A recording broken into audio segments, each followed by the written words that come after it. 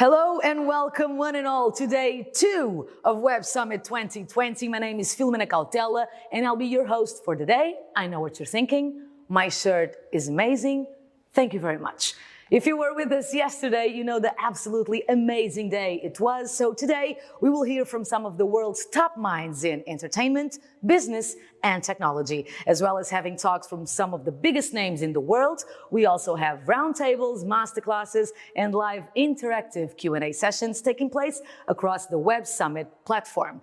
All attendees can also network and connect with each other and our speakers using our exclusive Mingle function. I love the Mingle function. I really do. Really, use it. It's very helpful. Are you ready? Let's kick off this second day with our first speakers. This is Web Summit 2020, Day 2.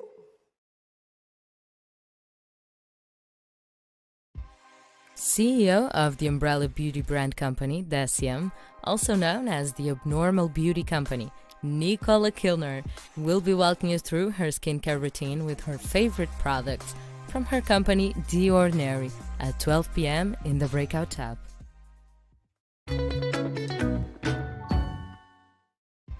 From the need-to-know basic info to guides for creating your best event experience, we've outlined everything you need in our Attendee Essentials Guide, located in the side menu bar in the mobile app.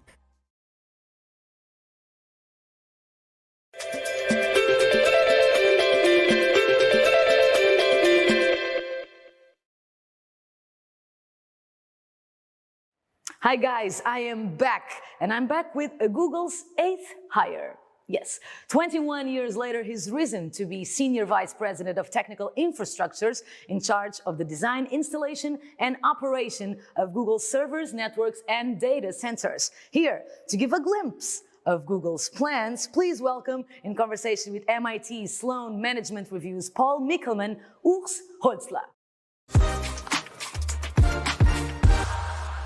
Hi everyone, I'm Urs Holzler and I'm the Senior Vice President of Technical Infrastructure at Google. Operating our business in a sustainable way has always been a core value at Google. We think there's a lot to be proud of, but there's also a lot more that we can do. And we unify our practices and partnerships and products really around a single idea. How can we foster sustainability at scale? Not just ourselves, but with our partners and with consumers. And since our early days, Google has been focused on developing services that significantly improve the lives of billions of people around the world, but do that in an environmentally sustainable way. So our operations are designed to get the most out of technology while being respectful about the environmental impact and the use of resources.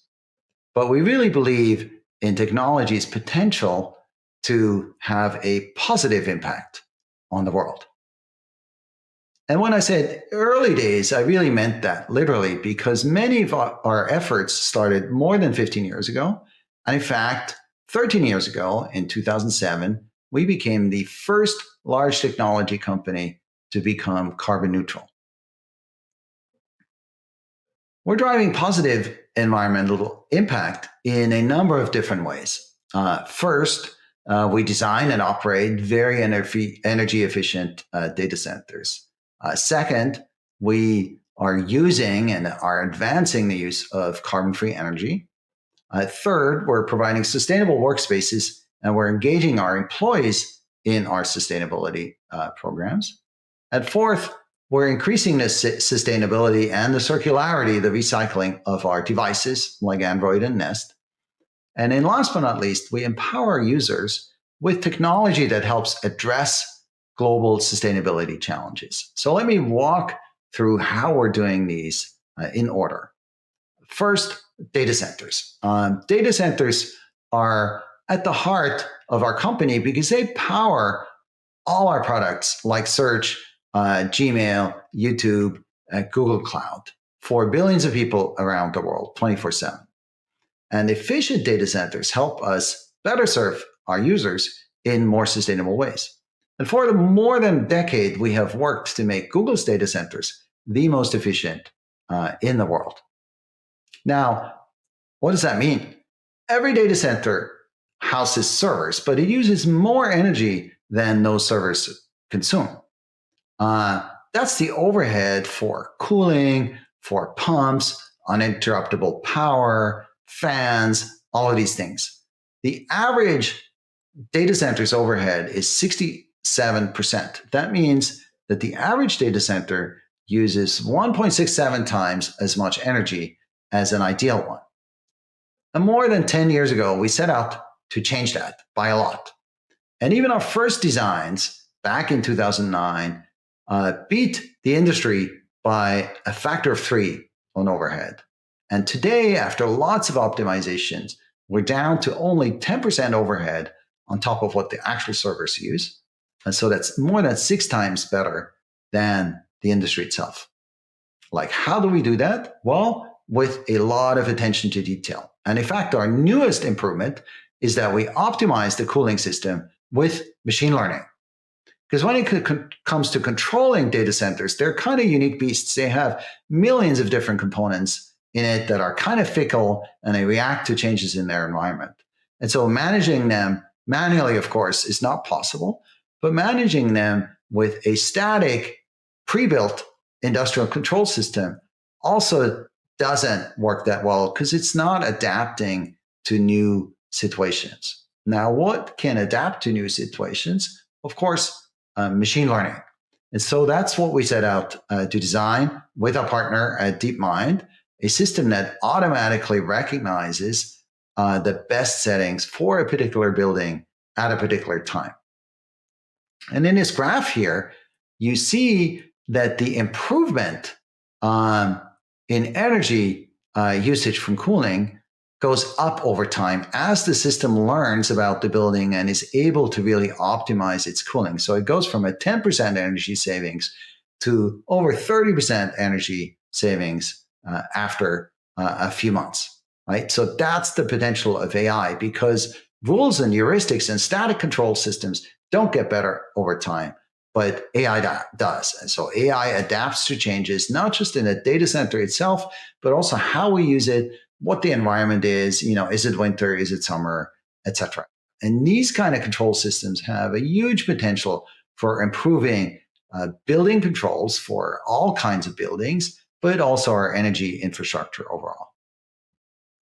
Now, let me move on from data center efficiency to renewable energy. Obviously, running our business with all these data centers and servers and buildings requires a lot of electricity to power them. And so we made it a top priority to do that with renewable power and match every unit of energy, every kilowatt hour that we use with an equivalent kilowatt hour of renewable energy that comes from new renewable sources such as wind and solar. And as a result, we have become the world's largest corporate purchaser of renewable energy. So we helped create numerous new wind farms and solar farms pretty much on every continent in the world. And these farms today produce gigawatts of renewable power. And so we were able to increase the fraction of our energy consumption that comes from renewable sources over time. And since 2017, we've matched 100% of our energy use in all of our operations, so offices, data centers, everything, with purchases of renewable energy. And we expect to maintain that in the future because we'll continue to invest in renewable energy to keep pace with any increase in our consumption. And so that means that whatever you do with Google, from search to Gmail to YouTube to cloud, will have no net carbon impact on the world because we are carbon net neutral. And no other cloud can say that. And we also made it easier for other companies to really get to the same place. So the RE100 is a global corporate leadership initiative that brings together businesses that are committed to 100% renewable energy. And this commitment to renewables really is changing the energy market itself, right? So this demand accelerates the transition to a clean economy. And so we're very happy to have many other companies together with us really changing the energy landscape. But recently, we introduced a new goal and an even more ambitious goal to be fully powered by 100% carbon-free energy 24/7, every hour of the day, all year long, in every location. Now, what do I mean by that? So our current purchase of renewables already reaches 100% on an annualized basis. So we buy enough renewable energy to cover all of our usage, but that is averaged across a year. And renewables are intermittent, so at any given hour in a particular location, we might have too much renewable energy, in which case we sell it off to someone else on the grid, or we might have too little renewable energy. We're consuming more, which means we need to draw energy from the local grid, and that energy might not be carbon-free. And so even though on average we are carbon-free, in a particular hour, we might not be. And so our new goal is to change that and to be carbon-free every hour of every day in every data center.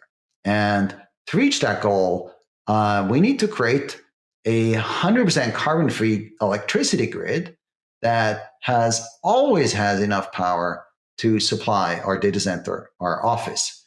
And that's a difficult challenge because of the intermittency of renewables. And we don't quite know yet how exactly we're going to do that in an economical way, but we are confident that we can by 2030. So we're confident that this is possible. And if we succeed at that, we will have shown that it is possible to create reasonably large electrical grids that are 100% renewable in a predictable way, and that are economically practical. And so we're very excited about that goal, and we very much hope that we're going to reach it. Now, let me briefly discuss how we empower others, because we strive to meet the challenge imposed by climate change by working to empower everyone, from governments to NGOs to companies to individuals, by using Google technology to help create a more sustainable and resource-efficient world. And I'll show you just a few examples. Now, the most direct way is to eliminate the carbon footprint of your IT infrastructure. And moving to Google Cloud, because it's carbon neutral, does exactly that. Here's an example, National Geographic. You all know their image library because it houses all these iconic images that National Geographic had.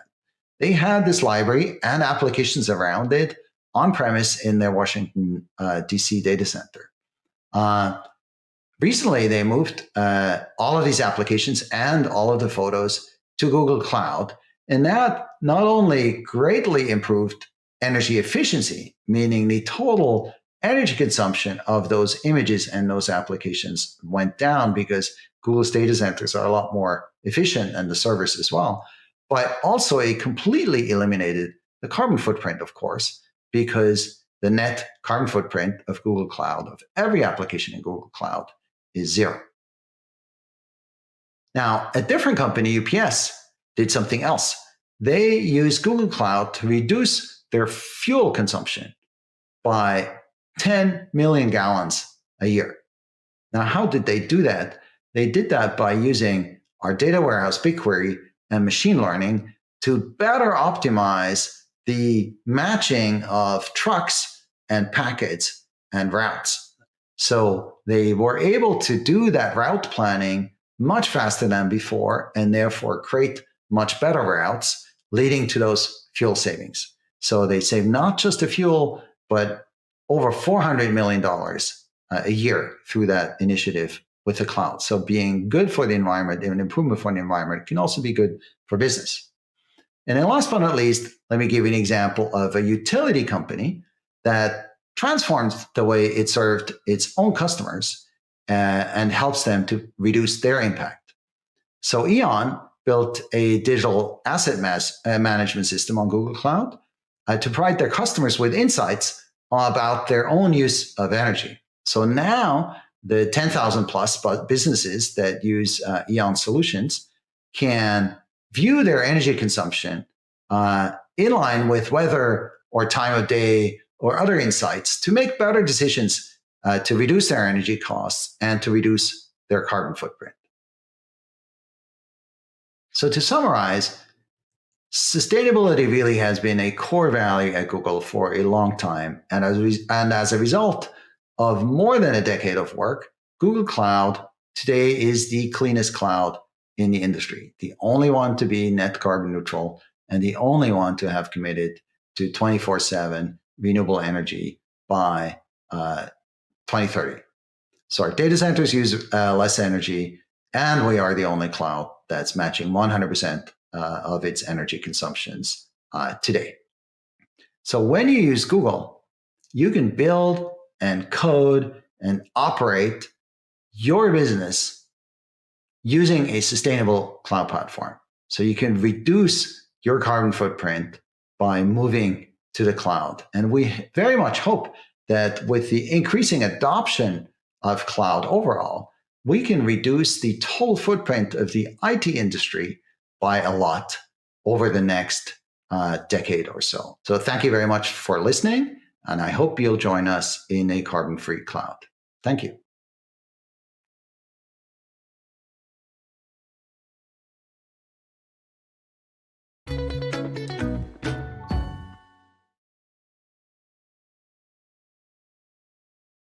Forget about passwords, SMS one-time codes, or social network logins.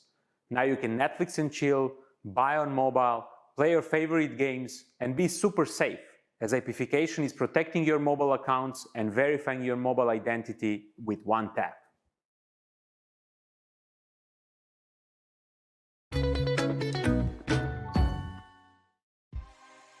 The British Embassy in Lisbon are hosting a masterclass about the challenges of scaling up net zero startups and the importance of technology in the fight against climate change. Check out their partner profile in the Explore section.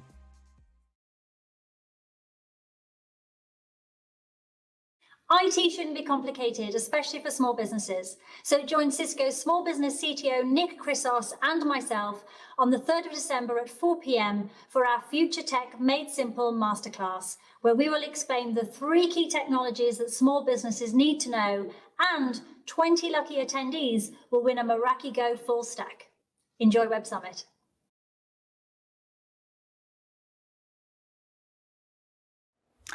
Okay, are you with me there? And here too?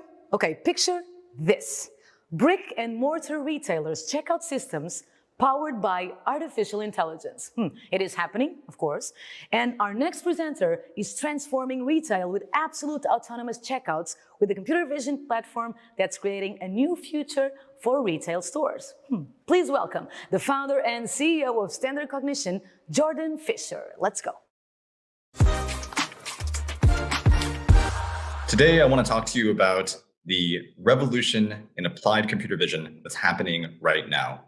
Now, computer vision has been around for over 50 years. We've all probably heard about it at this point, but I want to talk specifically about the revolution that's coming to physical spaces. How can we use computers and their understanding of our physical world to change all of our physical industries? So it's a big ask, and I think over the next 5 to 10 years, it's going to be the biggest revolution that we've seen, as big as mobile or the internet before it. Now, in order to walk you through that, I want to break down some of the components of computer vision so you can see how this stacks up to a platform that is going to enable us to unlock the physical world.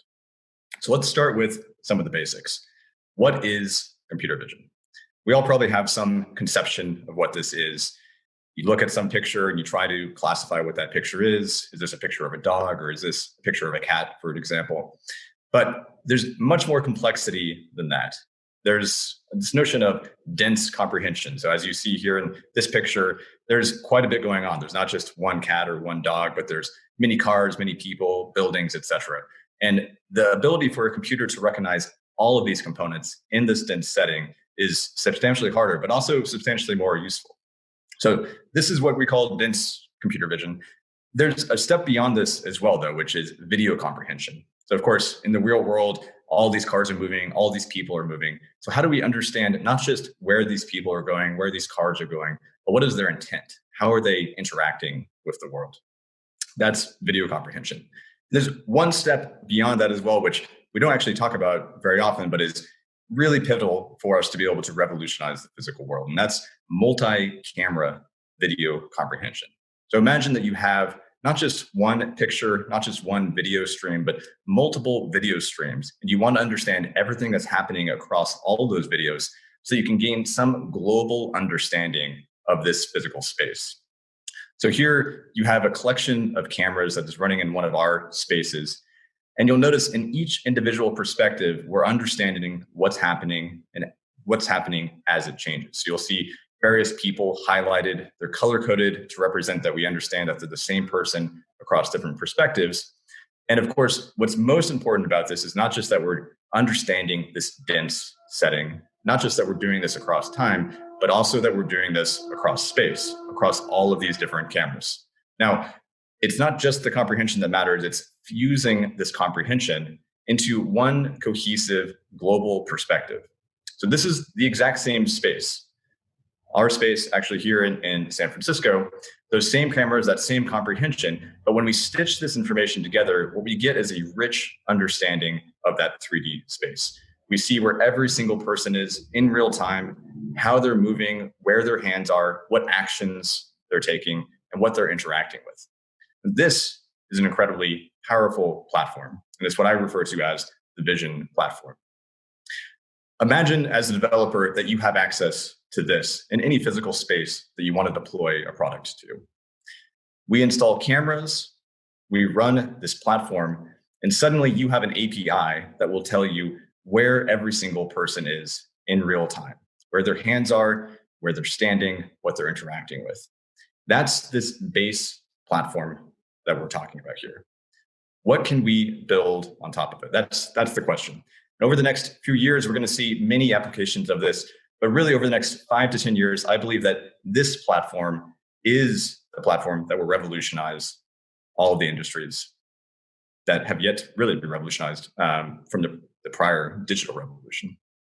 So a key idea here is that I want to bring this platform to the physical space. And if you think about the past revolutions in, the internet and the mobile revolution, they've really been locked up behind a glass screen or a keyboard and have been transforming our lives behind the scenes in this digital sense. But what's amazing about this vision platform is that it comes to the physical world. It doesn't require a person to have a device or any piece of technology whatsoever. They can just exist in a physical space, do what they normally do, and now the computer will meet the people where they are and understand them natively in that physical space. Where you can think about this as almost the digitization of the physical world. Treat your physical space like it is digital. Imagine that you had access to all those APIs explaining to you what's happening in your physical space. What can you do with that? Now, it's a big question. I don't really know all the applications, to be honest. I think we're going to see 1,000 applications that no one could have guessed even today. But I want to just kind of stimulate your imagination here and give you a couple of possibilities. So for me, the theme here when I'm brainstorming is just imagine a physical space. And it could be any physical space. And then add this ability to understand everything that's happening in that space. So one example could be a gym. It could be your personal gym, or it could be, a gym in your apartment complex. But imagine that it has this vision platform so that whenever you walk in, it knows exactly what you're doing. It knows the weights you're picking up, the repetitions that you're doing, historical repetitions as well, so that it can guide you, track you, and give you the best possible gym experience. Almost like a personal trainer, but again, without any of the machinations of having to have a personal device, having to have a wearable, having to interact with the device inside of that gym. It's all completely seamless. Another example is workplaces. We can understand what's happening inside of the workplace. Where are people? For me, it's the vision of Star Trek where you can hit a communicator and know exactly where Joe or Susan is inside of the office. Have better allocation and reallocation of resources inside of your office, knowing when a meeting room is empty and how many people are in there. endless possibilities inside of physical spaces. It could be in your private home, where today we're revolutionizing that with voice. You have Alexa and Siri, but we all know that voice can be quite cumbersome. But imagine inside of your own space at your home, just a simple gesture of your hand, wherever you are, will be able to activate something inside of your house. This is some of the examples that I think are going to be coming over the next few years. But there's one killer app of the Vision platform that is happening right now.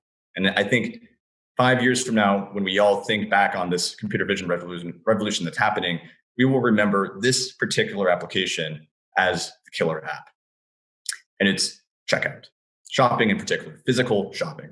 Now, shopping's been revolutionized by e-commerce over the last decade, but physical retail is still the majority of where shopping happens. The $25 trillion retail industry still happens predominantly inside of stores, but we all still wait in line in order to check out. Once you have this Vision platform installed, and we have multiple of these installed now inside of stores, you're able to transform that shopping experience and allow people to take items and walk out and get the receipt automatically, skipping the line entirely. This is going to revolutionize the entire retail industry. And again, this is just one industry of all industries that I believe is going to be transformed by computer vision. Now, it doesn't just stop with checkout. Even as you just think about the retail sector in particular, once you have this smart vision platform inside of your stores, you can do a lot more than check people out. You can understand what's happening inside the store. Just like we have analytics in our e-commerce sites, suddenly we'll be able to have the same insights in physical space. Imagine e-commerce level insights, but in physical reality.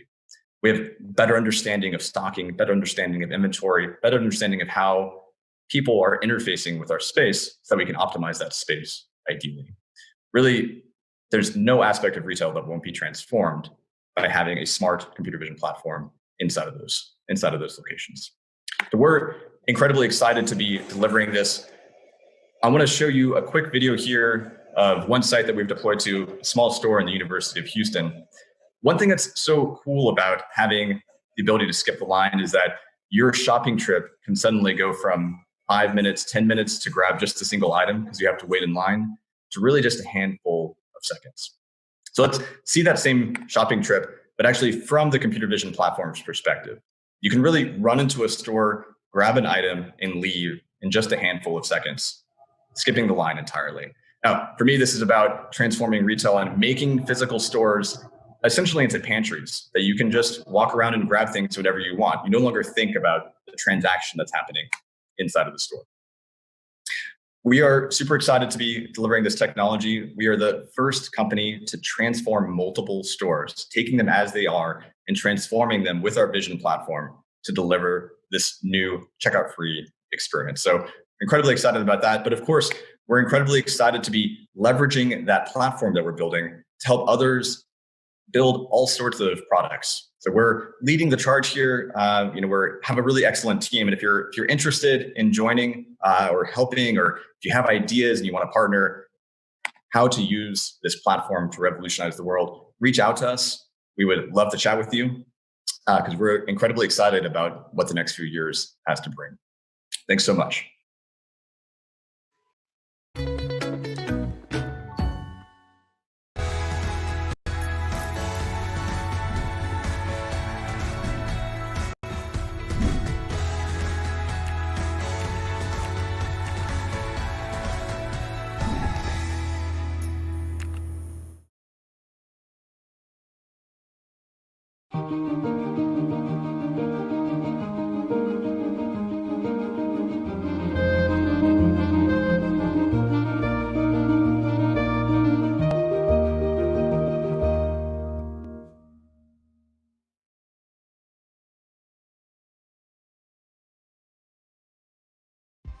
To help you network at Web Summit, we created Mingle. Meet people from all over the world for 3 minutes at a time, and if you want to follow up, you can connect in the app afterwards. Mingle is happening all day. Start networking, click on the Mingle tab above. Well, I don't think there's been one single day this year that somebody didn't say something like this. Oh, these are weird and troubling times, my friends. Indeed. Well, yes, the 21st century has brought unprecedented economic change that comes as no surprise. So ensuring that these changes are equitable is arguably the greatest challenge we face today. Here now, from the driving force behind a fair and just economic transition in Europe. Let's go. Hello and welcome to a conversation with the European Commission's Executive Vice President Dombrovskis. He is a man who is truly in the hot seat right now, because not only is the European Union heading for potentially a very tough winter in economic terms because of the COVID-19 pandemic, we're also grappling with growing climate change. There's a new president who is going to be sitting in the White House in January, we think, which has implications for trade. And on top of all that, the issues around AI and digital finance and other areas of digitization are just accelerating. So quite a portfolio, Executive Vice President. Thank you for joining us in your busy time to talk about these issues. Perhaps I can start by asking the question that everyone is wondering right now is, just how bad do you think it's going to be economically in the coming weeks? Well, as regards Europe's economic prospects, indeed, European economy is in crisis and all EU member states are facing recession. So all in all, we expect a fall in economy this year around 7.4%, followed by economic growth next year around 4.1%. If we compare with our previous forecasts, we are actually we are seeing a slower recovery than previously forecasted. And it's to the large extent has to do with the second wave of the pandemic and additional restrictive measures which EU member states had to introduce as a response to this second wave of the pandemic. At the same time, we also see some positives. Say the third quarter was much stronger than initially expected. So once the restrictions were eased or removed after the first wave, European economy was rebounding quite strongly, which seems to indicate that fundamentals are sound. So there is a hope that once we are dealing with the second wave of the pandemic, we can see relatively strong rebound of European economy, and it will also be helped by the massive crisis support measures which EU and its member states have already put in place, and the massive financial package of 1.82 trillion euros, which EU has put into place to finance the economic recovery. Do you think there's going to have to be more stimulus on the part of the European leaders as a result of this intensifying downturn because of COVID-19? I mean, the numbers you're citing are pretty scary. As regards economic stimulus, it must be said that already now we have done much both at EU and member states level. We have allowed maximum flexibility as regards EU fiscal and state aid rules to make sure that member states can support their economy, can support jobs, can support companies. We have agreed on a number of safeguard crisis measures at EU level, and right now we are finalizing the work on the next multi-annual financial framework and EU recovery plan. As I said, package worth 1.83 trillion euros. So what will be important right now is, in a sense, implementation. We have agreed on many measures. It's now important that this money is actually reaching the ground and starting to make a difference on the ground. And this money indeed can make a difference. We can see it just to look at one of our crisis measures, so-called SURE, to support employment and to support short-term work schemes. We saw that member states deploying those short-term work schemes have actually managed to cushion the negative impact on unemployment quite substantially, and employment had held up in Europe better than initially expected. So one of the key themes of the package that's been announced has been Green New Deal, measures to try and support environmental change. But I mean, is there not a risk that as we're heading into a growing economic crisis, to use your word, there's going to be so much pain felt by so much of the population that they won't tolerate these green measures? I mean, the kind of problems we had with the Gilets jaunes in France could be magnetized many times over and lead to European leaders essentially abandoning some of the environmental pledges. Well, when we look at the next multi-annual financial framework and European Economic Recovery Plan, indeed, it will be also facilitating green and digital transitions of EU economy. And for example, for green of the overall financial package for the next 7 years, there is a mainstreaming target of 30%, which is linked with the European Green Deal. So the idea is that with the support of this money, we do not want to go back to where we were pre-crisis, but we want to use this money actually to transform the European economy to facilitate the green and digital transition. As you said in the introduction, climate change has not gone away. It still presents a serious challenge, and there are costs of action which we need to take, but the costs of inaction are actually substantially bigger. So Green Deal will definitely be part of our economic recovery effort, and a part of the money which will be spending to recover the economy will be used also to transform the economy. So facilitate the economy not looking backwards, but looking forward. Right. In terms of the focus on the digital transition, which is obviously a key interest to this summit, European leaders have taken a pretty aggressive attitude towards the American tech companies, not least because of a paucity of such tech companies inside Europe. Do you see that aggressive antitrust action accelerating inside Europe in the coming months?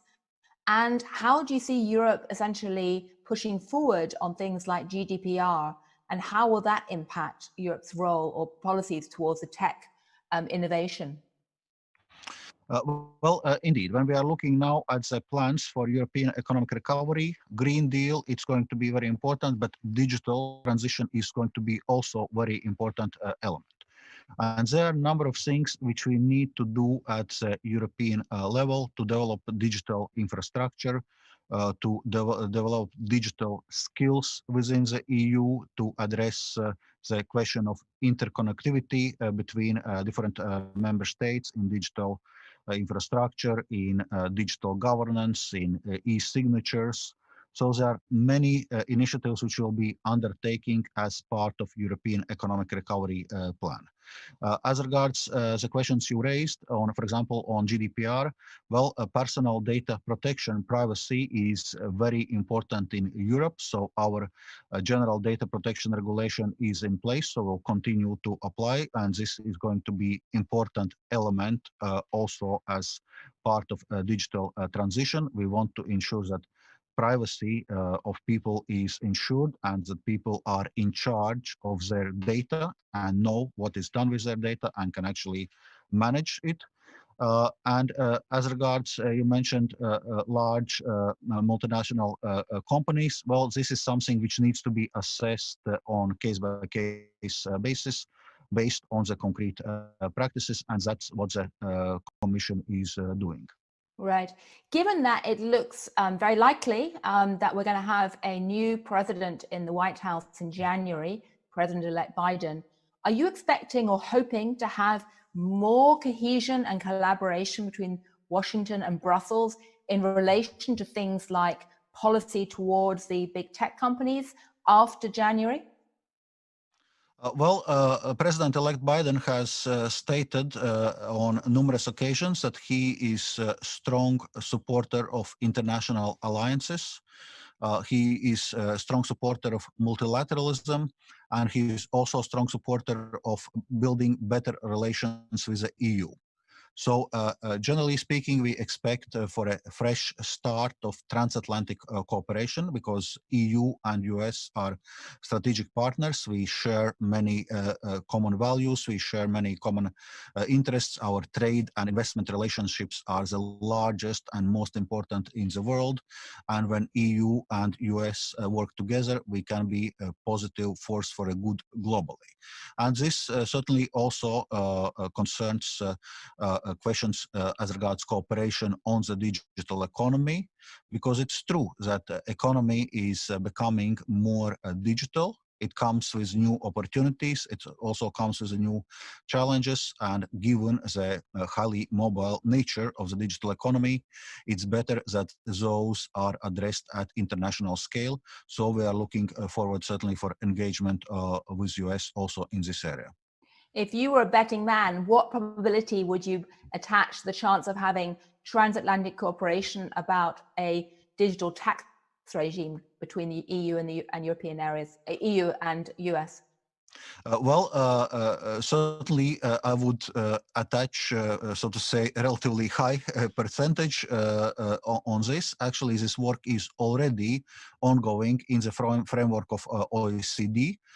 And that's what EU is supporting, because first of all, we indeed would prefer international solution to digital taxation.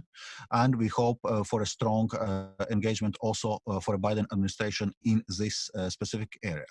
But what we have also outlined that in absence of international solution, EU is ready to move forward with its solution at the EU level, because as economy is becoming more digital, it's also the fact that digital companies on average are paying effective tax rate, which is around 1/3 of that what classical companies is paying. So it's becoming also more and more a fiscal issue for member states' tax revenues. It's something which needs to be addressed, and I believe it needs to be addressed in all countries. Right. We haven't got much more time left, but I'd like to ask you another question. The main person who's advising President-elect Biden on financial regulation policy in the transition has just written a stunning paper which points out that the next big financial challenge for regulators is going to be AI, and how do they respond? And we've already seen with things like Ant Financial that coming onto the agenda of the regulators. He argues that, in fact, the regulators in Europe and the US are way behind the curve, have barely begun to look at this. Are you concerned that Europe is not ready to cope with the regulatory implications of financial AI or fintech and AI? Actually, this is something which we need to work on.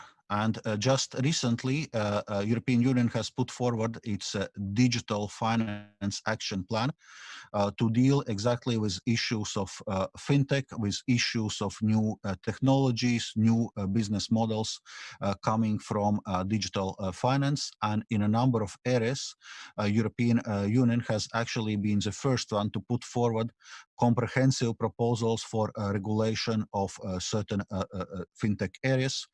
It concerns, for example, crypto assets, including stable coins. It concerns crowdfunding platforms. It concerns third-party payment providers, and so on and so forth. So it's clear that this is a rapidly evolving field, and regulators and supervisors need to be up to the speed of this fast development. And this is what we are doing in EU with the help of our digital finance strategy. Right. It's ironic that the European Commission has ended up becoming the de facto standard setter of the world through GDPR in the data sector, and now through the green taxonomy in the green area as well. Did you expect to see that happen? And do you think that's going to stay the way going forward?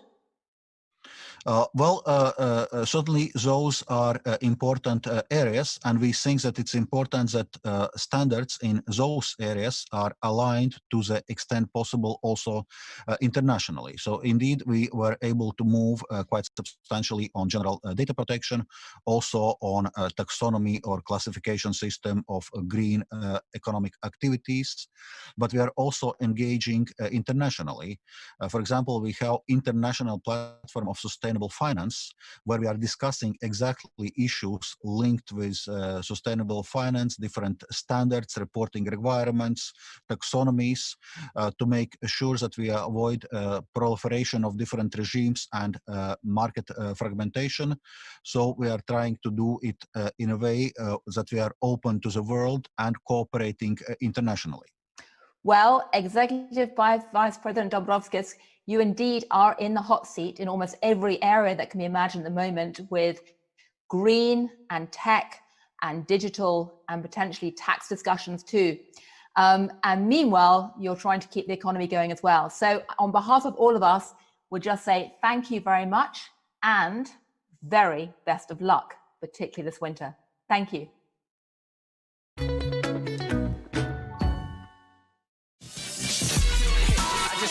It's an amazing business.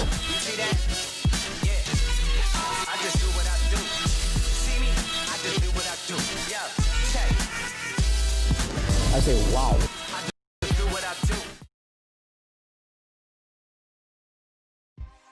Make sure you visit the Masterclass channel to see all the masterclasses our partners are hosting throughout the event. Don't worry if you've not registered, all attendees are welcome to join.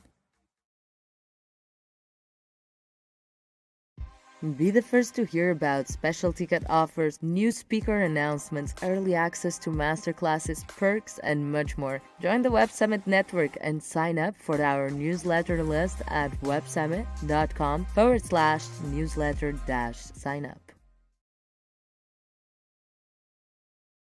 He wrote Love Actually and co-founded Comic Relief. Outside of showbiz, he is a UN advocate for the Sustainable Development Goals. Here to discuss sustainability's importance in protecting our world with Channel 4 News, Krishan Guru Murthy.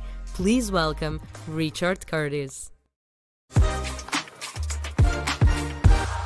Well, hello and welcome to Global Responsibility Actually, the catchily titled name of this session. Now, Richard, you are, of course, forever associated with Comic Relief, and I know you work closely with the UN on the Sustainable Development Goals, but you are also now the co-founder of this organisation, Make My Money Matter. Yes. Why are you doing another thing? Well, I get asked that by my children a lot because I don't play as much basketball. And my son is watching an anime series that has 105 episodes, and I'm only on episode 4, and he's disappointed by my progress. But look, the long answer is, I'm always searching for where the money's going to come from to change the world. And I started, with Comic Relief, and we've raised 1.3 billion. And then I started really thinking about governments when we did the Live 8 concerts and Make Poverty History. And then someone really just alerted me to the fact that the way of turning the billions into trillions is to make sure that money that's invested, there's 3 trillion in the UK pension funds alone, is the way of investing in all the businesses that are doing the right thing, and all the projects that are, going to make affordable housing and going to get us vaccines and are going to get us wind farms and going to get us renewable energy. And I couldn't resist trying to kind of commercialize and popularize that revelation that the biggest way to change the world is by making sure that our own private money is invested in things we believe in. And how does it work? Well, it's incredibly simple. There's a weird, you have a choice about where your pension money goes. You should also be looking at what bank you invest in too. But, you have a choice, but you've been kind of sidelined into default pensions. Nobody really wants to think about their money. Companies want to take really safe options and have all the choices they can have. But that puts us in a situation where, you can be trying to stop your kids smoking, but you're investing in tobacco companies. You can be fighting for the environment, but you're investing in fossil fuels. So what we're really saying is move your pension to an ethical, ESG consistent fund. It's something that all of us can do, that all of us as employees can pressurize our companies to do. And that will just send huge amounts of money into all the things that are working best, and all the companies that are doing best on gender and diversity and, child slavery, as it were. So it's in some ways an unbelievably important part of the consumer revolution, which is making people not fly and not buy fast fashion and all that. It's it's a simple, definitive action that a person can take. How definitive is it, though? I mean, how sure can you be about the sustainability of the companies that get the tick? Well, look, it's also very complicated. And my first big conversation with this was with Mark Carney, who was governor of the Bank of England. And he said, the metrics for judging companies are at a not early stage, but they're not at a definitive stage. But he said, these metrics are really coming. He's working on one where every fund will have a temperature. You'll say this is a 3.5 degree. These are what these companies are doing. It's going to get that hot. So what is happening is that the metrics are really speeding up so that the idea of greenwashing, which will definitely be there, will become more and more difficult. And for me, the big thing was, am I choosing as a person with my own money and my own future to make less money in order to satisfy my conscience, as it were? And increasingly, this seems not to be the case. It is not, value versus values, morals versus money. It's actually turning out that these funds are doing better, consistently have done better over the last few years. BlackRock said the why not moment has arrived. It's your own choice. You'll make as much money. So it is an exciting moment, and things have changed because as people invest more businesses thrive. They get more capital, and therefore they're doing better. So the reasons you wouldn't do it, of thinking it may be a bit shifty and uncertain, and I may lose money, are disappearing. And the pure logic of, do I want to inherit a pension in a world on fire with mass migration and huge climate risk, becomes a simple one to answer. I mean, you've launched this in the most bizarre year most of us can remember. How easy has it been to get people to think about this when everything else is going on? It's been a bizarre year in my mind for two reasons. One, the horror of COVID. But also, if that hadn't happened, this would have been the biggest year for sort of global protest, with the climate strikes, with the Women's March and the Me Too movement, and with the Black Lives Matter movement. So you do see that there is a public mood, I think, of people asking themselves, how are we going to change the world? And also, what can I actually do to change the world? Personally, what can I change in the way that I behave? So it's both bizarre, but it's also an accelerator. I'm always moved by the idea that after World War II, the big thing that the UK did was set up the NHS. They didn't, as it were, build up the army or get greedier. What we did is created a great big common tool for good. So I think there's going to be an appetite for things like this, where people say, I have to take some personal responsibility. We've all shared in, doing all we can for COVID. What can I do for the world after it? So it's both been a bad year because we couldn't do a great big sort of media launch with celebrities and photographs, but I think it's been a good year in that it's caught the public mood. And what does the typical person who has no idea what's going on with their pension but is vaguely aware that they've got a pension have to actually do? For most people, probably most people have their pensions through their employers. Go to your employer, say, what am I in? What are my choices? It's the financial officer's job to know the answer to those things. And if you work in a company and a few people start asking these questions, and it will be being asked of trustees, and the government are changing the law to try and make sure that trustees of pension funds take these into account, I think you'll see companies moving fast. We've seen BT move their pensions. We've seen the Church of England move their pensions. We've seen BNP Paribas, as it were, for you and me, BAFTA's moved its pension. So what you do is ask the question, where's my pension? Where's the money going? And then, change it. And changing it may be complicated, or some people are finding it spectacularly easy. If you're in a sort of a private pension fund, which increasingly people are who are in work because they're sort of their old-fashioned fixed salary type schemes have all sort of gone. Do you actually have to do much? Is it, do you have to sign things? Do you have to go and research things yourself? I don't know that you will have to, you'll eventually have to sign things, but one of the great things is that I'm finding we are not in an us and them situation. Actually, Aviva and Nest, two huge companies, have just said they're going to go carbon zero by 2050 and halve it by 2030. So they're actually looking for people to move their pensions into these particular funds in order to fulfill that promise. So, and if you find that your pension people are very difficult, then it gets difficult, as it were. If you're going to a different company, if you can't have the resources that you've built up, well, then say to them you want it, ask them if there's any shift, see if there's a move that's coming, if they've got a new fund they want to support. But I think in lots of pension funds now, you're increasingly going to be finding that it's something that they want to market. And it's something where actually your questions will be welcome and you'll be moved with the resources you had into a fund that's really changing the world. And honestly, it's so exciting what the money is going into. How do you think the financial insecurity that a lot of people are feeling at the moment will affect a campaign like this? I mean, do you have to work hard to persuade people that this is not going to cost them?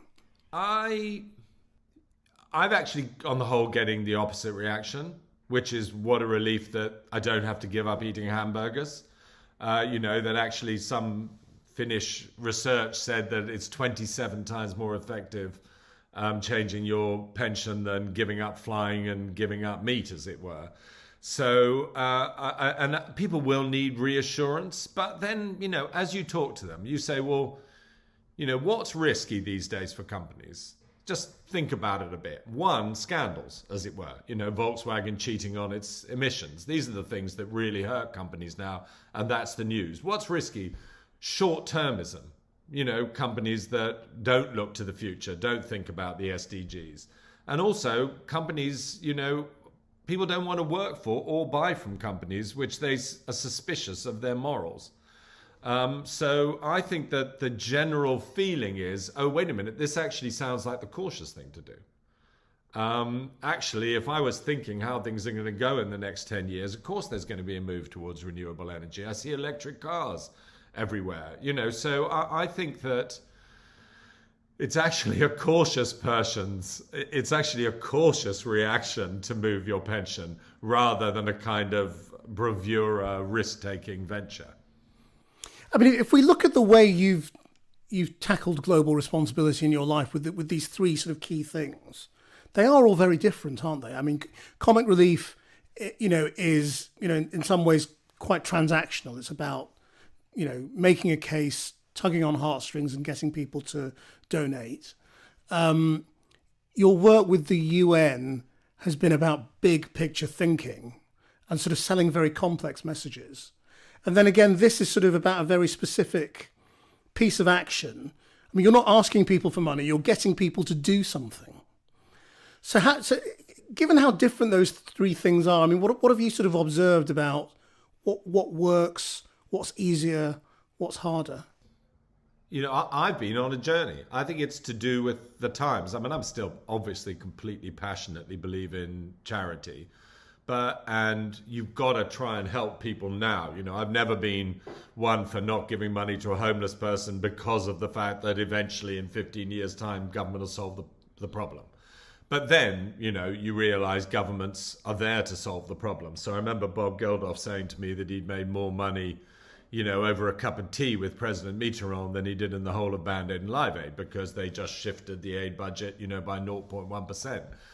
But the next revelation is the importance of business and money, and so I've been slow to pick up on these things.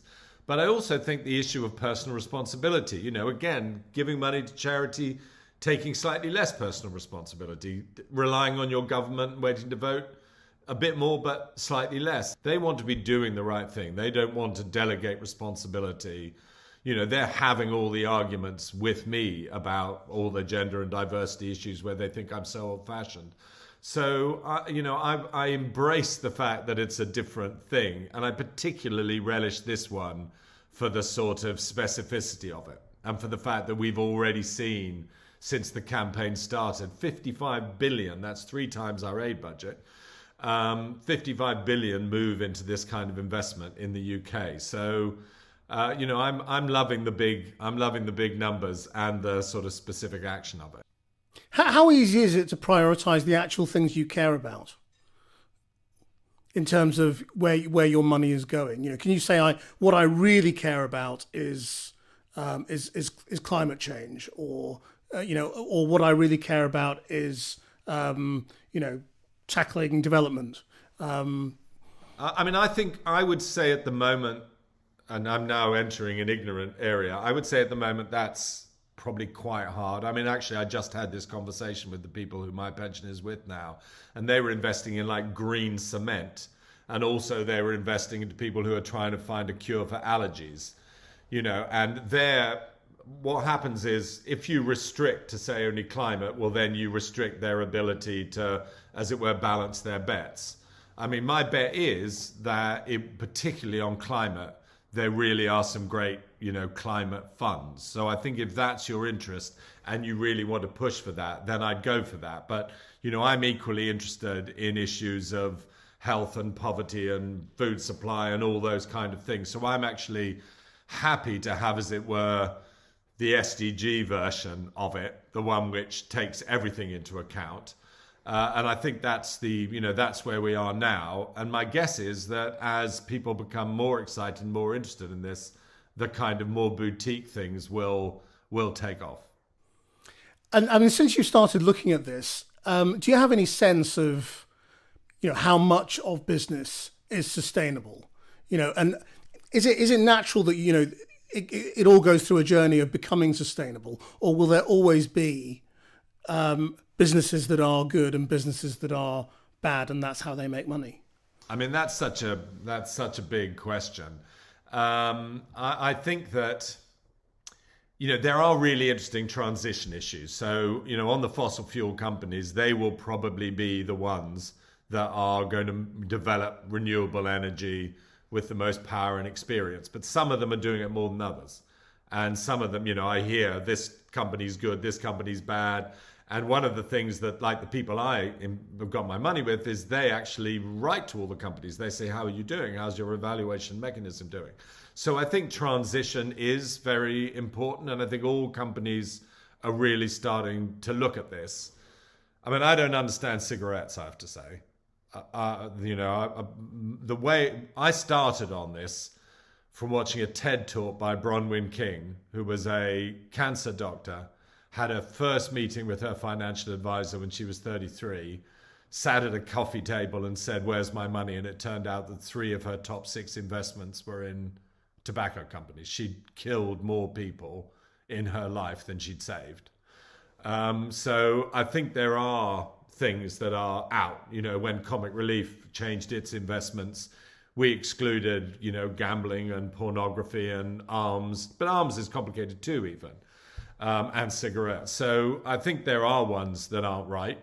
But I think the investors, are complicated people very involved in the movement of companies and watching companies change, encouraging companies to change faster and encouraging people to invest in those companies that are changing fast. But also, we are talking about a lot of brilliant startups, as it were. I'm wearing Allbirds shoes.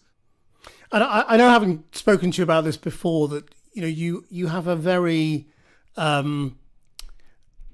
happy outlook really on the march of progress, and how long-term progress is often much better than the short-term reports and news might have us believe. Is that still how you feel? It so is how I feel. We have arguments with my son Spike every day, but we think he's doing really well. It's just we have to pick him up on the fact he won't get up in the mornings. So there are dangers, as we've seen in the huge things like the effect of migration, and definitely as it were, we have to listen to Greta Thunberg about how dangerous the environmental crisis is. But on the other hand, my observation always about charity was, when you open the door to someone doing something quite easy to raise money to change someone's lives, most people go through it.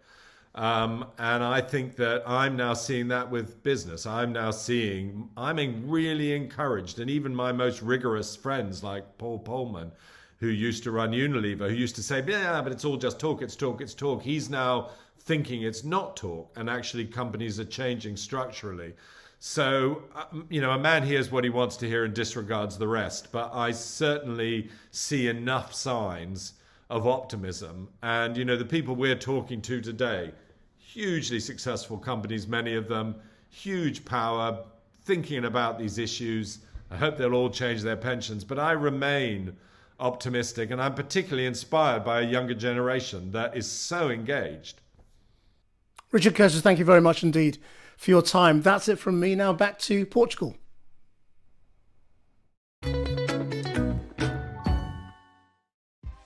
Browse our attendee list, book meetings, check out masterclasses, and build connections that last. Have access to all the entrepreneurs, investors, media, startups, and partner companies attending Web Summit. You can access the list by clicking on Explore just above.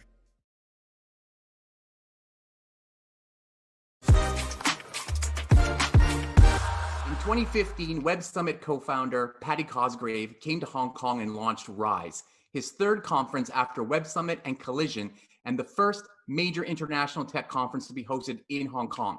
I was honored to be invited to be his co-host, and together over the past 6 years, we've seen the conference's influence grow steadily, not only in the Asia-Pacific region, but around the world as the leading technology conference in Asia. So I'm very excited to be able to announce that in 2022, Rise will return in our new host city of Kuala Lumpur.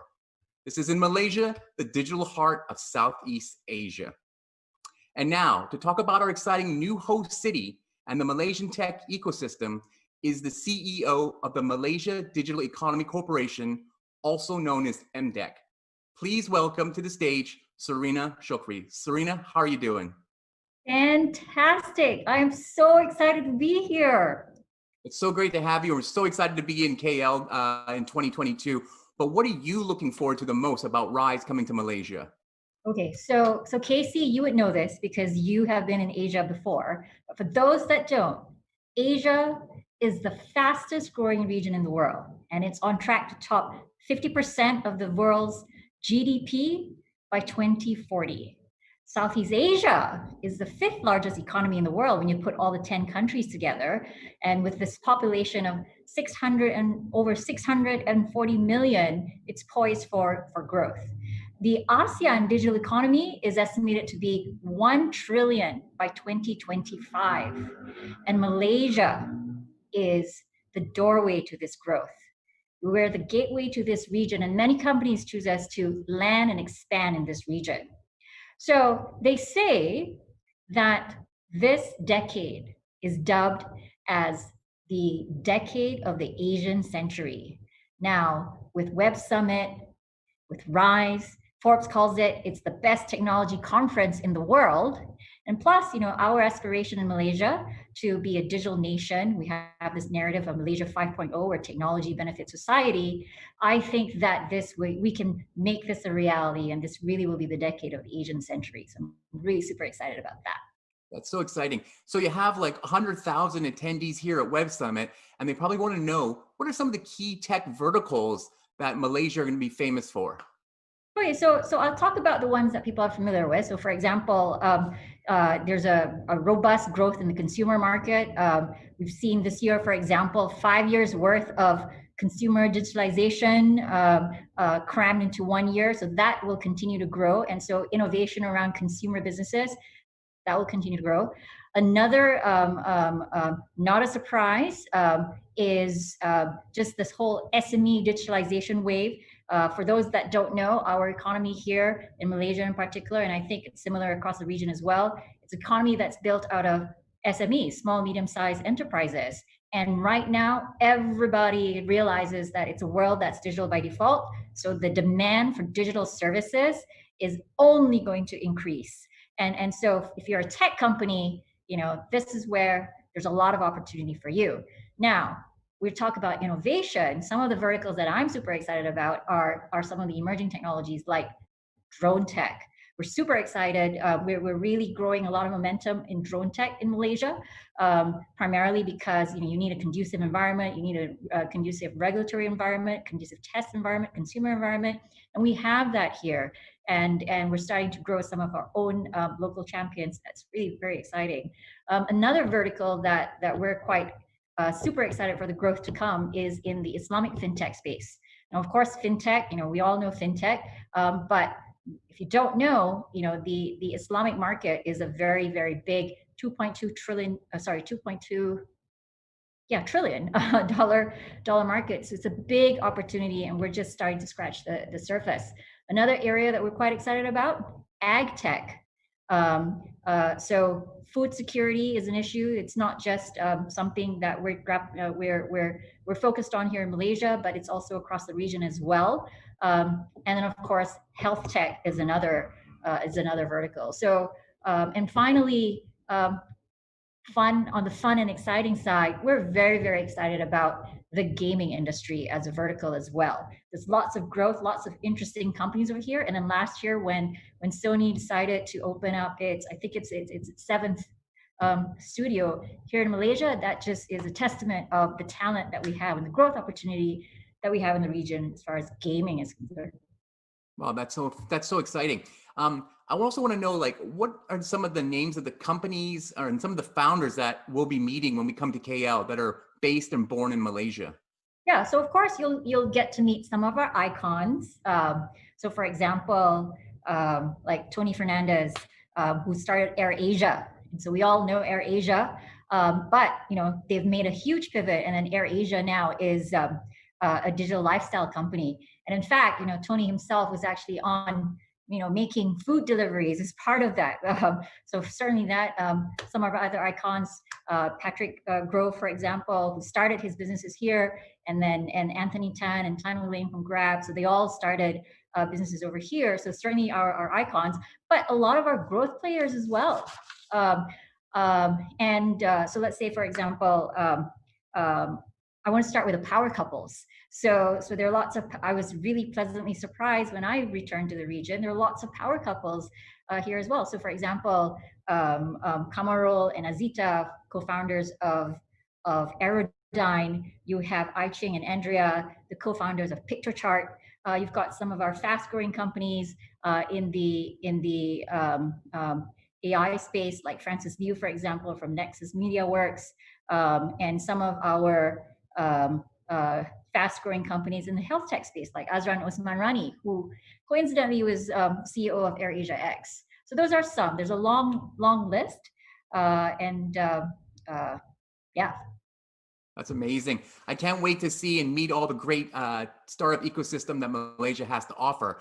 But outside of technology, I think a lot of people who are going to come to maybe Malaysia and KL for the very first time, they're going to know what we should be looking forward to see when they visit Rise in Malaysia in 2022. Is it going to be the food? Is it the beaches? Is it the people? What would you say? Yeah, so one, I want to advise people, make sure you lose 10 pounds before you come, because certainly, the food is of course the draw. But the other thing that's very unique about Malaysia is its diversity. Diversity in the sense that if you just take KL, for example, you will have access to, you'll be able to see lots of different cultures just in one place. There's Malay culture, Indian culture, Chinese culture. It's a really, really fantastic melting pot of that.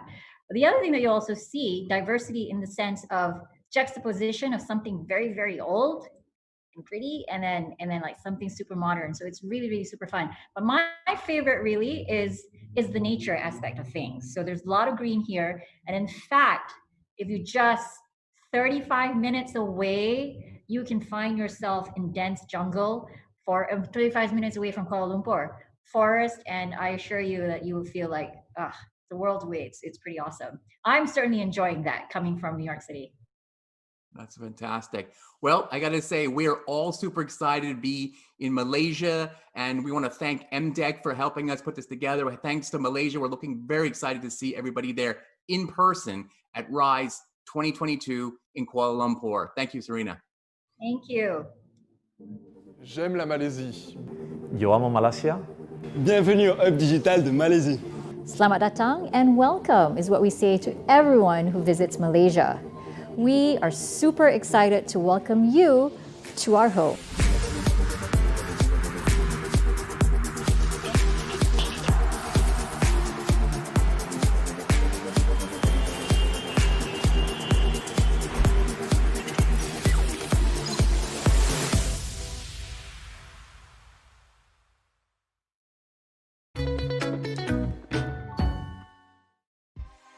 Missed your opportunity to sign up for a roundtable? You can now watch the conversation as a spectator, check out the roundtable lineup in the schedule, or visit the Breakout tab to see what's happening now.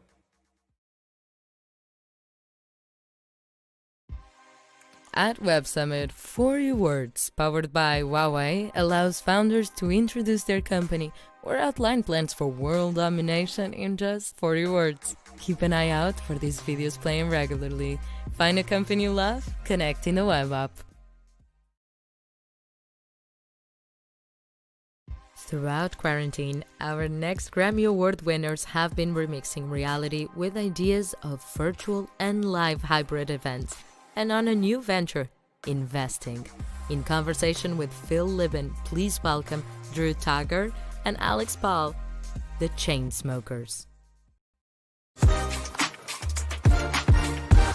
Hey, I'm Phil Libin, the co-founder and CEO of All Turtles, and I've got a really cool session today. It's called Remixing Reality. I've been thinking about this as the DJification of the world. It's basically about how the world is changing and what the big opportunities are for startups and for big companies to help push that change along.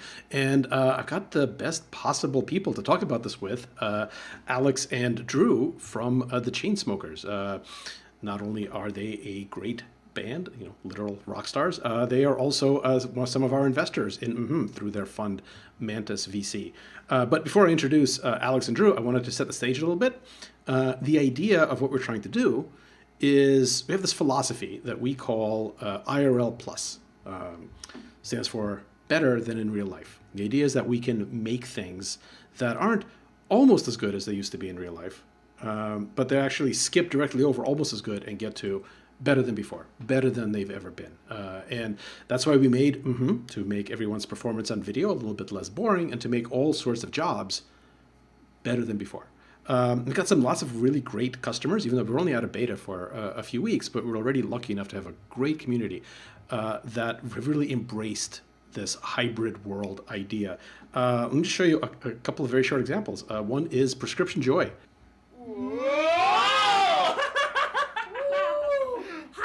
My name is Joe. And I'm Joe with a G. And we're with Prescription Joy Healthcare Clouding. In case you're wondering what healthcare clouding is, because most people don't know, it's using humor and human connection to help aid in the healing process of patients, their families, and the staff of hospitals. That's right, Joe. And we have been going in person to our hospitals for a long time, but now that we have to do it virtually, we've been doing our very own virtual visits. So we're not only going to patients' rooms, we are taking patients to space! Oh, and sometimes we get to go other places like pizza. Ooh, that looks really good. So good. And sometimes we get to showcase the artwork from some of our wonderful patients. So that's Prescription Joy. Their job before was cheering up kids that are sick in hospitals by visiting them. And of course, it became really difficult to visit kids in hospitals because of the pandemic. They switched video, which can be kind of boring. But they found a way using and a lot of creativity to make the video visits actually really engaging. Better than they were before and much more scalable. And I think this points in the direction that a lot of the world is going. In fact, I think the big change in the world right now is that everything is hybrid. And I mean this in a pretty specific way. If you think about this axis of experiences on an axis from in-person to online, and you cross it with live to pre-recorded, the idea is that in the before times, 9 months ago or whatever, almost all experiences fit neatly into just one of these boxes, right? But now the boundaries between these quadrants are melting away, and we can make experiences that are natively hybrid to all four quadrants, that are a remixture of reality, mixing together in person and online and live and pre-recorded, making it all interactive, making it dynamic. This is very much what I think DJs used to do, right? If you think about what does a DJ do, a DJ is a live performance of pre-recorded content, right? A DJ is choosing which songs to play, in which orders, and when to interrupt things, and when to banter, and when to call security to have someone thrown out. It's this live performance of pre-recorded interactive content, and we think that now and going forward, teachers are DJs, hospital clowns are DJs, bankers are DJs, doctors are DJs. All of us have this DJ component, and we can use tools to achieve things that they don't have to be particularly fancy or sophisticated. They're just effective and delightful. And some of that is really, really simple. For example, a new feature that we just added to is called Big Hands. It's basically this. The observation is whenever I hold up my hand with a number 1 in real life, I always want to have a giant foam hand. There's never a reason where I just want this and I don't want that, right? And we just made that automatic. So you can communicate, even if you're a little postage box size person on a Zoom call and you want to register your disagreement, you can do that quickly and easily without saying a word. And this is a kind of a trivial thing, but it's part of this hybrid idea, right? Like now, if I'm in a meeting in person and I hold my thumb up and I don't get a giant Hulk foam hand, it feels like something is missing. Now, the idea of this hybrid world and the best tools in it is something that should appeal as broadly as possible. So we're really pleased that our stuff appeals to teachers, but also to kids, to students. Here is maybe my favorite use case of all time. It's by Charlie, age 9. Hello and welcome to Charlie Studios. Today you are going to watch a funny episode named It's Not a Bunny. Enjoy. It's not a bunny. Pika pika, pika pig. Oh, look at the yellow bunny. No, it's not a yellow bunny.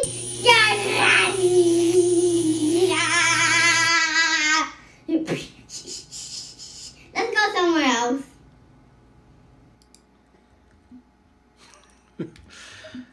That, I think, is about the importance of empirical and scientific observation. But I think this is so cool, right? It's cool that we are making tools that people use, not because they're forced to, but because they want to. It helps them be creative. It gives a new vocabulary for creativity, and lets them make this hybrid world that's IRL plus, that's better than it used to be.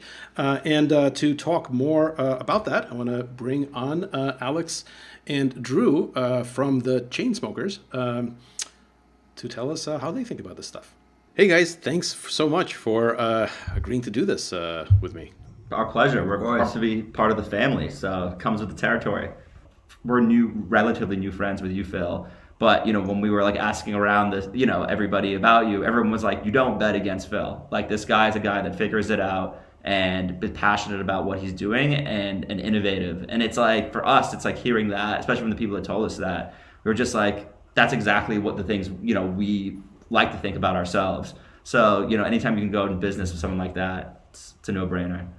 No, that's very kind of you. I have no idea who said that. They were probably joking. So, when we started working on this, and really, it started as a joke. I think a lot of great things start as a joke.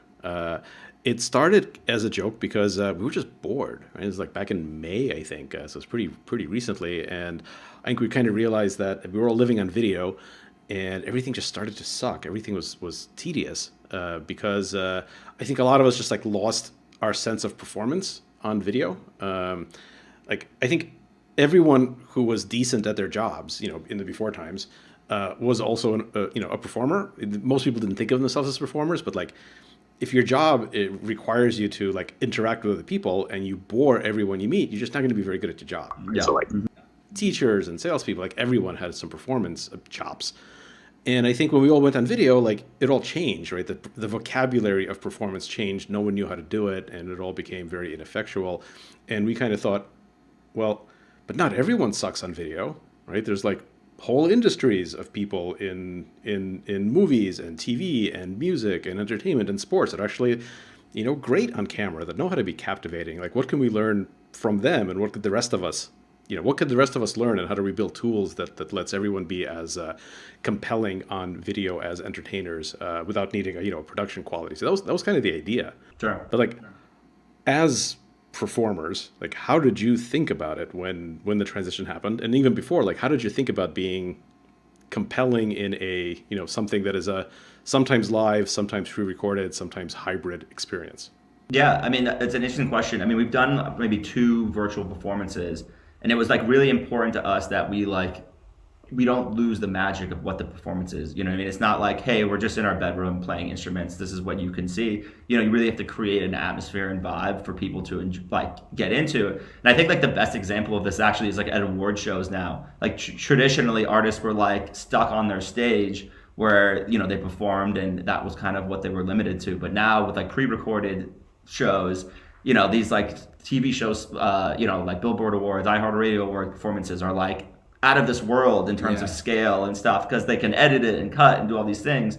So I think like for us, especially like when it comes to the music, it's like the most important thing. And it's actually why we've been kind of bearish on the virtual space initially, because I didn't think that a lot of these platforms could deliver that sort of dynamic experience that would first differentiate any of them. And then it really just came down to the artist and their team to be able to find ways and have budgets and create like show-stopping performances in their homes, which I thought was really challenging, which is what like really appealed to us, but was appealing about because it was like, how do you take kind of like I think mostly about like education especially, and how these kids now have to sit at home and watch a computer for God knows how long. These poor teachers who are already probably having a difficult time keeping the attention of their students in real life engaged in person while still like being able to learn. And when we saw this, I was like, wow, the applications of this could be incredible for so many different professions that will like allow them to accomplish their goals in a meaningful way without like sacrificing the magic that hopefully they have as professionals. How did you think about your performances when you were doing things entirely live? It's like, even like with what you guys do, it's like even the live performances are a mixture, right? It's a live performance of largely like pre-recorded stuff that you're choosing how to sequence and how to amplify and when to talk and when to play something. Like, how do you think about that? And when we went to virtual, like, it was just a matter of degree, right? Like you were already partially live and partially virtual even when you were performing in stadiums, and if you're performing on Zoom, you're still partially live and partially virtual, but maybe just a different mixture. Yeah, I mean, our you're right. I mean, live shows are partially virtual, which is interesting. I mean, like, you have the ability to do so much amazing stuff with lighting and production effects with the creation and development of time code, and that, especially our show, we always wanted our shows to be a spectacle. And in our tour in like last fall, we went to make this like kind of rock and roll circus vibe that was an entire spectacle, but that takes a lot of planning, and you have to know what songs are how long they are, when they're going into which other songs, and there's less room for improvisation, which you leave spots open in your show to make each one unique for that. But you're right, there are a lot of things that are very planned out, and but I don't know, I think Alex just made a great point in terms of when it moved virtually. Like, I was just watching the EMA performances, and like, I've never enjoyed watching kind of recaps of the kind of the videos after the fact of the actual live event more than I like that, or the VMAs, or any of the new like kind of non-live virtual attempts at recreating these shows. I like them way better. I love the new scenes, and I don't know, I think that's like a positive thing that I hope stays, even if we're able to like go back and film those shows live. It is funny though, we spend a lot of money on like visual packages, like a lot of money. And you do them and then they're gone forever. And now I'm like seeing, I'm like, wait, we can have like repurpose all of this like technology for different things in really cool, clever ways, given like the climate right now. But that stuff, that's how you tell your story. You know what I mean? Essentially, it's like through all these visual elements, whether they're live stage props, whether it's the, LED walls behind us or the lighting, they're all part of this, musical story that we're trying to tell that, either, complement the songs and the feelings we're trying to accomplish, or, or buy us time to get somewhere else in the stadium to do something awesome. It's so important. And I think, that's why the topic for this talk, right, is like remixing reality. I've thought of it as, I've been talking about it as the DJification of the world, where the idea is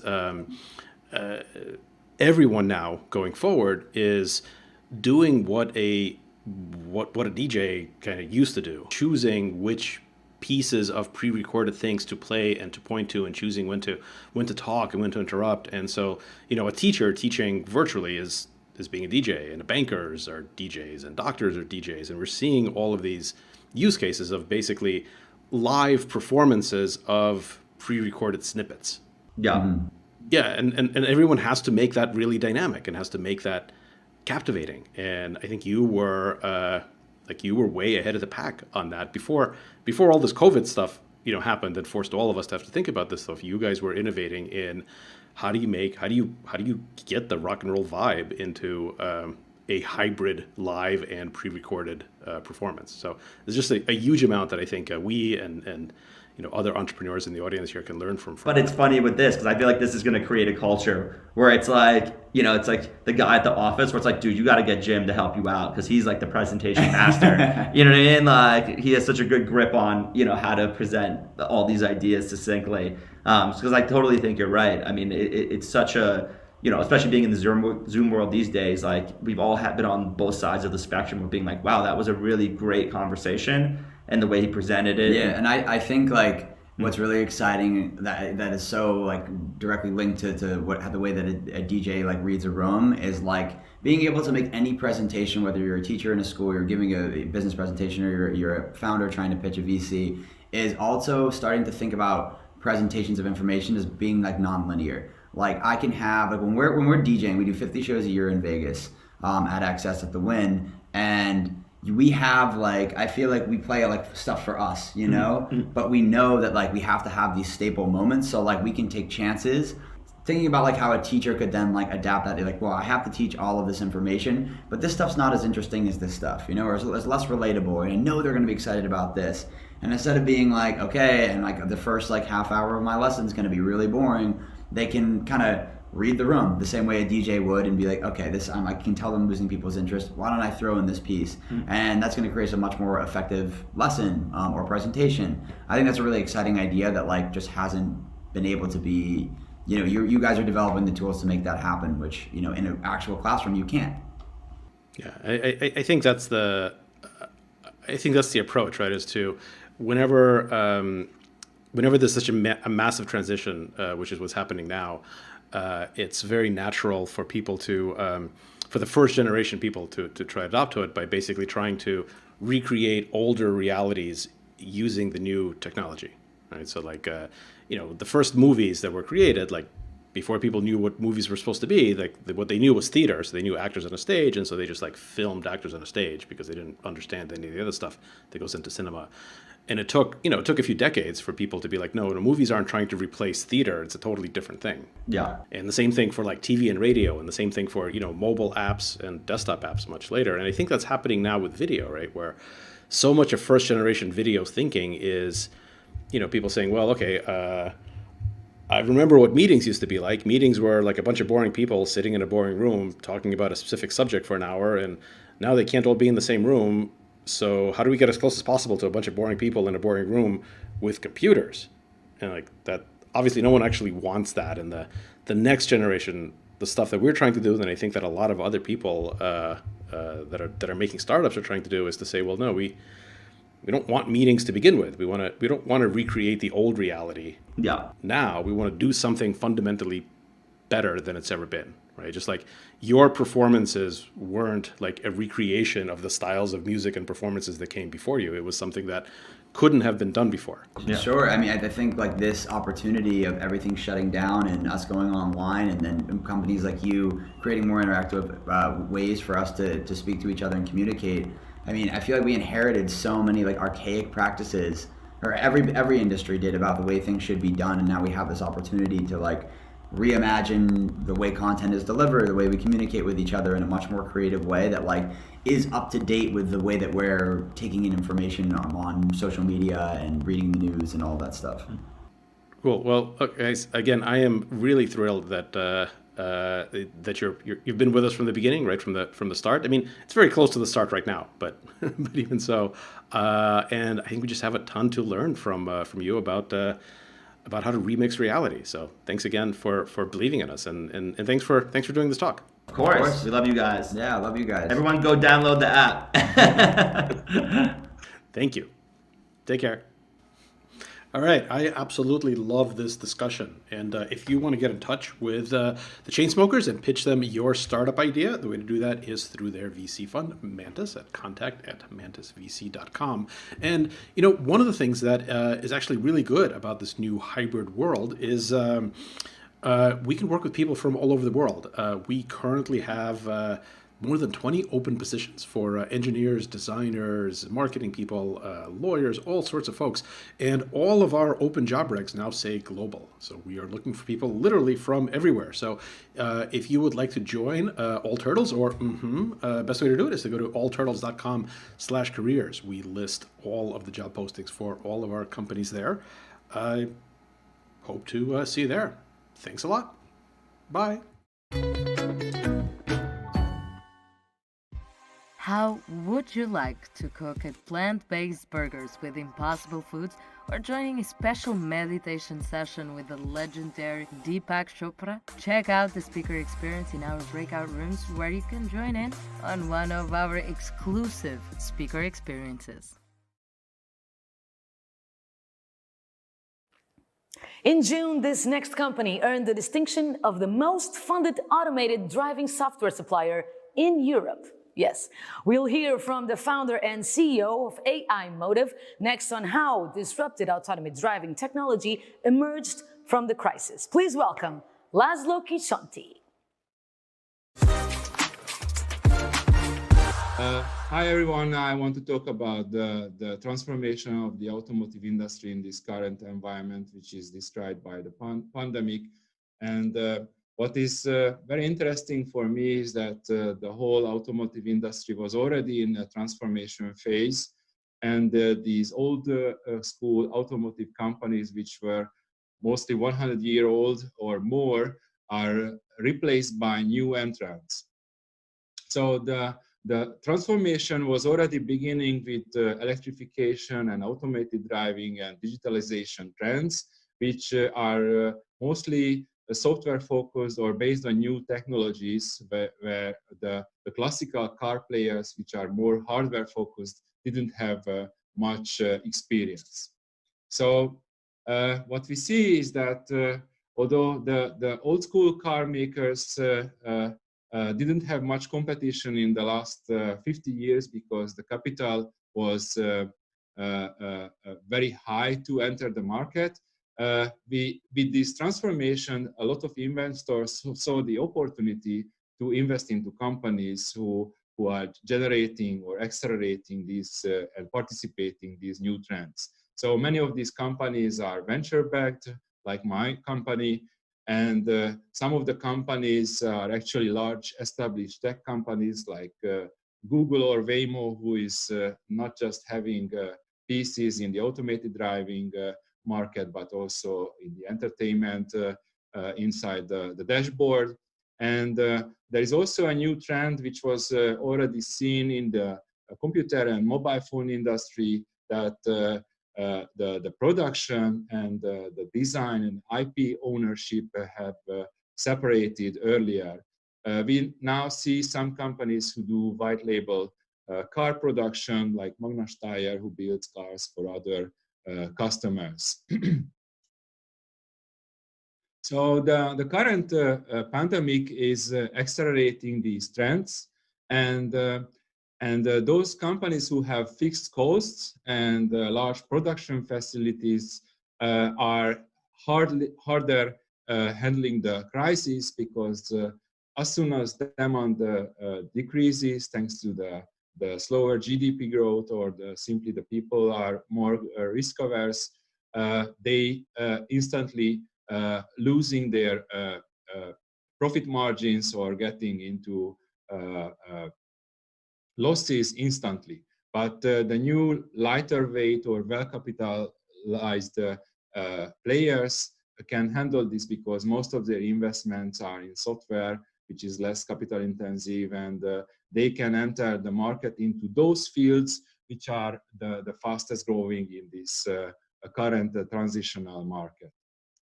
So if you think about the classical crises in the last 40 or 50 years, many companies, of course, felt that these new events like the oil crisis in the 70s or the dot-com boom and bust in the early 2000s took away their markets and they simply disappeared. But we should remember that exactly those times where some of the currently largest companies emerged as a small company and became market leaders. Just a few examples, both Microsoft and Apple were founded in the 70s. Amazon was a relatively new but small company in the dot-com bubble, and they survived. And these three companies are currently have the highest capital value in the world. And we don't know who will win this new COVID-related crisis in the automotive space, but I bet that the most important winners will be not necessarily will be represented from the classical automotive companies, but those ones who already have very much focus and experience with technology. Thank you very much.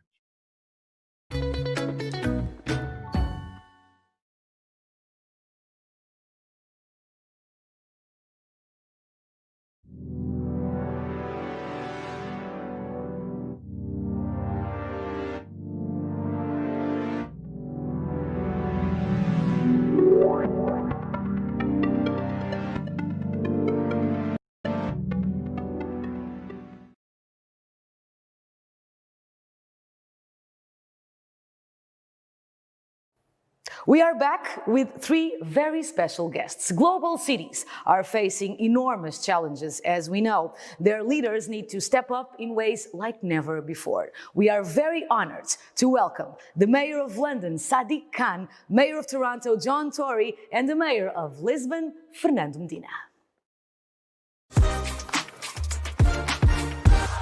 Hi, everyone. Thank you for joining this conversation about the questions that cities are facing when it comes to technology.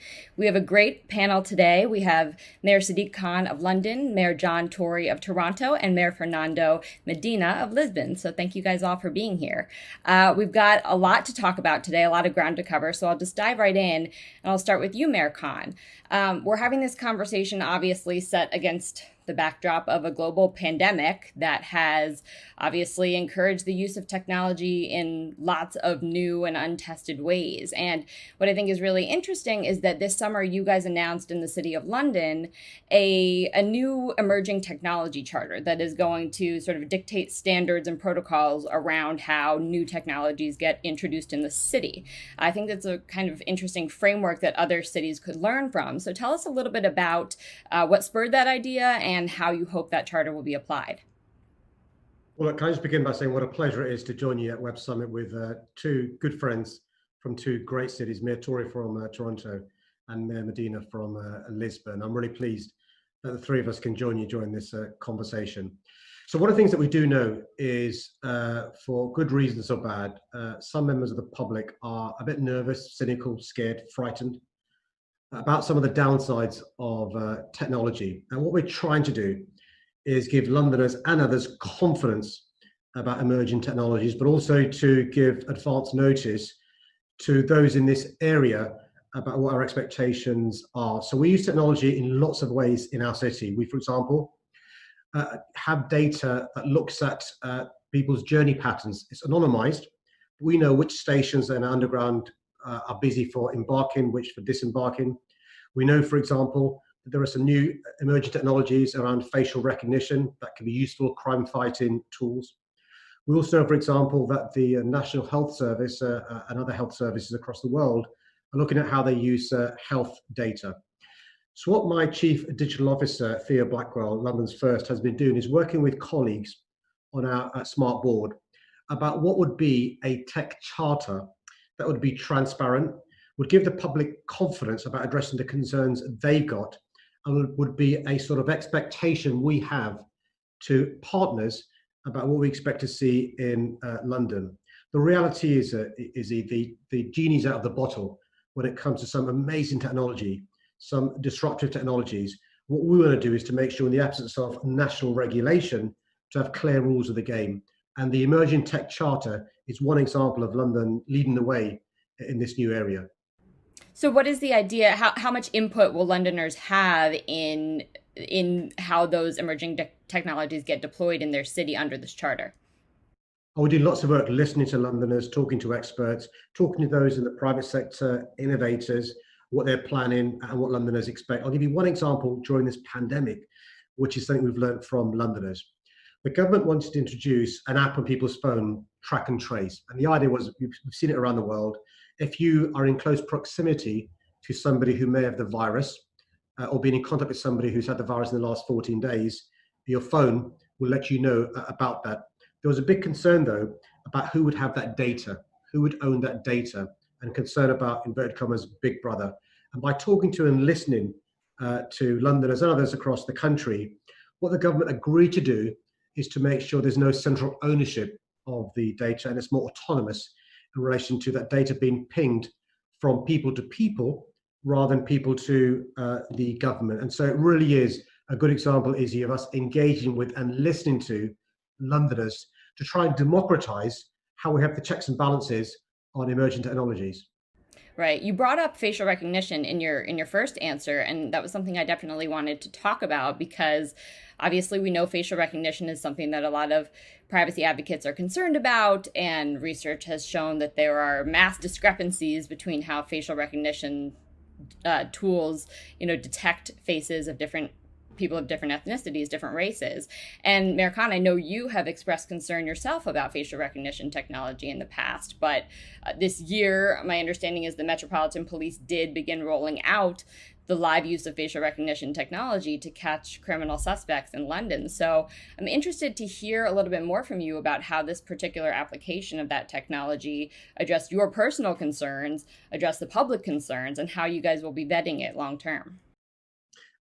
Aside from the fact that I used to be a human rights lawyer, and I'm a big fan of Tom Cruise's Minority Report, I've got concerns about how we keep checks and balances on emerging technologies that aren't completely foolproof. And one of the things that we know in London, and it's the same in other great cities across the globe, is quite a lot of public space is not in public ownership, and the private sector, with the combination of closed circuit TV and other forms of technology, is using these new technologies, whether it's facial recognition or others, to police public spaces. So what we've sought to do in London is, on the one hand, I want our police service to evolve and find new ways to detecting and fighting crime, just like criminals evolve and find new ways to commit crime. But we've got to make sure that technology that isn't foolproof has proper checks and balances. And so what the Met Police Service has been doing in the absence of national legislation is piloting the use of facial recognition when it comes to big crowds where they know somebody is, inverted commas, wanted, and the old technologies we've got, which are really good in relation to manpower, expertise from police, skilled trackers, can be aided by the use of facial recognition. What's clear to us is, for the reasons you've said, Izzy, there are some false positives in relation to using the facial recognition technology by itself. So we aren't relying just on that in relation to, I'm speaking in shorthand, looking for wanted people. It's a combination of human beings checking against the technology with what they've got, as well as making sure there isn't 100% reliance on this technology. We've seen in London and across the UK a massive increase in the last 20, 30 years of closed circuit TV, what we call CCTV. And the challenge is using the new technologies in a way that reassures the public, but also deals with the concerns they've got about ownership, about false positives, about inadvertently discriminating against people who are black. There's a big concern about technology and people's skin color in relation to false positives. And so it's really important that we give the public confidence before this technology is rolled out even more. That's why it's important to test, to have pilots before there are mass rollouts. And will there be public reporting on the results that you guys find about mass positives? Like who's studying that, and how is that going to be communicated to the public? So one of the things that I've done since I've become mayor is set up what's called the London Ethics Panel.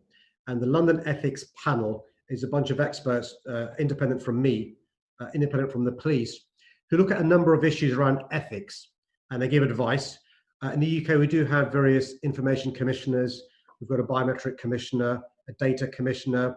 But the problem is they're not keeping up in relation to the terms of reference with emerging technologies. One of my concerns is national parliaments, national legislation aren't keeping a pace with these technologies emerging. That's why mayors like Mayor Tory, Mayor Medina, and myself, and other mayors are working closely with the private sector doing these checks and balances in the absence of national legislation. That's why these conversations are so important. What I want to do is give innovators as much certainty and clarity in relation to the rules of the game in London as I can, so they come to London and work with us about using some of this new emerging technology. But it's really important that we are transparent about what the rules of the game are. We take Londoners with us. There is no point having great technology if they don't satisfy the expectations we have about the use of this. Nobody wants their civil liberties infringed or their human rights abused. Right. Mayor Tory, I do want to turn to you. Toronto undertook maybe the boldest experiment that we've seen in trying to deploy smart city technology in your city through your partnership with Sidewalk Labs. And if people aren't familiar, this is a subsidiary of Alphabet, which is Google's parent company.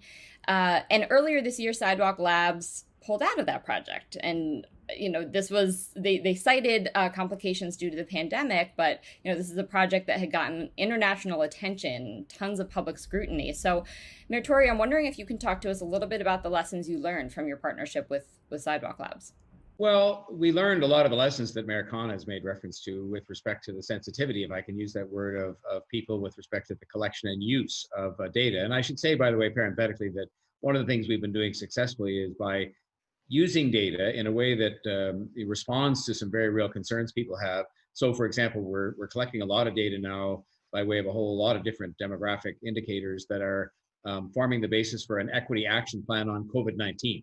So I think when people see that and see that the people who might traditionally have the greatest fear about that data being misused, but they're also going to be the beneficiaries of the fact that we're collecting it and using it in an appropriate, responsible way.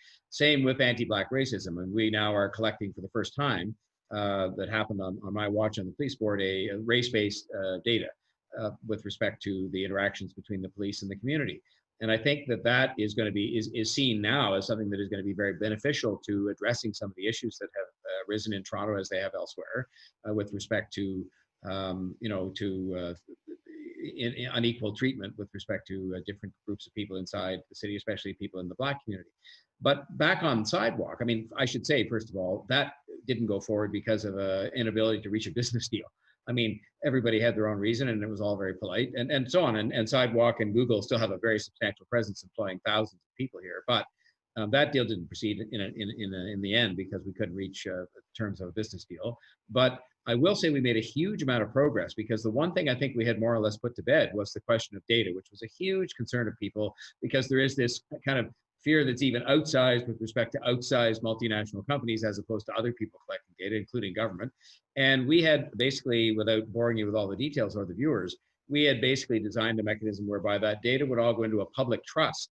And there would be trustees there who would decide on decide on the use of the data and safeguard its use, so that any fear that existed, for example, that a multinational company would exploit it or transfer it to other people, what was going to be put to rest. And I think, interestingly enough, while the business deal didn't go forward, it gave us a model that I think had a lot of public confidence that we will be able to use going forward with respect to future dealings of that kind. And I think it has made the public more, what's the word I'm looking for now? They're more comfortable with the fact that we can do these kinds of deals. And that piece of land, by the way, on the waterfront in Toronto, one of the most valuable pieces of land in North America, still there. And we're about to have a new RFP to get somebody new to develop it. And they will, I'm sure, have their own ideas on how technology and data can be a big part of that, which we're very anxious to do. So the good news when a land deal goes away is that the land is still there and it's still here. So, it was, we regret the fact that that deal didn't happen, but we learned from it on the data side, and we still have the land, and we're going to have another proposal call that's going to be very shortly. Okay, that's good to know. I mean, it occurs to me that that is one of the big risks of these public-private partnerships that Mayor Khan referred to as well, that I think a lot of cities are relying on. And I know that a big concern in Toronto was that here was this Silicon Valley company, coming in with all of its swagger and its big promises, and then kind of just pulling out just as easily. Did you feel like this was, a company kind of leaving the city high and dry? And if you could do it over, what would you do differently? Go slower.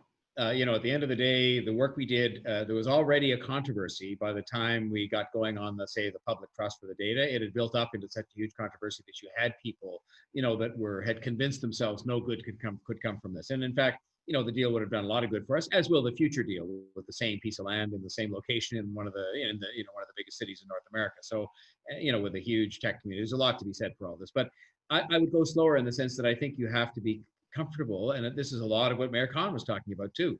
You've got to have the public confidence when you use new technology, whether it's in policing or whether it's in a host of the things that he mentioned, or in the development of a new neighborhood like this. You've got to have the public's confidence in terms of what's going to be done with the data. How intrusive is this technology going to be in this data collection in their lives, and so on. And in this case, we were trying to fix that after the debate had broken out, as opposed to perhaps having that all in place. And I'm being very honest in saying that I think the announcement was rushed.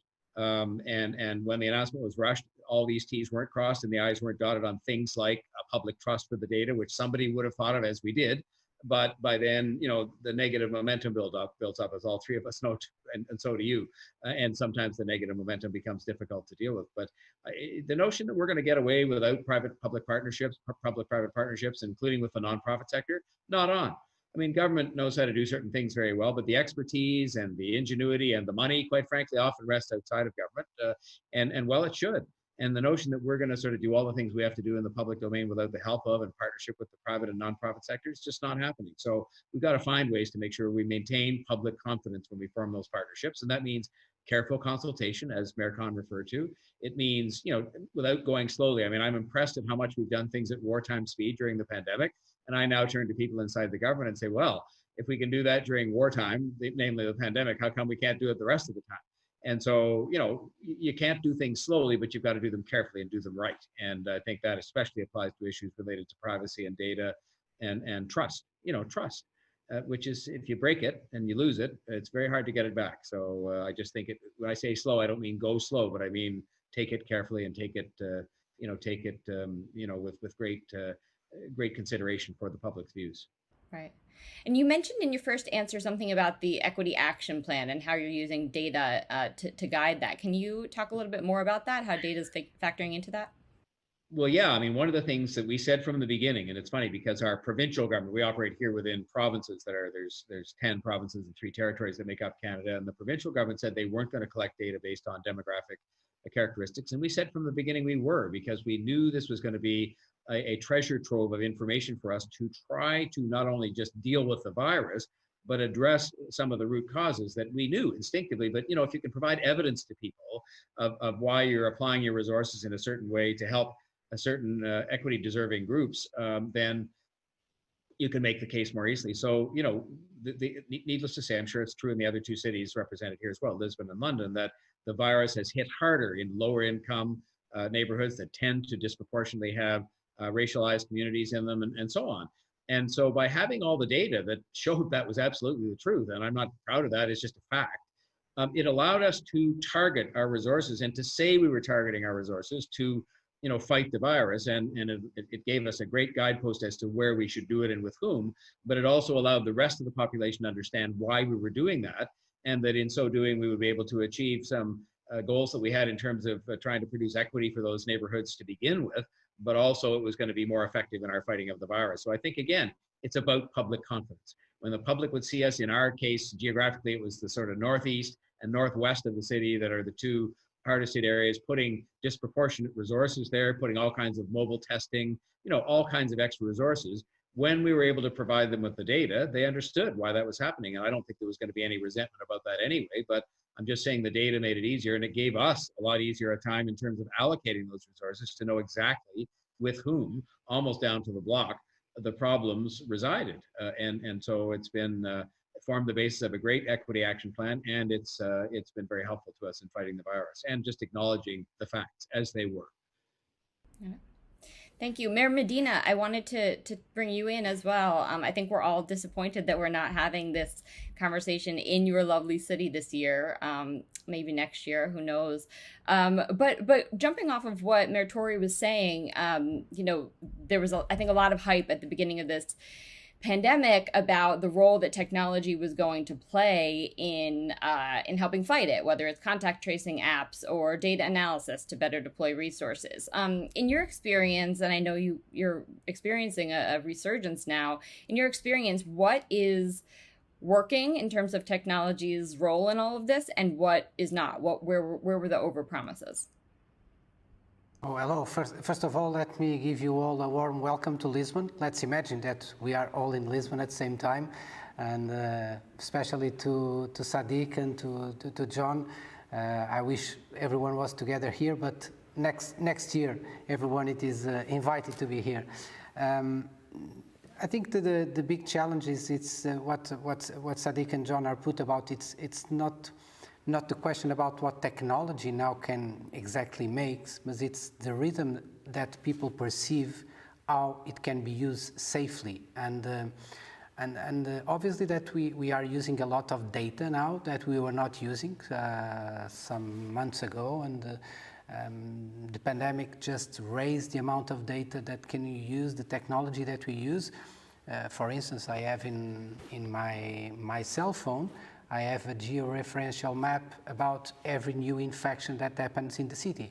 It's an amazing technology that was developed for this pandemic. And then after this, what we put is we mobilize mobile teams that are with physicians, with social security, with social services, just to see if that people it is okay, if it needs anything to be confined and to stay at home.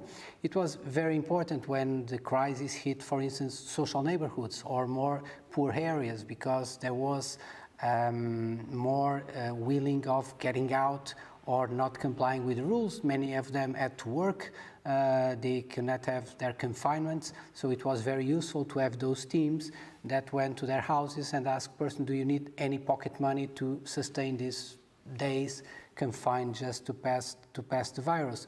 But the big issue, it was about this. It was not the question about technology in itself. It was the question how we institutionally and how we organize to give the public the safeguards that only the right people had the right access to information. And there was a strong debate inside national authorities and local authorities. How do we use this information? How do we share it?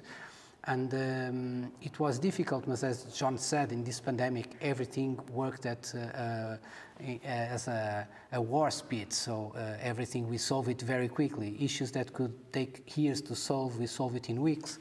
So there was a system that we designed that only physicians and nurses had the right addresses of the people, individual information about the person. So the city can have access to one information, so we know the neighborhood, we know the code, the professionals know exactly when they go to the street, but the private information is in the hands of the physician only.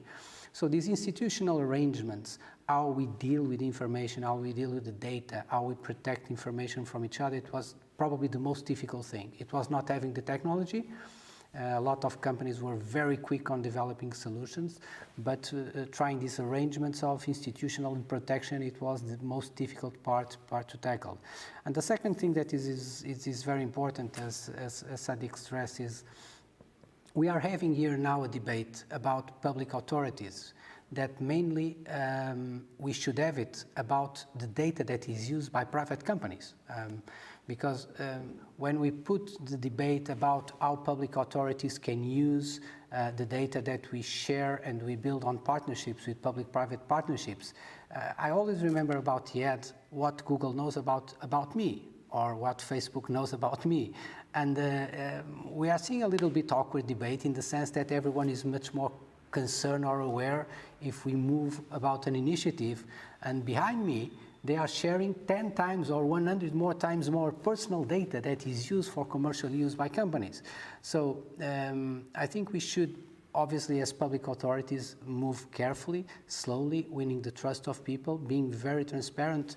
But one key issue is never slow down the efforts and the battle about transparency, how private companies collect and use and many times sell our data, and many times without our consent or the full knowledge about the extent of the information that is being collected. Right. You also announced a plan, I believe, related to what you've seen in the decline of tourism and the need for healthcare workers and other frontline workers to have sort of a safety net. You announced a decision to turn a lot of these Airbnb style rentals into affordable housing for frontline workers. What kind of pushback or response have you gotten from Airbnb and these other companies that I imagine very much do not want to be pushed out? Yes, you're right. The question is that we had, and before the pandemic, and we still have, and we are going to have after the pandemic, a very big problem with affordable housing to middle classes and to young people here in Lisbon. I think the situation is the same. I know the situation is the same in a lot of cities in the world where my friends are struggling about exactly the same problem. So the amount of affordable housings that we can make to assure that young people and middle classes, they have opportunity in big, modern, open cities. This is a very, very big challenge here in Lisbon. And in the beginning of the crisis, we have 25,000 apartments that were in the Airbnb system, more or less 8% of all the houses in Lisbon. And this was a raise, they raised dramatically in very, very few years, because in the last 5 years. And the difficulties with low interest rates and about this raise on Airbnb puts a big challenge. So when pandemic came and tourism sector came down, we had an idea. So as we are trying to solve this problem structurally, we are building a lot of thousands of new houses, of affordable housings. We have land here in Lisbon. Not every city has this asset that we have, but we are building that. But building takes time. So what we saw in the crisis with the pandemic, we saw here that we had here an opportunity. So what we decided to make it was to launch a program that we go to the market, we go to the owners that they have their houses on Airbnb, and we go there and we rent those houses, and then we sub-rent those houses to young people and middle classes for a price that it is lower than what we rent. So we rent the houses at young people and middle classes. The value is the maximum they will pay 1/3 of their net income per month. That's the maximum that each person would pay. In a way to allow that people is not going to be smashed about renting prices. So we decided to make this because for the first time in many years, we had thousands of houses that were available.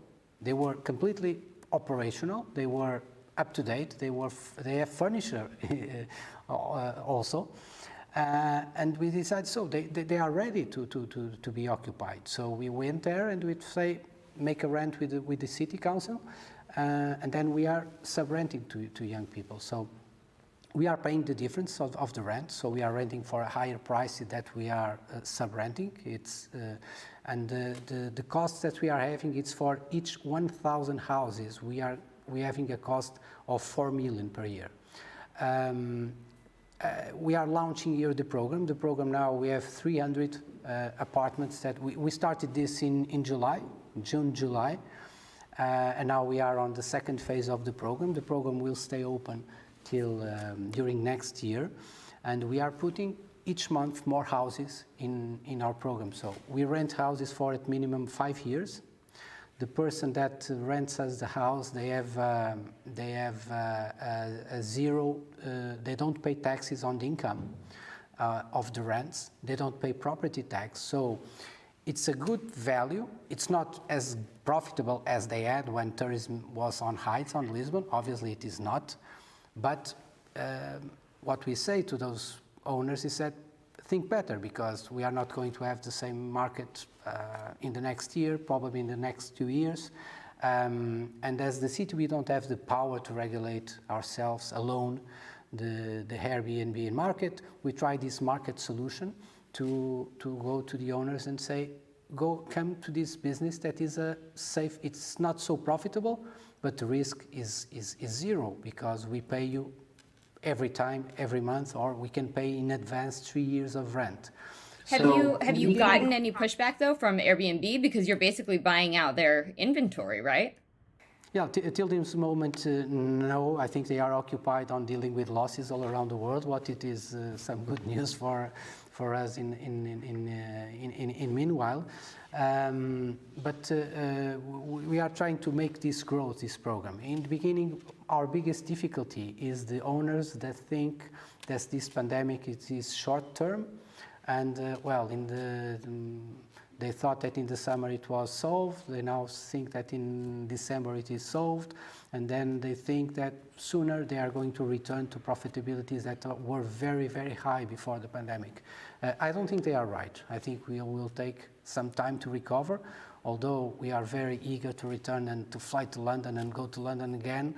It will take some time to return all these activities. So I think this program, it is a program that goes to a approach of lower profitability, but in a very much high risk profit curve. So I think this program is going to rise in the next months, and we are going to fulfill the needs for much more people. We have something similar, in that there's a national program where the money flowed directly to cities to actually buy hotels, because they're similarly, of course, mostly empty because of the lack of tourism. And we're going to convert it very quickly. And in fact, there's a requirement that comes with the money to convert it quickly into supportive housing for people with mental health issues or substance use issues. And, that's something that's revealed itself, more starkly during the pandemic, but we'll be able to convert those premises pretty quickly. And owning them and doing that is actually going to work out to be also not only more humane, but more efficient for us than putting people into shelters in the short term where they don't get the support they need, and the physical distancing has been a challenge. So it's a similar kind of idea to take some of these properties that are underutilized during a time of pandemic, which will last for some time, unfortunately, and put them to use for a greater social purpose, but also very efficiently done in the context of the money that's deployed to support people who are very vulnerable. Well, I think that is all the time that we have for today. I really appreciate you all sharing your experiences in this really hard time and taking the time with us to teach us a little something about how you're managing through this crisis. And now I want to send it back to the studio in Lisbon. Thank you.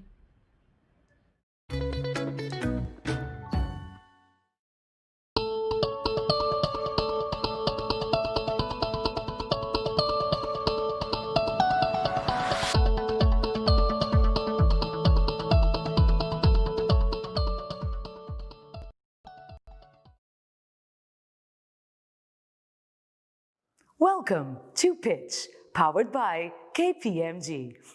You're about to hear from some of the most innovative startup pitches in this year's competition. We're only going to show you a teaser. You can see the full pitch video on each company's startup profile next.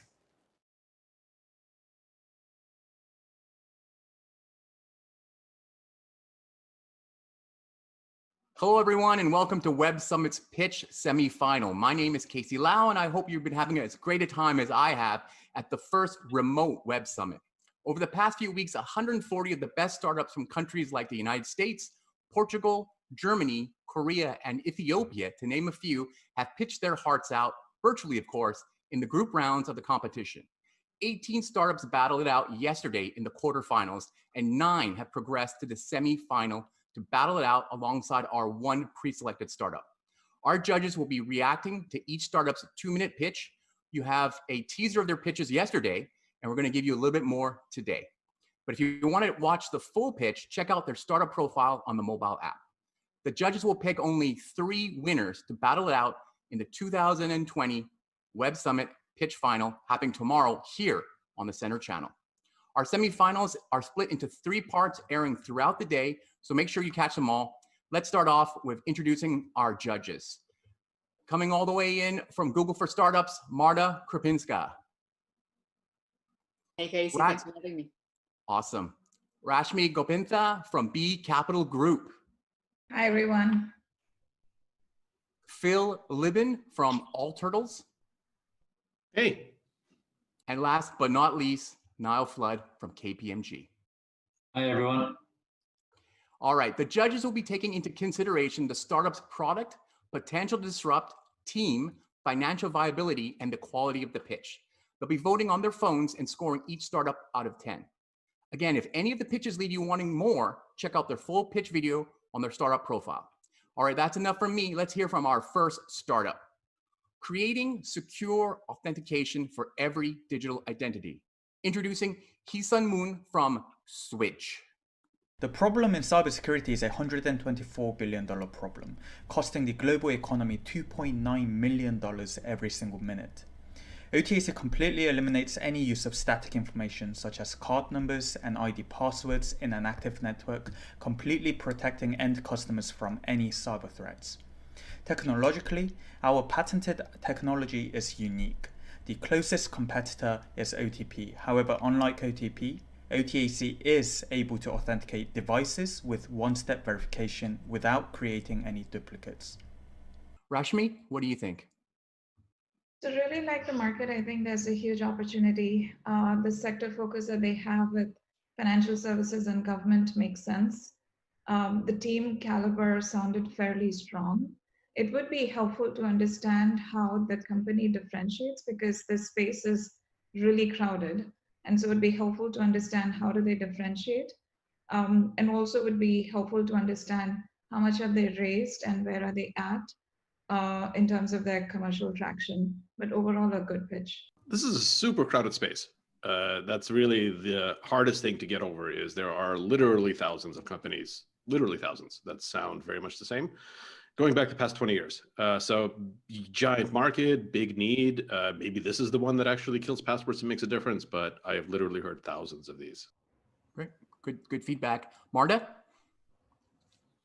Yeah, I was pretty unexcited with the space when they started, but I think as the pitch continued, it sort of felt like they attacked a few of the big questions. Who are they selling to? I think it's pretty impressive. They're going after government at an earlier stage. If they can really close that, that's a good signal. I was probably most excited about team. It looks like they've got what is needed.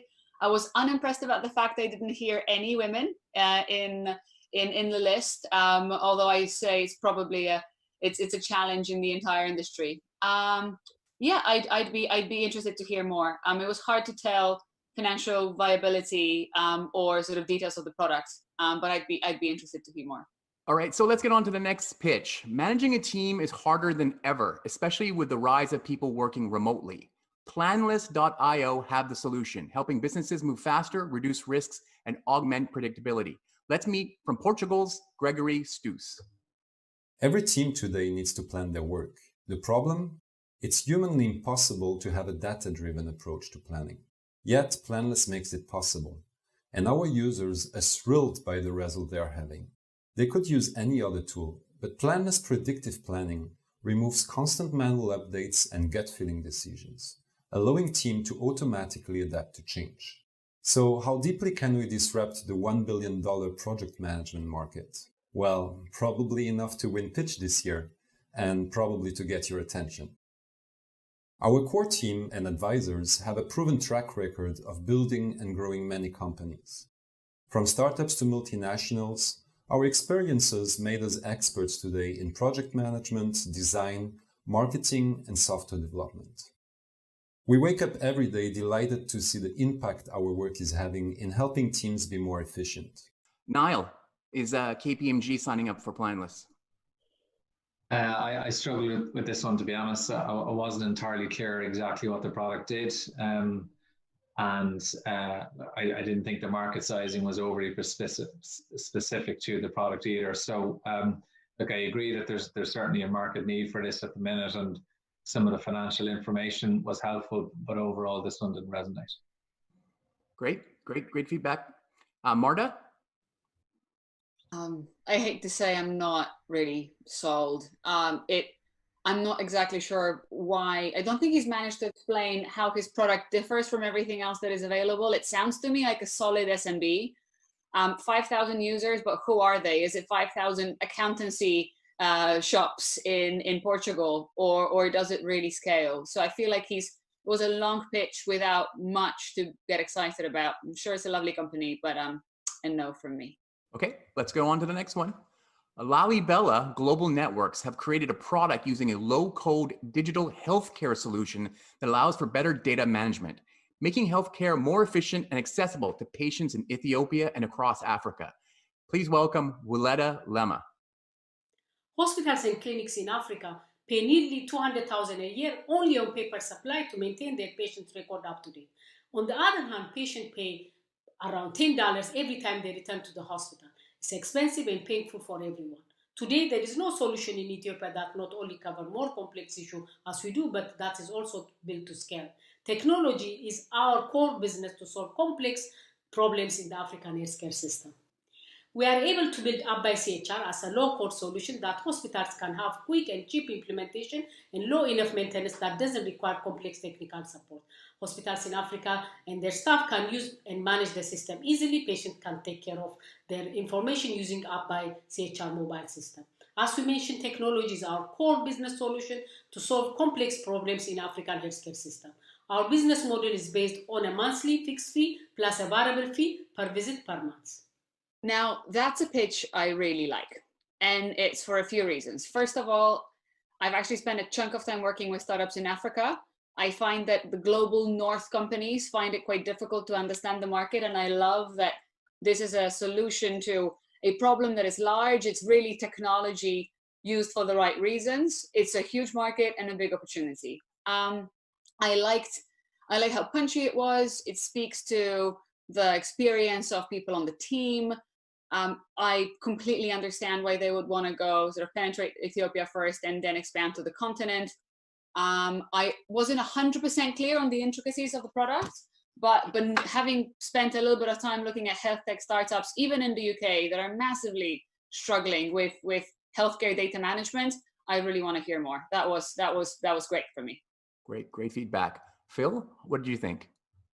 Fully developed countries have a hard time doing things like digital healthcare, doing kind of basic innovations, because the status quo is okay. We've kind of gotten by enough, so making the next step is harder. But a lot of developing markets actually much easier to leapfrog over, to go from having almost nothing to having really advanced, sophisticated system. And we see this over and over again in telecom and healthcare and things like that. So I think it's just a really good way to target your company. So big fan of this. First of all, I'm super excited to see a female founder. So big thumbs up for that. I also really like the space. Healthcare data management is a massive problem, even in the US, despite us having at least got the basic digitization done with EHRs and EMRs. I think the opportunity in Africa is massive. I think the team sounds very credible. I would definitely want to spend more time and get to know the product and the company a little better. Okay, great. Now we're going to present the final company of the first segment. This company's product can measure heart rate, breath rates, and presence without wearables. Merku founders have been granted more than 450 patents. Introducing Alex Key. Every day, children die from being left in hot cars. Luckily, by 2022, regulations make vital sign detection mandatory. But currently, no cars can achieve this, leaving a $1.6 billion market untapped. There are competitors, but Merku is the only company that can monitor 3 rows of seats, and we are 5 times more accurate. That's why our customers chose us. Our success lies with world-class founders who have invented over 450 patents. Before Merku, we built 4 companies with a combined market cap exceeding $8 billion. We even supply 58 components for the latest iPhone. Today, Merku has a team of PhDs, elite MBAs, and passionate engineers with offices in Canada, Germany, and China. Phil, let's start with you. What did you think of this pitch? Well, I'm kind of divided on this. On the one hand, I think the area of wireless vital sign detection is actually really important. On the other hand, I think the area that these guys are going into, which is automotive, is actually a really bad area for startups. So I wouldn't have anything to do with it. Mostly because that is a race to the bottom. If you are trying to make car parts, I mean, you even said it during the pitch, it's all about cost consolidation. So eventually these things will cost about 30 cents. And margins in them will be, almost negative. So it's just a bad way to try to make a company, trying to drive as much cost as possible out of interior parts into cars. But area is important. So maybe if they find a different place to deploy the technology, it would be more interesting. I'm just really confused by this pitch. Like, a bunch of brilliant people with great experience built this fantastic technology to solve a problem that is neither particularly lucrative nor even very well known. I mean, it's a little bit like when we started building artificial intelligence, and the best thing we can do is put a Hoover that runs around our flats. Like, why don't people just not leave their kids in the car? Take that technology, do something else with it. All right, that concludes part one. Check in again for part two of the pitch semifinal here on the Center Channel.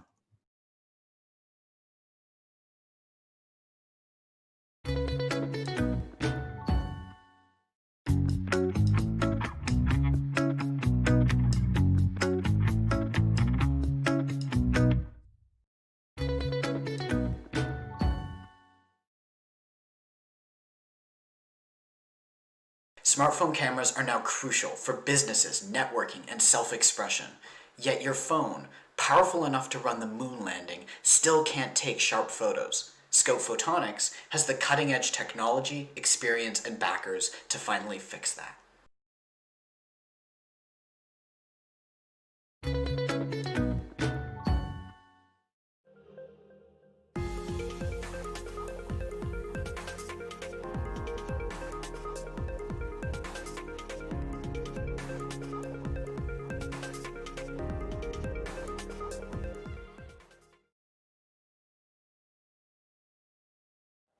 We now continue with a trio of powerhouse women. Yes, the pandemic poses so many challenges, but one of them is definitely our health, our well-being, and the maintenance of our health habits. Our next guests have been highly successful in media and entertainment and dwell into ways to create and maintain an optimal work-life balance. Yes, I'm taking notes on this one. So please welcome, in conversation with glamorous Samantha Berry, Thrive Global's Arianna Huffington, and the founder of Honest Company, Jessica Alba. Let's go.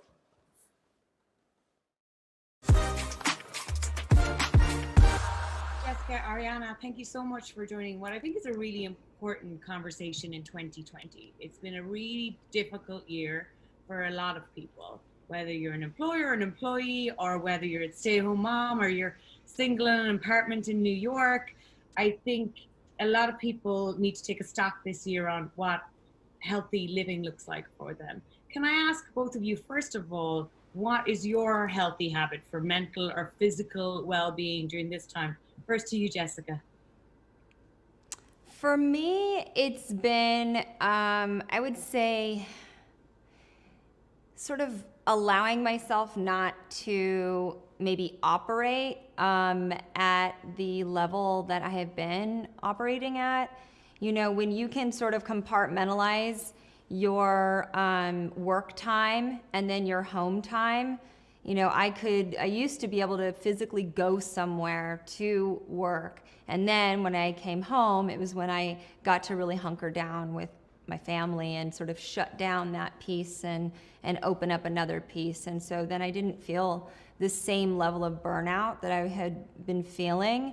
Certainly the beginning of COVID, I would say the first 4 months was really difficult because, and even now I still sort of struggle with the blend of work life and family life. It's like this constant thing. I feel like my days never end. I feel like someone's always needing me. I don't even have time to like get a snack or to get a drink of water or nothing. And, you know, I think I've really allowed myself to take that time to center myself a little bit and take those sort of like time. My mom needs a timeout, wife needs a timeout, you know, and to my employees, like I need a timeout. And so just sort of allowing myself to be not as type A and wanting to execute with excellence all the time for everyone, because it's just been really draining, along with the emotional drain of everything that's been going on in the world. So for me, I've been doing that. And then I have really changed some of my eating habits, my sleeping habits, really shutting down my phone, trying to more than I ever had before. And then also giving myself a couple of rituals like bath and a face mask. In the morning, even when I wake up, I'll immediately put a face mask on my face, which forces me, I know that I'll have to rinse it off, which becomes self-care. And it gives me that little bit of alone time that's just for me, so I can just kind of center myself. So that's what I've been doing, just trying to take those little bit of moments and giving myself a little bit of a break. I love that. And I think there's so much that you said, Jessica, that can resonate with a lot of people that will be watching this, which is that we've lost a little bit of the demarcation of the start of the day and the end of the day. And working from home for many people has seeped into, you do all 4 roles all constantly through the day. And I think that is a really important thing to note, to you know, how do you make time for yourself or your different roles? And also that, you know, the shutting off. I know personally, I had to stop at times this year looking at news in the morning because it was getting me anxious during the day. Arianna, what for you has been like those little things that you have done to really focus on your mental and your physical well-being this year? So Sam, I loved what you and Jessica said. For me, in a way, the blessing has been that we bring this work through Thrive to, you know, hundreds of thousands of people in companies around the world. So every day I'm kind of reminded again and again of these micro steps, these small daily habits we can bring into our lives that can dramatically transform our experience. In a way, everything you said, everything Jessica said were micro steps. They were not kind of huge new habits. So among the hundreds micro steps at Thrive, which actually we have brought into the Honest Company, we have worked with Jessica's employees and we are preparing another webinar at the beginning of the year. Among all of them, my 2 favorites are bookending my day, how I start my day, how I end my day. And I start my day always with 60 seconds before I go to my phone. I charge my phone outside my bedroom at night, which makes it easier not to be tempted to go to it in the middle of the night if I wake up, or to go to my phone first thing in the morning before I have really fully woken up. And I either do box breathing. Actually, box breathing is done by Navy SEALs in moments of stress. So it really works. Box breathing is inhale to the count of 4, pause to the count of 4, exhale to the count of 4. And it really centers you. It scientifically, it moves you from the sympathetic nervous system, which is the fight or flight, to the parasympathetic, which is calm, centered. And then whatever is there when I go to my phone, often it can be something challenging, I'm more equipped to deal with it. And at night, I have a news cutoff moment when I say I'm now going to stop consuming coronavirus news. I'm going to stop doom scrolling in my social media. And this is my transition time, a little similar to Jessica's. I always have a hot bath with Epsom salts. And the more stressed I am, the more I prolong it, which helps slow down my brain also. It's not just for my body, it's for my brain. And I love to get into bed with a real book that has nothing to do with work. It could be poetry, a novel, history, something that takes me out of my day to day. And, these things make a huge difference in how I wake up and how I deal with the day. What are you reading at the moment, just out of curiosity? So I'm actually reading a book called The Tyranny of Meritocracy, which is about what's happened in America by Professor Michael Sandel when we tend to neglect people who work with their hands or their hearts, the caregiving professions or craftsmen. And it's been amazing. Now, when a plumber came in the other day to fix something that was not working in the kitchen, I was so full of gratitude because it's like, I couldn't do that. You couldn't do that. And I think the whole theme of the book is if we can change the way we look at the people that we're now seeing as essential workers, it can bring us much more together in the country. And talking about change, Arianna, you once said that transformative change rarely happens without a catalyst or a crisis. And it definitely feels like here in the US, at least, if not globally, we're going through 2020 has been a state of crisis, right? Whether it's a social justice crisis, a health crisis, it feels very tense for a lot of people. How, as leaders, I'm going to ask Jessica this first. How do you manage and lead your teams, not only the team that you have at The Honest Company, but the community of the people that, because it feels like both of your businesses are very community-led, right? Like, how do you lead your community through crisis? Right. So I would say that first and foremost, really leaning on actually a lot of the knowledge that I've been able to gain through Arianna and her Thrive initiative, her book, and the program.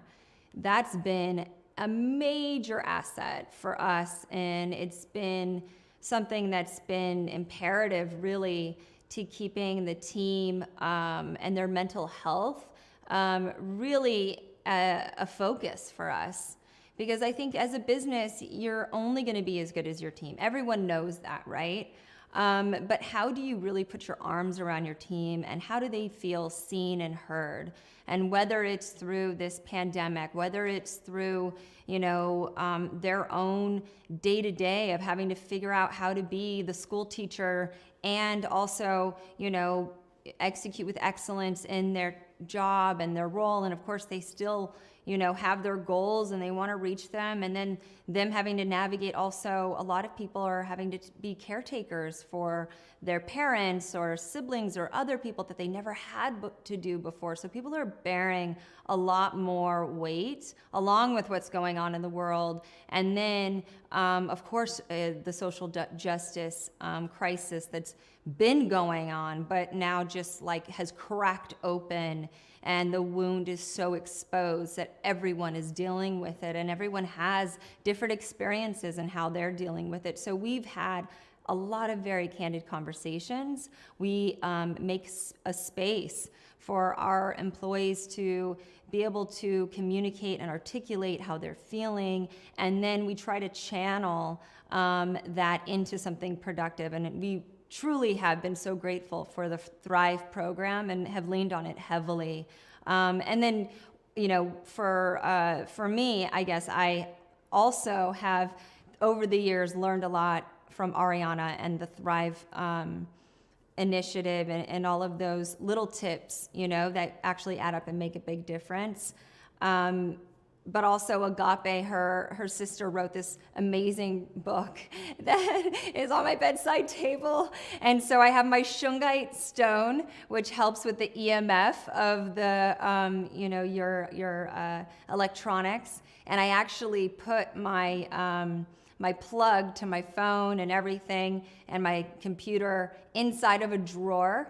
The bottom drawer, and then I have my shungite stone next to my head to try and block the EMF, and then I have Agape's book, and then I have, a couple of other books of poetry and around, activism and things like this.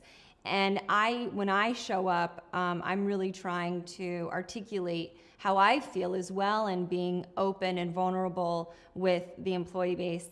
I'm struggling here.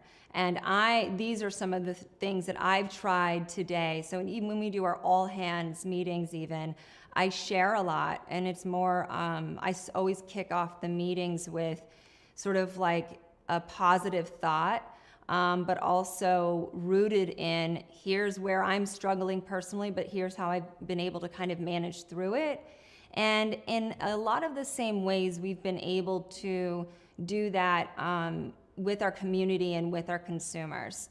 Being able to not just be there for them when it comes to providing the right solutions for them, because of course people are frantically wanting the hand sanitizer. They want to have safe products. So we innovated and came out with a disinfectant spray that doesn't use any bleach or ammonia like most conventional, but still disinfects, and so people are looking for these solutions.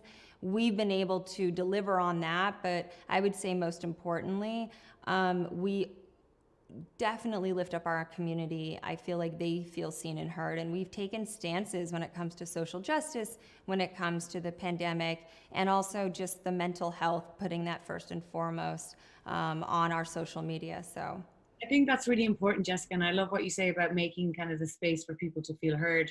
For me personally, as a manager, the Glamour team, I think one of the things, I love being in person with my team, love being in an office.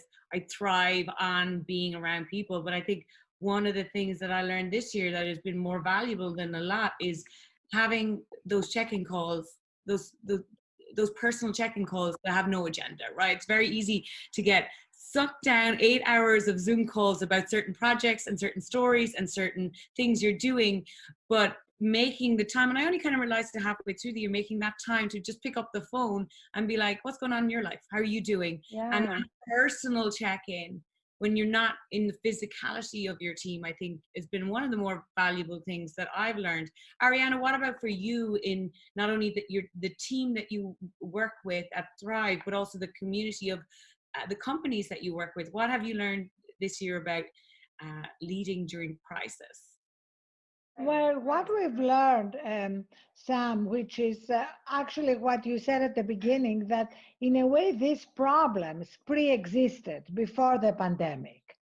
I remember meeting Jessica in Shanghai while I was still running the Huffington Post, and Jack Ma had put together his first women's conference for Alibaba.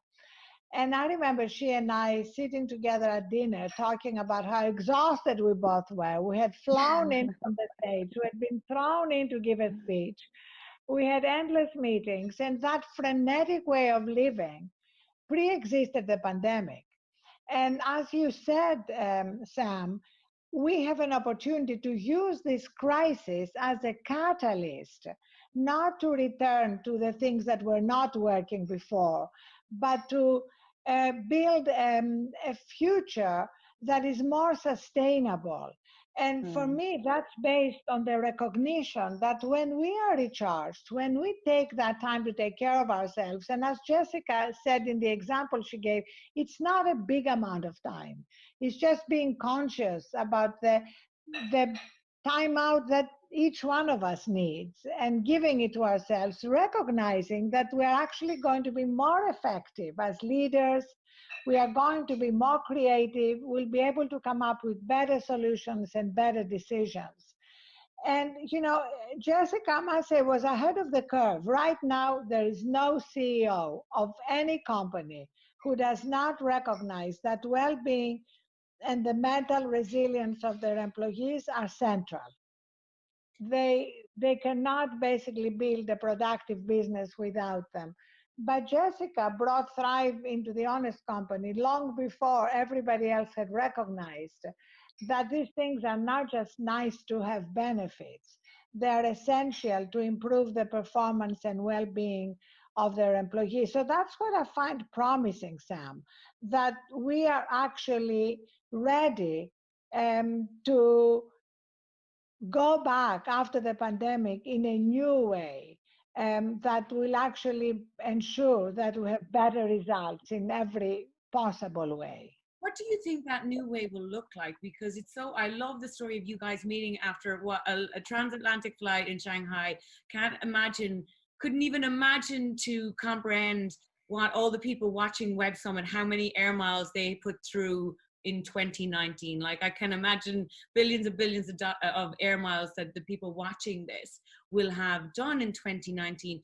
Do you think 2020 is a reset of allowing more work from home, more flexible hours, less global and domestic travel? What do you both think about that? Yeah, I mean, I think that we're sort of forced to think differently about our workday and productivity and what really, needs to be true. And what are those sort of like table stakes for something to move forward. And I think what a lot of people have realized is we can be probably so much more efficient and so much more productive in so many different ways. And it probably takes a lot less people in a space to get things done, and we can just operate differently. And I think what I would say and what I hope people can take away is the amount of time that's wasted on travel, on meaningless travel. And I would say the other things, sometimes it's great and it's necessary, and there's no one who loves travel more than me. I mean, I hope you guys don't get that wrong or misconstrue what I'm saying, but I do think that there's so much that can be done virtually, right? And so I think that is just an amazing tool that we now really have. And I would say, what I hope is that people and certainly companies start to really think about their own mental health, reflect more, have more self-awareness, to be modern in their approach and how they run their business, and really understand the consumer instead of having to, pay for a multi-million-dollar study through some other organization to tell them what the consumer is thinking. I hope that, people are a little bit more connected to themselves so that they kind of can stay up with what really matters when it comes to just being more humane, having more values, treating people with fairness, and having realistic expectations. I love that. Arianna, do you think there's a change in how industries are tackling flexible work hours and part-time working and remote working, and even putting down those global travel yourself? Are you seeing that? Are you hearing that? Absolutely. Hearing it everywhere. And I think that's going to make a big difference. Also, the way we are now talking about mental resilience and mental health and destigmatizing that conversation is key. And we believe it starts with the leaders. It starts at the top because people have to have cultural permission. We've had decades where these conversations were taboo. And now we are changing that. And so I'm actually optimistic. I'm not in any way minimizing the huge suffering that's going on at the moment, the losses of life, financial losses. But I believe we are building something new. And frankly, a lot of the new that we are building is being led by women. Because the world that we're leaving behind was built by men, and a lot of things about it were not working. So a lot of great men are helping build the new world, but also a lot of great women are standing up and saying the frenetic way we've been living without time to reflect, without time, as Jessica said, to connect with ourselves and know what is best, know what we should be doing instead of always relying on surveys and polls, which, as we have seen, are very unreliable.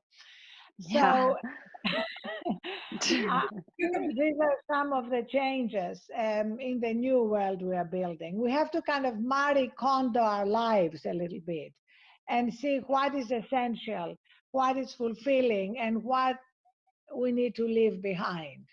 And it's so true because, as you say, women are kind of leading the change, but they've also borne the brunt statistically lots of different ways in 2020, whether they make up the majority of the healthcare workers and essential workers in America are women, whether they were more likely to lose their job this year, whether in two-partner households, the woman seems to take the brunt of the school care as well as the working from home. You've got a very female-focused community of consumers, Jessica. What are you hearing from them about what they want to leave behind in 2020 and what they're looking forward to in 2021, especially when you think about healthy habits and living a better life and a better world? You know, I think representation just matters so much. And because I am one of the few Latinx entrepreneurs that's out there and has founded a company, but then also in this space of an omni-channel business model in CPG and beauty, you know, these spaces are really dominated by men and have historically been run by men. And so by me operating and really working with my partner, Nick Vlahos, who's my CEO, and us working together to make sure that we really infuse and incorporate practices and process that lift up women and support them and lift up diverse communities and support them. You know, I think that is like 90% of it. Because when little girls see Kamala Harris, they're like, oh, okay, I can now see myself in one of the highest offices in government.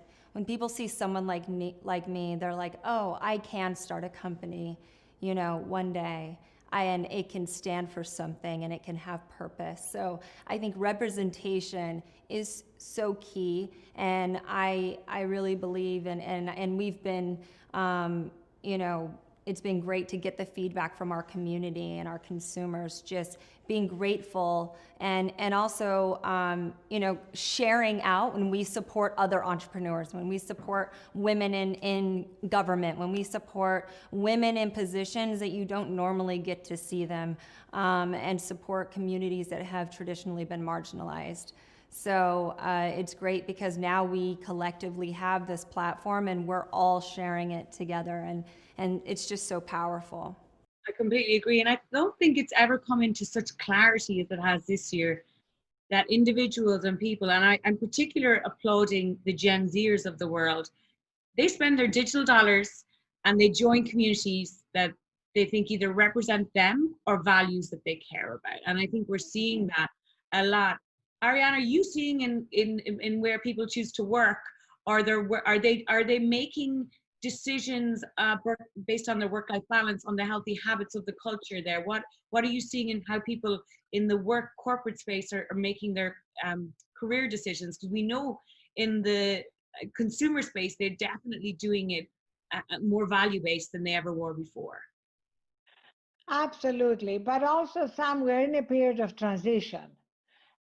So some people are pioneers and trailblazers, some are lagging behind, but the change is happening. And I know we're coming to the end, so I want to leave everyone with a very simple micro step, if I may.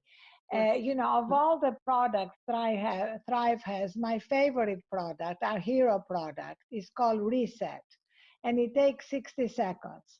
And it's based on the latest neuroscience that you can course correct from stress in 60 seconds. And stress is unavoidable. You know, nobody is going to lead a stress-free existence. Cumulative stress is avoidable. And it's cumulative stress that makes it hard for us to sleep, that often gives us hypertension, and all the health and mental problems that follow. So please remember, everyone, 60 seconds, and you can do anything you want. 60 seconds to breathe, 60 seconds to remember what you are grateful for, 60 seconds between Zoom calls to stand up and stretch, or you can go to our free Thrive Zip app and create your own reset based on the things that give you joy. Like mine have pictures of my kids, my favorite music, favorite quotes, and if you are too stressed to even breathe, you can just play it. And in the middle of a lot of darkness and anxiety, I'd love us all to focus on something that can bring us together and make us smile and be optimistic. I love that. I think that's a beautiful place to end. Jessica, Arianna, I got so much out of this conversation. I've got a 60-second reset. Jessica, it was so interesting to hear all of the things that you're doing at the Honest Company as well. I appreciate the conversation, and I hope those tuning in got a lot from it too. Thank you. Each day, there are millions of stories. Each one can open new perspectives, new possibilities. Wherever you look, we are there. CGTN. See the difference.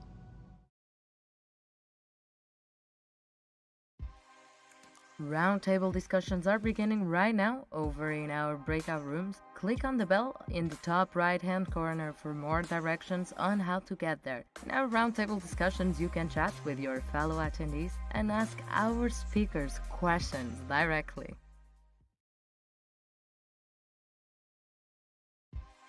How did the world's leading logistics companies face the global challenges of this pandemic head-on and keep the world going? Please welcome Deutsche Post DHL Group CEO Frank Appel in conversation with Yahoo Finance's Andy Serwer.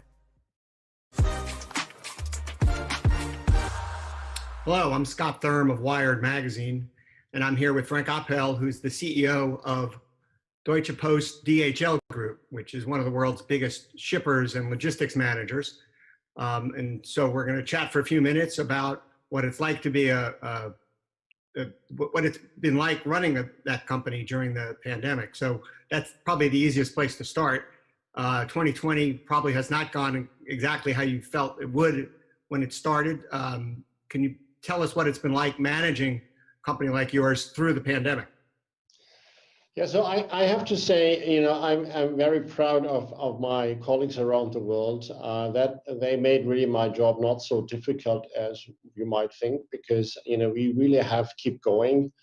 Our business has never stopped in these months. And the reason is because we have really highly engaged people around the world who've done an outstanding job to provide great service to our customers. So it was not so difficult as I thought myself at the beginning. In hindsight, I would say, I'm very happy my job was not so difficult. What are the biggest shifts and changes you've seen in sort of what types of things are moving in what ways? And, I don't mean so much the method of moving, but geographically, what's moving differently in 2020 than might have moved in 2019? Yeah, I think, it's interesting anyway. I'm more than a decade in my job now, and I have seen a lot of crises, but this one is so unique because it's a complete collapse of demand for a certain time frame. We have seen never ever that on a global scale that people really stop buying something for a certain time. We have never seen that people stop traveling, and that has definitely changed significantly short term. It now has recovered. People are now coming back, and of course, certain products have not been bought at all, like flying around the world. And has the fact that there's less passenger air traffic, has that made life in a backward sort of way actually easier for you? Does it make it easier for you to get space on planes or planes in the air or landing spots or whatever? No, it made it actually more difficult, but we control a lot of wide bodies ourselves, more than 250, and we had good access to the cargo carriers. But of course, we have seen a massive shortage in air freight capacity due to the belly space, which is missing in the passenger airline industry, which is not flying. So it has changed. Prices went through the roof. What you have to pay for a freighter going back and forth to Asia, or from Asia to America. So it really has changed completely. The supply would disappear overnight, a significant chunk. But we unfortunately were able to fill a lot of that through our own freighters we operate. And what about geographically? Are there certain markets where you found yourself doing more business this year, and certain markets where you're doing less business this year? Yeah, I would say we have seen a development when I go back to February, what we see a significant drop in Asia, then it came to Europe, then to the Americas. And then we saw equally a recovery. And now we see a more balance again. Asia is by far the strongest. US has recovered quite nicely as well, and Europe is coming back now as well. Now we see another slightly drop. What definitely we have seen is a massive surge in e-commerce.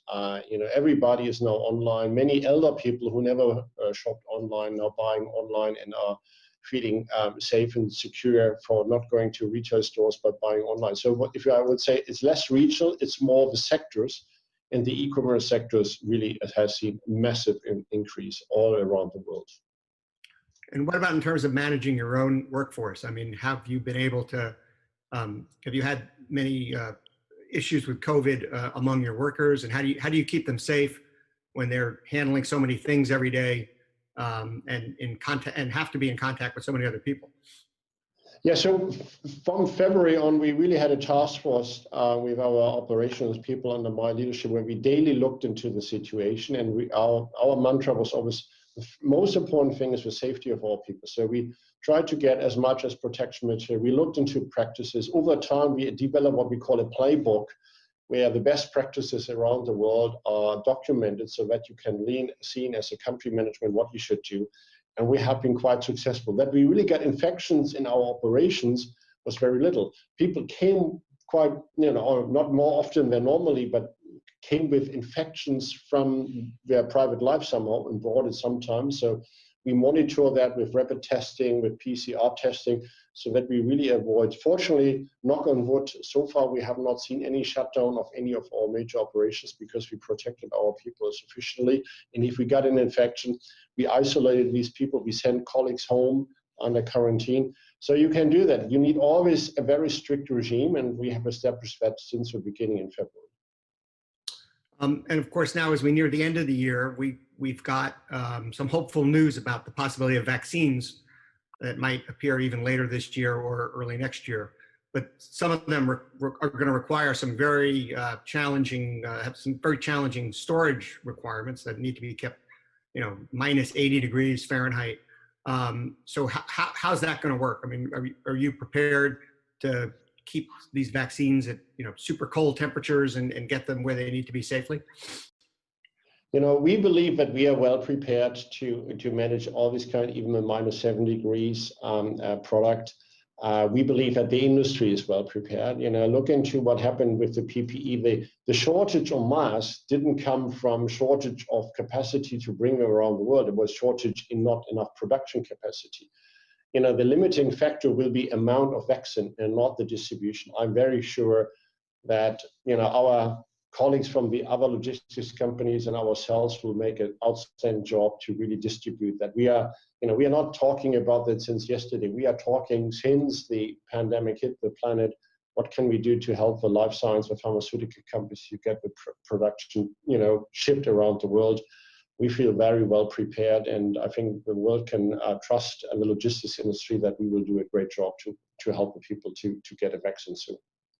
And it can get equitably around the world. I mean, to places where they have less capacity for refrigeration and so forth. I'm thinking primarily about the developing world. The combined we of humanity can get the vaccine distributed not just in the US and Western Europe, but in Africa and Latin America? Yeah, definitely, without a doubt, it will be more challenging. But here again, the more limiting factor is, do these countries get access at all? Because Western countries have bought already significant amounts of vaccines from the producers. So are the developing countries allowed or able to buy enough? If that is happening, I think we will find ways to distribute them. It will be significantly more challenging in these countries, without a doubt. But we have distributed vaccines already before. It's not something we have never done before. But what we have seen is that temperature control of that in these countries, of course, is of more importance even because the standards are usually not lower. So that definitely adds some challenges because capacity is more constrained. The local distribution capabilities are lower. But if there are vaccines available for these countries, and I think we as humanity have to assure that they get access as well, then we definitely will find a way to distribute them as well. Even if we might lose more volumes there, there's always a certain, loss in these supply chains. It's not perfectly working, particularly in countries like this, but we will do our utmost to help these countries to get vaccine rapidly as well if it's available. So can you give us just a very high level view? I mean, what do you do to keep a vaccine at minus 80 degrees Fahrenheit as it's going from a lab in Munich to even to a hospital in Des Moines, Iowa? Yeah, so we do that already. Enzymes, for instance, which are used by molecular biologists, are transported. You do take dry ice, and you have in proper packages, and the dry ice lasts a couple of days in the shipment. Of course, we are assuring that you can even repackage. If something gets delayed, then you can repackage. Dry ice works pretty well. And of course, we have experts who know how to treat dry ice. The limiting factor on the airplane is the amount of dry ice which can go on one freighter. But of course, that's known to us.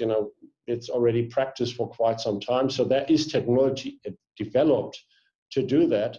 You really have to assure that if the cold chain is broken in one place, that you really get enough dry ice to refill. And that might be quite a challenge in some of the developing countries. Do you have enough dry ice locally so that you really can repackage if things are delayed?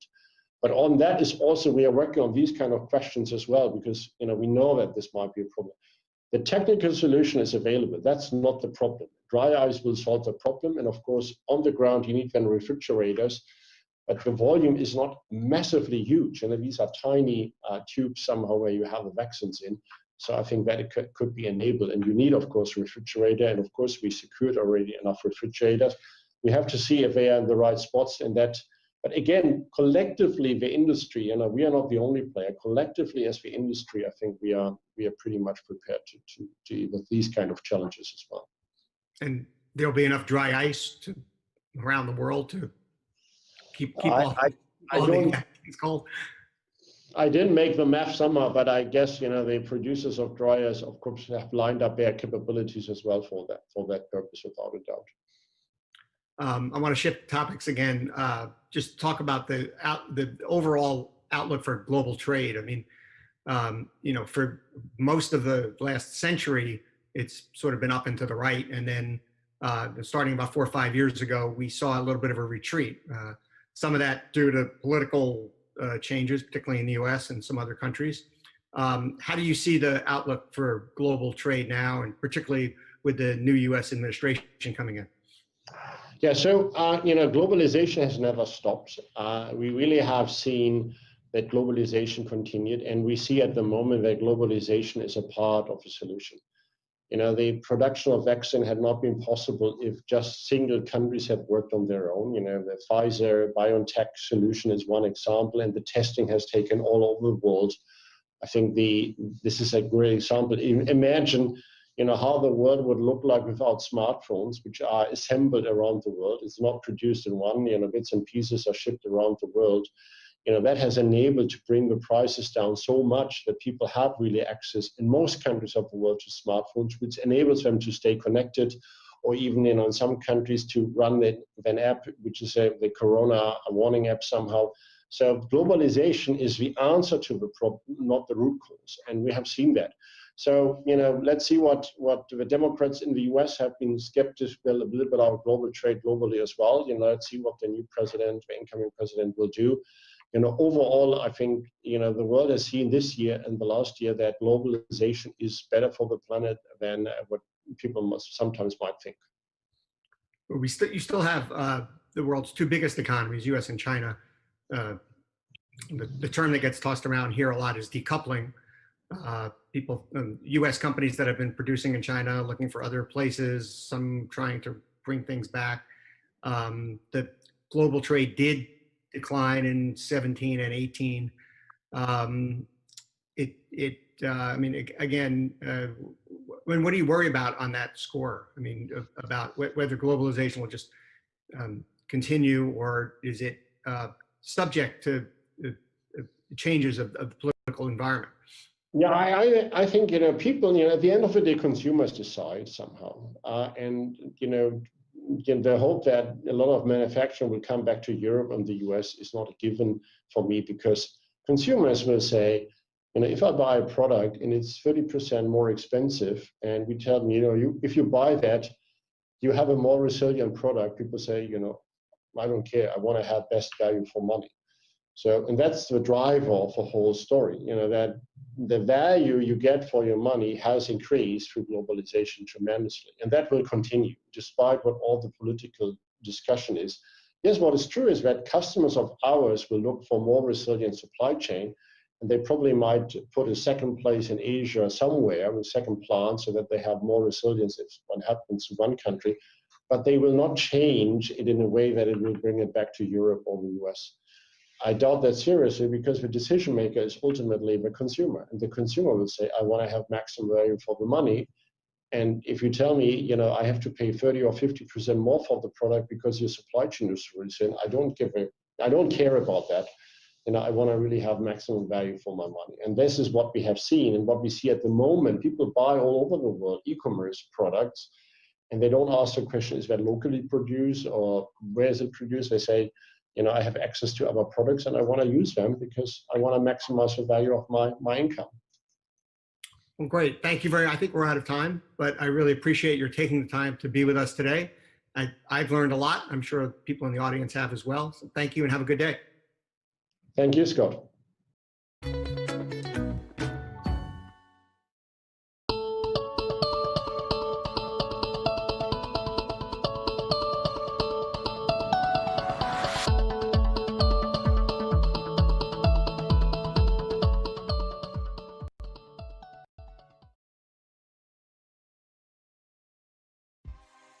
Africa has the most potential for economic growth on the planet. In conversation with BBC's Larry Maduo, please welcome the daughter of Nelson Mandela to give her take on the state of Pan-African leadership and innovation, Dr. Makaziwe Mandela. All right, Dr. Mandela, thank you so much for making time to speak with us. Listen, this pandemic has changed everybody's life. Africa has not seen the worst of the pandemic compared to other parts of the world, but we've still been affected. Do you still see some potential on the continent, and where is that potential right now in these difficult times? Well, I think for me, where I see potential in the continent is really in agriculture, because the continent has not really exploited its agricultural potential in terms of improving agriculture, in terms of modern technology. And I think that most African countries have been pre-colonial times good farmers. So this is not something that would be introduced as new to them. And Africa is mainly women, and women are the people who really plant. So I think that where we're missing the potential there in terms of growing food for our people in the continent. And that includes South Africa. I know South Africa is talked about as more advanced, but it is a skewed picture in South Africa, because the people who have the more advanced technical skills in agriculture are much the white people who are farmers and have the money, and not so much of the black people and also what people call the rural poor. I'm a great believer that Africa can actually enhance wealth in Africa through agriculture, because we have a lot of arable land, but that is not used and exploited. All right, agriculture is so important. It's how we feed the entire continent. But we're at Technology Summit. Do you see areas in which technology can help with Africa's growth and development? Yes, I think so. I mean, I think that tech can be used in various areas to grow. We have the world's resources in Africa, but we are not beneficiation. And I think that if we were able to use technology, we're able actually to benefit more from the resources that we are producing.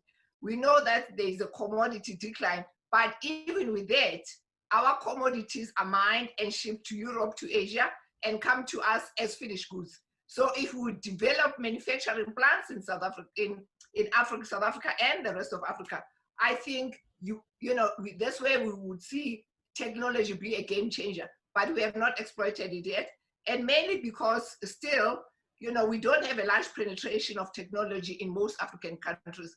Even South Africa or Nigeria, we're still struggling with proper infrastructure penetration in our communities. So that's where I see a big role of technology in Africa. And I think collaboration with some of the companies like Google, who already have a presence here, to partner with local tech companies, that would be a way to unlock the potential that is there in Africa. All right, Dr. Mandela, we're such an entrepreneurial continent. People, even in extraordinary circumstances, still find a way to make the extra buck and support their families. What is the role, you think, of support, or how can African entrepreneurs be better supported to be at the same level with their global peers? The way that they can be supported is for governments to take an active role in supporting entrepreneurship in their countries. I'll give you an example. Brazil, fashion industry or textile industry improved exponentially because government made a conscious decision to invest heavily in textiles in Brazil. And they also exported basically the fashion industry. Nothing can happen without serious government support, building on the skill sets that are there. And I think that if you look at a country like, for example, like Ghana, which has mined gold for a year, they now discovered oil, but there is no large manufacturing companies that manufacture gold jewelry in Ghana. They're just in a small scale. There are a lot of artisans who are mining the gold, but the gold is being shipped out, and they are not large scale industry. Even with the oil, there are lots of other industries that can come out of oil, but they're not really being exploited. So the opportunities are there in Africa to support, but I think our governments must take the first step. Without our governments realizing this potential and changing how they invest in their society, in their economies, we will not go anywhere as Africa. Do the governments get it though? Because I've spent a lot of time covering the continent and speaking to entrepreneurs across the continent, and they just like, we are taxed too much. There's too many regulations. If you succeed as an entrepreneur, it is in spite of government, not because of. Do you worry about that? Yeah, but I don't think that all governments, I mean, I think if you look at, and people say it's a small country, if you look at a country like Rwanda, where Paul Kagame, with all his faults, has set an agenda to improve Rwanda, and you can see how Rwanda has improved in leaps and bounds, whether it's in technology and in terms of entrepreneurship. And I think that if you look at a country like Kenya, the same is happening there, where the government is trying. It's not easy to deal with the issues that are plaguing governments in Africa, but I think more is needed out of them to actually help their people and their economies. I'm from Kenya, so they'll be very happy to hear that you're giving them a good promotion like that. Listen, I'm fascinated by the work that you do with the House of Mandela Foundation. What are the things that are of most interest to you right now that you're working on? Now, for me, what's of most, I'm very passionate because I'm passionate about agriculture. That's why I talked about it so much. A lot of people don't know that my father, besides being a politician and statesman, was an added agriculture. He believed that you can produce your own food. So he farmed in our farm in the Transkei, and that's what I'm passionate about, is really to put back into society through agriculture. So that's my project that I'm working with. And there are other organizations that have joined who want to create better nutritional bread, because bread tends to be one of the core food substances for a lot of families, and to create nutritional bread. So those are the things that I'm really interested in. And that's what House of Mandela Family Foundation is looking at, and looking through agriculture to educate local communities how to grow better mealies, better potatoes, how to actually rear better stock and sell them at the right time to realize the right price. So for me, those are the things that I'm interested in, and to bring in new agricultural technology to that rural area. I did not know that about Nelson Mandela, that his interest in agriculture was so big. And so it's fascinating to see that you're combining his legacy with trying to feed the continent and making sure that we're food secure. No, you think it's possible? Cows, he had pigs, he had a piggery, he had chicken. He grew a lot of vegetables and supplied the local community. That's who he was. Mhm. He came Okay. from the stock, yes. Mhm. We're a diverse continent. We speak 2,000 languages. We are of different colors and ethnicities and whatnot. And diversity has become such an important subject in this year, in 2020, especially with the death of George Floyd and the reckoning with the racism globally. Do you want to talk to inclusion and the differences and how all our differences around the world can be harnessed into something great? I think we need to celebrate our differences. You know, I lived in Kenya, and I know that Africa is plagued with ethnicity and tribalism, but I was wholly embraced when I lived in Kenya. And I think it's important for us, especially perhaps educated elite, African educated elite, who have been exposed to different cultures, to talk about the fact that differences do matter. And because we are different in skill, color, in the languages we speak, doesn't mean that you know, you are lesser than. It just means that you have other things that I don't have. And through dialogue and engaging, we can share the competencies that we have around the world. And I think that it's important today. A lot of multinationals work globally. So in their global companies, they have to incorporate people from different ethnic races, genders, different sexual orientations. And I think it's to harness the skills of those people, because that's the only way we create better organizations, better society or communities, and actually a better global world. There is nowhere where you can go in the world and find people who only speak a certain language. You hear people from different areas. I was in China, I saw Black people in the furthest parts of China. I was surprised, you know. So the world is much more of a mixed society than separated into these separate groups of people. And so we need to appreciate each other. And because I am Black or you are Black, we are not inferior. We just have a better skin color, but really we have the same kind of wishes and dreams in life, you know, to have a roof over our head, to have a good life, you know, free of violence and crime. So we all have the same kinds of desires in life. And I think we should celebrate the differences, because they make the world a much more better and exciting place. All right. And I want to finish off with back to the pandemic where we began. In terms of recovery, whenever we have a vaccine and people can get back out, and how do people rebuild their lives? What do you think the priorities should be for governments, for entrepreneurs, for individuals? I think for me, I think the pandemic has indicated and shown to us as human beings the need for us to collaborate and support each other. And I think that a lot of economies have been decimated. But also what it points to is that governments have to focus on localization and building the capacities of their people. Because I think all countries can be sufficient up to a certain point. And I think what governments need to do is to focus on what are the key competitive areas of each country. And I think that what the pandemic has also indicated, that technology is very, very important, because today I'm meeting you through technology. We can discuss world issues through technology.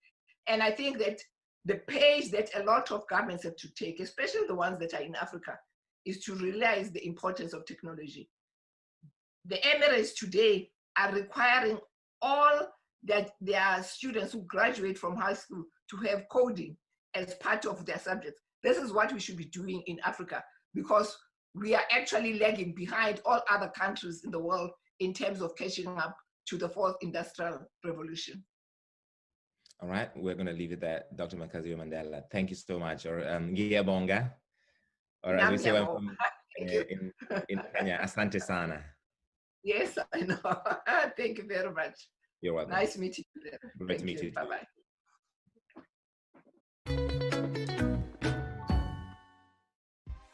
Interested in climate change, society, or investment? To see EDP's full schedule, including their masterclass details, visit their profile in the Explore tab. Welcome to Pitch, powered by KPMG. You're about to hear from some of the most innovative startup pitches in this year's competition. We're only going to show you a teaser. You can see the full pitch video on each company's startup profile next.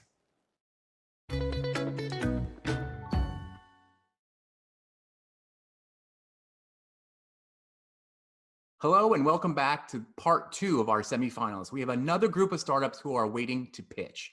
Our 5 judges will be sharing what they think about our semifinalists. So let me introduce you again to our expert panel of judges. Marta Krabinska from the Google for Startups. Rashmi Gobintha from B Capital Group. Oh. Phil Libin from All Turtles. And Niall Flood from KPMG. All right, our judges will be reacting to each startup's 2-minute pitch. We're only going to show you a snippet of the pitch, so if you want to watch the full thing, check out their startup profile here at Web Summit. Each startup will be scored out of 10. The judges will be exploring the startup's product, potential to disrupt, team, financial viability, and the quality of the pitch. They'll be voting on their phones. Don't forget about our mobile app, where you can browse the startup's profiles without missing a minute of the competition.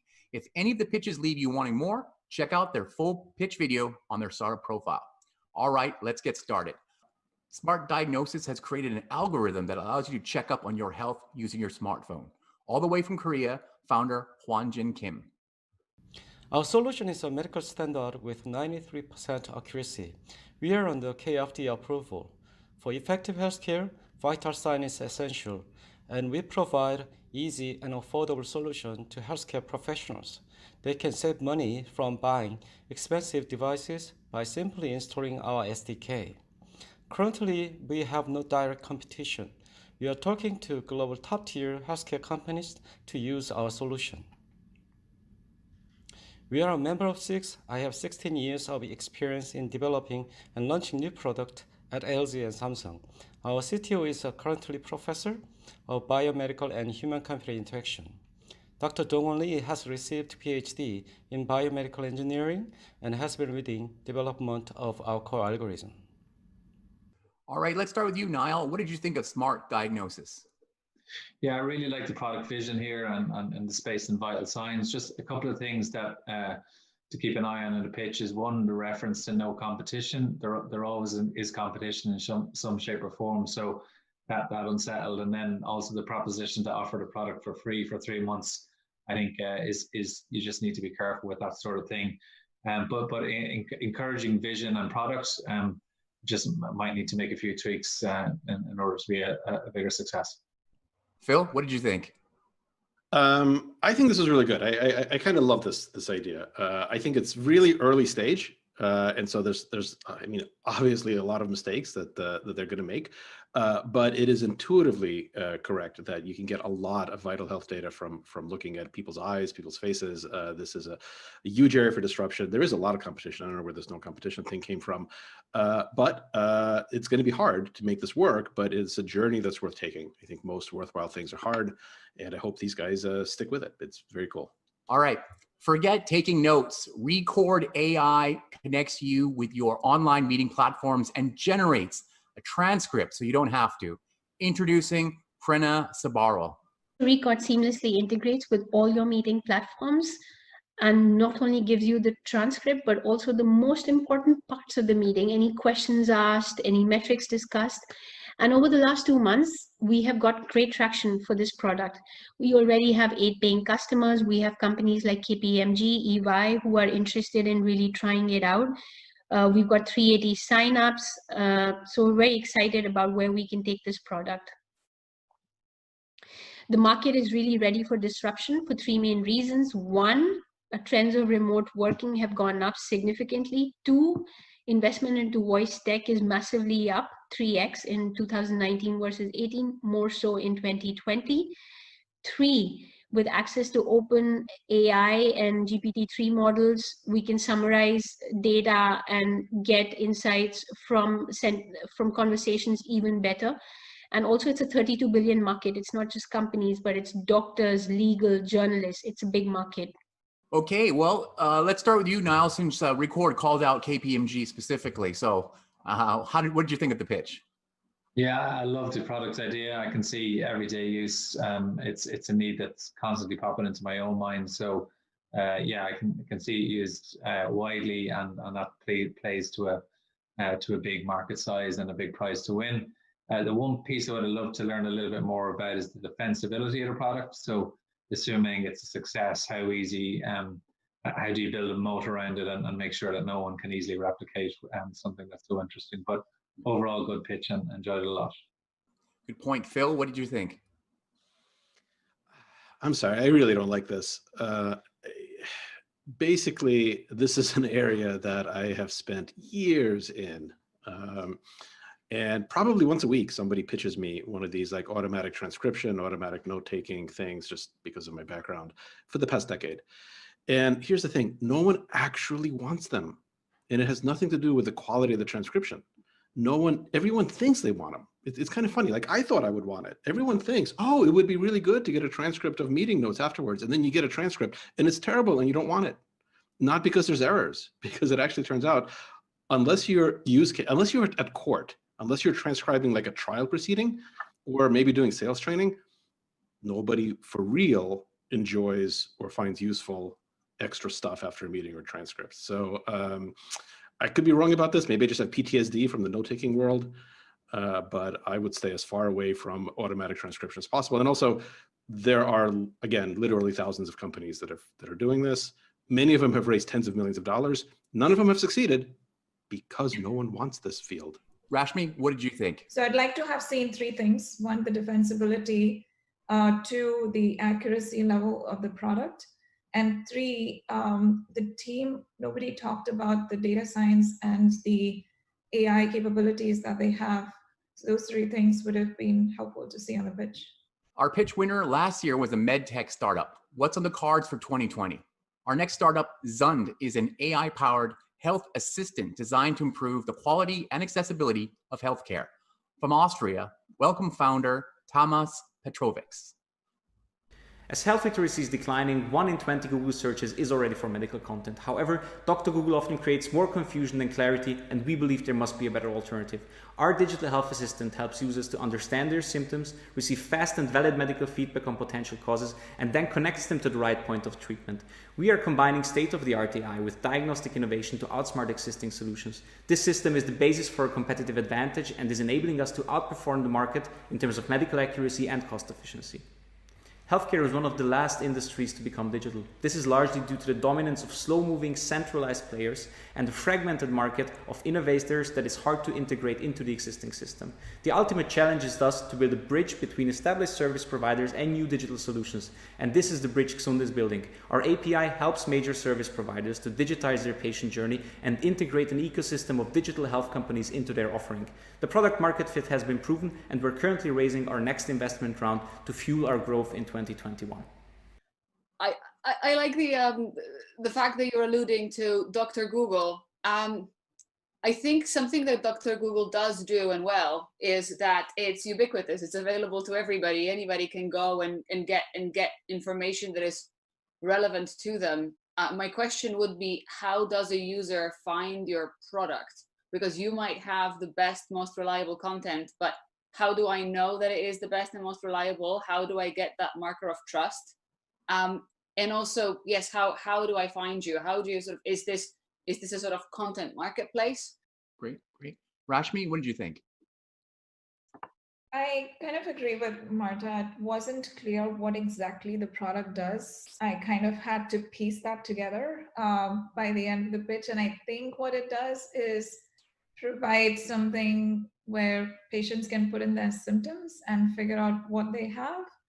But it would be helpful to just be clear, here's the pain point, here's what the product is solving. I also did not get a sense for what the go-to-market is going to be and who would they get, how would they monetize this? Like, would the referrals to the doctors come in as payments? So the business model wasn't clear at all. So for me, the pitch was very confusing. Yeah, I think similar to some of the other comments. It's difficult, I think, in this kind of format without a demo to actually make sense of what the thing does. So It is certainly a big area, and I would love to see technology used to help patients understand what's going on with them in a way that doesn't require human healthcare workers to explain everything live every time. But I can't actually tell without a demo how close this would be to it. So I'd want to see a demo, which again, maybe the best you can do in a short pitch is get someone interested enough to see a demo. Okay, that wraps up this round of pitch. Come back at 5:10 p.m. on the Center Channel to watch out the last few pitches and see who will be making it to the finals.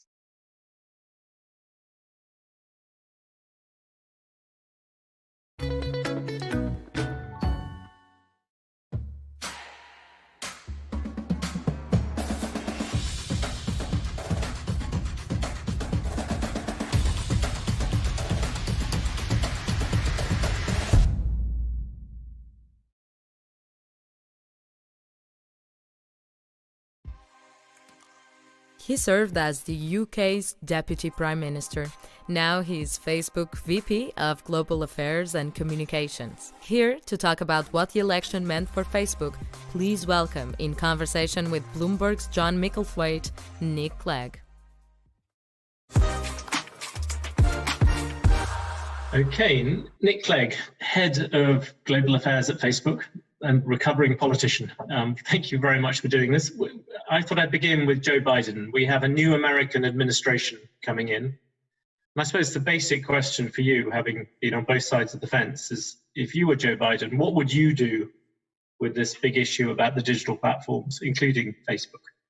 Well, I think from Joe Biden's point of view, from the US's point of view, when it comes to tech, the biggest strategic question, of course, is how is the tech rivalry, a strategic rivalry of these essential technologies and services how's the rivalry between China and the United States going to play out? Because the reality is that, I mean, people talk about the global internet at wonderful conferences like this in lovely cities like Lisbon, where we could physically be there. Where we should be, yes. Where we should be, of course we should. But of course, the reality is the global internet doesn't exist. It just simply doesn't exist. We have a Chinese internet, which is based on a completely different set of values. In effect, remarkably enough, no one thought 15 years ago this was possible. So built a wall around the internet, you have very heavy surveillance. You don't have all the sort of checks and balances of data protection, privacy law, and so on. Then you have, of course, here in Silicon Valley, where I'm now working, you have these companies, forgive me, which have sort of pioneered an open, seamless approach to the internet, which has been adopted by very many parts of the world. But you see in places like Pakistan, Russia, China, Turkey, Vietnam, there's this very accelerating move to almost emulate, if you like, the more sort of insular approach to the internet. And so I think from Joe Biden's point of view, there really is a sort of fundamental question, which is what can he do to exercise American leadership to reinforce and buttress the open internet? Because I think there are really basically two paradigms now struggling for supremacy in terms of how the internet is architected. And from at least from the vantage point I have now, and someone who obviously was in politics for 20 years, someone who worked for many years very closely with Joe Biden himself, I think the thing that I suspect will occur to him and his advisors is that America will be best placed to exert its own influence in this space by doing so hand in glove, particularly with the European Union and India. If American sort of thought leadership and policy leadership can really work more cooperatively with the Europeans and the Indians on the future governance of the internet, which of course is something which hasn't happened in recent years, I think that probably would be the most effective, from his point of view, the most effective bull. Isn't that the whole problem though at the moment? I mean, we'll come back to what Biden and Facebook itself, but on this issue of the splinter net, so to speak, you could say you've got the US is somewhat paralyzed. You've got the EU totally obsessed by privacy. You've got this issue of India going its own particular area, and that's even before you take into account China. Does that mean that if you're Biden, you have to deal with a world which is almost listen to 4 rather than just 2? I think when it comes, I think you're right to say that. I mean, certainly from my vantage point as the person in Facebook who's responsible for the, how this company interacts with regulators and policymakers around the world, and of course, when that Facebook we're not present in China. We don't perhaps operate in China. So from our point of view, from Facebook's point of view, you're quite right. Those are the three big regulatory planets: the US, the EU, and India. Of course, there are other incredibly important jurisdictions: Japan, Brazil, Indonesia, you name it. But they're the ones that I think have their own sort of gravitational force field when it comes to this debate. And you're right, they're having three linked but somewhat separate debates at the moment. In the US, partly because there has been this period of basically policy paralysis in which the Republicans and Democrats haven't been able to agree on granular regulation in DC. So the debate is very much defaulted to, should the antitrust authorities, the DOJ and the FTC, break up big American Silicon Valley companies or not? So it's a sort of antitrust breakup debate, principally, but not exclusively in the US. In the EU, you're right, privacy, but also increasingly there's this sort of fashion of talking about data or internet sovereignty, data sovereignty in Europe. A little unclear what that means. In certain interpretations of it, it could be a form of sort of digital protectionism, which I don't think would help Europe very much. But crucially there's a very profound skepticism about the way in which data is aggregated at scale, and also a considerable amount of skepticism about online advertisements, personalized advertisements, and so on. So there's a lot of focus in the European Union regulatory debate on if it's corporate breakup in the US, it's sort of data breakup in the EU, and then in India, it's driven not exclusively, but very heavily, again, by a strong sort of political motif of sovereignty, but also layered onto that very particular concerns about security. Not surprisingly, given 400 million Indians, for instance, use one of Facebook's apps, WhatsApp, which is an end-to-end encrypted service, and that of course is great for security and privacy, but law enforcement. So you have these three separate debates. But to your question, I think, and this is where the art of leadership and international diplomacy, and certainly when it comes to international diplomacy, Joe Biden has a considerable amount of expertise on that.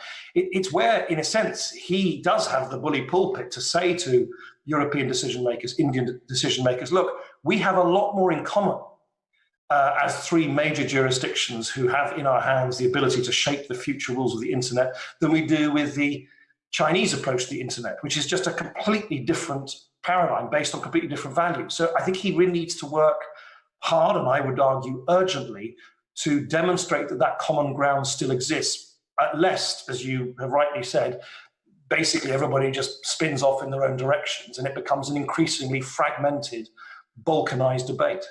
Should we just go through each of those in turns? I mean, let's do the Europeans first. I will come back to the other form of breakups. On this issue of privacy, do you think the Europeans are now setting the weather on that? If they come up with privacy rules, you saw that California's also had some, as you well know, but are they now the people who are setting the tone for the rest of the world in terms of privacy?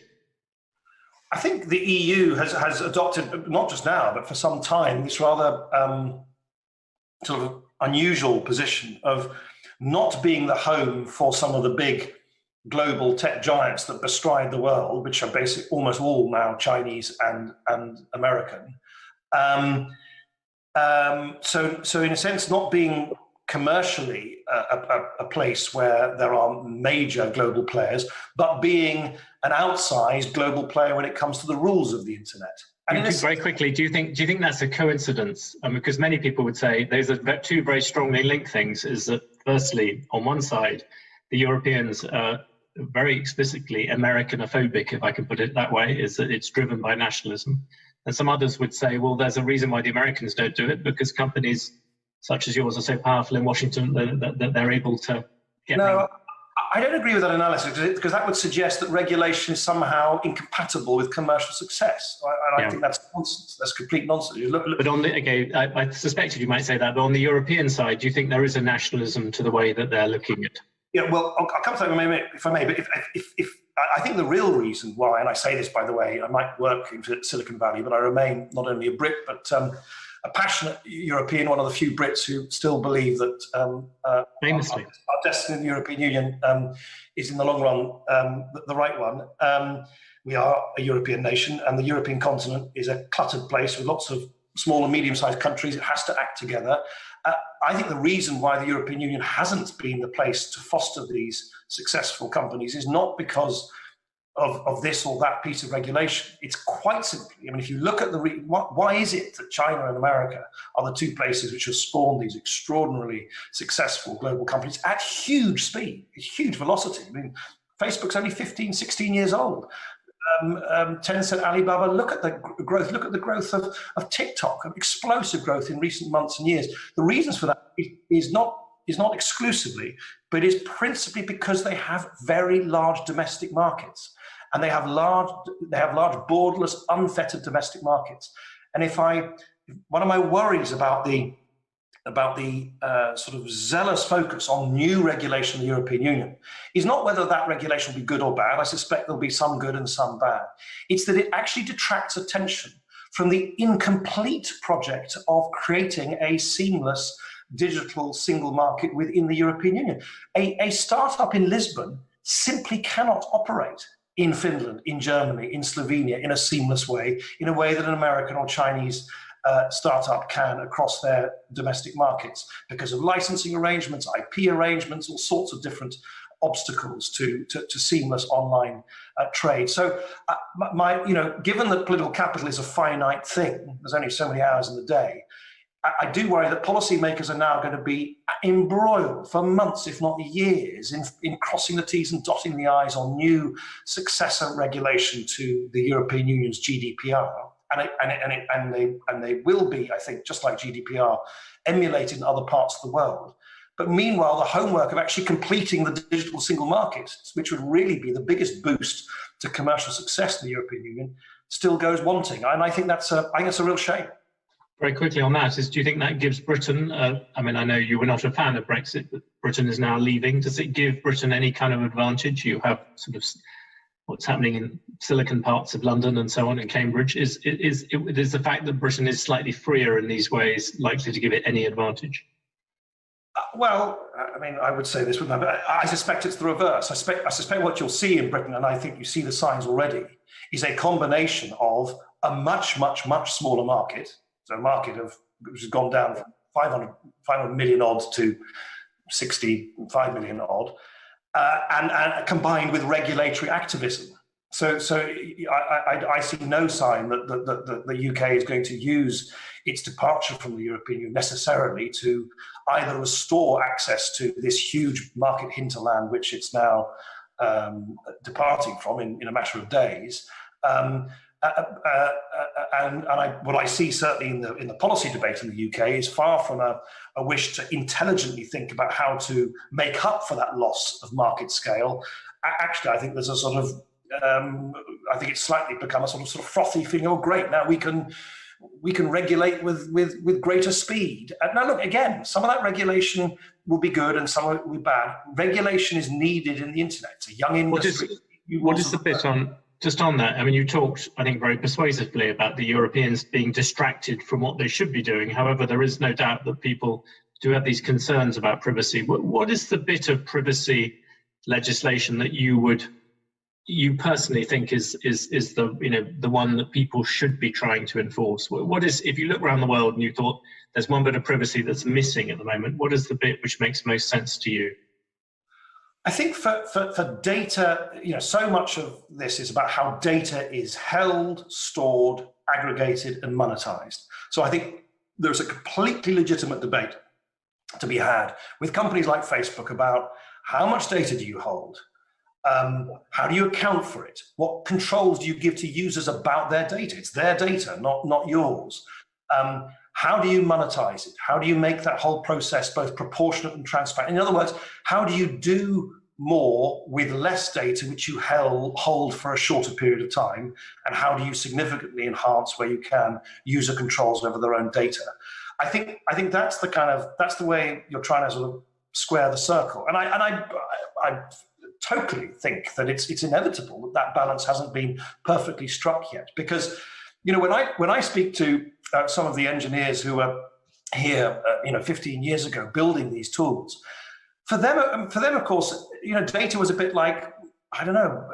I mean, I'm being perhaps a little glib here, but it was a bit like sort of wood is material for a carpenter. It was just stuff that was lying around, and they could do all these ingenious things with data.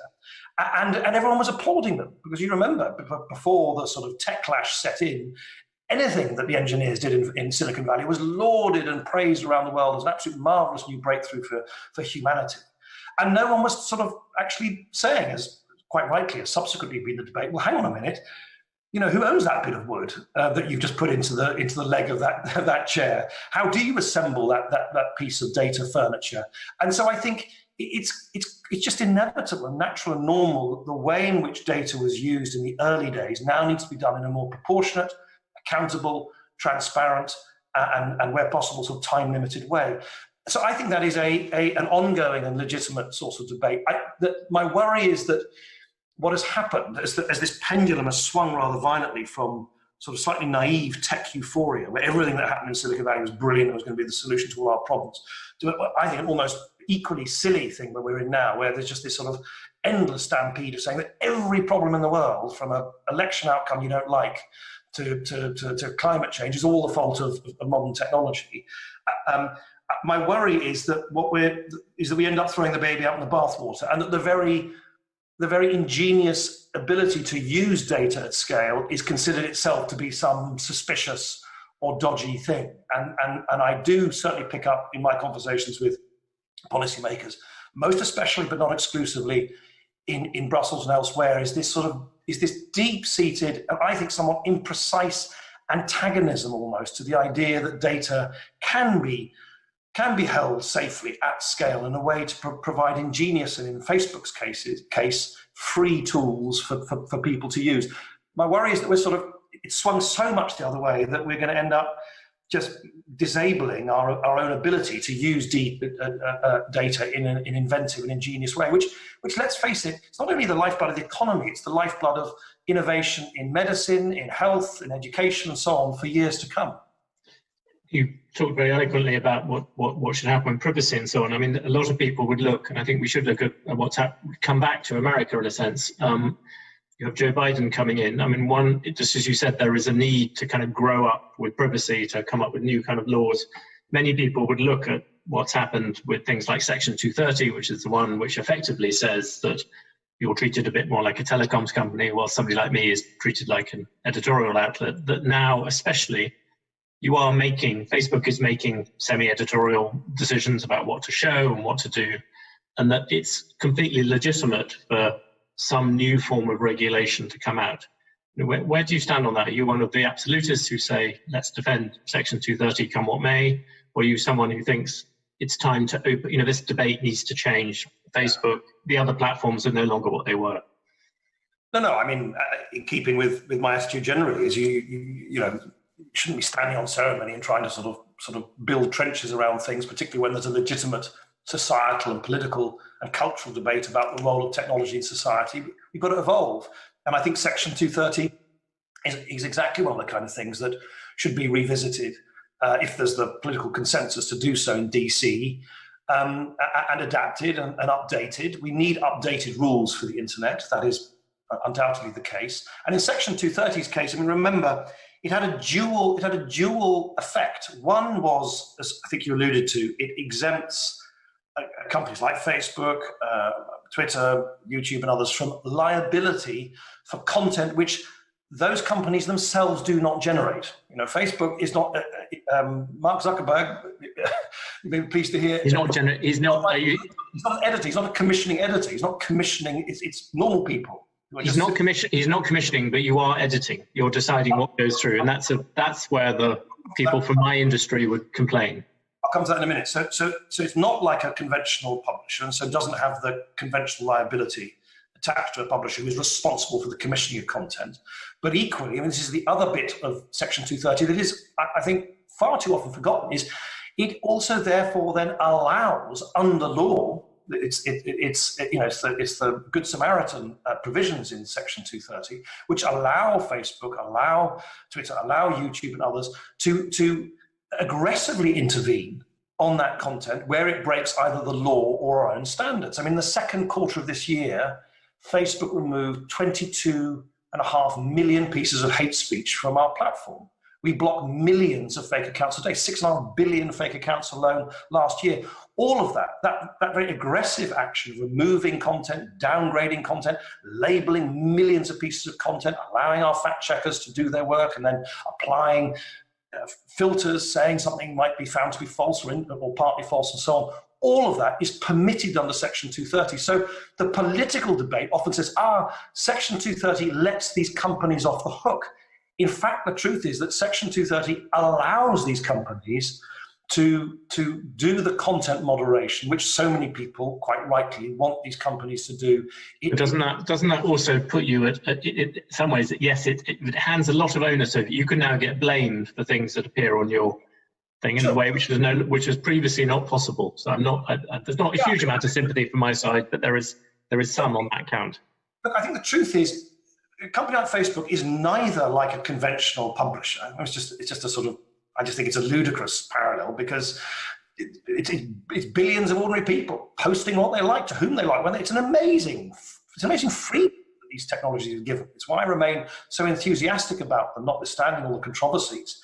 Is that you're empowering billions of people for free. They can use these tools for free because they're paid for by advertising, to use Instagram, Facebook, Messenger, WhatsApp, to communicate with family and friends as they like, when they like, without being told what they can say by religious or political leaders or by the powers that be in the media. On the other hand, it's equally true that Facebook is not just some inert pipeline, it's not some inert utility, it is somewhere in between.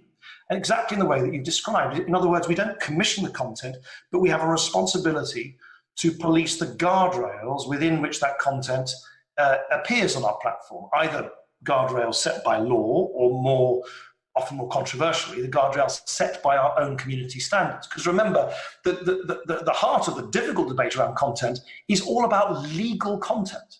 So companies like Facebook are constantly being berated for allowing content which is perfectly legal. It's just that there's a huge diversity of opinion about whether people like it or don't like it, or think it's we're running out of time a bit, but just very quickly on that. What would you do? And you're someone who's been on both sides. It's back slightly to my first question. Just on that particular question, if you were given the power of the presidency, which is only a matter of time once you assume American citizenship. I would do the following. I think it's a dangerous precedent. As you know, John, I'm an old-fashioned liberal. I believe it's not good when states and governments and politicians start interfering line by line, word by word, phrase by phrase about what citizens of their countries can and can't say. I think that's a very dangerous precedent. So I don't think government should get into legislating to sort of determine what legal speech they like or dislike on a platform. I think that is the route to very worrying sort of state censorship. I think, however, what governments can and should do, and I hope they will do, is to say to companies like Facebook, you have a legal duty now to show that you have policies and systems and practices in place to keep your users safe and secure on your platform to the best of your ability, because of course you're never going to find everything on the internet. You've got to show that those systems are auditable, that they're transparent, that we can scrutinize them, and if those systems are not operating or they fail, or you have knowingly failed to catch content which you should have done, there will be penalties and sanctions attached. In other words, I think you need a sort of systems-based form of accountability. It's one of the reasons, by the way, why Facebook publishes now every 12 weeks a kind of transparency report setting out all the hate speech we've taken down, terrorist content and so on. And we're about to shortly have that independently audited by an external auditor to start the journey towards where I think where this goes, which is, I hope, not governments basically stepping in to decide for themselves what can and can't be said by free citizens on the internet, but to say to these big platform companies, you've got to show that you've got all the arrangements in place to do this as best as you can, because you're never going to do it perfectly, as best as you can, using content moderators, using machine learning tools, having clearly transparent and accountable standards. You've got to use those, and if you've got to have those in place, and if you don't, then the law will come down hard on you. I think that's the kind of approach of accountability and transparency that my own view, I think, would work best. Very interesting. And finish with one final question is, you've spent this time now in Silicon Valley. What's the main thing you've learned on a kind of personal level? Well, politics and engineering are just very, very different worlds. And I work for an engineering company. Mark Zuckerberg is an engineer, and there was Mike Bloomberg, who's also a politician. So we are right. Well, there you go.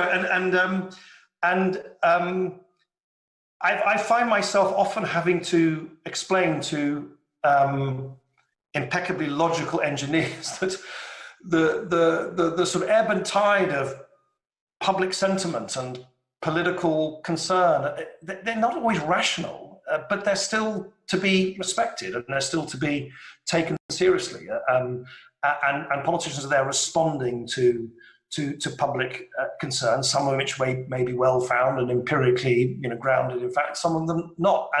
And to sort of nudge an engineering company to engage with debates that are not always and not always a sort of subject of some sort of flowchart or a statistical spreadsheet, is a really, really interesting exercise. And one of the reasons I was so happy to take up this role is because I do think we need to build more bridges between like any center of anything. Silicon Valley is a little bit of a bubble of its own, in the same way that Westminster, where I was a little bit of a bubble of its own. And before then, I had a career for 10 years in Brussels, and that was a bubble of its own. And the problem with places, whether it's engineers or politicians only speaking to themselves, is they're not very good at speaking to each other. And I just think we need a lot more of that if we're going to navigate some of the things that you've precisely asked about just right now. Thank you very much. I'll finish by pointing out, I think correctly, that China is almost entirely run by engineers, but that's another point. But thank you very, very much. That's very interesting. And we will hand back to Portugal. Thank you.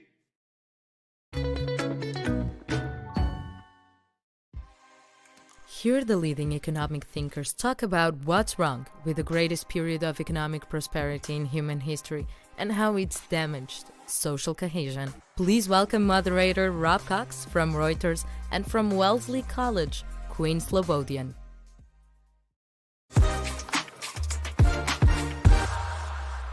Quinn, great to see you. I'm coming to you from Zurich. You're all the way in British Columbia and Victoria, but we're here to discuss a really simple topic, and we have 14 minutes with which to do it. And the question is, what is wrong with capitalism today? So, I'm not sure exactly how we start, but maybe it's worth you giving your sense of like what is actually wrong with capitalism today in sort of let's say 3 or 4 bite-sized issues that we can then try to dig into and remedy.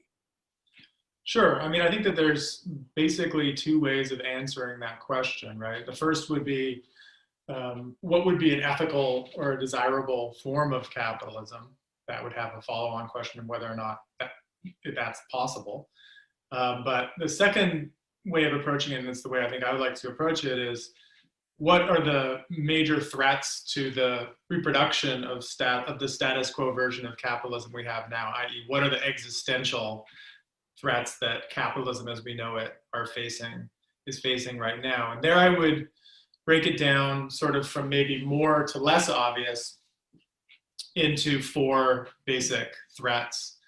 The first one I would say would be perhaps the most obvious one, which is climate, the constraints of the ecological system that are now beyond our control, beyond a basic mitigation. There are ways that the way of life as we know it is going to be deeply affected in coming years and decades, and that has been written about at great length. And if people don't, think that that's a thing, then, pick up a book by David Wallace Wells or any number of other people and educate yourself. So that one's kind of an obvious one. The big one, I would say, is climate.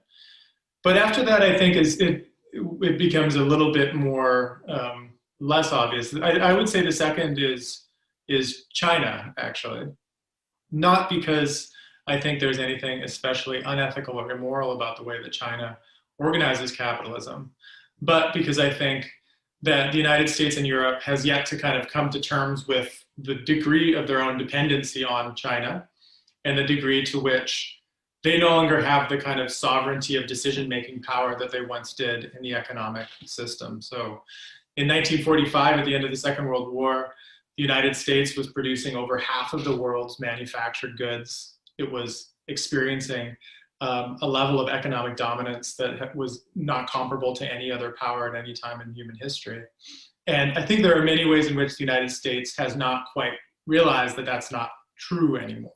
So the question of what kind of system should govern the world is no longer just a question that the United States can decide on and then expect the EU to come along and the UK to come running along with us with it.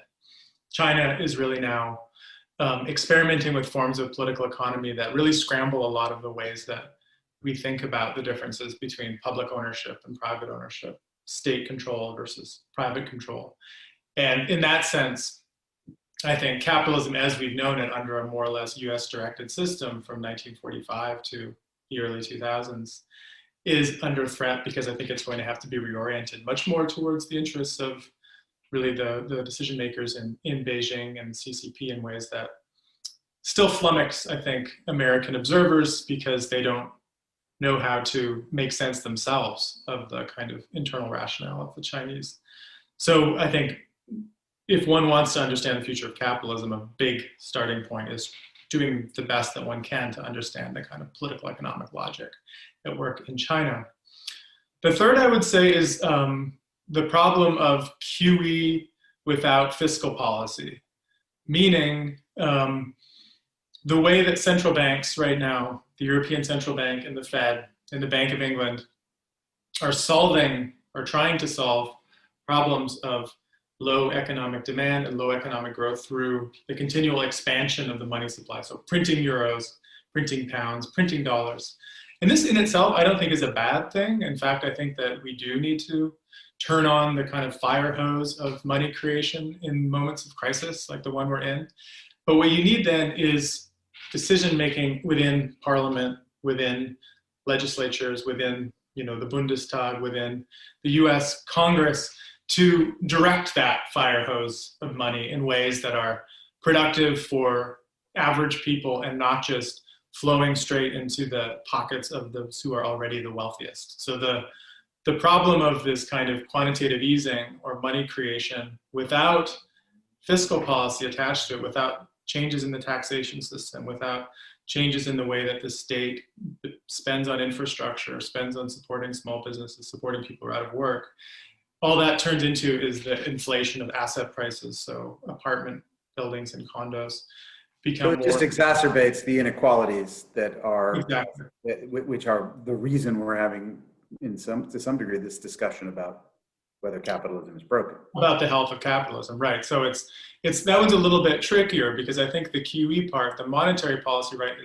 part is kind of correct, but it's only half of the solution, and the government needs to do the rest.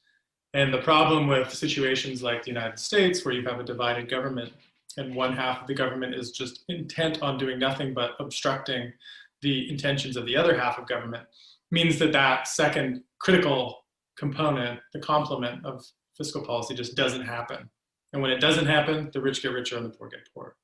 So that's one of those problems of democracy as much as problems of capitalism, which is how can we actually get a popular will into power that can govern. And right now, much depends on whether or not the Democratic Party is able to gain control of the Senate. And if they can't, then I think questions of cooperation around climate, questions of adding fiscal policy to monetary policy, questions of engaging with China in a constructive rather than destructive way are all unlikely to happen. So unfortunately, and then we'll get to see that when we have the Georgia runoffs, the Senate seats there in January. You said there was a fourth then for existential. The fourth one, and maybe the big one, and perhaps the most nebulous one, is I would say the consent of the governed.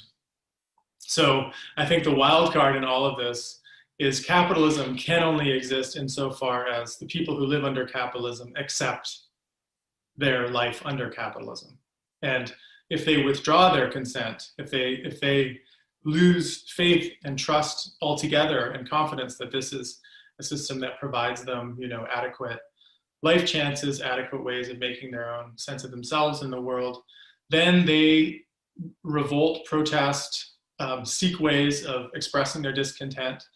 And the direction of that discontent, I think, has been really effectively channeled by right-wing parties in the last several years, let's say in sort of the last election cycle since 2016.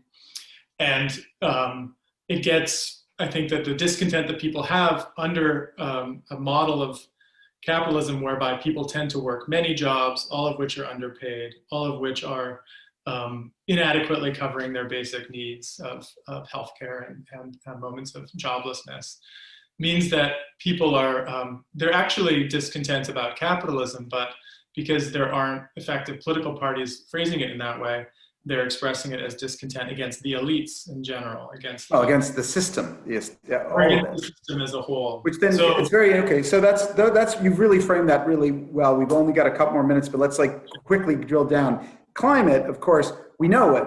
I mean, there are prescriptions. There are ways to this through, and now that, but they are going to require sacrifice across the board, and they're going to require governments and others to regulate effectively. Which, by the way, is a theme on a lot of these points, and certainly. But what I mean, you see corporations. Everyone seems to have understood that there is an existential threat, and that is in the last couple of years, you've certainly seen it's gone from just PR to. I mean, there's still a lot of PR. Don't get me wrong, but there certainly has gone to sort of a recognition around that when in the companies and globally that I come across. One of the simplest ways is to put a price on the bad stuff, the negative externalities of capitalism, if you will. Carbon taxes, that kind of thing. Is that, I mean, isn't that a relatively like straightforward way to use the market itself and capitalism itself to solve the problem?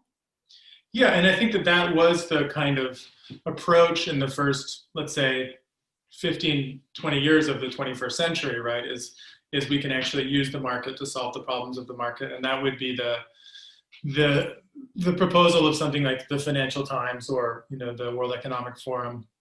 They have a great deal of confidence in markets to solve their own problems. But I think there's two problems with that. I mean, one, it hasn't really been effective in the sense of actually slowing down the production of carbon. Two, it presents as a kind of like a technical fix or a technocratic fix that I think loses the consent part of the story. So I think that the only way that, and so what has happened is that you've had opposition to something like carbon markets from two sides. The left thinks it's inadequate, and it is, and so they call for more radical things like Green New Deals. And the right sees it as just another gimmick of the elites to, take away the trucks. Right. The China one is really fascinating because China is not a capitalist economy. I mean, what do they call it? A market economy with Chinese characteristics or something, which is, and it certainly has, you look right now, after the pandemic, they got it under control in a way that the West has not. Every company I see is sort of talking about their third quarter results. Great in China, terrible elsewhere. They're becoming addicted to some degree to the growth in China. But China's going to call the shots, and its system, I dare to say, though, they can do all of these. They can impose a carbon tax. They can get fiscal aligned with monetary policy. They do have the consent of the governed. They don't ask. Are we coming to, are we ending up in that is a better system to solve the capitalist problem? Well, I mean, I would say that it is true that now Xi Jinping is making sounds that he's willing to sort of take leadership also at the global level on climate, which is unmitigatedly a great thing. Whether or not there is the consent of the government, though, I think is another question, right? There are a lot of signs of labor discontent. There are a lot of strikes. There's a lot of repression in China itself. So in a way, it governs more through coercion than consent, insofar as it needs to keep on providing legitimacy through consumerism. So I think that if anything we should leave this with is that there's no kind of binary between sort of capitalism and socialism. These are unhelpful kind of Cold War relics. And if anything, we need to think about, as to going back to the China point, we need to think of better language actually to understand what these models and in some ways experiments in political economy are, right? I think it's not actually helpful to say like save capitalism or reset capitalism as it is to say, what parts of, say, the Chinese approach are effective and are working. Right. So let's close it on like a happy. Where is the good model? If we say China on the one hand, where you say it's coercion. We know that from the West, it's not the preferred form of social construct. But is there some place here in Canada? Is that the best? Is Denmark? I don't know where. Has somebody got something that we can? I don't think it's a kind of a national model, especially because I think where there's hope is in social movements that tend to cross borders. I mean, I think that the way in which something like the Green New Deal got pushed onto the agenda in the United States from the bottom up and has now been taken up by the European Union in different ways because of pressure from activists, many of them not even teenagers yet, right? I mean, I think that's where there's inspiration. Inspiration is not the exchange of ideas among policymakers, but the way that this kind of organic, energy of people from below can actually push their states into making decisions that will ultimately save them. So it's movements, not geographies, that are going to help us guide us. All right, well, look, we did it in 14 minutes. We solved the question. Okay, we didn't solve it quite, but we did identify some of the problems. I think that's really useful. Thank you so much, Quinn. And thanks to Web Summit. We're going to throw this back now to the great city of Lisbon. Thank you.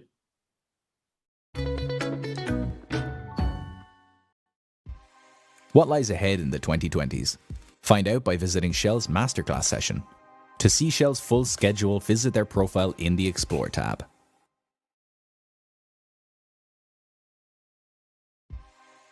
Some have prospered working from home, others have struggled to adapt. The CEO and co-founder of Atlassian and the managing partner of SoftBank Vision Fund talk about 2020 and moving beyond it. Please welcome Scott Farquhar and Deep Nishar. So it would be an understatement to say that 2020 has been a year of massive change. And I'm not just talking about the US elections or the almost here but not quite there Brexit. I'm talking about the fundamental changes that we've all experienced all around the world in the way we educate our children, the way we work with our colleagues in the workplaces, the small, medium businesses that we interact with every day. And all of that has been mandated by this pandemic that's raging around the world for almost a year now. And we all have had to adapt and figure out ways to thrive, whether it's with our children in school, our colleagues at work, or even our neighborhood cafes. And so I'm excited that I'm joined in this conversation today with Scott Farquhar, the co-founder and co-CEO of Atlassian, a company started in 2012, straight out of college. And we will explore what workplace changes, if any, that we are witnessing today are enduring and how will they evolve going forward. And Scott and I have known each other for many, many years under many different circumstances. So it's fun to reconnect with you, Scott. It's great to be here, Deep. I'm excited. Yeah. So, when LinkedIn was started in 2003, it was really all about taking a physical dynamic of people meeting each other in a professional context and making it digital so that we could scale it up. But there was a closed loop system, like people went from physical to digital, and then it went back to physical. So we could connect with a lot more people, get to know each other, but eventually the final connections were always very physical. What are you seeing in terms of productivity tool trends amongst your customers? So, compare that to, say, when you started Atlassian to end of 2019, and then how has it changed since the pandemic? Great question. I like to think that the future is here, but it's just unevenly distributed. And what we found is that for some of our customers, they've barely skipped a beat as they've moved to working from home. And for other people, they've gone through 10 years of, digital change, in 10 weeks. And obviously the biggest change for everyone has been working from home, on Zoom, on Slack, on Microsoft Teams. And, and for many people, they've had to work with how they move work around their organization, because previously it was done on Post-it notes on a whiteboard, or it was done, turning the person next to you in your office. But for some companies, whether they were global previously or that had already been adopting our tools for many years, they were already using digital products like Jira or Confluence or other products out there to handle their work. And so I sort of find it's almost a tale of two different types of companies, like the ones for whom people went home and they were like amazed how productive they have been. And for those where they really had to like change the way they worked overnight. And I think both of those teams are now, after 6 months in, are operating pretty productively. So what were some of the pain points that you saw these businesses experience as they tried to go completely digital and they weren't quite up to speed with all the digital productivity tools? Well, there's a couple of things that we saw, not necessarily relating to our products per se, but in terms of how people were working around the world. And as a company that provides collaboration products, we wanted to go do research, not just amongst our customers or our employees, but across people around the world and see how people are working. And so we surveyed 5,000 employees of various companies around the world and asked them about how they're working. And we also looked at our products usage across both our employees' use of our products and across our customers' use of our products. And what we found, I guess it's in two areas. One is the times of work during the day have changed significantly. And two, we've tried to find the underlying reasons behind people who were working well at home and people who were struggling at home. And so what we found is that our users are working longer days. For example, our employees in India, we got a Bengaluru office. Our Indian employees used to take a very defined lunch break at a very specific time at the middle of the day, and then they try and get home before the traffic at a certain time in the afternoon. And what we found is actually the day is stretched out. People are starting work, in India slightly later. And they're not taking sort of a lunch break all at the same time. They might be juggling kids or other things around the household, and they're working longer into the evenings. And so we looked at that across all of our staff around the world. And then we looked at it, that by geography for our customers. And we found that, across almost every geography, customers are working longer. And so, and by working longer, I mean using our products for a longer period of the day. And it used to be that Japan and Korea had the longest work days across, our products, and they've increased, by 16 minutes in Japan and 7 minutes in Korea. But other countries where, they weren't necessarily working as long hours as looking at our tools, like say Israel's actually, spending 45 minutes a day longer in our products. And so, Australia's working 32 minutes longer, Germany's 30 minutes longer. And it's sort of evenly, people starting work earlier, but mostly, and a little bit more working longer in the evenings. And, that's our data for our products, for our customers. But I'd encourage everyone, if you're a CEO looking at your employees, I think the part of this is you have data to start having this conversation about, are your employees working too long or burning out?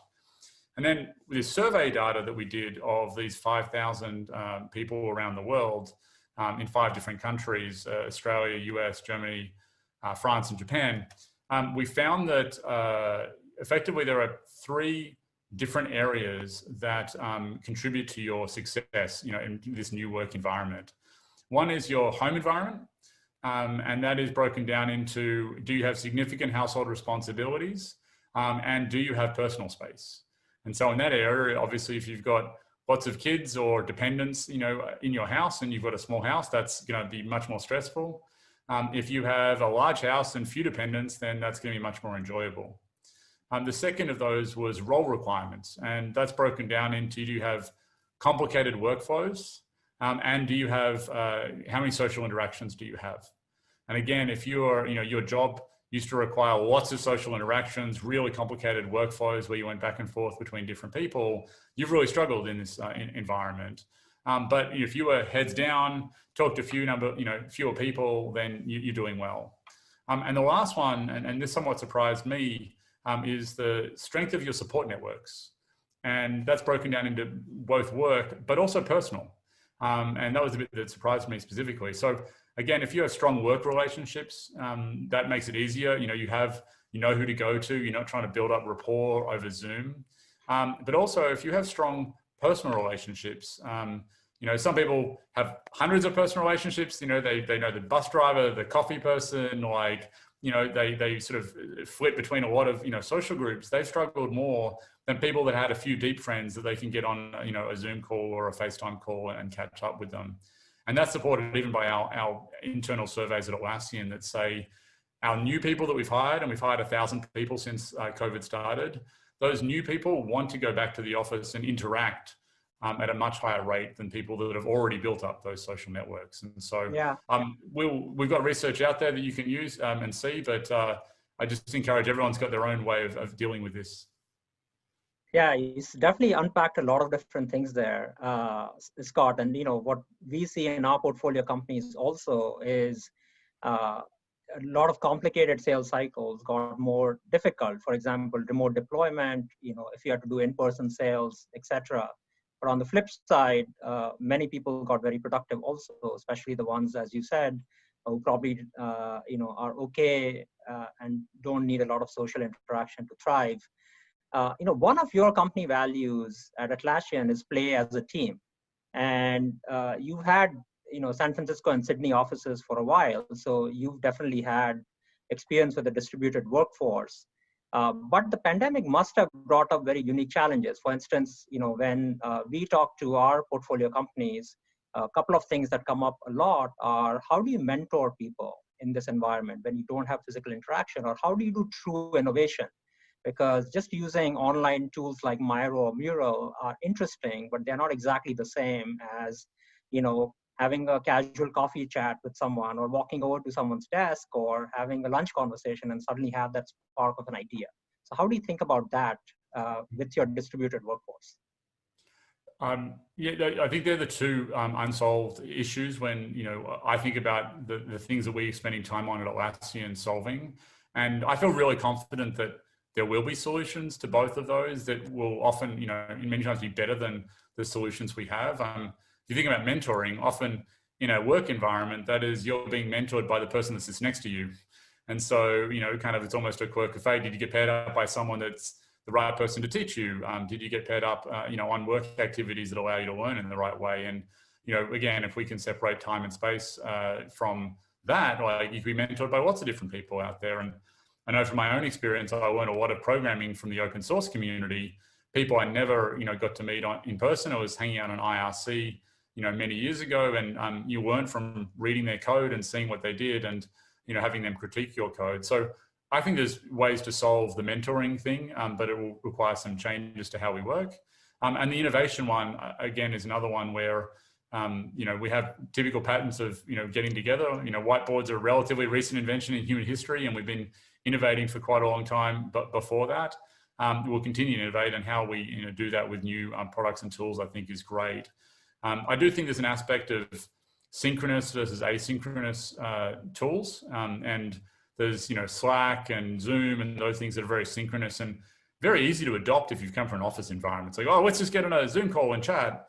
The harder part is when you say we want to move to asynchronous to allow work to move, and really important for those people that have kids at home or are working those longer days, to work around or other obligations they have, to have these tools be asynchronous. And I know using the digital whiteboard products, my co-founder took me, into one of the brainstorms he'd had with one of his team members, and I contributed to that, even though it had happened 2 days earlier, whereas it wouldn't have happened if it had happened on a whiteboard. That would have been wiped off and wouldn't have been able to contribute. So I think you're on the money for the right things that need to be solved, and but I'm totally comfortable that between asynchronous tools and new ways of working, that will solve them. So let's unpack that a little bit, right? Because if Microsoft was the original productivity tech company back in the 80s, 90s, 2000s, and that's how they positioned themselves, Atlassian, Slack, Zoom are probably today's preeminent productivity companies. Who else comes to mind? What are some of the other tools that your employees are using? And I'll share some from our portfolio companies as well. Well, firstly, if you look at Microsoft, what they did is they took a piece of paper, kind of a piece of paper, and they put it on a screen. And I remember like some of the huge innovations was they made the screen look even more like a piece of paper. Like when I think Word 95 came out and the layout view or whatever. And so actually Microsoft didn't really innovate in many ways about kind of adapting work to the tool and product that we had. This then eventually had things like Wikipedia, which were not possible, in the offline world. But it'd be hard to credit I don't think Microsoft's productivity suite really launched us into new ways of collaborating together. It just automated the typewriter in many ways. And so I think it made us individually productive, and today's software makes us collectively productive. I like that. That's a good turn of phrase. I'm going to steal that one, Deep. But yeah, we didn't get Please, into just attribute it to me, Scott. You're all good. Sorry? Just with right attribution, you can steal whatever lines you want. Totally. But there's some things that just aren't possible, in the old way of working. And, if you look at Jira, replaced Microsoft Project, and Microsoft Project was a sort of an artifact when you ran projects with paper. And you updated the project plan on a Gantt chart on a wall somewhere, and it was always slightly out of date, slightly wrong, but it was the best version you had. But no one could track work in Microsoft Project, or the project manager. And so then Jira came along and it actually tracked digital native, way of doing things. We should track and report work in the tool that we're actually doing the work in, and that's a much better way of doing it. And so I think you see more and more of these tools. Like obviously Zoom and Slack. I'm a big fan of asynchronous tools, so Jira, Trello, Confluence, those types of ones. And I think, the asynchronous tools get, time shifted stuff. I also think there's an aspect that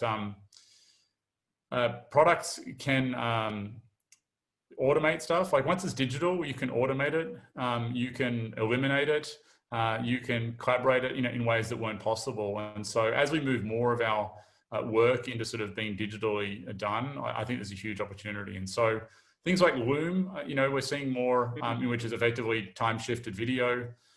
We're seeing more now transcript tools. So Gong, for example, is a product that sales teams use, and effectively they record the video, in Gong when they're doing the sales call.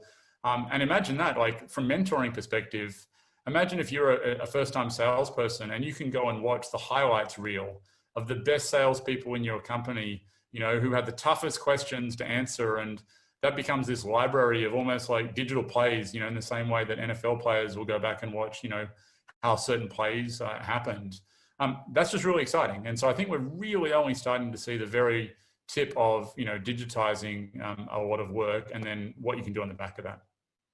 Yeah, I'm a little offended, Scott, that you use a American football analogy and not like a cricket analogy. Just given my favorite Mumbai Indians recently won the IPL T20 championship. Oh, congrats. Yeah, hopefully the T20 World Cup will happen in Australia next year and I can come see you in person. That'd be fantastic. We host a good cricket tournament, we do. That'd be fantastic to see. If you were to look into your crystal ball, what do you see as the future of work? Because you have, I think, just announced in November that all of your employees can work from home permanently. That's only one aspect of it, obviously. But in terms of workplace, in terms of tools, in terms of what people do, how they do it, etc., how do you think about the future of work? Well, let me talk about the sort of the office part, and then you can help me direct where we go from there. So firstly, I don't think anyone is going back to the way things used to work. I don't think we're going back to a world where everyone is in the office 5 days a week. Yeah. People are commuting, particularly in Bay Area, commuting, 1.5 to 2 hours. If you're in Bengaluru, the traffic's horrific as well. I just don't think you're going to go back to that world. Now, many companies may go back to a world where you're in the office 1 or 2 days a week. But I think people appreciate that and knowing that they can be productive from home. However, I think that limits your talent pool. If you're, want people in the Bay Area office 1 or 2 days a week, you're still hiring people in the Bay Area. And Atlassian has offices around the world. I won't even name all of them, but, starting New York, Austin, we've got 2 offices in the Bay Area, Sydney, Manila, Bengaluru, Poland, sort of around the world, because we believe that the best talent isn't, 10 miles either side of the 180, the 280 or the 101. And so I think that's changed. We've announced that our employees can work from, wherever they want forever. And that's been overwhelmingly supported by our employees. And I was just chatting with someone before this call who is in the middle of packing their office up and or their home up so that they can go traveling around the United States, and they're going to go on a road trip and still work. And so I think the future of work is tapping into a globally distributed workforce where you get the absolute best of the best. And those people get a lot more flexibility about how and where they live, and they don't have to live in a big city to have a great job. Yeah, I totally agree with you. I think distributed workforce will also have other massively tangible benefits that we don't think about, like, a lot less pollution. Our climate change may slow down a bit, perhaps, with a lot less commuting, people living in different areas around the world, as well as ensuring that congestion in these large cities like Bombay, or Mumbai, Bangalore, New York, etc., would go down substantially, and we would spread out more. I know, Scott, we could continue talking forever. I think our time is up. So thank you so much. It was a wonderful conversation. Hopefully everyone at the conference continues this further. And now over to Portugal. Thanks, Dave. Thank you.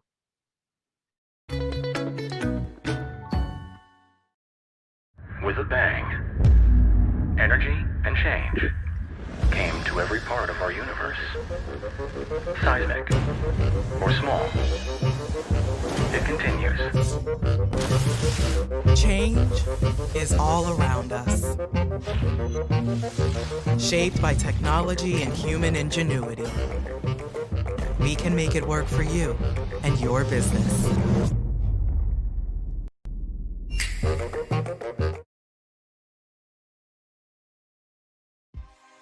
How can we make United Nations Sustainable Development Goals a reality? The CEO of Accenture and the Executive Director of the UN Global Compact lay out a blueprint for where we need to go. Please welcome Julie Sweet and Sandor Giambu. Hey everyone and welcome. This is Drake Baer, Strategy Editor at Business Insider, where I supervise our Better Capitalism coverage. Today I am honored to host a fireside chat with two leaders who are actively strategizing for a better world. They are United Nations Global Compact CEO and Exec Director, Sandor Giambu. Hey, Sandor. Hello. And Accenture CEO, Julie Sweet. Hello, Julie. Hi, Drake. Today, we're discussing how to make the Sustainable Development Goals a reality, the real how of sustainability. So, Sandor, you've referred to the 2020s as the decade of action. What is the state of the world right now? What's at stake, and what timeline do we have? Yeah, so, 2020 is the decade of action, and it was announced or proclaimed by the Secretary General. January 2020 marked, 10 years towards the timeline for the attainment of these ambitious goals, the Sustainable Development Goals, that are really a set of goals that look at progress for humanity, and a set of goals that were formulated with key stakeholders at the table. We had governments, we had the private sector, we had the civil society, we had the UN, and the Sustainable Development Goals really marked that pathway for a great future for humanity. And in January, as we say, 2020, the Secretary General announced the decade of action, calling a wide range of actors to drive momentum forward. And then COVID hit. But just before the decade of action, the truth was we perhaps were not making as much progress as we would have wanted on the Sustainable Development Goals. As you know, we've been in the middle of a climate crisis for the last couple of years. The state of the world is such that the state of inequalities, the differences between those who have and have not, are increasing. The world I would place the world at a very fragile position, to be very honest. And then I think COVID came and truly exposed what some of those fragilities were. We've seen weakened health systems. We've seen economies suffer. We've seen inability to really rally around cohesively to address the virus and the challenges that has arisen. So for me, I see that there's a lot at stake, but I also see a lot of optimism because we still do have the Sustainable Development Goals as a North Star to chart us through and chart us forward. But the fact of the matter is we have lost a lot of gains. And the challenges that existed before, the climate crisis, still there. Inequalities have widened immensely through the COVID period. But I think what is clear is that we do need an all-of-sector, large movement that brings together, again, the private sector, government, civil society, and the UN to drive forward through COVID and beyond. What timelines do we have? I still stick to the 2030. I think we do need to make this work. There's an urgent period. There's the urgent period of getting through COVID, whatever that will look like. And then we must go back and focus on this very important sustainable development agenda.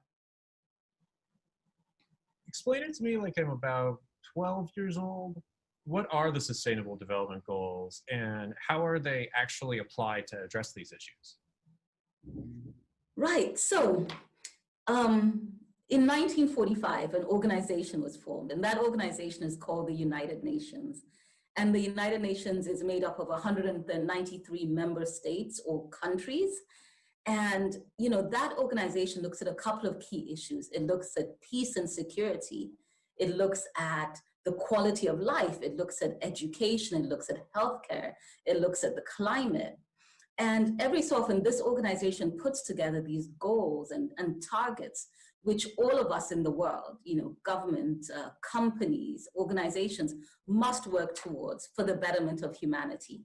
So the Sustainable Development Goals are a set of 17 goals that were created in the year 2015 with a large group of stakeholders sitting around the table saying, what do we want the world to look like 15 years from now?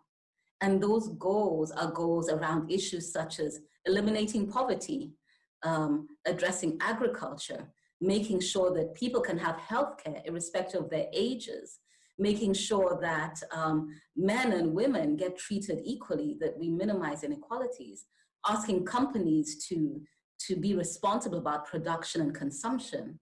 So it's a wide range of goals, 17 goals that we want to rally the whole world around because we believe that those goals will lead us to a better world for all of us and really for humanity at the center. And that really is the Sustainable Development Goals. It's really a beautiful vision being put into action. And of course, these goals can't be realized individually. It's a collaborative, collective partnership, right? So I'd love to zoom in on the partnership and the partnering aspect of reaching these goals. So Julie, sketch out for us, what does a meaningful partnership look like, and how does the impact of a partnership go beyond the 2 or 3 partners involved? No, it's a great question because one of the most important things that we have learned over the last several years is that in order to have the kind of impact that's needed to achieve the UN Sustainable Development Goals is you need scale.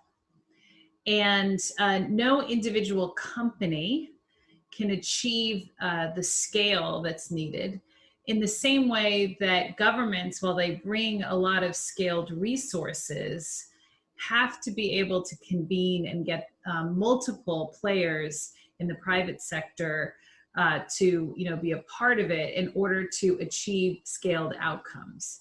And that's where partnerships and that term becomes so important because it is really a public-private partnership to begin with, but it's also a partnership among the private sector. And I think that one of the greatest lessons that is really now coming to life is how you can get to scale through partnerships.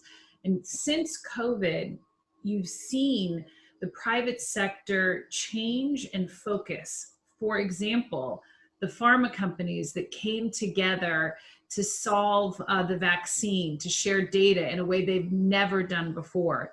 Organizations that we are part of, including the UN Global Compact, where you have companies and CEOs showing up, pledging new commitments and pledging to work together. In our own work, we're partnering with SAP and 3M and the UN Global Compact to create the benchmarks and the framework for companies to more easily achieve these goals, leveraging the experience of other companies. That's what a partnership looks like. So it's coming together to create scaled impact with those goals in mind. Yeah, I really like that. And to me, it's one of the emerging silver linings of this COVID era we're in, right? Is that we've seen that partnership can create miracles, like the fastest ever delivery of vaccines. And similarly, approaching climate is going to requires that that interlayered collective action. So it's really spectacular, and it feels newly timely even. So,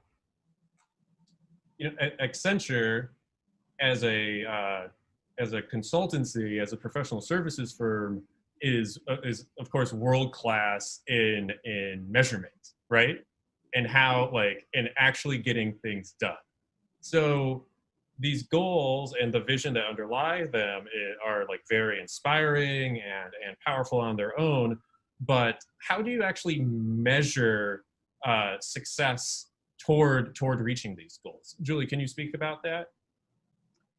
Well, sure. So first of all, the work that we're doing together actually lays out both the goals and the benchmarks so you can know whether or not you're being successful. There's actually a lot of work that still needs to be done with actually the ability to measure. So that same work is helping companies develop systems of measurement in order to track where they are.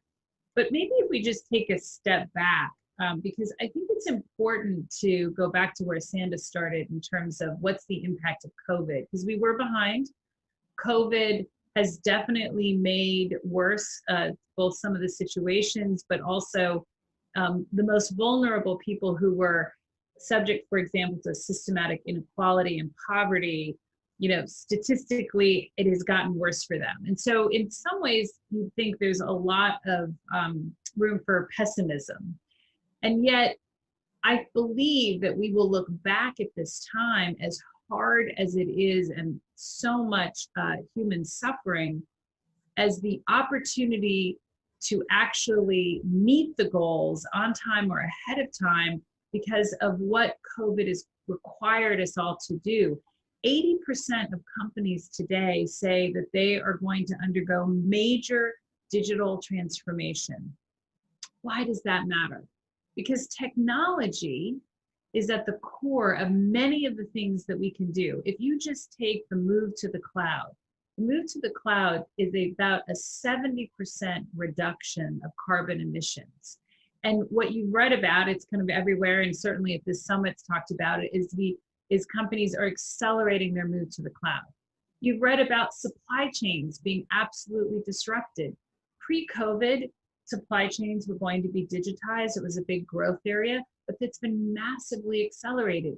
Why does that matter? When you think about the UN sustainability goals around human trafficking, the use of child labor, corruption, when you are implementing technology to see your to use analytics to see your supply chain end to end, when you're changing the way that you're doing your logistics, that gives you an opportunity with very modest incremental costs to actually be able to improve the analytics that also can stop things like the use of child labor.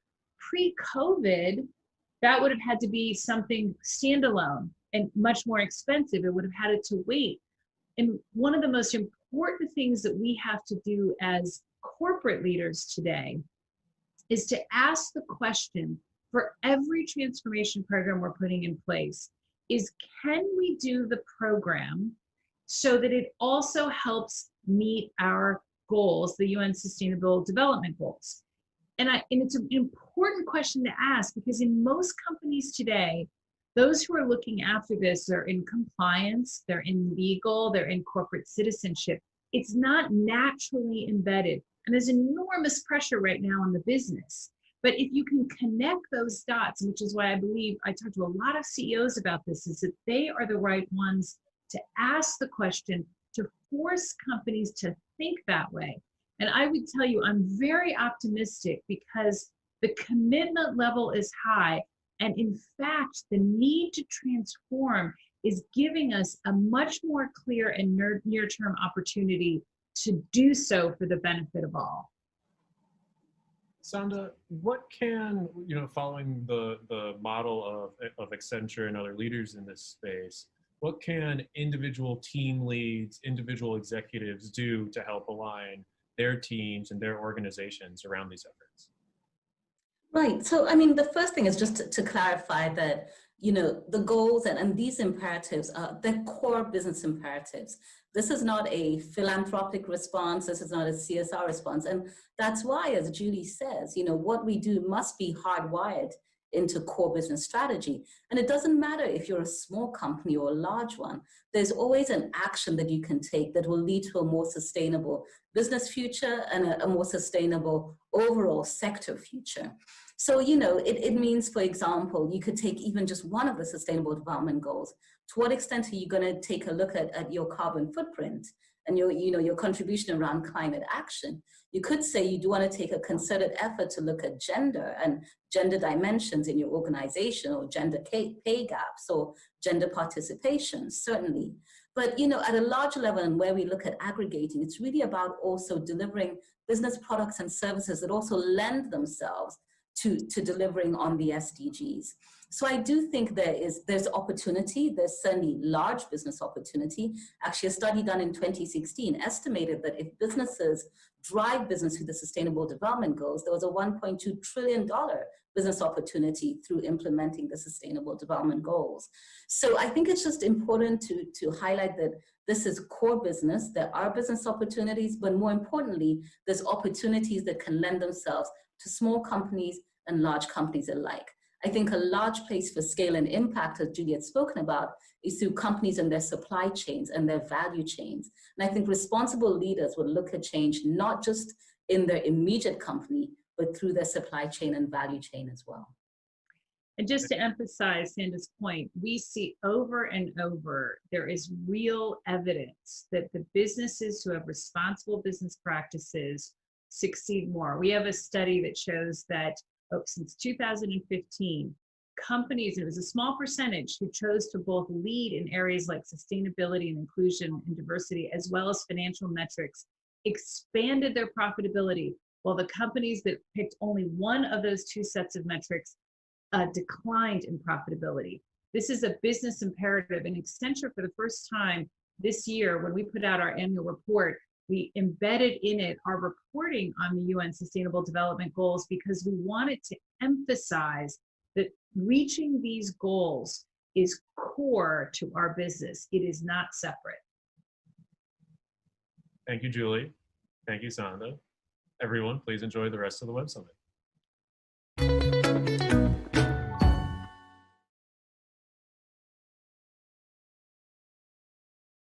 Fixar is the best-in-class unmanned aerial solution for outdoor applications. Moving from a proven track record in Eastern Europe to global market, new investment round will boost international expansion and product development based on our patented aerodynamic design.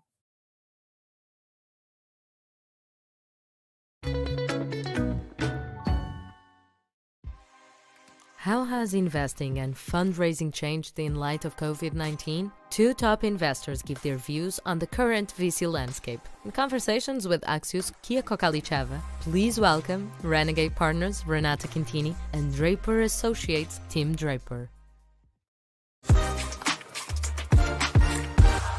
Welcome, everyone. I'm so excited to be here with two amazing investors from Silicon Valley, and we're going to talk about how 2020 and all that's happening is affecting investing. You guys don't need any big introductions, but I would love to hear really quickly from each one of you what exactly you're investing and the name of your firm, and then we're going to get into the conversation with that context. Renata, if you want to go first. Yes. Hi, thank everyone for having me. Renata Quintini, I'm a co-founder at Renegade Partners. We're an early stage venture capital firm investing in companies at the moment where they're about to scale their organizations. We're industry agnostic and really excited to see so many opportunities at this time. Tim? I'm Tim Draper with Draper Associates. I've been investing for many, many years, and yeah, we're independent, we're industry agnostic and time agnostic. So we're very excited about what's going on now in the all these new technologies with artificial intelligence and Bitcoin, blockchain, smart contracts, surveillance. They're changing the biggest industries in the world. We're very excited about what entrepreneurs have been doing and will be doing in the future. So I'm just going to get right into it. I would love for each of you to tell me about how the pandemic and everything that's been going on. It's really changed how we do everything day to day, how that's impacted how you do your job every day. Anything new, anything that's similar. Actually, it's been great for venture capital for some reason, because I guess when people are stuck in place, they try new things. So the number of people who got their Bitcoin wallet expanded really quickly. The number of people who use VR, big growth in that. And the number of people who are using remote medicine, remote education, and all these, all of our businesses that are in those fields seem to have benefited. At the same time, anything tied to travel, restaurants, anything that required people, conferences, required people to be together has really been hit hard, terribly hard. The way we've adapted is first couple of months, we were all locked in place. And then I said, well, look, I'm going into the office. And slowly but surely, people started to gather. And we have a huge conference table. And so it kind of works for all of us to come. And some people wear masks, some don't.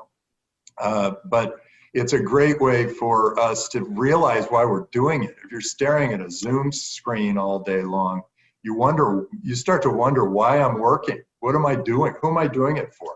But if you see the people, all of a sudden there's this connection and you start up again. So we get together about at least once a week and keep going and try to drive this business. And some of it's been good. The positives have been that when we're at home, we get a lot done. And then when we're back in the office, we can do all that brainstorming, all that excitement, build all that excitement that helps guide the firm. And then it's much better when we're all together, when we're evaluating companies and we have our investment committee meetings. Has it changed how you meet companies? Obviously, you can't expect folks to travel as much, or you yourself can't travel as much. So do you feel like you're relying on different ways to interact with these companies? Yeah, I've still been traveling, but a lot less. And we have been working with, I was on the first Skype call ever. So I did this pitch Tim Draper on Skype for your $1 billion idea competition about 15 years ago. So we've been actually operating 15. Is that right? No, less than that. But we've been operating pretty much this way a lot. We also do international investing a lot, and some of those companies we've never actually physically met the entrepreneur. You lose a little something, but you get other things. You lose some of the personal energy that the person has. You don't quite see that, but you do get a feeling for their excitement. You can read them pretty well on the video, and I think we've just gotten better at it.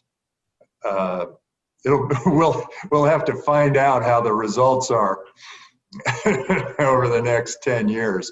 But for now, it seems to work pretty well. Fair enough. Renata?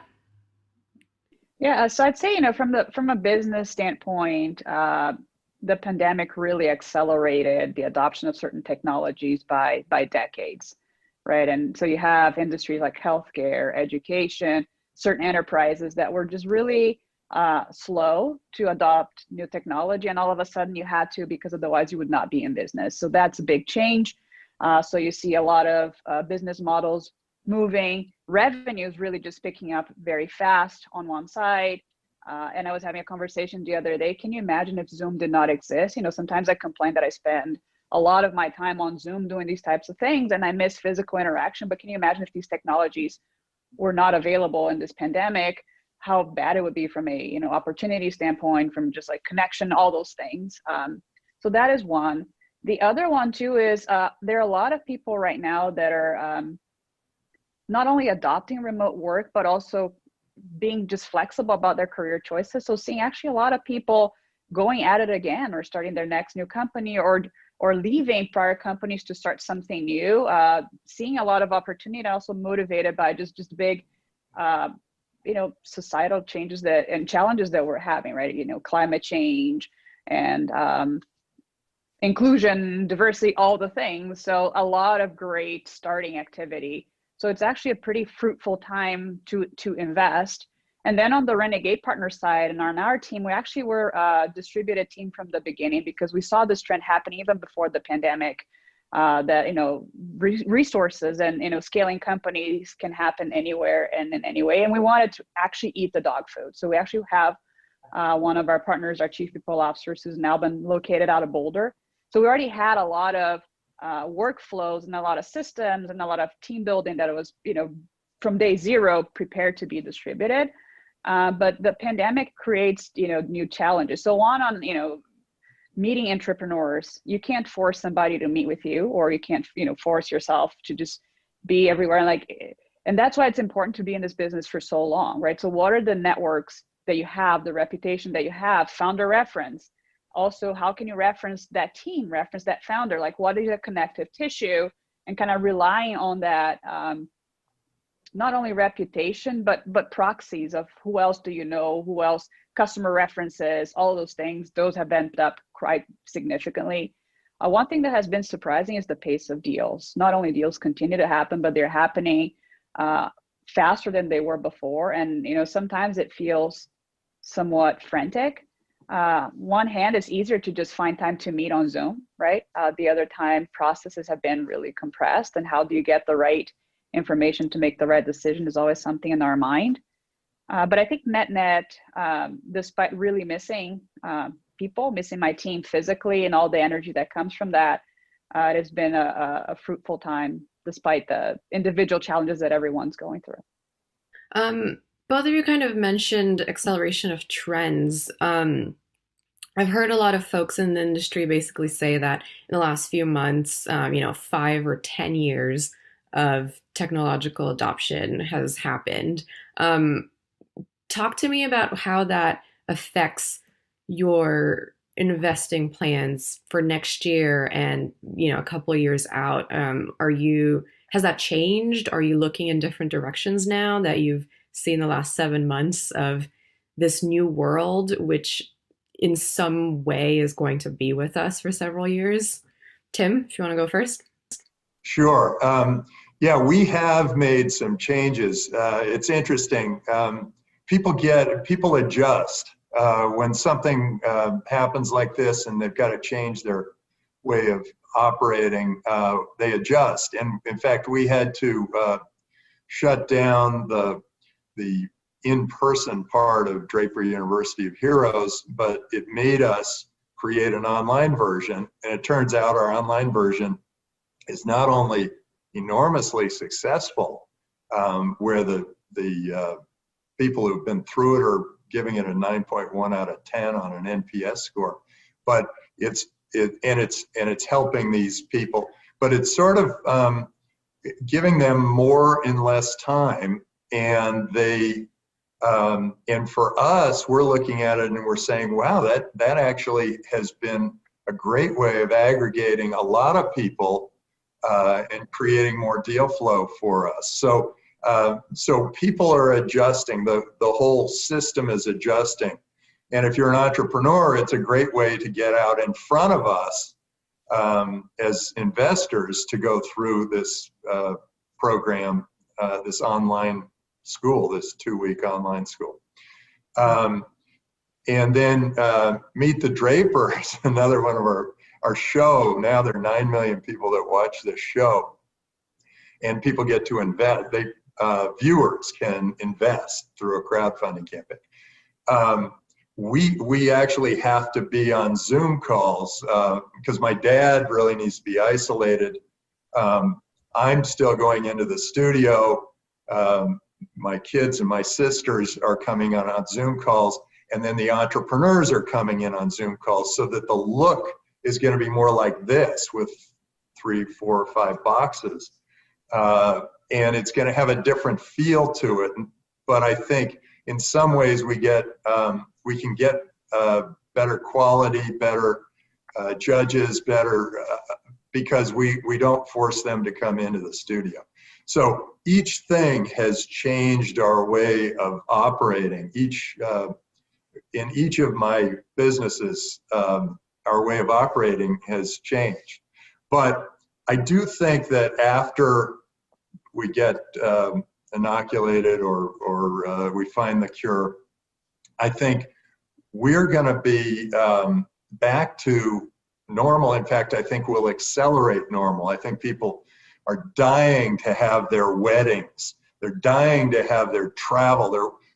They're anxious to get on cruise ships. I think things are starting to build up. And all those riots, I think, were a reaction to being trapped in place. So I think we're ready to go out and be people again. So as soon as we get the word that we're back to normal, I think you're going to see us operating a little bit more the way we did before, where we meet all the entrepreneurs. But I think we're going to also use Zoom as a backup alternative, and that I think is going to be great. I think we're all going to benefit from this. Long term, I think everybody's going to benefit from this crisis that we've had. Mm-hmm. Renata?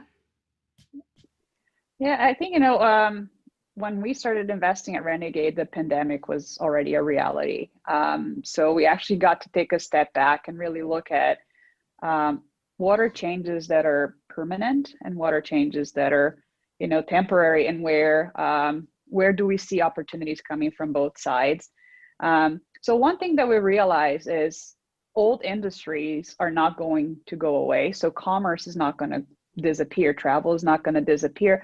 But the way that they're going to get done and the way that investments are made and the way that they need to be more efficient, it's going to change. For example, we looked at a company in the aerospace world, and travel now is very restricted. On the other hand, these are massive assets, massive investments that are now needing to find ways to become actually efficient when the pandemic comes back or when travel comes back. So it turns out that this is actually an industry that is being very receptive to adoption because they realize the world has changed for them. Same thing for labor, right? Hourly workers. Right now, you see a lot of unemployment and a big structural change, but once those businesses are back, they're going to have to come back more profitable, more efficient. So they're actually buying a lot of technology and a lot of software to they realize that this is going to be a necessity and a competitive advantage for them to when the economy returns, because they are going to be expected to deliver better performance and better financial return. So that's older industries. And then we're also looking at what are habits that have been permanently changed. And I really do think that telemedicine is one that has been a massive step change.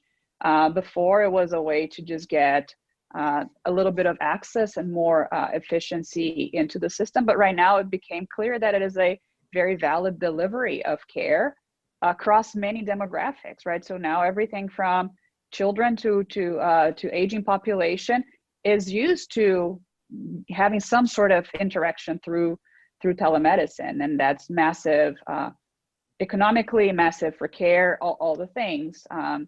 And similar with education. And education has always been a little bit of a paradigm market because you have the people who use the product are very different than the people who pay. And right now they're all the same because everybody is forced to study at home, and families are now realizing how fragmented the technology stack in education is. And we expect, okay, how can we make that match what we're used to in our personal lives and in our work? So now people are actually a lot more willing to not only adopt and pay for it at a higher speed. And then the most obvious one is just how work changes in this more distributed world. And we see massive just relocation, and now the realization that people can be productive in different types of team structures and fixed costs. But that is going to mean what do you do for your technology stack? What do you do for your documents, your collaboration? all the things that enable an organization and a team to function very well. And, we've seen a lot of innovation, and we're going to continue to see a lot more in that space. Does that affect how you think about these sectors individually? I mean, travel isn't going away forever, but maybe the types of travel or the types of companies you should be looking at in the next couple of years are completely different or doing something completely different. So how do you look at that now? Yeah, and I think, so for example, right, a lot of what are the new habits, right? And people are taking RVs, people are doing a lot more camping, people are doing a lot more distributed and more flexible assets. And then, the question there is, okay, how much of this is going to go away once the new normal establishes? And I think it's a little bit too soon to tell. But the truth is, people are finding creative ways to get away. And actually, for example, finding an RV right now to rent, the lines are really long, right? And people found ways to work through traveling the country. So people are extremely creative. And how can you take advantage of those movements of people and money, right? Different types of experience. And entrepreneurs are really, really clever to adapt. And then my last question, I'm going to really need each one of you to keep your answers short. One of the big topics of conversation lately is whether Silicon Valley as a place is dead. Tim, I know your family's been here for decades. This is your home. But Renata, you're a newcomer, but you know the importance and the pull of this place. So super quick answers. Tim, is Silicon Valley as a place dead? No, it's a very exciting, dynamic place. I think what's happened is that California has been so anti-business for so long, and the environment is bad for education, and it's bad. There's so many things that just aren't working in our state that I pushed for the 3 Californias, and I tried to make that happen, and I got out manipulated by the powers that be. That people are going to move to other places. Governments have to provide good service, or people will leave.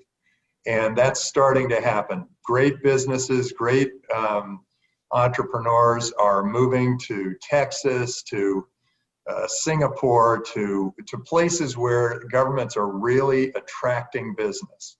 And I think it should be a message to governments. Look, if you want good business, if you want a great economy, if you want to be able to support all of the programs that you want to create, you need to attract business. And it's not happening in California, and it hasn't been for 50 years.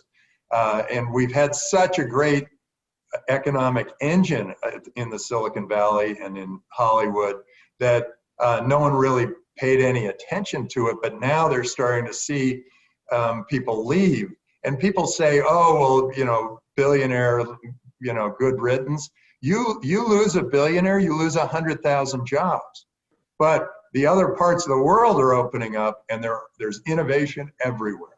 Renata, last word. You have 2 seconds.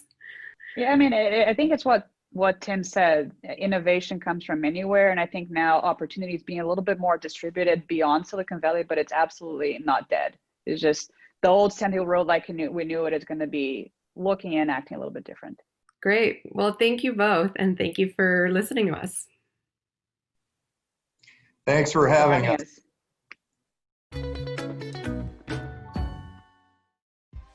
Our community support team is standing to help you. Visit the support center at support.websummit.com or contact us through the link located in the footer of the web app. We're standing by to help.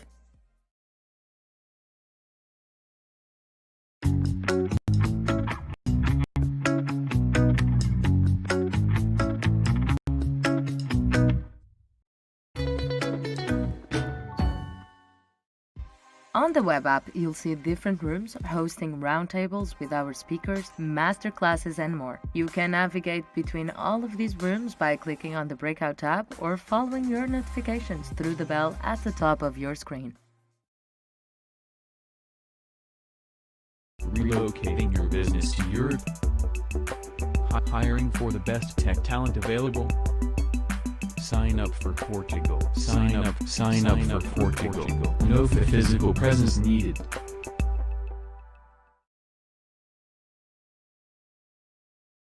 The 600 plus unicorns across the globe are valued at nearly $2 trillion. The VC who coined the term unicorn is here to talk about the future of these multi-billion-dollar startups. Please welcome, in conversation with Forbes Media's Stephen Bertoni, Cowboy Ventures, Eileen Lee. Hey everybody, welcome to the future of unicorns. My name is Steve Bertoni from Forbes. I'm very excited to be joined with Eileen Lee, who is the founder of Cowboy Ventures and the founder of the term unicorn. Eileen, thank you for joining us. It's good to see you and your unicorn, Steve. Thanks. I got to tell you, I mean, my 3-year-old daughter found out that I was doing doing a Zoom call about unicorns, and finally, after 8 months, it's actually something she was excited about. So she lent me her unicorn swag. Awesome, I love it. I might keep it. I might have to keep it and buy her new stuff. I think you should actually. I'm very inspired. I feel like I should do the same in the background. It'd be like a little weird for me, but it's good I think it's cool that you have it. Yeah, I can do it. For you, it's like wearing like your own band's t-shirt. You can't do that, but It'd be a I little can do it. cheeky, yeah. I'm the member of your band. So the future unicorns, but before we talk about the future, let's talk about the past of unicorns. And it's very funny that it's very hard to put a term in the English language. And you really came up with the unicorn phrase, which really defines an entire era of tech and business. It's gone everywhere from journalism headlines to lists to complete parody with the show Silicon Valley, and you name it. I want to talk about that origin first, because as a word nerd, as you can tell, I'm a giant nerd, but as a word nerd, I want to hear how this unicorn headline really is going to be in the history books. It's definitely not something that I planned for or predicted. So I started Cowboy Ventures in 2012. And so I kind of had this open dance card, right? A small seed fund and a lot of seed opportunities everywhere. And so I thought, before I get loaded up with a bunch of new portfolio companies, let me spend some time studying, trying to think about what signal is there among thousands and thousands of startups a year. So I basically started making just an Excel spreadsheet of companies that had been started in the prior 10 years that I wished that I had invested in.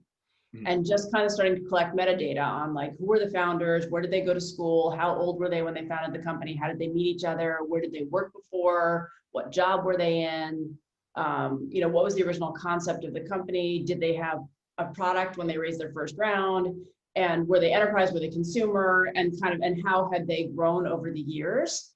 And so basically after a couple months, I had a sheet of 39 companies that basically were 10 years old or less, and had grown to be worth over $1 billion in either public or private or acquisition value, VC backed in the US only.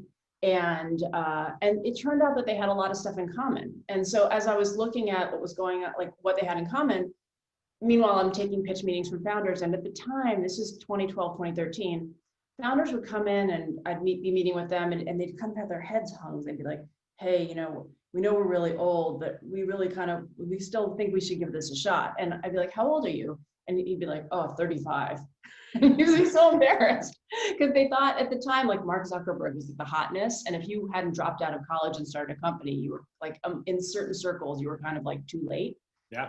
And the data showed that the best, the founders of the unicorn set were generally in their 30s in the consumer space, and actually in their 40s in the enterprise space. And so I thought that there was some stuff in the analysis that was worth sharing, that would be hopefully helpful and inspiring, and in some cases maybe a little grounding for the entrepreneurial ecosystem, because most companies were taking 8-10 years to get to liquidity and get to that valuation. It wasn't an overnight sensation.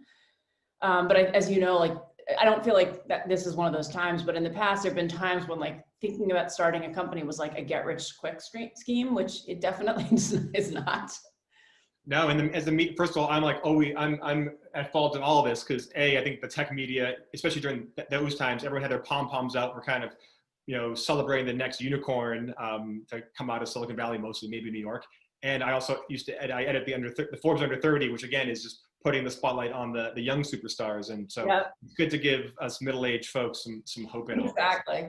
Yeah, exactly. But you did all this really wonky, geeky analysis, but then you kind of gave it, and this is like a great, for everyone out there, a great marketing lesson. Instead of giving it some super heavy, wonky title, you came up with unicorn, which is like, you won't hear that in business school. You will now, thanks to you. But like, what made you kind of have that whimsical title, so to speak, to such a very analytical, Microsoft Excel sheet experience? Well, I wrote this blog post sharing my learnings and kind of the synthesis of the analysis and writing. I had this phrase that was like $1 billion public or private company, or like company less than 10 years old, worth over $1 billion in public or private markets, venture backed in the US. That's like super long. And so you can't write that over and over again in a piece, as you know. And so like, I basically did like find and replace, and I tried like Godzilla or monster hit or home run. And and then I put in unicorn, and it just made the piece so much easier to read. And I think it captured that mystical quality, like it's special, it's a little magical. And it kind of made it more positive and fun. So that was really the only reason why I used unicorn. And then actually it's funny, like probably for a year after it came out, it didn't really take off. It probably took another year or two before people started really using it. And it's funny, it struck me, I read your essay again today, and one of your findings were that yes, these $1 billion companies are super rare. They tend to be not the 20-year-old, but kind of the middle-aged folks. And it was obviously it still is, unfortunately, but then it was a super male kind of like coding environment. And then you named it unicorns, which, I mean, not to make general observations, but judging from my 3-year-old daughter's pink unicorns, it's kind of like a fun and almost like feminine term. And it kind of, is that on purpose? Or was that just kind of unicorn just hitting your head and it worked? I think unicorn was on purpose in the sense that I think it's special. And I think working on startups and working around startups is really a labor of love, right? It's not just something that pencils out. Like if you knew how hard it was going to be and how treacherous it was going to be, and how even if you're a really good person, you give it your all, you might fail, you probably wouldn't do it, right? And so you kind of have to be on a quest. You have to be on a mission. And I liked that about the term, that it had a similarity to it. Whereas like a lot of business buzzwords, they just sound like boring cliches that are very commercial and very crass. So I guess that was kind of on purpose. Cool. So you did this analysis, it feels like a million years ago, but 2013. And again, you found these unicorns, even though they're all in the media, they're super rare. Less than 1% of the 60,000 software startups will hit that. Usually, San Francisco based, usually, male founded. Fast forward to today, and this is, we're in 2020 here. You're having, a huge wave of more IPOs. Like, are unicorns, do they mean the same thing now as back then? Is it easier to hit $1 billion valuation these days for many reasons? Or are they still just as rare? Are you seeing differences in the founders? Are you seeing differences in the geography? I know that's like 17 questions in one, but. I think it's still super hard. It may be harder, actually. There are more, right? Like when we updated the analysis from 2013 to 2015, there were more than double. So the first set had 39, and I think the second set had like close to 80. Yeah. And now there's maybe more, because I think the markets, right? The markets are global.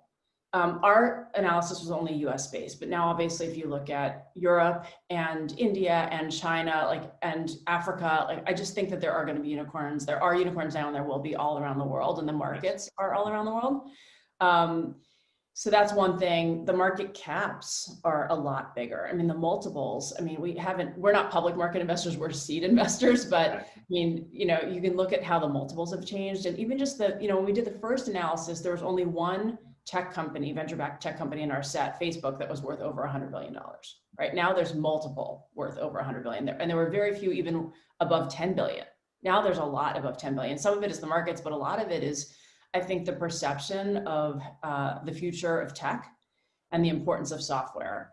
And then the categories are different. Like in the last analysis in 2015, consumer was the majority, and there's a bunch of companies in there that SoFi, Gilt Group, Blue Apron, Groupon, the world has changed in just that was just 5 years ago.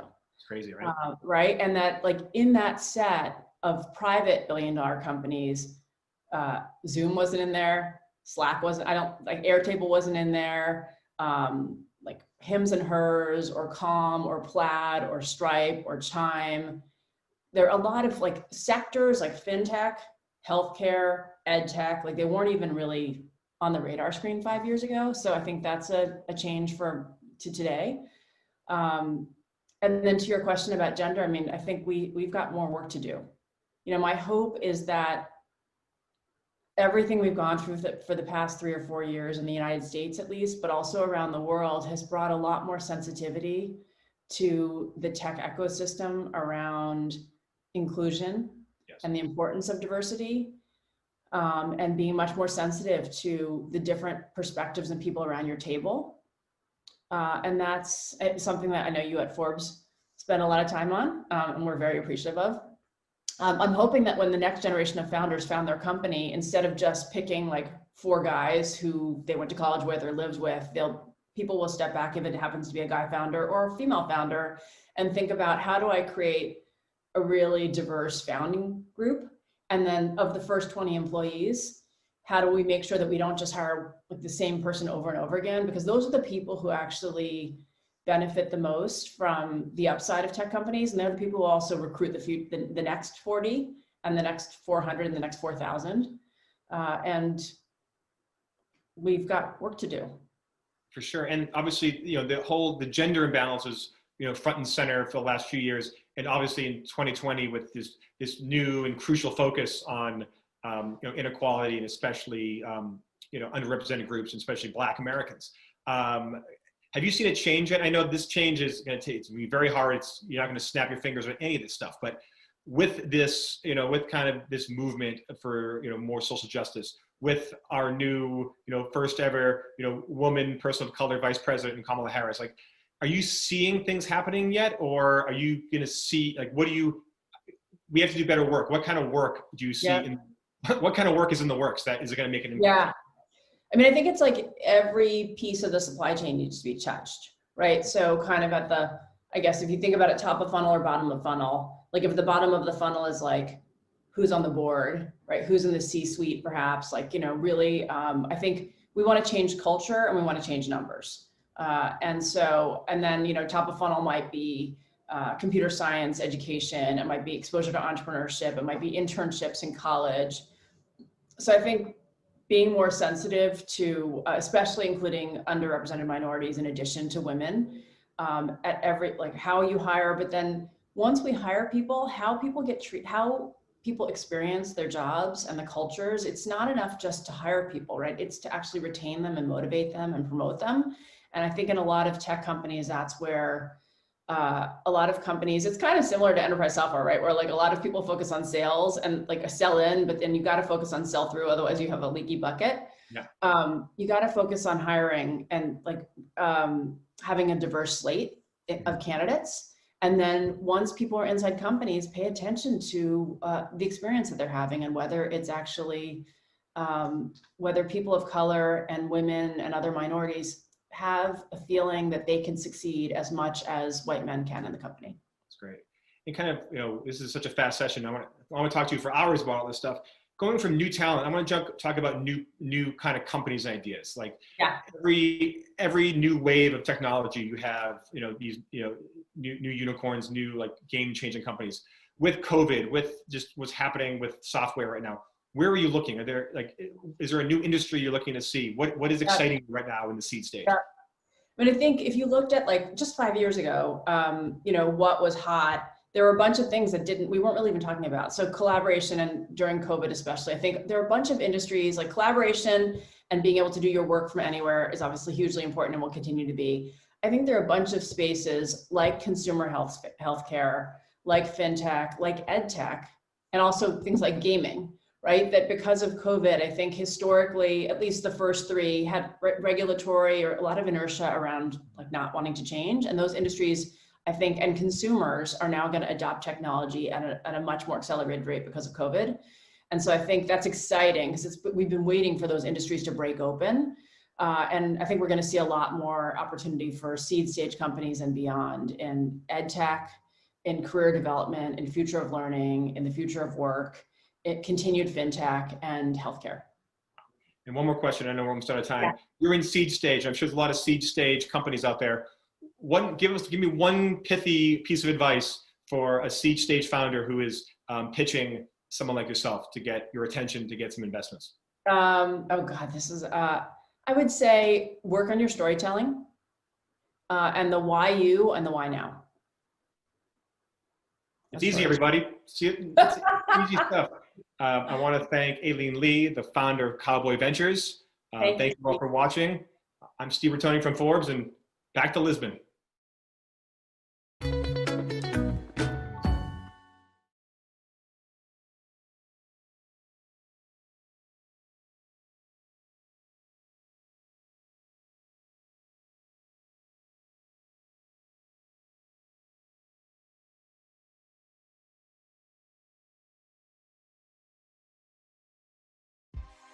Go With Flow CEO Jane Hoffer is hosting a masterclass on sustainable mobility at Thursday at 5:30 p.m.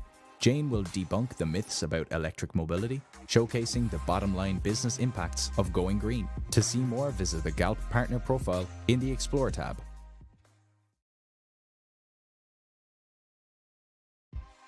The next presentation we have for you comes from the co-founder of a collaborative data platform that helps companies build more valuable partnerships. How exactly is Crossbeam fostering critical partnership building in this critical period? Please welcome Bob Moore. Hi everybody, my name is Bob Moore. I'm the CEO and co-founder of Crossbeam, and it's great to be here today.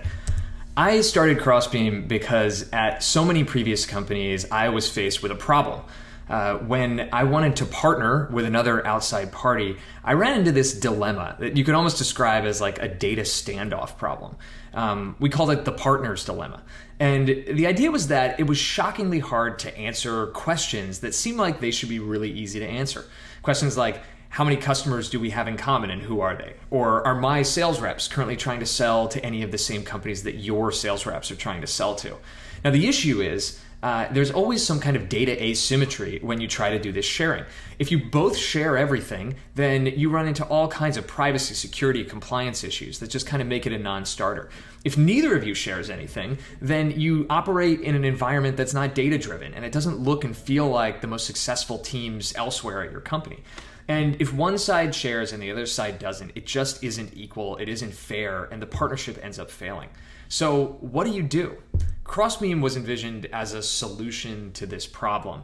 Crossbeam is a partner ecosystem platform that basically functions like an escrow service for data. So we sit in between companies that are partnered with one another, and we allow them to answer those questions. We allow them to draw Venn diagrams between their data and figure out where dataset A intersects with dataset B, find all of the actionable insights that sit in the middle, but keep all of the rest of the data private and secure to each party. And this is a really big deal because it changes the entire paradigm of that partner's dilemma and lets companies finally collaborate in a data-driven way that is still compliant and secure. A lot of the most core features that we offer are around practices like account mapping, figuring out which sales reps from my team and your team should be connecting about following up on key accounts. We provide analytics to let you figure out where the value is locked up inside of your partner ecosystem and how you might actually build the sales and go-to-market motions to unlock that value. You can build custom reports to draw those Venn diagrams between your data and any number of partners' data. And then we integrate with things like Salesforce and Slack and even through robust APIs to get that data out and in the hands of people where they need it. Probably the best part too is that we've got a really generous free tier. You can do all the things that I just described around account mapping, finding overlaps, analyzing your data for free. And you only pay when you need to move your data to outside systems or access other enterprise features. So how's it been going so far? Well, we launched the company just under 2 years ago, and it's been an incredible journey. We've now got over 1,500 businesses that are using Crossbeam. We've been growing about 75% quarter over quarter, and we think this is just the beginning because we see these amazing network effects where when one company gets value out of Crossbeam, they invite their partner ecosystem on board, those companies get value, and the cycle continues. And because of the way our free tier works, we've been able to really capture a lot of hearts and minds in the partnership space and start to play a role in changing the way that the work gets done in the partnership universe. Just to give you a few ideas of what people do with this data, at the top of the funnel, we allow people to do things like source ecosystem qualified leads so that they can identify things like where my target accounts overlap with my partner's existing customer base, so where we might be able to get a warm intro or take some sales motion. We also help people vet possible partnerships by understanding the total addressable market that exists between them and a potential partner, and even enabling co-marketing so they can figure out the best possible target list for that joint webinar or joint event. Further down in the funnel, account mapping is this co-selling or cross-selling motion where your sales reps join forces when their sales pipelines overlap. We help you work with system integrators and channel partners to avoid channel conflict and making sure your direct team isn't selling out against your channel partners. And even down funnel, we help you figure out the best technology integrations to build and who that next partner from a customer engagement standpoint might be to help your customers and theirs find your products to be stickier and more valuable because they're tightly integrated. At the end of the day, we provide more partner value on every possible dimension. So that's the story with Crossbeam. Again, my name is Bob Moore. Head over to crossbeam.com, check out the product and the platform, sign up for your free account, and hopefully we can start building some new paradigms around how value gets created by partnership teams. Thanks.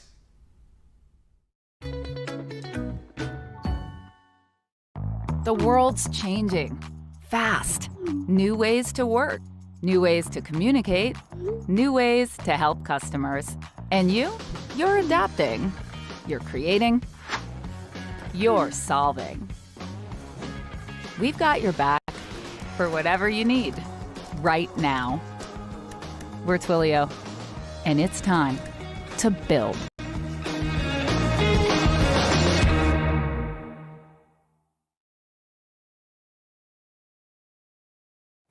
Zoom, zoom, zoom. Sorry.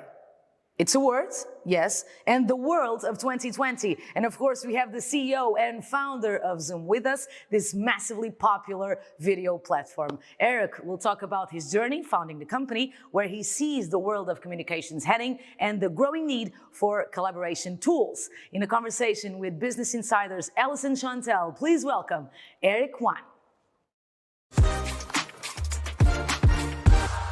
Eric, thanks so much for sitting down with me today. I wanted to start out by throwing out some statistics that are truly mind-boggling. You began, I think, in December, actually, just before this year, with 10 million daily meeting participants. In April, that shot up to 300 million. I don't think that scale like that has ever been seen before. The year is projected to bring in about 3 trillion meeting minutes for Zoom participants in all of 2020. And then also, I believe last quarter, you actually generated more as a company than you did in the entire year prior, and you were doing just fine the year prior. So that's where you are right now. But I want to zoom back a little bit to January 2020. As you were planning out this year for you and your staff, what did you think that January and the rest of 2020 was going to look like? Yeah, so thank you for that. So prior to pandemic crisis, we never thought about this kind of a growth. And 2020, very similar to 2019 or 18, right? So for the Zoom was built to serve for enterprise customers. So in terms of how we grow our business, we double down on our international growth, hire some engineers, and also the sales rep. So more like just in terms of growth rate, very similar to the past several years. We never thought about this kind of growth when we started this year. And watching it happen, I mean, was that exciting? Was that terrifying? I feel like there's got to be some of both. Well, I think I would say on the one hand, we were very excited because the many years of hard work, you feel like your dream is coming true, right? To help the world, to help the people stay connected, our employees are very excited. However, also in terms of growth, there's suddenly you have 30 times more growth. Right? How do you handle that? Right? We got to work harder. A lot of process we need to improve. So also the full of challenges as well. So yeah. Well, I have so many more questions about how you all have managed to scale as the demand has been there over the past few months. But I want to go back even farther to your journey as a tech entrepreneur and just a tech startup person. I believe you came to the US in your 20s from China after facing 8 different US visa application rejections, finally got in on the 9th try, thank goodness for us. and you joined WebEx as an early employee and then grew at Cisco. I believe you were managing a team of about 800 people when you made the decision to leave. You're in your 40s, you decide there needs to be yet another video player. But I want to take that moment in time where you're thinking about starting this company. Had you thought about starting a company before? Why did you you were very successful in your career. Why risk it all and start a company then? That's a great question. So you're so right. I moved to Silicon Valley when I was 27 years old to pursue the American dream and also to embrace the first wave of internet revolution. Because the Silicon Valley, I call that startup valley, right? I think economy, all those innovations are driven by startup ecosystem.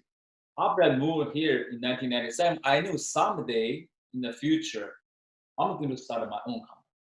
I had no idea when and how, but that's my dream. So that's why I always prepare well. So and that's one of the key reasons why I decided to leave to start my company. Another reason why is back then I was part of WebEx team. The year before I left, every day I do not want to go to office because I did not see a single happy WebEx customer. That's another reason why I triggered my leave to start a company. I think that's pretty much everyone I think working at Silicon Valley always have a dream. Either you start something or join a startup ecosystem. And as you were thinking about beginning Zoom, the product was really important. Like you said, you saw so many unhappy customers at WebEx, but I believe you had trouble fundraising initially and maybe faced a lot of rejection. This idea has been done before. You're up against Apple FaceTime, all these incumbents in this space. There's Cisco, and you were clearly at Cisco and WebEx. You knew this problem intimately, but it didn't seem immediately obvious that there needed to be another solution. So how much rejection did you face as you were looking to get this off the ground? The good news, I do not remember how many rejections because there are too many. So, and I think looking back, I do not think that they are wrong because the reason why is the market indeed is so crowded. A lot of enterprise vendors, also free services. Nobody thought about that. The world needs another solution, right? However, I just spent a lot of time on talking with the customers. I know the market, potential is big. However, nobody likes the existing product they were using back then. So I do see a small opportunity to build a better solution. That's my thought back then. So again, you are so right. No VCs wanted to fund that. If I was VC, I'm not sure I'm going to fund this either. So that's fair. Well, the ones who did, I'm sure, are glad that they did now in the end. Obviously, this past year has had exponential growth beyond, I think, your wildest dreams. Probably any founders. But before that, you grew a solidly profitable business over the years. How was there any other exponential point? I think Silicon Valley tends to like this curve they like to see where it's up and to the right, everything's going right. Is that how it was for Zoom before the IPO, or how did you scale in the early days? So before we went public, I think our growth was very similar to other software as a service companies, right? So year over year, maybe for the first 7 years, you can maintain a 100% growth, and after that, growth will slow down a little bit because to build a business software or software service, there's no way it grows like this, right? It's always like this, step by step, and organic growth, and you double down marketing sales, you can grow a little bit faster, but overall, it's very manageable. I think that's the growth. I think we are expecting that kind of growth, and also we like that kind of growth. That everything is manageable. Like we never thought about suddenly you have this kind of growth. It's so hard. Yeah, I seem to remember Aaron Levy, who's a fellow entrepreneur, saying that your numbers were so good ahead of your IPO that you could make a coffee table book out of them, which I think is a good goal for a lot of founders to strive for. So now, as you were looking at the IPO, is that the exit that you always wanted? Had you thought about, should acquisition be a route? Have you thought about, should acquisition still be a route? I mean, you're very successful now, but I imagine that others have come calling. How do you think about what's the right path for your company?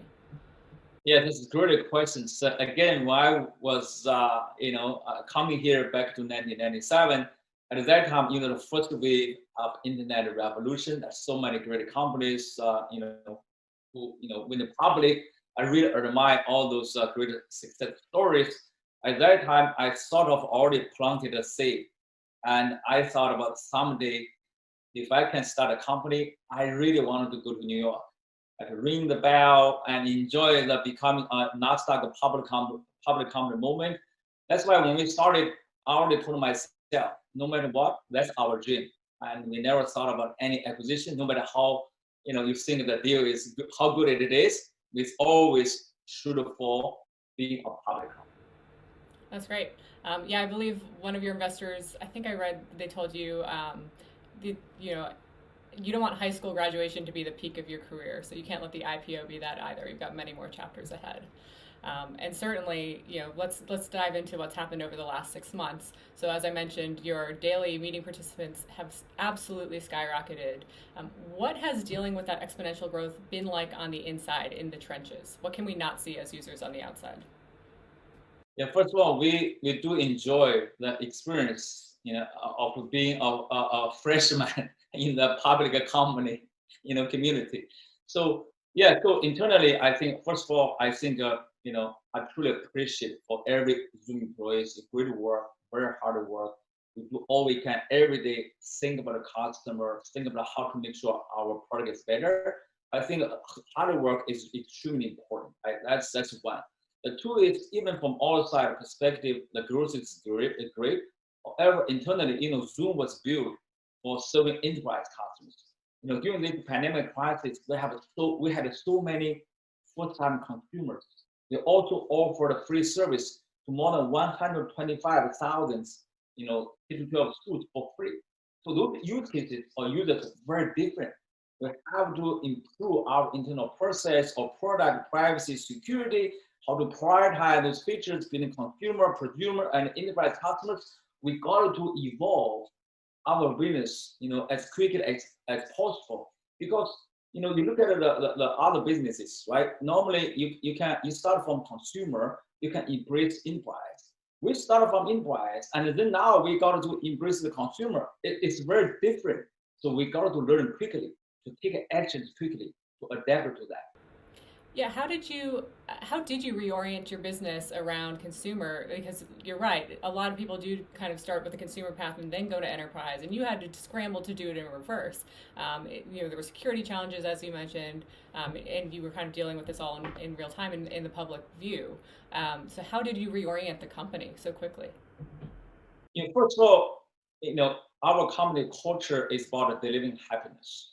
Meaning we do all we can to look at everything from a customer perspective. I think that culture certainly helped us a lot. Also, when we are facing all kinds of new use cases, new consumers, we took a step back, really understand what's the difference, what's the thought from end user perspective, to think about our service, what we can do differently. So as long as we look at everything from a customer perspective, like I take a privacy, for example, quite often, we built all those security features. Normally, the enterprise IT team, they will work together with us to enable or disable some features. To serve for the consumers, they do not have IT team.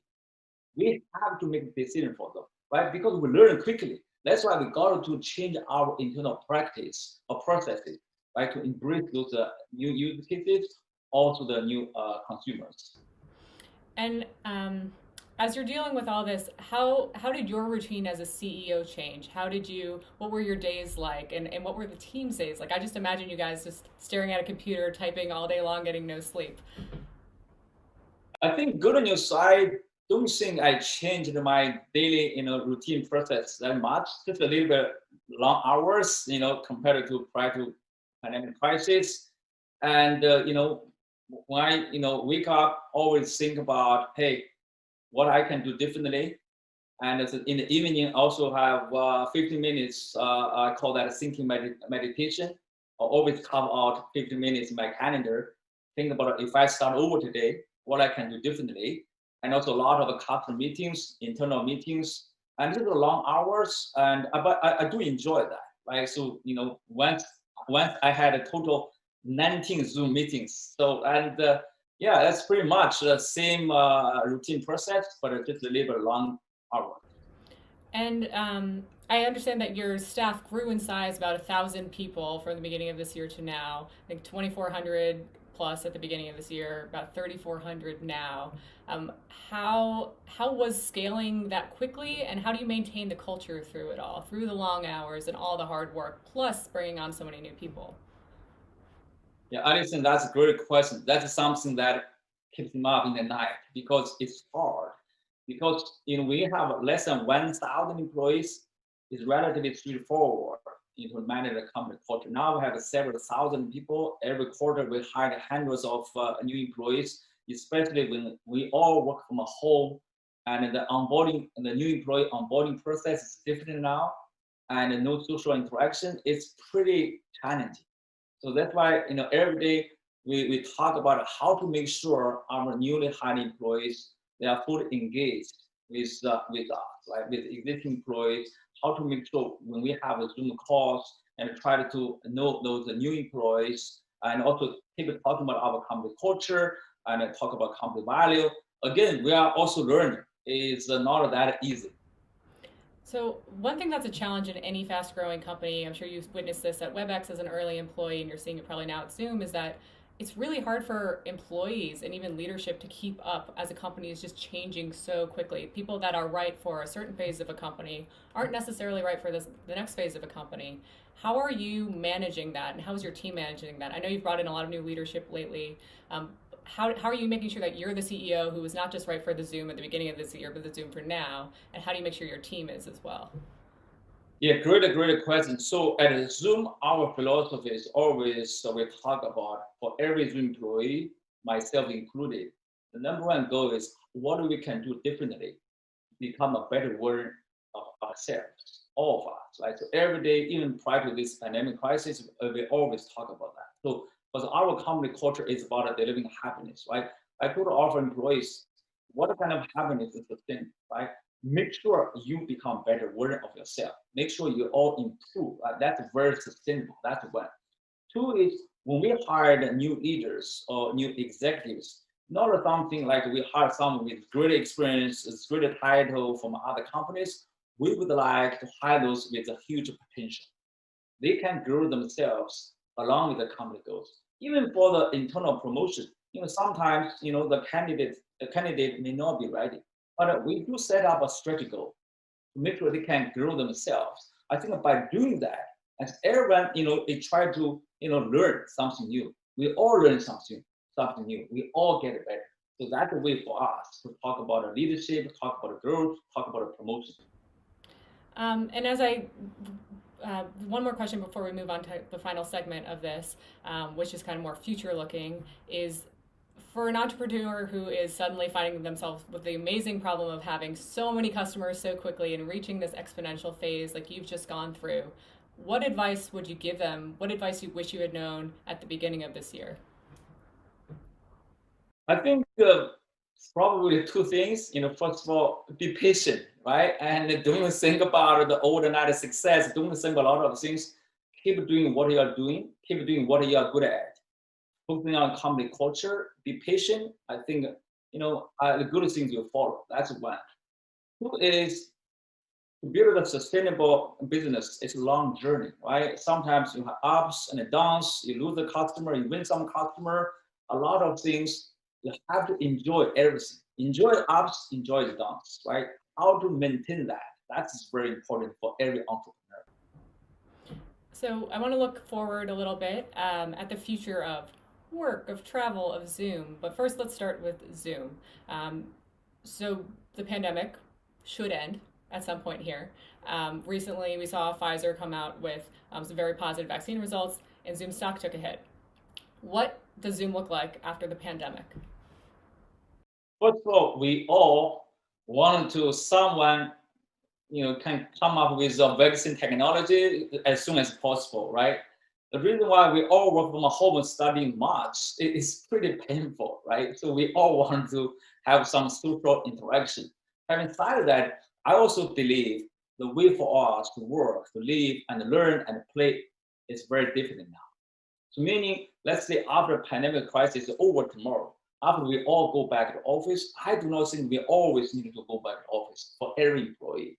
It's very likely we become a hybrid, meaning, maybe today, tomorrow, we all can work in the office, starting the next week, we all can, work from home. Or maybe Monday, Wednesday, Friday, we are at home. Tuesday and Thursday, we are in the office. The world will become a hybrid mode, right? Because it's good for the climate change, it's good for the productivity. I think that's a word we got to embrace. And that's why the tools like Zoom, I think will stay. Not like, after the pandemic crisis is over, oh, nobody is going to use video conferencing. Again, Zoom, video conferencing like Zoom, not only for business communication, but also for family use, right? And also telemedicine, online classroom. I think a lot of use cases, I believe Zoom can help. And what do you think about business travel? I believe you weren't a big traveler to begin with. I think I read that you did almost all of your entire IPO roadshow remotely. Sometimes we don't know where you are actually right now. I've read that sometimes you're in a sweaty basketball gym, but you've got your nice Zoom background on, so people can't tell. So what do you think of the future of business travel? Will we be Zooming instead? What does that look like? So prior to the pandemic crisis, except for last year, because I got to travel, I think twice more. Used to be, I only traveled at most twice. I mean business travels, right? Over the past several years. I think, like to use the tools like Zoom, I can meet many more customers than the business travel. Otherwise, I think it's too much time and it's not good for climate change. I fundamentally believe after the pandemic crisis, the business travel, I think be less and less. But that does not mean you have less and less travels. You have more time with your family, right? You still can travel with your family together. But in terms of business travels, I'm pretty sure everyone now realized you can leverage the tools like Zoom. You can talk with more employees. You can meet with more customers, more prospects. It works. That's why I think fundamentally the number of business travels will be much less after the pandemic crisis is over. And what do you think the future of video looks like? I think for a world to be truly like not much travel, some days in the office, some out, sometimes it feels like we're in just the very first inning of video versus where it can go. What will like 5G do to it, virtual reality? Where do you see video right now versus where it's going? We believe the video conferencing like Zoom can deliver a better experience than face-to-face meeting in the future. Somebody in the future, like today, I see you, in a physical, the meeting, I will shake hands with you. In the future, you will feel my hand shaking. I will give you a heart, you also feel that too, right? And also you get a cup of coffee, I also can enjoy the smell remotely. And we speak a different language with AI, we also can understand each other. With the AR device, and we feel like we are sitting in the same Starbucks coffee as well. That's a word we imagine. I think at that time, I would say, hey, anyone, no matter where they live, no matter what kind of language they speak, they always feel like they're in the same place, they can understand each other. That's the world where we are thinking. And how far out is that world where I can feel your handshake and smell your coffee, do you think? I think maybe 10 to 15 years, you can one click to digitize, the coffee or tea smell, other side can enjoy that. I think that will happen, guarantee you. Awesome. I'll hold you to that. We'll circle back in 10 years to see. So I'm going to sneak in one or two more questions. First, I wanted to say, so you have become incredibly successful, not just Zoom, but you personally. I think your net worth has jumped about 400% this year. I think maybe even more. And all the success that any person could want in their career, you seem to have. So what has this all done to your perspective on life, work, family? How do you even set future goals when it feels like you've already accomplished so much and you have so much? And first of all, I don't think, look at myself, look at my family, I look at or maybe the way I work or play, and I do not think anything's changed. Maybe we all work from home. I think it's still, Zoom still the Zoom. I still, myself, I do not think anything has changed, except for I do enjoy more. To work more long hours because I do enjoy that, because I have more responsibility, because we are having the people stay connected during this pandemic crisis. What we can do more? What we can do differently to keep delivering happiness to our customers? That's my focus. That's my priority. For me, as the CEO of Zoom, my number one priority is to think about how to make sure every employee feels happy. Together we make a carbon paper. Every day I think about that. I really do not have any other biggest hobbies to do something else. So that's why I think nothing is changed.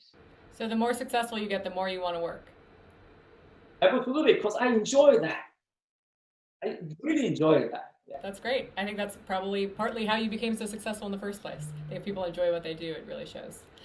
So I want to end on some advice for fellow entrepreneurs in the audience. You gave a little bit about if they're hitting an exponential growth phase, but just in general, if you have ambitions to create a company the size of Zoom someday, or or future Zoom someday, what do you tell people who want to kind of get going and hope to be successful as an entrepreneur?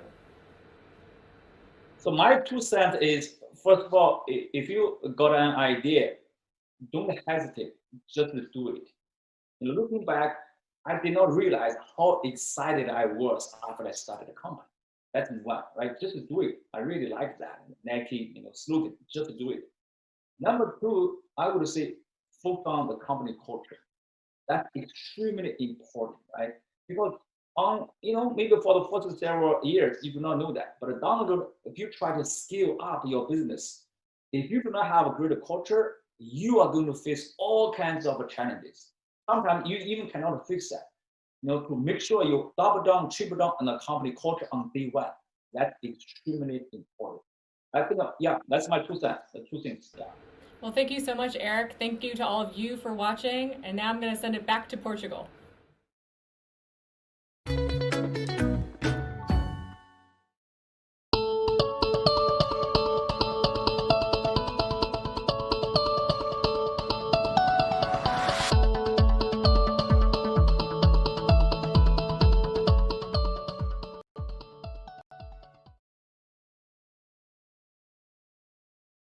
Welcome to Pitch, powered by KPMG.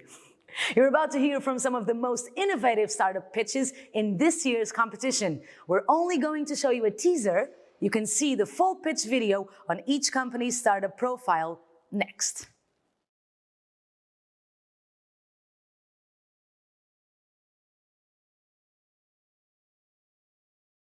Welcome back to the last segment of our semi-finals. Our judges will be reacting to each startup's 2-minute pitch. Don't forget, we're only going to show you a minute of the pitch. So if you want to watch the full video, check out their startup profile on our mobile app. Let me reacquaint you with our judges. Mara Kropinska from Google for Startups, Rashmi Govindha from B Capital Group, Phil Libin from All Turtles. Our next company claims that their carbon battery can start an energy revolution. Introducing Inketsu Okina from PJPI Limited. Hi, I'm Inketsu, CIO PJPI. We are a disruptive energy solution company that mass produces rare earth metal-free carbon batteries called Cambrian, providing off-grid energy worldwide, located in Tokyo, London, and Los Angeles. Cambrian is to be integrated into diverse products from mobility, drones, robotics, power switches, charging stations, EVs to satellites. We co-produced products with many Japanese companies and sold $1 million USD already. Our lab has Dr. Okada, a colleague of Dr. Yoshino, who got a Nobel Prize for lithium-ion batteries in 2019. Our CEO, Mr. Nishina, has over 30 years of experience as a serial entrepreneur and inventor, and raised over 150 million USD. Our CFO worked at Deloitte and audited various public corporations worth more than 5 billion USD. Our CEO worked for over 30 years for Ricoh Corporation globally. I think it's really cool, but I have no idea how to evaluate this. Obviously, battery improvements would be one of the easiest way to really move forward as a species. A lot depends on having better batteries. I know that much, but I literally know nothing else. And this is the kind of pitch where I just couldn't make a determination based on it. So I think people much smarter than me about batteries certainly ought to take a look. And I hope it's true, and I hope it can lead to a big revolution. This is the second pitch of this session that kind of got me really excited and sort of move around in my chair. Do I understand it completely? No. Was it in my opinion, a very strong pitch from somebody who really explained all of the main questions we would have, not to mention the fact that just the simple act of holding the battery in his hand sort of gave us a sense of the sort of the size. It's so fascinating how a tiny demo can just make you relate to the product better. I would pay some money to some people in my network who know batteries to give me a better understanding of how good this is. I think this could be really good. I'm really excited. To all the investors watching, Finoa is your one-stop shop to manage and service digital assets in regulated and secure manner. Introducing Marius Smith. Bitcoin, tokenization, decentralized finance, these are all examples of blockchain-enabled innovations that will fundamentally change the world we live in today. The business opportunity from an investment perspective is in the trillions, but if you are a professional investor today that are looking to invest in this space, there are some major problems. The industry has not been regulated, it lacks a secure infrastructure, and it's difficult to manage all your blockchain investments for one place. That's a huge headache for professional investors all over the world that hinders mainstream adoption today. So at Finoa, we have combined best-in-class German engineering with the highest military-grade security standards to help professional investors manage all their digital asset needs. Our solution is a fully regulated, all-in-one digital asset management platform that keeps your investments safe and secure and allows you to interact with a wealth of different financial products and services. Our solution is central not only to professional investors, but also for the development of the entire blockchain ecosystem, as we are key to attract necessary capital to fund innovation in this space. Rashmi, what did you think? I really liked the energy on the pitch. I think the market is big. I think it's an interesting market, but I do agree that it is a highly competitive market, and there are multiple stakeholders that have overlapping offerings in the space. So one would be interesting to dive a little bit more into the competitive aspects. I think the team background looks quite good. So this would be one that I would want to learn a little bit more about. Phil, what were your thoughts? Sorry, I'm really sorry. Blockchain is a scam. There are no good blockchain investments because it's a scam. There never will be good blockchain investments. This is a delusion that the world is currently living through that hopefully is close to an end. I'd really encourage them to work on something else. Marta, your thoughts? I struggle to be excited by this. I spent almost my entire career in fintech, but it's just, what problem are they really solving? There is a plethora of companies that are already doing this. All the big banks are already solving this. It's sort of, it feels to me a little bit like a bunch of very smart and talented management consultants and bankers left their jobs, built something off the back of the knowledge they got in their big jobs, and then they're going to exit it back to those same companies where they used to work, and they're going to make some money along the way. You know what? Good for you. But am I excited about this being a technology that's going to change the world for the better? Not really. All right, this is it, the final semifinal pitch. Reaply can help companies save on procurement costs and become more sustainable. Introducing founder, Gary Cooper. How we make and use products generates almost half of the emissions in our current economic system. We will not reach carbon zero if we don't shift towards a circular economy, where we prioritize reuse and regenerative systems. Existing tools lack the ability to drive visibility and utilization of idle and unused assets. Reaply is the only market solution that combines an asset management system with an online marketplace, helping organizations to manage, swap, and rent physical assets internally or externally. Our revenue model is twofold. First, organizations pay a subscription fee to drive circularity internally. Second, we take a transactions fee on the exchange of resources between organizations. As we enter our Series A round of financing with a 2,000% increase of ARR over the last year, Reaply's technology is even more needed now. There's a $4.5 trillion global opportunity that awaits us in the circular economy. Technology like Reaply's will drive its realization. All right, let's start with you, Rashmi. What did you think of Reaply? This by far was my favorite pitch of the day. I loved the structure of the pitch, The founder laid out the pain point, talked exactly about what the product is, talked about the business model, what the pricing structure looks like, talked about the funding history. There was so much of information that, I mean, I would have wanted to see in a pitch be condensed in that few seconds or a minute of that pitch. I thought it was fantastic and definitely a company that I would want to invest in. Wow, great feedback. Phil, what did you think? Yeah, it's really good. You get a thumbs up and a heart for me on this one. Whoa. Lots of information in a well-delivered pitch that wasn't overly manic. So a really good job, better than I would have done. You know, this format is difficult for something kind of quite so complicated, and I don't think he really had time to talk more about the product. Maybe if you could have found a way to do it, it would have been useful to just show a little day in the life of like a customer using this. What do they actually do? Like what kinds of assets? Like what specifically? Just paint a sketch, paint a picture to make it much more real. Because it's hard to understand a complex ecosystem play like this in a short video pitch with no demo. But it was again better than I would have handled it. So I'm definitely interested in learning more. Great. How about you, Marta? What did you think? I loved it. Great pitch, awesome structure. The technology is actually solving a problem. You can understand why this would pay for itself. The sustainability consequences of using that must be fantastic. I'd love to hear more. I think this is a great job. Well done.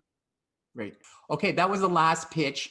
So based on your votes today, 3 of these startups will now go to the finals. Phil, what are some of your overall comments of the pitches that we saw today?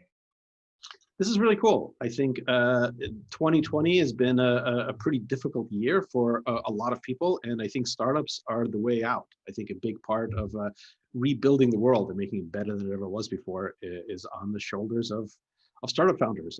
And so I'm happy to see so many good people, and I'm happy to see them react well and adapt to a new format of pitching. I am pretty optimistic about the state of startups. Marta, do you have your 3 favorites that you're going to push through?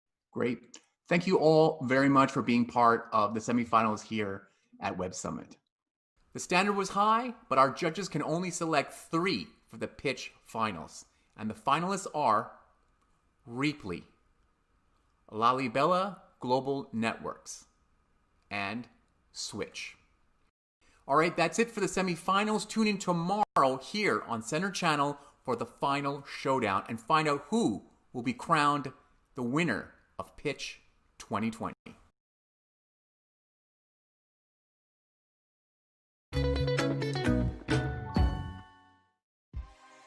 Our next company has raised $200 million with celebrity investors like Steph Curry to bring the home gym concept to a new level using AI and expert-led coaching. Here to talk us through Tonal's Smart Home Gym is founder and CEO, Ali Oridi. Hello. Tonal is the smartest home gym you've ever seen. It's a digital weight machine for your home that's intelligent and personalized with personal training built right in, all in a digital footprint that can fit in any room. Let's start with a video. Meet Tonal, the smartest home gym that learns as you get stronger with personalized expert coaching and revolutionary digital weight, so you can be your strongest. Visit tonal.com. In recent years, we've seen a migration where fitness equipment has delivered richer and richer experiences. It used to be that you would tell fitness equipment what you wanted to do. You'd set the bike, you'd set the treadmill, you'd have to set the weight on a weight machine. And then the experiences got richer. We started getting videos being delivered right onto a bike or a treadmill or another piece of fitness equipment to help you, get motivated and go even harder. But that's really all replicating studio types of experiences. It's group fitness. And we actually believe that the evolution of the connected fitness sector is into intelligent fitness being highly personalized, just like being with a personal trainer. This is something that has required full reinvention of the equipment from the ground up. In our case, to build the world's first digital strength training machine where everything is under computer control and under the control of AI. It's required reinvention of the way we work out and the way we present workouts. They're not just pre-edited videos being broadcast. They're highly personalized to every individual. And it's also required us to reinvent the way we even do resistance. It turns out that, dumb weights, dumbbells are not actually the best way to strength train. Research has showed that that you can even personalize the resistance to every single individual and to the moves they're doing. That's what we have done at Tonal. Now, we've seen that with strength training in particular, there's an opportunity to bring something more than just a full personal trainer into the home. And that's something that we've uniquely done. We focus on strength training. We focus on personal training. There is a lot going on out there in the worlds of, of group fitness, but that's not what Tonal's about. And we actually believe that there's more of an opportunity for personalization in what we do. In terms of the equipment, the first thing that we did was we built a digital strength training machine. So this is not big metal plates. This is resistance generated using electricity, electromagnetics under real-time control. It's adaptive. It adapts to the user. It selects how much weight a user should lift. It adjusts in real time, just like having a spotter with you. It even adjusts throughout your range of motion in order to adapt to the capabilities of your muscles. And then, of course, we built right into that 24-inch screen where we can deliver a rich experience, because it's not just about the equipment, it's also about the guidance. That's why we have personal trainers. They're not actually just there to motivate, they're there to educate and inspire, and that's a much higher bar that we've had to really live up to. Our videos are highly personalized user. They're not pre-edited. We start with a strength test for every user, and then from that point forward, videos are actually being edited in real time as our members are working out. So anytime you hit play on a workout, the experience is entirely unique to that user. The pacing of the video adapts, the prescription, the amount of weight, the amount of time that you have to do exercises, the instructions that you receive, real-time form feedback, all that's being edited really for the user who's working out in order to give them the best workout. With a personal trainer, strength training has to be a lot more personalized if you want to achieve your goals. We've also dug a lot deeper into the way we generate resistance. It's not just about lifting 20 pounds or 30 pounds, but weight that can actually adjust throughout your range of motion. We call this technology Smart Flex. We also have eccentric overload, which has more weight on the negative modes like chains and burnout. All of this allows us to optimize muscle building, personalized to every single user. And with real-time form feedback, we have a wealth of data and giving every user personalized instructions to improve their form and help them get better results in a shorter amount of time. This has resulted in literally the highest engagement and highest NPS in the industry. Lots of member love and incredibly fast growth rate for the business. We've seen a lot of traction with professional athletes. Over half the teams in the bubble were using Tonal to train their athletes, and we've had over 20 athletes invest in the business. It's been really fun, and we believe that intelligence is absolutely the future of this industry. So thank you. Want some exclusive offers from our partners? Go check out the attendee perks in your profile menu in the mobile app to find amazing discounts and offers from our partners.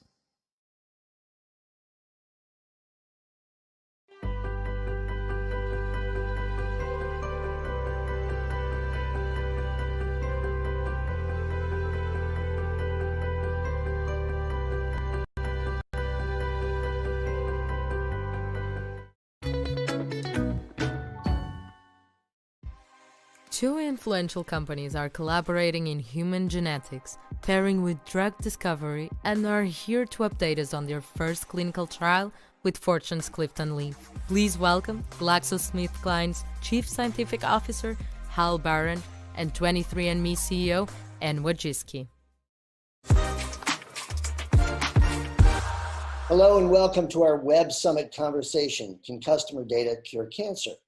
I'm so pleased to be talking today with Anne Wojcicki, the CEO of 23andMe, and Hal Barron, the Chief Scientific Officer and President of R&D at GlaxoSmithKline. Some 20 months ago, your two companies entered into a truly novel drug development partnership.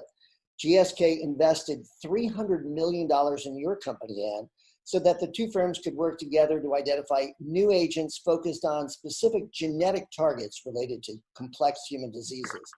And now you've got your first drug candidate, a molecule that aims to harness the immune system to fight cancer in clinical trials. Hal, I want to start with you first, if I might. Before we talk about how this partnership began, I want to ask you how your candidate cancer drug works. Just briefly, if you would, talk about how this first-in-class antibody, at least potentially, releases the brakes on the immune system to target cancer. Well, thanks, Cliff. We're very excited about the program that we advanced into the clinic, and maybe just to back up to just give you a sense of how that even happened. About 2.5 years ago, when a few months after I joined GSK, we had decided to really focus our R&D strategy on using human genetic data from sources that we had previously been collaborating with, like the UK Biobank and FinGen and Open Targets, and other sources. And what we realized is that to really leverage human genetics, a partnership with 23andMe could add a lot of value by being able to tap into many millions of people actually, who have signed up for the service. And we strongly believe that using human genetics could allow us to actually double the probability of success from the time you choose a target to the time it becomes a medicine. Because one of the facts that people don't actually realize is that 90% of those medicines that enter clinical testing, actually only 10% will become medicines. 90% will fail at some phase in development. And most of the time, often, the reason for failure is that essentially the drug doesn't work. The target's not important for that human disease. It was important in a mouse model maybe, but it wasn't important in the human condition. And so whether it's cancer or heart disease or metabolic disease or neurologic diseases, the preclinical models haven't really predicted the kind of success that we need. And we had argued that by focusing on human genetics, we could find targets that have maybe as much as twice the probability of success, which is what the data tells us. We had been doing a lot of biology on understanding how the immune system works in cancer, and specifically how to, if you will, uncloak the cancer so that the immune system can see it and target it. What was interesting is our focus on what's called the CD96, the TIGIT, the PVR pathway. It's a series of various receptors and ligands that bind in ways that allow activation of the T cell, or in some cases, subgroups of T cells like NK cells, to actually attack the tumor when they've been exhausted or when they've been silenced. And we think this pathway, the TIGIT, PVR, CD96 pathway, is really important. And what 23andMe brought to the collaboration was a very orthogonal approach using human genetics to see is that pathway actually validated, if you will, from human genetics, which it was, and what gave us even more confidence that this is likely to be a very important target for modulating the immune system for patients with cancer. Anne, I want to just back up a little bit here because it's fascinating how this genetic target came to light. 23andMe has more than 5 million genetic blueprints in its database, something like that, right? We have over 12 million customers. Over 80% of those customers have consented for research. Wow. And so they volunteer to be part of these research studies in which their de-identified data is used for drug discovery. But that's the big picture, right? But how did that lead your companies to a specific drug candidate in this case? Well, what we do, we've always had this sort of an unusual approach with research, where it's not, we never set out to say we are going to be a cancer company or we are going to be a diabetes company. Where we said instead that we are going to look across, we're going to collect as much data as possible, and we're going to combine that data with the genetic information, and we're really going to follow the data. And what has always been surprising to us, we didn't ever really anticipate that we would be down this cancer path, but through the massive amount of information that we have, we were actually able to identify this target, and it looked promising. And then when we signed up this partnership with GSK, it looked like we actually each had a program going in the same area, and GSK was ahead. So we combined those two programs. Good. You know, I love how your two companies, they're so different, at least on the face. You know, GSK is now in its 4th century in business. It's 305 years old if you factor in all the various corporate iterations and mergers and rechristenings and whatnot. And 23andMe is just a teenager, right? So it's 14 years old. You know, what have you learned about working with a corporate teenager, Hal? And have you made the cultures of the venerable old pharma company and Silicon Valley startup, you know, how does that work together? Yeah, you know, there's lots of ways of characterizing each of our companies. That's one way. I think that what I look for in collaborators in general, and why 23andMe was such an exciting opportunity is, let me just mention a few of the features. First of all,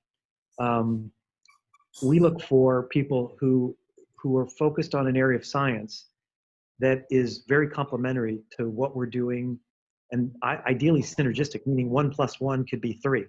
Mm-hmm. And when we talked to Anne and Richard Scheller at the time about a collaboration, it was very clear what they could do, which was very impressive, but also the number of things that couldn't be done because they just couldn't do it at the same scale that GSK could.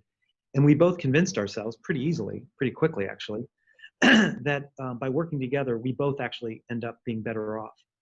I think the second thing that we look for that was clearly present with 23andMe is what I call head-spinning talent. The people working at 23andMe are incredible scientists, some of the best people. You know, when we first announced this collaboration, the opportunity to work again with Richard Scheller, who was in the role at the time, was incredibly exciting for me, having worked with him at Genentech, and now getting to work with Kenneth Hillen and his team. It's really a terrific group. And I think the third thing that we look for is a company and people really committed to following the science, doing the most rigorous science, so that we can develop truly transformational medicines for patients. And that, I think, describes both companies pretty clearly, and why we're so excited about working with Anne and her team. You know, it's been fast work, and you now have 30 targets you're pursuing in your collaboration. Is that right? We have over 30 that we have together, which actually ties in with you know, everything that Hal was just saying here. Hal, I should also just give credit. Hal is one of the first people who came to 23andMe in 2009 and actually told me, he sat me down, he said, listen, exactly what he just said now, most drugs fail. And one of the reasons why they fail is because they don't have a human genetic foundation. And he was very clear. He's like, Anne, what you are going to do is you're going to absolutely change the success rate in drug discovery. And so in some ways, we've had this partnership now for 2.5 years. But I actually really look at it as, you know, he came in in 2009 and we started talking about it then and started showing the ways that we're collecting data, how we're analyzing. And it's complicated. How do you actually get from all this information down to the drug targets? So what has been great actually about this as well, and I think when you talk about sort of the big company and the small company here, Richard came to me at one point and said, Anne, we have so much opportunity. I have millions of customers and I have, you know, over 1,400 different phenotypes that we're analyzing, and we do these runs. We have this massive amount of genome-wide association studies data. It's like, we can't possibly analyze everything and take advantage of it. We have to have a group that is going to be able to help us maximize the value.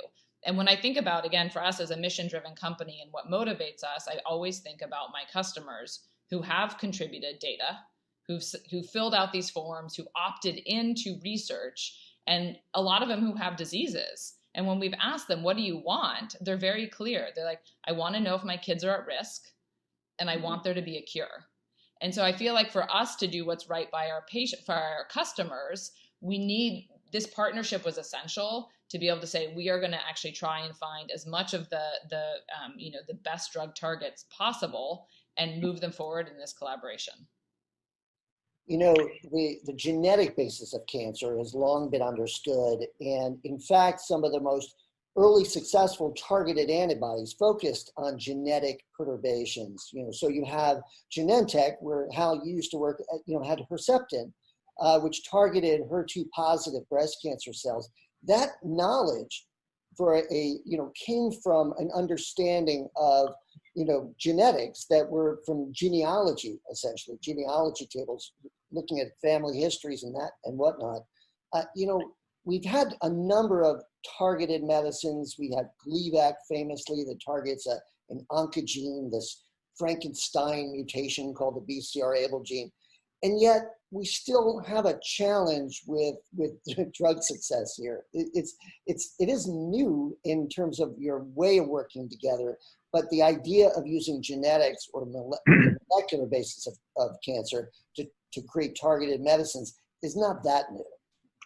Yeah, one thing to make sure people understand too, and it's a subtle but actually profound distinction, is that what 23andMe has, what human genetics usually do, is explore what's called the germline, the stuff you get from your parents. Those inherited abnormalities or differences can put you at risk for or actually be protective from disease. The genetics of cancer are actually what's called somatic mutations, the things that arise as mutations in specific cancer cells. And for instance, you're not born with the HER2 mutation. That's one that occurs in a breast cancer cell or a gastric cancer cell or wherever it's cell that might mutate to overexpress HER2 for various reasons. And those discoveries are made by actually analyzing the genome of a cancer cell. So what's exciting about 23andMe and very different is we're looking for genetic validation through germline data from the DNA that you inherited, not the mutations that arise over time in your life. And that allows us to see the sort of experience that sort of Mother Nature has created in our billions of people on the planet, all the different variations and how they've been protective or harmful. And then how do we take those changes and actually turn them into medicines to make sure that people who are very protected from certain diseases, how do we bottle their special sauce and give that to people who aren't protected, and learn from Mother Nature, who is, frankly, our best teacher, because the lessons learned from preclinical studies are no match for her ability to understand how we evolve.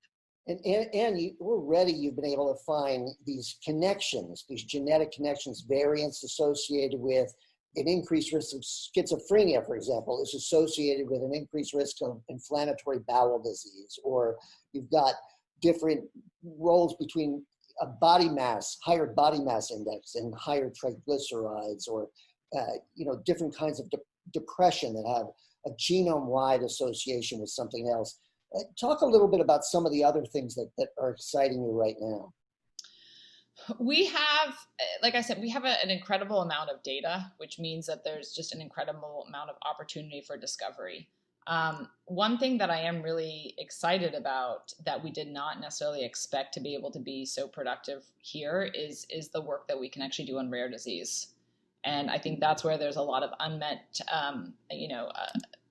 real medical need. And these communities are incredibly passionate, and we're finding that we can find some really interesting associations that could potentially lead to programs that we move into the clinic. So I think that's one thing that's been a surprise of late. I think that there's studies that we've published on, like our depression study. I think one thing that I'm always impressed with our customers is that we can get such a massive amount of participation. So that was an example where we had hundreds of thousands of people who participated in a depression study, and we actually were able to find genetic associations for some of the first time.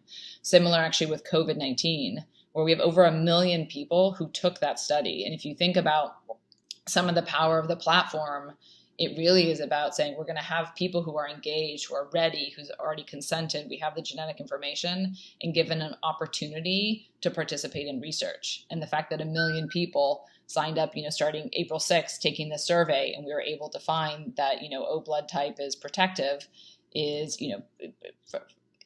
amazing.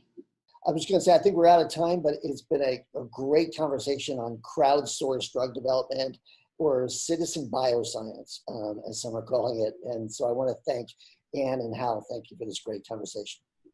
Thank you.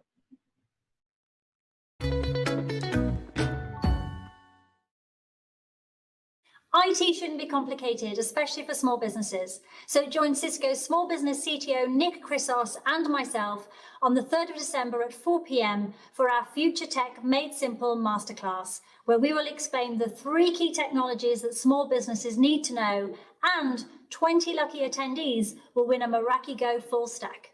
Enjoy Web Summit.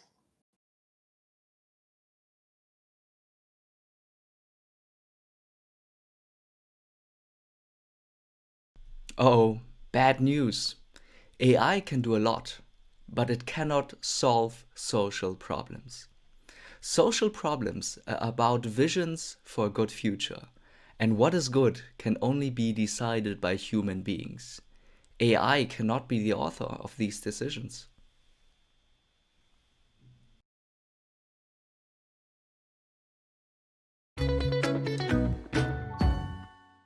Hello guys, how are you? I'm back. Can you see my pores? Okay, so one of the most important questions for all of you that are watching right now is definitely how to accelerate or blitzscale your company in a pandemic, and what should you start looking for on the other side. In conversation with Rise co-host Casey Lau, the co-authors and podcasters behind the book Blitzscaling reveal an exclusive look at best practices. Please welcome entrepreneur Chris Ye and the co-founder of LinkedIn, Reid Hoffman. All right, let's just jump right into it, guys. It's great to have Chris and Reid here. I think the number one question I have, and the whole world has been following this for the last few months, is what do you guys think of season 2 of The Mandalorian? Just kidding. Let's not get into that. Right now, I guess the number one question I think on everybody's mind, and since you guys are very active in it, what does the next few quarters look like for the technology sector with the new administration in place? Well, I think one of the things that's awesome about a Biden administration, because remember, he was also part of the Obama administration, is a very tech-forward view about how the future is built. That if you, for example, want to build middle-class jobs, robots are actually, in fact, very, very helpful to that. If you actually want to say you want to solve things like, say, a raging pandemic, vaccines, testing, contact tracing are actually, in fact, essential parts of the solution, and as well as therapeutics, actually, not to leave out therapeutics. And so I think what you're going to see is a very tech forward. Now, that doesn't necessarily mean that there aren't things that the Biden administration would like to see out of the tech industry, that the tech industry might be a little uncomfortable about. It's like, well, okay, we'd prefer to cure the kind of raging misinformation problem. We'd like to actually, in fact, see a little bit more accountability to society in terms of the transformations that are being made. How do you help your kind of everyday citizen as a way of doing this? I mean, I think you'll see those kinds of things, but it's a very tech is the future, and the future is very important for not just American society, but obviously the entire world. And more broadly, I think that what we're going to see is an administration that really takes the COVID-19 pandemic seriously. Obviously, it's difficult to have economic growth in the middle of a pandemic. Technology companies have done very well, but we all want to get back to the point at which we are living our lives like we were before. So I think that the Biden administration's emphasis on solving the COVID-19 pandemic will be very helpful. Also, Baby Yoda rocks. Yeah, it's great. I'm glad you popped that in there. I guess a lot of people have been asking me this question because this is really a truly international conference. It's what are your thoughts on startup founders and entrepreneurs returning and being able to access back into the U.S. Market? Well, I think, look, this will be obviously a world different with the Biden administration over the Trump administration. I mean, I think the Biden administration, kind of goes back to the fact that America, the American dream, the melting pot, the Statue of Liberty, the ability to say, look, your ability to do your best work, to make that present will be much more available to the amazing talent around the world under the Biden administration. Obviously, the Biden administration also, cares about healing the pain and the rifts within the American society. So it isn't like, it isn't kind of a free for all, but within startup entrepreneurs, which is the key, kind of part of the American dream. I think it'll be night and day. And one of the things that Reid and I talk about in our book Blitzscaling is the importance of human capital for building amazing companies. And I think that one of the reasons why Silicon Valley has such great human capital is the fact that it has been open to immigration. The majority of startups are started by immigrants. And I think that having barriers come down, having the ability for people to come to Silicon Valley, but also the opportunity for companies to get people from Silicon Valley who've had this experience to spread that scaling experience around the world is going to be really helpful to the world in general. That's great. Yeah, so let's get into the main topic of this panel, blitzscaling during a pandemic. You guys wrote the book in more normal times. Reed, what are you looking at? What are you telling people now in terms of blitzscaling as we're in the middle of the pandemic and maybe getting worse or getting better? What are you talking about right now? Well, 3 quick highlights about blitzscaling. I suspect this audience knows it all, but it's very important. Right. So one is blitzscaling is prioritizing speed over efficiency in an environment of uncertainty. And the reason that that's really important is that is actually how the tech companies of the future will be more and more built. It's probably 80% plus now and is growing. And what's more, it's relevant to all companies because essentially all companies are on some kind of path to becoming tech companies. That's part of how tech is changing everything in the world in the future and obviously revolutionizing industries. Now, the relevant thing about blitzscaling is its relative speed, right? So the real question is Chris and I described, is kind of these Glengarry, Glen Ross markets. You get in these hyper-connected worlds, which is, first prize Cadillac, second prize steak knives, third prize you're fired off the excellent play and movie. And so Alec Baldwin's second best role now, right after the most recent Saturday Night Live run. Now retired. Yeah. Now retired. Now retired. Exactly. And so it's still totally there because the question, but it's relative speed. So you say, okay, I can't blitzscale as fast as I was during a time of kind of non-pandemic, but that's okay. It's relative speed. And actually, in fact, part of the thing that people also miss on it is they say, well, what's the time interval that you need to be doing this in? And so a lot of the advice that I've been giving my portfolio companies is to say, look, you don't necessarily need to be hiring at the same rate now or even hiring differentially faster right now if what you're doing is setting up so that as you reintegrate society, that you're going to be moving a lot faster. You're setting the pattern for doing that. So time is not necessarily like, oh, did I hire more between Monday and Tuesday than my competitors, right? There's the absurd hyperbole. But like, did I get more effective people deployed in growing me as my company as a global and industry transforming company? Am I doing that, kind of in a way that I'm getting to scale much faster? And then in the kinds of markets that most apply to blitzscaling, which can include, kind of network effects like marketplaces or networks or scale effects, like commerce businesses or other things, do I get there sooner? And so the same kind of principles apply even in this, time of Zoom, right? Time of the COVID pandemic as a way of kind of building these companies. And one of the things that I've been advising people to do is to also think of this and reframe it as a time-limited opportunity. So we know that effective vaccines appear to be on the way. Hopefully, we are going to see dramatic changes in how this pandemic is hitting the world. Hopefully, it will recede from our memories relatively soon. And so that's great. And I'm looking forward to it. But the other thing you can do as an entrepreneur is to say, wow, I have this opportunity over the next 6 to 9 to 12 months while the pandemic is still going to really do things that will be harder once we return to the old way. So whether that is more virtual events or reaching out to partners around the world, there are things that are easier now than they will be when the pandemic is over. And that's a great area of focus. I love talking to you, Chris. You always set me up for the next question because that is the kind of next question. So there in the media, whenever there's a mention of a vaccine, it really disrupts the stock market. So I'm looking at startups. What should they be preparing for? They've just prepared and are kind of, working out how to exist in this pandemic. But now they're going to have to it could shift so quickly with a vaccine mention in the news. What do you think that startups should be starting to think about right now?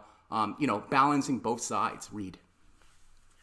Well, so look, at a high line, startups shouldn't overly track the public markets, right? You're generally speaking years away, whether you're investors or startups. You should be focused on what is the thing that I'm building that creates the new platform transformation. Now, vaccines will continue to have that, kind of disruptive effect because, the market's trying to compound the future into the present, whether or not it's, use of intensive use of things during COVID that will shift. The other thing, of course, with vaccines is there's a whole bunch of still, even with a, passing, stage 3 trials, which the Pfizer vaccine has, but by the way, scale, not just manufacture, but distribution. So for example, the Pfizer, vaccine, requires transport and storage, and I think it's -7 degrees Celsius. that's a limited amount of run. That will be a certain amount of scale in terms of scale challenge in terms of where it gets to. So I think overly predicting that suddenly, March 1st, 2021, everyone's going to be vaccinated and it's back to usual is a mistake.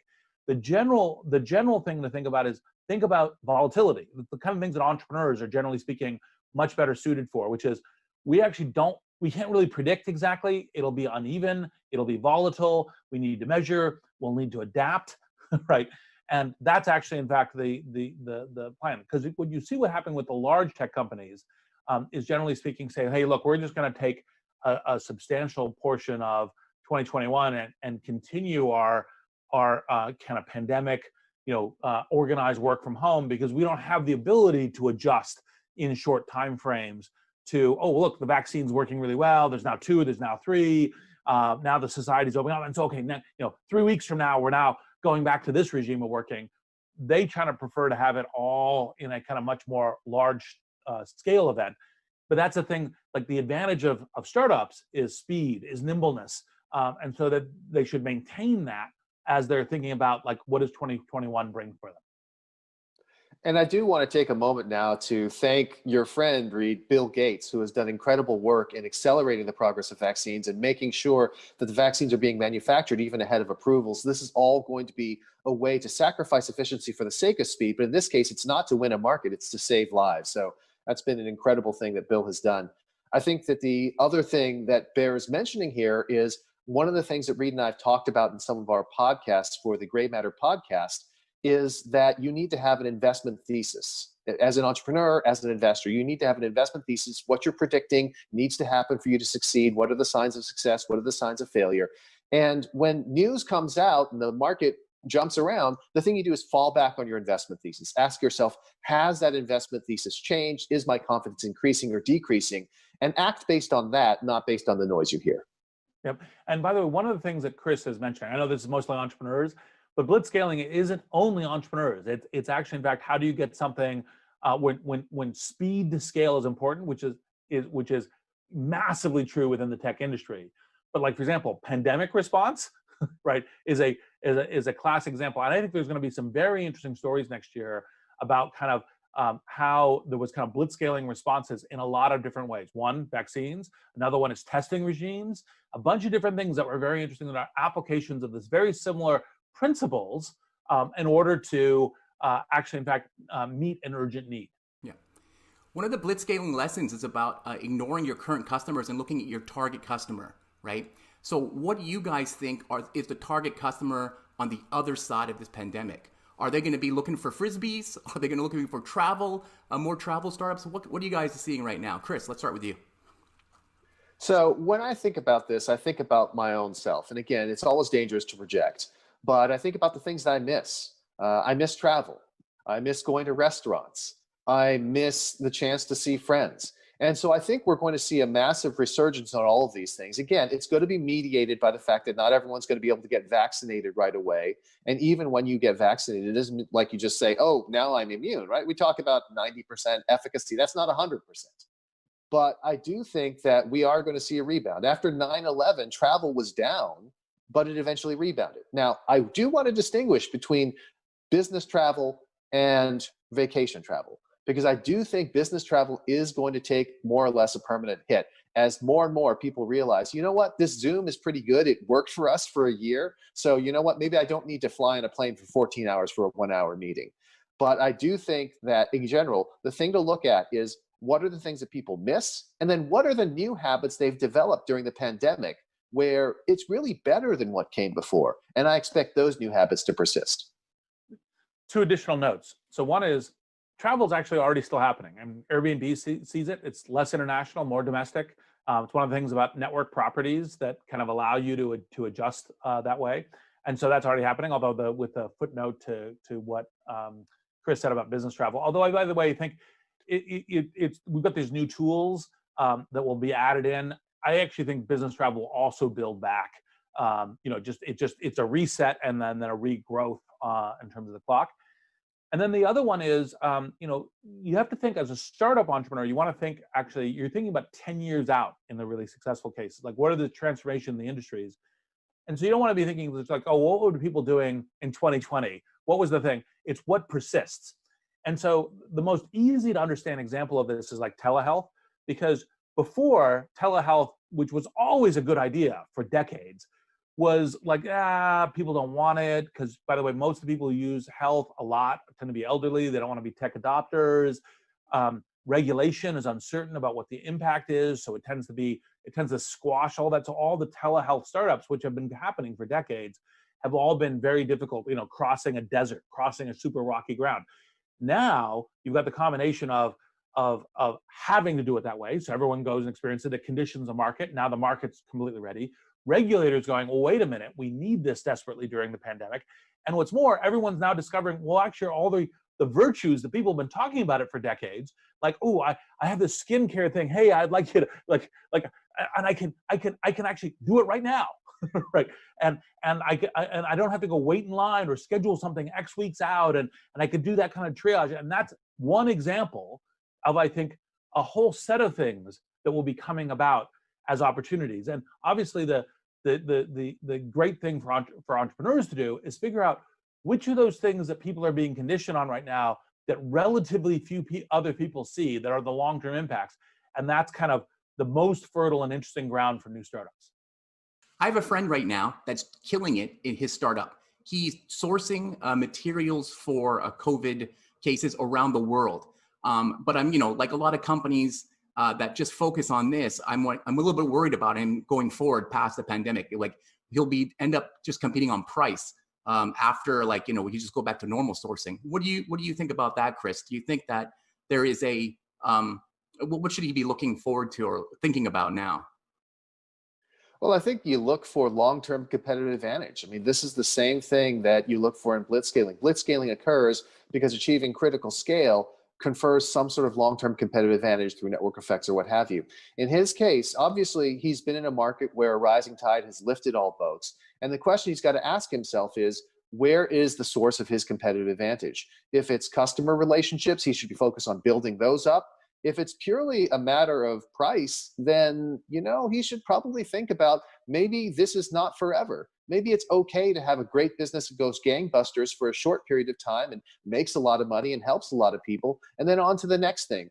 It always boils down to what Reed and I discussed before, which is having an investment thesis and understanding that just because the world has changed and maybe that investment thesis no longer holds doesn't mean it was a bad thesis. It just means that it was no longer a fit for the times. If the world is dynamic, this is one of the benefits of entrepreneurship. It's part of the reason why I think the industries and the technologies and the jobs of the future are going to be created basically by entrepreneurship. And so that dynamism is one of the things that's really important in order to kind of predict. You view this, like a lot of times, like we are less and less you establish your pattern and then it works for a very, very long time. That long time is shortening. So that ability to essentially make those kinds of differences is essentially really key. Yeah, great. Reed, I want to quickly touch upon SPACs, the special purpose acquisition companies. Is this just another word for investor blitzscaling? That's clever. Well, actually, in fact, I did a post on this on LinkedIn, and Chris and I did a podcast that actually showed up on Chris's podcast stream.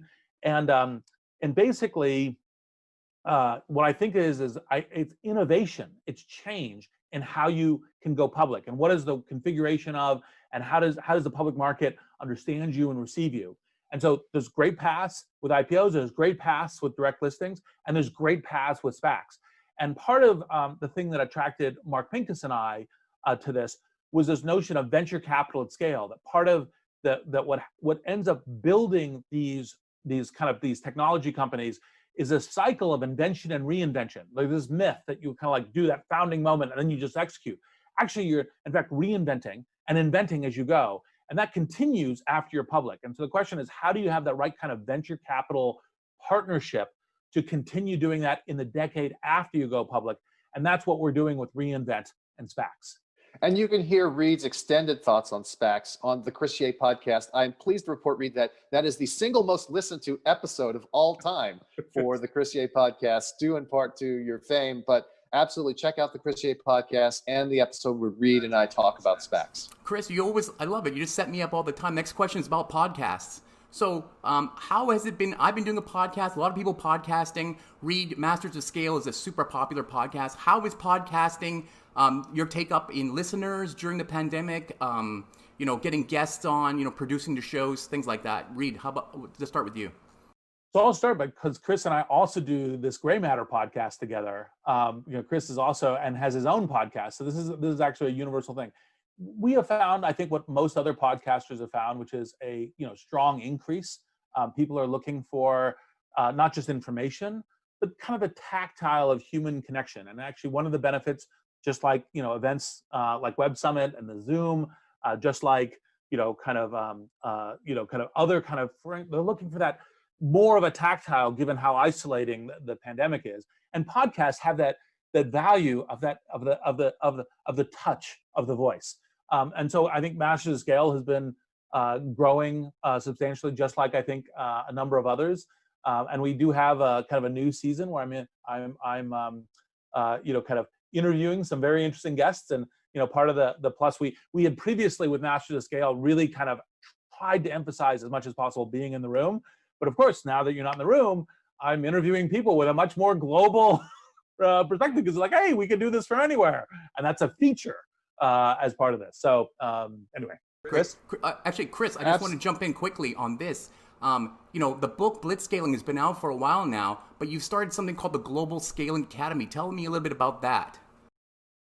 Absolutely. So, of course, Blitzscaling is a fantastic book. Reed and I are very proud of it. It's available in bookstores everywhere. If you want the Audible version, Reed and I actually read it. So Reed reads the introduction, I read the rest. So if you enjoyed our mellifluous voices, definitely check out the Audible version of the book.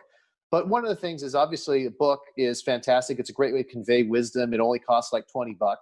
But on the other hand, sometimes people want specific answers. People want to engage with those who are engaged in the same endeavor of growing a business or trying to make something happen from nothing. And so I created the Global Scaling Academy, which is a community for people who are focused on scaling and especially blitzscaling. And people who are interested can go to globalscalingacademy.com. We're always having events that are open to the public, and people can also join as a member as well. That's great. Gentlemen, I could talk to you for another hour easily, but that's the end of our time. Really appreciate both of you being here at Web Summit this year. Thank you, Casey. Our pleasure. Thank you so much.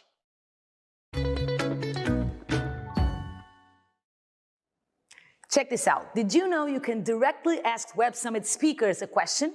Yes, you can. Just join our live Q&A sessions in breakout rooms, type in your question, and our moderator will pick the best ones for live answers. Check the schedule for more right now. Do it. Do it. It's good.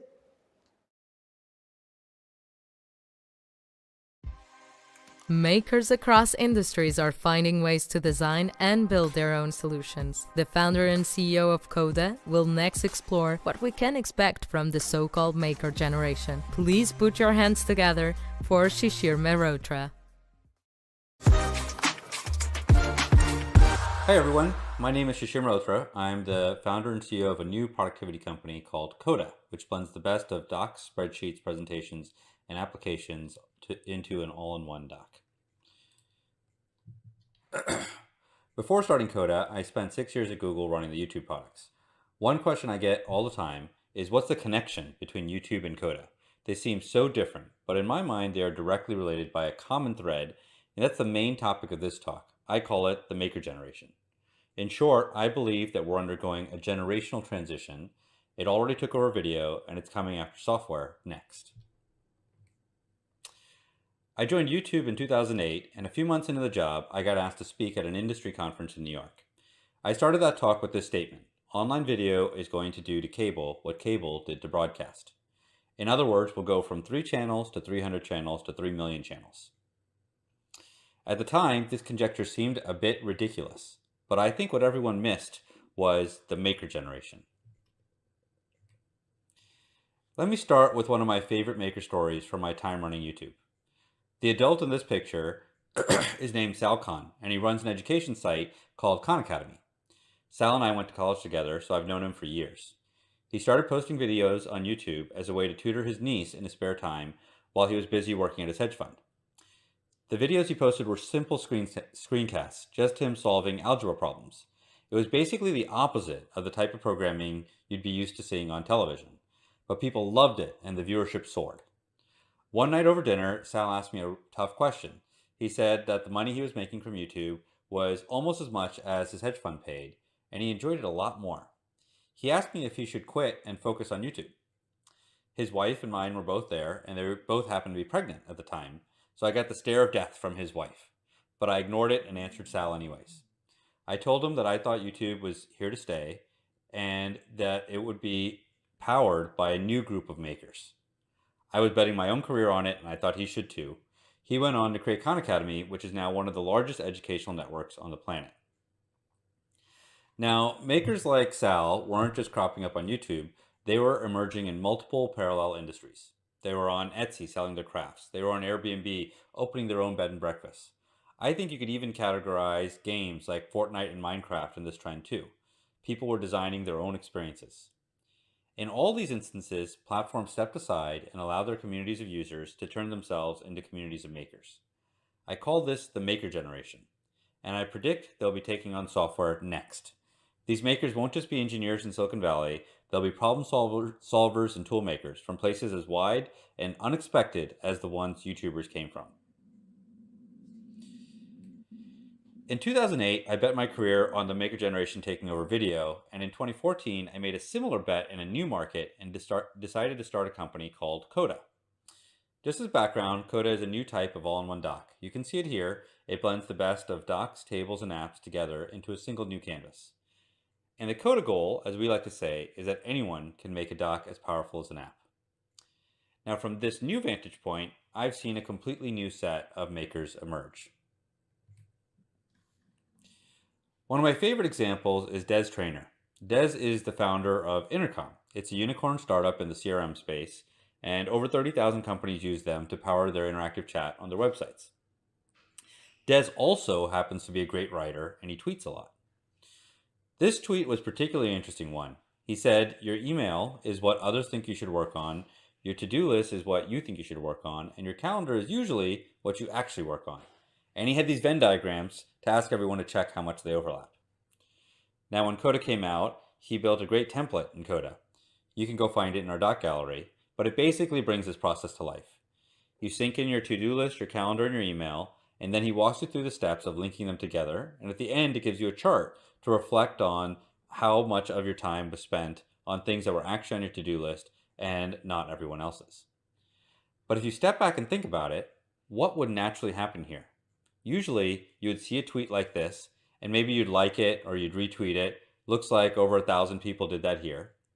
And then you'd go about your day. But in this case, the philosophy got turned into a workable implementation. Or to say it differently, Des turned a tweet into software.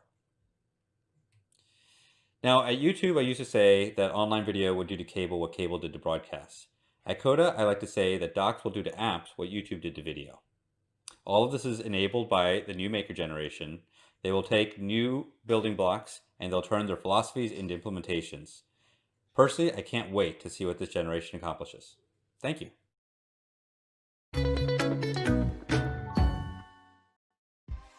Missed your opportunity to sign up for our roundtable? You can now watch the conversation as a spectator. Check out the roundtable lineup in the schedule, or visit the Breakout tab to see what's happening now.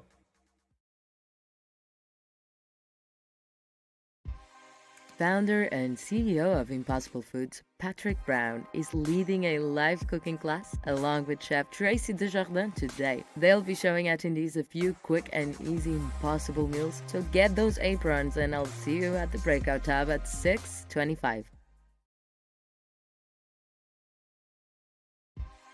StockX is a billion-dollar streetwear marketplace and clothing reseller that's been an absolute game-changer. Put on your Yeezys and Air Jordans for the man who built it up from nothing and why he left it all behind. Josh Luber. I've started and run 4 businesses before StockX, and the most people that worked for any of them was 12, including myself. At StockX, at one point, we had over 1,200. The title of this talk is Why I Left StockX, and I think if I stopped right now, I think everyone would get it, but they asked me to speak for 10 minutes, so allow me to elaborate. First, the decision was 100% my own. There was nothing funny. There was no negative feelings behind the scenes. As far as startup founder breakups go, this is about as good as you can get. That's not PR or spin. I mean, that's genuinely the truth. Last July, I replaced myself as CEO. And for the last 15 months, Scott has done a phenomenal job picking up where Greg and I left off, building an elite leadership team, taking StockX to the next level. The company has never been stronger, healthier, bigger, and I've never had more confidence in the long-term health and success of StockX than I do right now. But for me, over that time, there was nothing that Scott was doing that I wished I was doing. I never once looked over at the new CEO and wished I was doing any of that. I got to continue doing all the stuff that I loved, all the startup within a startup stuff. I was still traveling a lot and doing a lot of public speaking, pre-COVID, of course. But I was running a group called Innovation, where I spent most of my time starting and then leading the trading card vertical for StockX. Basketball cards, baseball, Pokemon, etc. If you caught my talk for Collision, which was titled Why Trading Cards Are the Next Sneakers, you know that I'm a huge believer that trading cards are what's next. What's next at the intersection of culture and commerce, in finance, as assets, as true investments. But for StockX, we were adding trading cards to that very specific stock market of things marketplace, and alongside 5 very big and successful verticals in sneakers, streetwear, watches, handbags, and collectibles.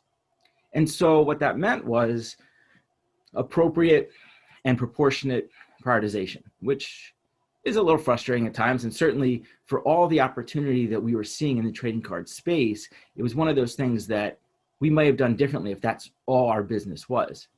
But it's not. You know, there's a lot of other parts of that business. And so it makes sense. Of course, that's the right call. Of course, that's the right way to prioritize a big company. Particularly because, I mean, if there's one takeaway for me for the last 5 years speaking about StockX, it's that it's about the model. It's about that unique stock market of things model. So it made sense to not pursue these things outside of that lane in trading cards. But for me, I was seeing all these unique opportunities in this growing industry that was about to explode. So you can see the very obvious and logical, this is what had to happen, right? I mean, it was exactly what you think would happen, which is that I'm a startup guy, right? I don't need to be in budget meetings trying to make things 5% more efficient, right? I need to be building stuff. Unfortunately, Greg and Scott and the leadership team and the board, they understand that. They know me. They also know that I need to be building stuff. You combine that with the fact that the business activity that I enjoyed the most, which is public speaking, had completely changed in a post-COVID era, that it became a very sort of logical shift in all of our perspective that the right thing was for me to go and pursue these trading card opportunities on my own. And I couldn't be happier. I mean, you know, don't get me wrong, there are and has been times that are wildly emotional about this. It's certainly possible that on my last day at StockX, I broke down crying in front of everyone via Zoom, right? But once I reconciled the fact that just because I started the company doesn't mean that I have to work at it forever, well, the decision got a whole lot easier, right? And when you combine the fact that in a post-COVID remote working environment, it's not like I was walking away from that daily dose of company culture and the people, right? We lost that back in March, and who knows when we'll ever get that back. So the decision really couldn't have been any clearer. And I don't miss it for a second. I'm a few months now into my 6th and 7th startups. I'm now starting 2 separate businesses in the trading card space. And although they're both still very much in stealth mode, we're not revealing anything here today, sorry. It couldn't be more energizing and exhilarating to be back at that level, just me and 3 other guys looking completely straight up the mountain to go back at it. And for me personally, I now get the second shot at pursuing a personal passion as my career, which most people never get any. I mean, it's extraordinary. I've been right about 2 things ever in my life, right? It just so happens that the 2 things I was most passionate about as a 10-year-old boy have become the 2 biggest things in culture and commerce, right? Sneakers and now trading cards. And we all have the same story. I mean, just like in sneakers, just In sneakers, I have the exact same story as every other 42-year-old sneakerhead. I grew up playing basketball and Jordan played. I always wanted Air Jordans. My mom would never buy me Air Jordans. As soon as I got some money, we bought Air Jordan. Like, we all have the exact same story. And I've told that exact same story, probably in that exact same cadence, basically every interview, every talk I've ever given for the last 5 years since we started StockX. Even before that, even during my TED Talk, which was 4 months before StockX, I think I said those exact same 4 lines. And what's extraordinary about that is I think I'm going to be saying it for the next 5 years, because it's the exact same story for trading cards. I have the exact same story as every other 42-year-old getting back into trading cards. I got into it right at the market exploding, right at the heart of the junk wax era, 85, 86, 87. And from the end of elementary school through all of middle school, there was nothing more important in my life than baseball cards. And just about every entrepreneur I know, remotely my generation, their first business was trading cards. But then the market crashed in the mid 90s. I moved on to high school. Trading cards weren't as cool. You get into other things and you leave the hobby behind. But we all held on to our cards. They were all of our prized possessions. And for me, they all sat at my parents' house for the last 25 years. And we all have that exact same story. In fact, over the past couple months, as I've been telling people about trading cards coming back, I mean, at least half, probably even more, of people that are even remotely my age, literally mid conversation, will pick up their phone and say, hey, I need to text my mother, I need to text my father, and have them look in our basement for our baseball cards. We all have that story. And that basement story is actually how this whole thing kickstarted again for me personally. It was Thanksgiving of 2018. So almost exactly 2 years ago that I drove to Philadelphia for Thanksgiving. I grew up in Philadelphia, Pennsylvania, which is where my parents still live. And I currently live in Detroit, Michigan. And for whatever reason, Thanksgiving of 2018, my wife and I decided that we would drive back to Philadelphia and put our 2 kids, who were 6 and 3 at the time, into our minivan. Damn right, I drive a minivan, and I'm not giving that up until the kids probably graduate high school. And we drove home, and it's a 10-hour drive, but we drove home.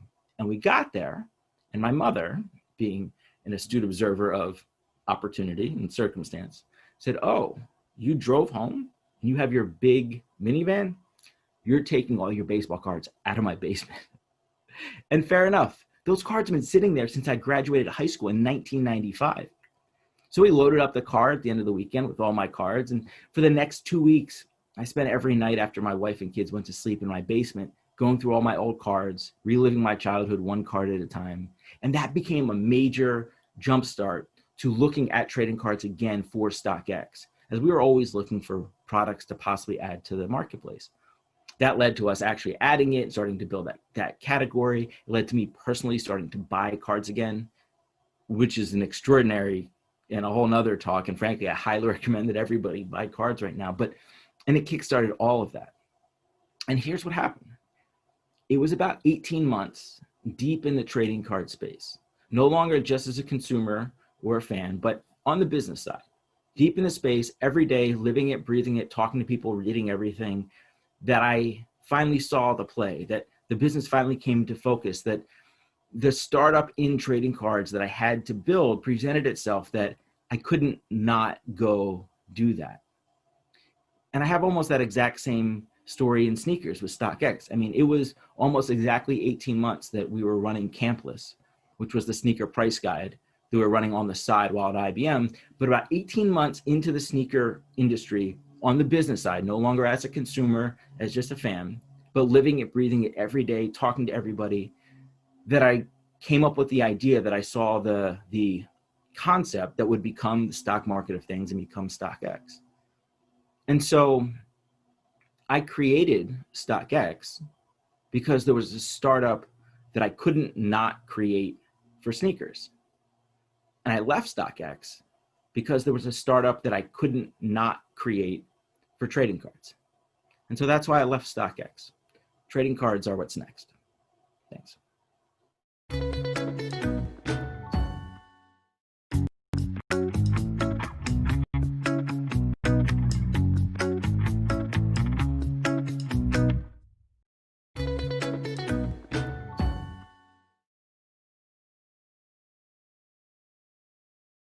Most people believe that software development is for software developers. But the truth is that in the near future, everyone will build software. No code is the natural step forward in the evolution of developing software.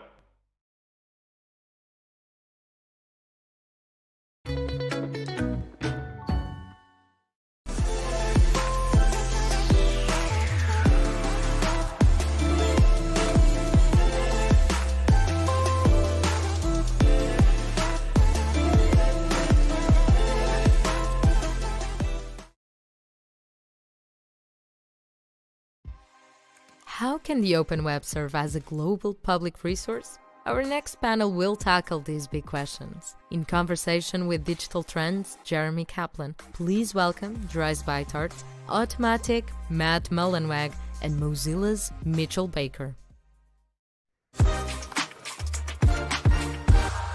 Welcome to Web Summit.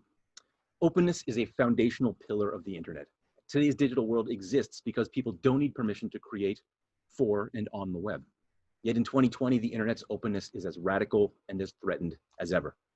To be clear, those aren't my words. Those come from Mozilla's Internet Health Report, an annual report that looks at the biggest of issues on the internet with an eye towards openness and accessibility and equity and all sorts of thorny big issues, important issues. To dig into those issues, we've got some of the biggest names in open source and open web. To begin, Matt, I'm going to throw the ball at you. Let's define some terms for us. Could you explain perhaps open source versus open web and your take on what the relation is between them? Sure.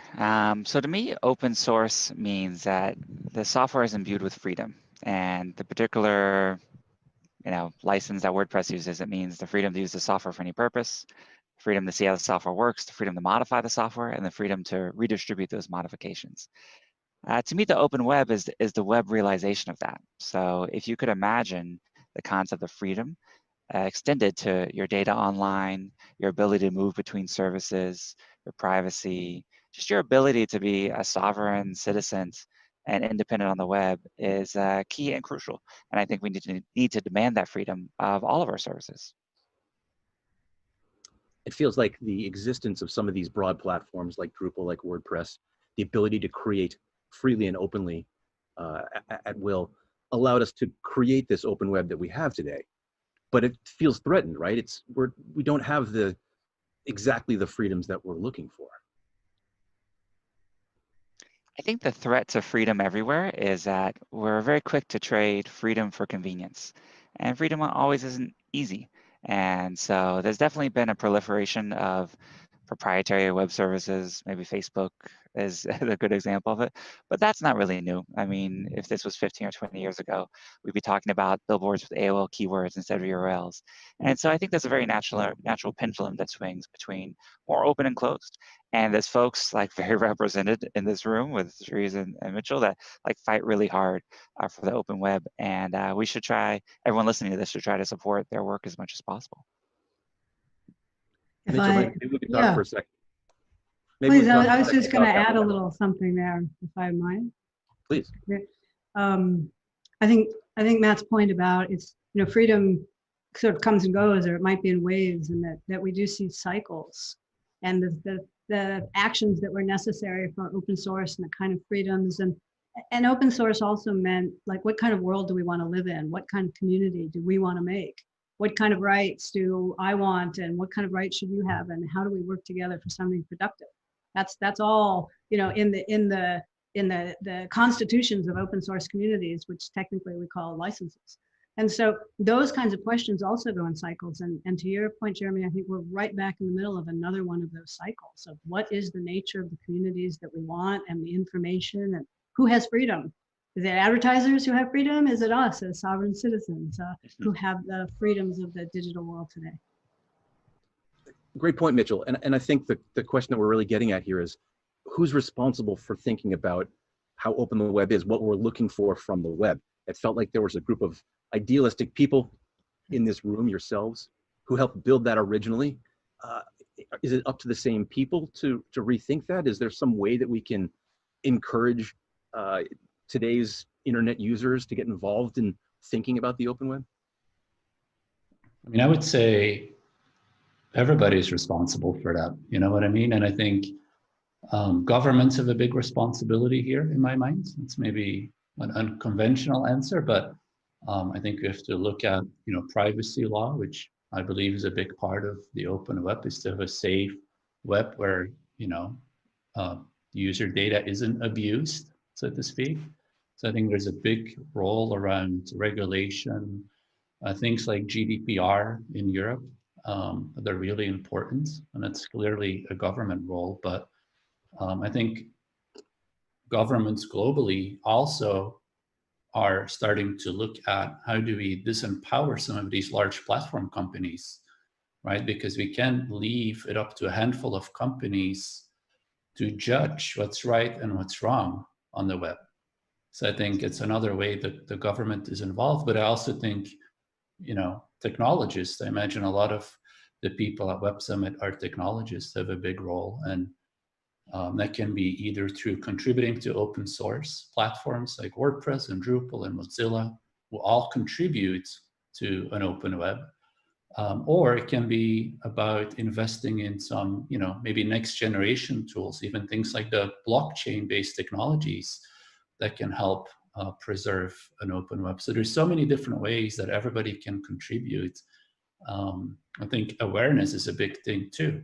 Most people aren't even actively aware of some of the challenges, and that is starting to change, obviously, with some movies and shows that are coming out on TV and just media in general. But still, I think to Matt's point, people choose convenience over kind of dealing with the reality sometimes. So I think that awareness is so important because it's what activates people to change their behaviors and also activate them to help make others aware.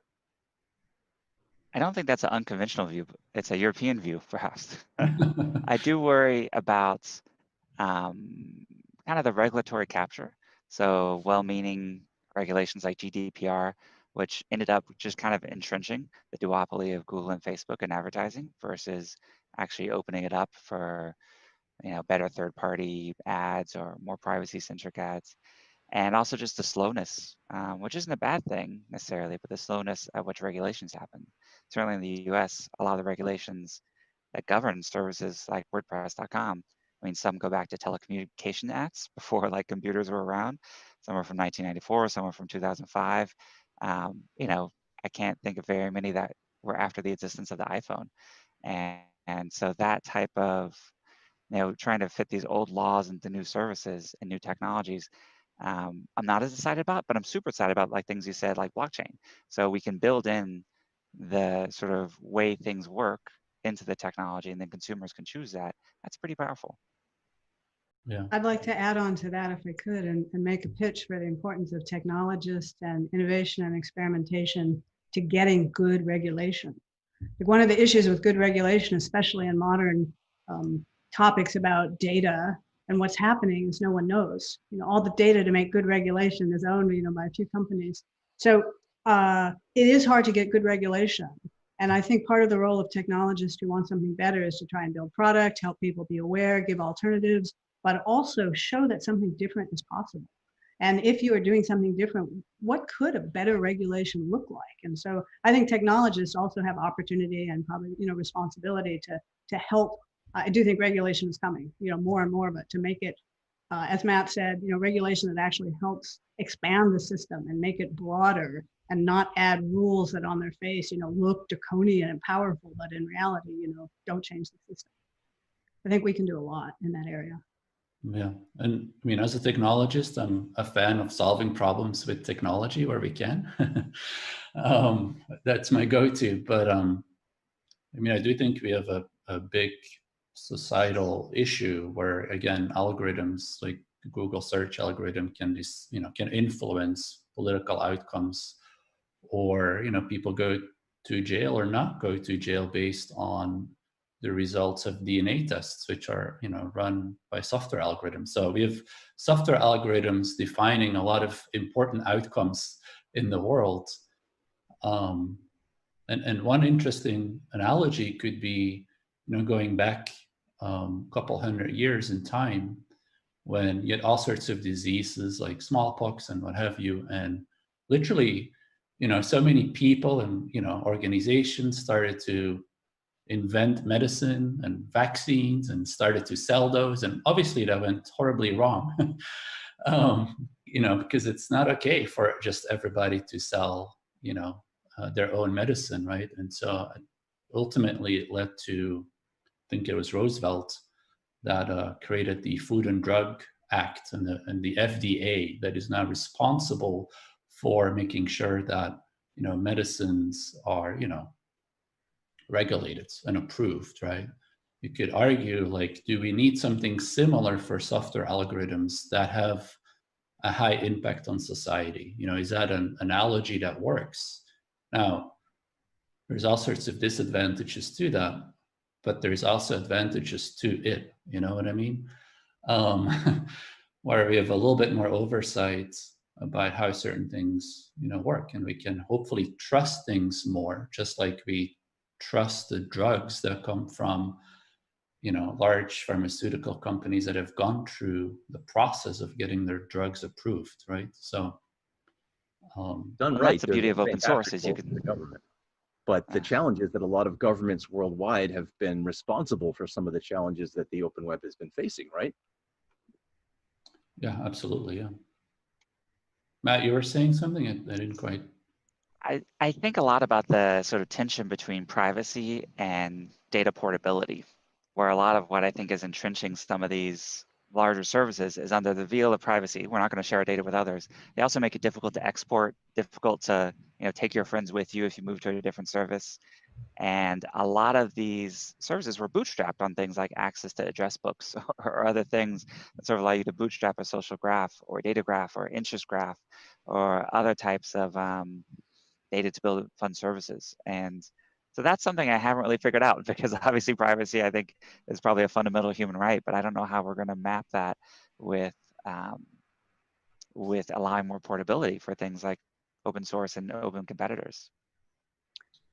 One aspect of that we think about, maybe I'll toss in and see if it fits, is this actual word privacy and what we actually mean with the word privacy, and does it actually cover enough?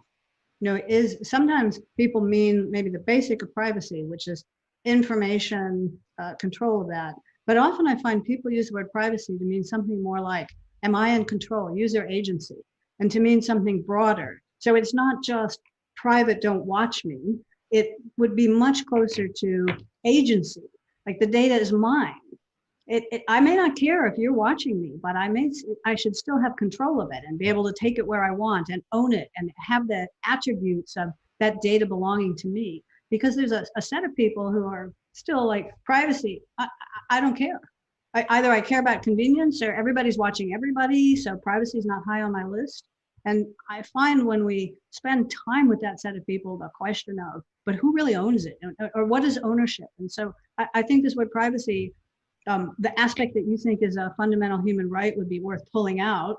And the broader question of wherever we are on the privacy spectrum for a particular service or set of data, what can I do with it? And is somebody else doing things to me with the information they've gathered about me? Or is that information something that benefits me, that we think of the browser as doing this in the areas that it can, someone is reaching out on my behalf.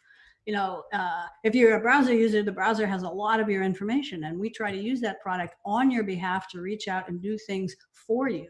But so many of these services are taking the data to do things to you or manipulate you.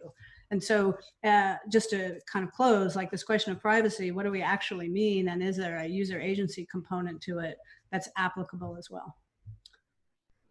That's a great point. There's a lot of challenges to privacy as well, and the limits of privacy. How much of your information is actually private, I think, is a very interesting question, especially when you talk about aggregating large pools of data, which can be used for the public good. Where do we set those limits? Is that something that we trust the government to do effectively? I'll jump in briefly. One thing about the data that's out there and the aggregation of data and the ability to buy data is that, we'll say the algorithm, can probably predict what you're likely to do in a setting or motivate you to behave in certain ways more precisely than you or even the people around you, right? Like with that, the amount of information and the emotionless, let's just test A and B and see what happens. What exactly is your trigger point? And how do I actually get your trigger point to do something, to buy something, to go out and protest, to be enraged and move to violence? Those trigger points, that the machine learning, the holders of that information are so powerful. Increasingly about individual action. I don't know that we really trust anybody with that.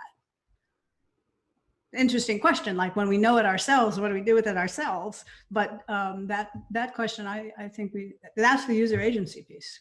At the deepest level, is it how manipulable am I? And are we continuing to build systems, whether it's the government or private, that are so effective at manipulating each one of us when they get the chance, more than the sources that we know or that we're likely to actually understand. So I would say to you, sorry, Matt, go ahead. Well, advertising is fundamentally about influence and manipulation, and is an advertising-driven economy, particularly a machine learning or AI-driven one, compatible with democracy? Nothing like the big questions. Big question, yeah. We've had advertising-based economies for a while, right? So probably, the effective radio and the ability to meet people, and the effective TV, the effective movies, and certainly Hitler was an early person to understand the effect of propaganda and what could be done. So I think that's not exactly a new question. And the ability to move more people at a time at scale is certainly growing. This one is the ability to move individual people. So I think, the question might be broken down into who's got that information, what do we use it? If we understood it enough, maybe you need companies that have enough information to build responses to that. Is there, what are the tools that might, again, work on my behalf? I'm living in a world of AI and machine data. We know that. What are the tools that might protect me, that might work on my behalf, that might defend me, that might go out and actually engage with other machine learning systems on my behalf? We don't have any of those yet. We're so early. So I'm still hopeful that, to your question, that we haven't reached the end of the necessary end of democracy here. And I like your optimism, but I feel like even when we know we're being influenced, it still works. So I really don't know the solution there. Yeah, it's a hard problem. I think one thing, I'm just kind of brainstorming here, but like one thing that could be a helpful small step is, I feel like today, like when you sign up for these services, you have to like read through, I don't even know, 20, 30 page, agreement, right? But I think if I look around the products that I use on a day-to-day basis, like maybe, vitamins or food or a chocolate bar, it has literally a small label with sort of the key nutrition facts, like, this much sugar, this much that. Like, isn't there something equivalent? Like, they don't ship a chocolate bar with a 30-page, document that explains all the possible things that might be going on when I eat a bar of chocolate, right? Like, is there a way we can really condense sort of the key pieces, like capture this data, does this kind of influencing just on a label? Because I think people look at labels, right? I look at labels. I'm like, wow, it's way too many calories or way too much sugar for one portion. So I'm gonna put that back in the shelf and take the other cereal.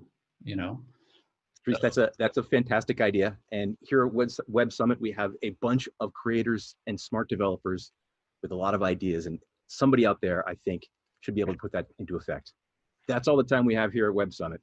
Thanks, everyone.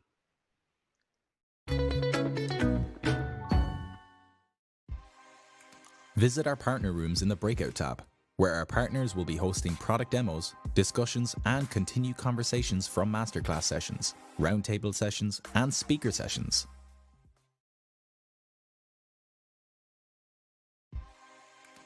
Our next guest rose to stardom on hit TV shows like Pretty Little Liars and You. Cosmopolitan's Claire Hodgson talks to the multifaceted star about founding her own successful travel accessory line. Welcome to the founder of Base, Shay Mitchell. Welcome to Web Summit, and hi Shay, thank you for joining me today. So we're going to jump straight in. Some of our viewers will obviously know you best as Emily in Pretty Little Liars, or Peach in Netflix's You, both of which I'm huge fans of. But you've actually become an incredibly successful businesswoman over the past few years, kind of in tandem with those things. So I wanted to start off by asking, how did you come to launch Base in 2018? And what was that transition like between Hollywood and a startup business? It was definitely a scary leap to take, but a good scary. You know, I think whenever you're passionate about something that's new that you haven't done before, you know, you're going to get that feeling, but it really just shows that you care. And I still have that similar feeling whenever I step into an audition room. You know, if I want to roll bad enough, then of course comes with it those nervous jitters. And the same things happened with Base before I launched. But yeah, there wasn't really a light bulb moment per se when starting Base. It had really just come from all the years of traveling that I had and seeing a white space in the travel industry and market, knowing that, you know, there weren't really these bags that I was wanting, you know, a bag that combined a cute look, being chic, a functionality component to it, and also being affordable. And so that's really where I saw a white space before launching Base. And yeah, it's kind of how it all came about, just truly from my love of traveling and wanting to make other people's travel experiences easy. And did you ever encounter any sort of snobbery or patronizing behavior, I suppose, being an actress moving into business? And how did you overcome it if you did? Yes, I certainly did. But I feel like you can come across that in any industry that you're in, you know, not only in the acting industry. For me, though, it's really just about kind of, I don't know, putting on my blinders to that and really just focusing on what it is that I'm here to do. So as much as, like, you know, I've encountered that for sure, I think it takes a lot of people to make the world go round, and those people included. But it's really how you respond to them that kind of sets you apart. And so for me, it really is just about ignoring them and just doing what I'm there to do.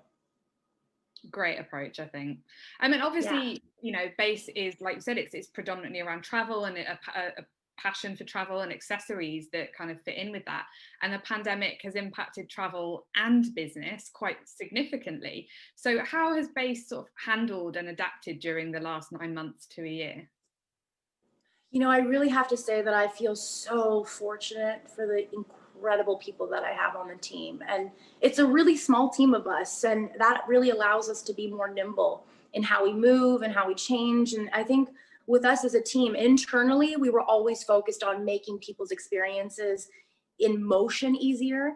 So it wasn't just about travel, meaning you had to get on a plane to use our products. It was really about just like whether you're going to the gym, the grocery store, all of that. And so now I think we're focusing more on that forward facing and letting the consumer know that this is definitely something we've been working on. And that's what 2021 is going to be for us, is really focusing on all more of those small trips than, you know, the ones of getting onto a plane and doing more international trips. So just sort of realigning our goals with all of that. And again, yeah, just having the team that we have and really being able to listen to what it is that our consumer needs has been what we've been focusing on. And I think it's great because Base is already such an affordable brand that is kind of appeals to everyone. Was that quite important to you when you were launching? Absolutely. It was so important because I just saw such a white space in the travel market. You know, you could have these bags that were very functional and I'm sure would last forever, but they were expensive. They were so expensive. And I'm like, if I get this suitcase, I won't be able to travel. Like, so what's the point? And then on, you know, the opposite end, I also saw a lot of really cute bags that had no functionality and also, you know, fell apart after a year. And that's something that you do not want. I don't want a wheel to fall off when I'm traveling internationally at the airport with my 100-pound bag. And so that was the white space that I noticed before launching Base. And it was something that was important to me. I knew that I wanted to have cute, chic designs. I wanted there to be a lot of functionality. And I also wanted it to be affordable because I want you to be able to travel and spend your money on those experiences and less on the bags that you're bringing with you. And how do you come up with the ideas for the products? Oh my gosh. I doodled them on cocktail. Well, back in the day when we were on planes, I would always doodle sort of my perfect bag or travel accessory while I was on the plane.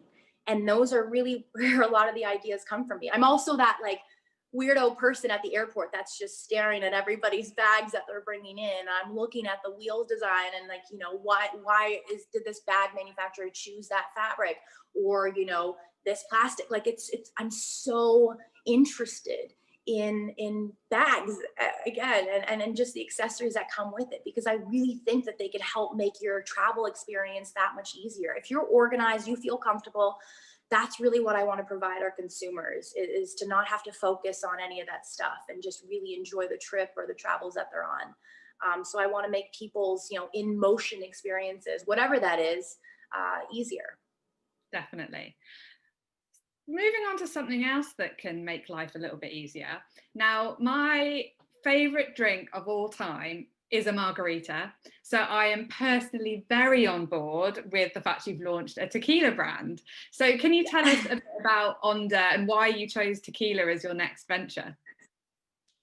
I love tequila. Cheers. I'm like, it may just be 10 a.m. here, but no, I absolutely love tequila. And I think that's where, you know, Base also came about. It has to come from a genuine interest. And for me, you know, the spirits industry has always been something that I've been really interested about, but it's a completely new vertical that I have no experience in. And I knew that I wanted to get in this space for quite a while now. And it's also a very heavily male-dominated industry. And so I was proud to have, you know, one of my co-founders be not only a woman, but also the distillery that we work with be female owned and operated. That was extremely important to me. And just being able to learn from it every single day with every new meeting that we have, and learning the ins and outs of this industry, it's fascinating. So not only did I want to be a part of it and start something cool that I was so excited to be able to now, you know, enjoy myself, but with that just comes so many cool experiences, and also being able to work on the branding and the marketing of this as well, and the content. I mean, that's like a dream for me. That's something that gets me so excited about every day. Now having not only Base, but Onda as my babies, and then my daughter, of course, Atlas. I'm like, I now have 3 children, you know, like I absolutely am so proud of Onda and what we've been able to do with it. And it's just super exciting to be able to be a part of it. Mm. And you mentioned there about kind of branding and that side of things. And one thing I've definitely noticed is how kind of slick and well designed both Base and Onda's platforms are. So not just the products themselves, but also kind of all the different touch points you have. So how important do you think branding is nowadays? And branding is extremely important. You know, I think it's what sets you apart from other brands in the same category, you know, and I think that story and messaging is what can attract prospective consumers that will hopefully make your company successful. And so with Base and with Onda, you know, it's extremely important that we tell the story that we want to attract those consumers that we think will enjoy our products. And I am so in love with the whole process, from, you know, the naming part of it, which is extremely challenging, to the colors, to, you know, what the can's going to look like or what the bag's going to look like. So every single touch point that we have, I am a part of. And it's extremely important for me to know why we're doing something, why we're not doing something, and what the story is that we're trying to tell, so that, you know, when we all speak to the consumer, we know exactly what that is. Mm. And you mentioned there about the naming of both brands and that being a bit of a challenge. So where do you get your inspiration for those things from? Oh my gosh. That is probably one of the most challenging, and especially in today's day and age, because, you know, not only now are you trying to get the name trademark, but now you have to find all of the social platforms for it, which is a whole other thing. So you may have, you know, the coolest name, but if you go on Instagram or you go on, you know, now TikTok and Twitter and all of that, if those handles are taken, you may have to go back to the drawing board. So it's definitely a process, but it's fun. And again, this whole thing for me, whether it's Base or whether it's Onda or whether it's acting, it has to also be enjoyable for me. Otherwise, I know that that's it. And that's when I have to just cut it. Because every single part, even the difficult ones that come with, you know, starting a brand or working on a project, you have to either learn something from it or be enjoying yourself, for me at least. And I get both of those with every single aspect for both Base and Onda. Mm. And you mentioned, I think it's so important, the enjoyment of it. One thing I wanted to tap on there is you mentioned about kind of social media and TikTok, and obviously you're hugely successful on social and TikTok. How important were those elements though in these brands? Kind of, you know, how important is that social voice to you when you're coming up with your kind of brand strategies and launching these brands? It's extremely important because I feel like that's how I communicate with the consumer. That's also how you tell the story of it, you know? And I think even for myself, when I was on Pretty Little Liars, I wanted people to also get to know Shay and not just the character that I was playing, you know? And I think that that really is a way that you can have that communication with your fans or your consumers. And so I love social media for that. You know, they get to see you in a different light. They get to experience and really understand what it is that you're trying to bring to life with these brands. And, you know, it's just, this is what it is now. You have to be on top of this thing. And as much as people are sometimes like, oh, I don't know if we need to have an Instagram account, you do. It's another way for people to get to hear about you, get to find out more about what it is that you're trying to promote or put out there. And, you know, it's also fun. And it's also where I pull a lot of my inspiration from as well. So, you know, as much as sometimes people just think I'm on Instagram or on social media, just, you know, kind of like tuning out, I'm really working, I'm focusing, I'm trying to get ideas for other things. I'm pulling inspiration from them. And it just is the way of the future. It is. It is. And like you said, I mean, I totally agree with Cosmopolitan. You know, it's such an important part of getting that instant reaction from your audience, you know, reading what they're saying. I think it's getting real-time feedback. You know, it's valuable information now. It's like before where I would have to guess, you know, what color would they like me to come out with next? Now I put it out there. Hey, do you guys like this style of bag better or this one? What flavor would you like to see us do next with Onda? That's incredible information now that is right there at my fingertips. Literally, I just put it out there and then, you know, I get all of that immediate feedback. So it's gold, all of that information. I think it's interesting because, you know, I think sometimes brands kind of almost worry about leaning into that. So I think it says a lot that that's something you actually really lean into and say to your audience, hey, tell me what you want. Yeah. And you know what, with the good also comes, you know, sometimes the constructive criticism, as I like to say. You know, if ever there's something wrong with a product that we put out there for base, you hear about it, as does the rest of the world if they choose to see it. But that's also helpful information for me as well. You know, you can't only have the good, you know, feedback. I also want to know what they think we could do better to make our products even better. And that's also incredibly valuable information. So yeah. Definitely.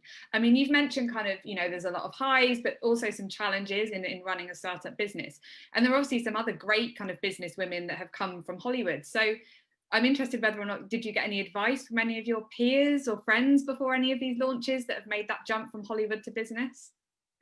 For sure. And I think sort of the advice that I got from quite a few people was always really around, you know, doing something out of a genuine interest and really just pursuing that, and the details would follow. Because I think so much, you know, at the beginning of starting any new brand, I was so focused on all the details, and I was like, but what about this? What about this? They're like, Shay, this is what you want to do. You know what you're doing. Just go and do it. The details will follow. And I was like, okay, so I don't have to have everything right now at this moment, you know, focusing on, you know, the minutia of all these details, just really just put out there what I know it is that I'm talking about or why I'm doing it. I can speak on that forever. And so for me, that was valuable, but also just that there is no bad advice. You know, if you hear advice that you're not too keen of, well, you can just not pay attention to it. So. Definitely. So I have to ask off the back of that, what is more cutthroat, the world of show business or the world of startup business? Honestly would have to say, I think both, because you're going to have people that, you know, believe that they could do what you're doing and possibly better, or don't like what you're doing and whatever. I don't know. For me, I'm really more focused on what our consumer is wanting and needing than what it is that my competitors may be saying. I don't have time for that. I don't care to put my energy into that. I'm really focused on, like I said, what our consumers want. And that's what's important to me. Honestly, just running Cosmopolitan UK every day, I am exhausted by the time it gets to the evening. So how on earth do you balance acting, motherhood, base, Onda, and all your kind of social media success that we've talked about. How on earth do you balance that, and how do you find time for yourself in that mix? Well, I have found a way to add more hours to a day. And no, I wish. I wish that was the case. I mean, I would me definitely too. I would be asking you how. Right? Exactly. Honestly, it comes down to the team and the people that I surround myself with. I wouldn't be able to do any of this if I didn't have them around. And that goes for, my immediate team, Kaylee on my team, who's my project coordinator, to Onda, to Base, to my social media team. I mean, I have so many people helping me. And, that's really what allows me to be able to work on so many different things that I love doing. And I think, for me, it's extremely important that not only do I entrust in my own capabilities, but I also trust the people that are around me to do the jobs that they were brought on to do, and really giving them that power to know that, like, okay, you make these decisions. I trust you, go ahead and do it. And I'm just so fortunate to have people that not only do that, but also care about each of these brands and me and everything that we're working on as much as I do. That is an anomaly. And I'm so fortunate for that. And I always have to call it out, because you always hope that when you launch something, you're of course going to feel, the most passionate about it. But I truly can say that with everything that I do, I have people on my team that are equally as passionate about it. And that is just, there's nothing better than that. So it is 100% in my team that allows me to do this. And then with that, I do get some time to myself every once in a while. And that could even just be an hour, and with that hour, I never put too much pressure on myself. It's if I want to work out, then I work out. If I want to sit on the couch and watch reality TV and eat a bag of chips, then that's what I want to do. But it's about asking myself, like, okay, you have this hour to yourself every single day. That's what I try to do. What is it that would sort of feed my soul? What is it that will make me feel happy, that, will make this day even better? And that's kind of what I ask myself. So I do like to kind of set that hour aside of every day. I think it's so important to do that with everything else going on in the world at the moment as well. Absolutely. So, lastly then, what are we going to see from Base, Onda and the world of Shay Mitchell in 2021? I mean, who knows after this year, right? But what's in exactly. Well, I am recording my album, so you guys, no, I'm kidding. I was like, whoa. I know, I was like, throw a curveball. No, I'm not working on an album yet. I don't know. It really, for Base and for Onda, I'm so excited about the potential of where we can grow, and there really is no limit with that. With Onda, and I still feel like with Base, we're 2 years old, but we're just getting started with both of these brands. And there's so much that we can do and that I want to do with them. I'm excited for, our customers to see what we're going to be putting out in 2021. With Onda, could potentially be some new flavors. With Base, like I said, we're really going to be focusing even more so than we have on just in-motion travel, which is what we're doing every day. But, trips to the grocery store, the trips to the gym, to your friend's house, the road trip. We're going to really make those experiences even easier for you with, the products we're going to be launching next year, and then continuing to do so with, in the baby space. We have our diaper bags already with Base, but just even making those bigger and better. And and then, content space, even more TikToks, I'm sure. And really focusing on my YouTube this year as well, especially since we have, a little bit more downtime with the traveling that I'm not doing. But yeah, I don't know, just a lot more of what we're already doing, and just continuing to learn every single day from all of these, from all of my children, Atlas again included. So yeah. Sounds exciting. Well, thank you so much. It's been so much fun chatting to you, Shay. So back to the studio in Lisbon.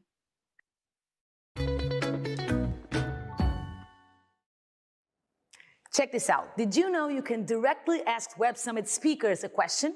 Yes, you can.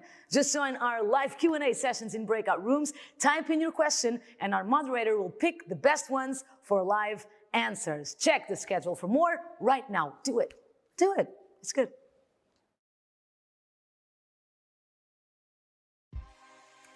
With a recent raise of over $800 million, what's next for Big Capital Group?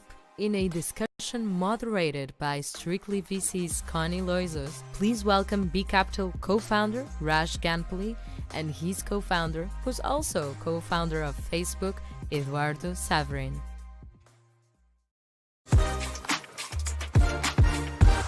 Raj, Eduardo, I'm so glad to be talking with you both today. Thank you for joining us. Thank you for having us. Thanks, Connie. It's always a little bit awkward over a video.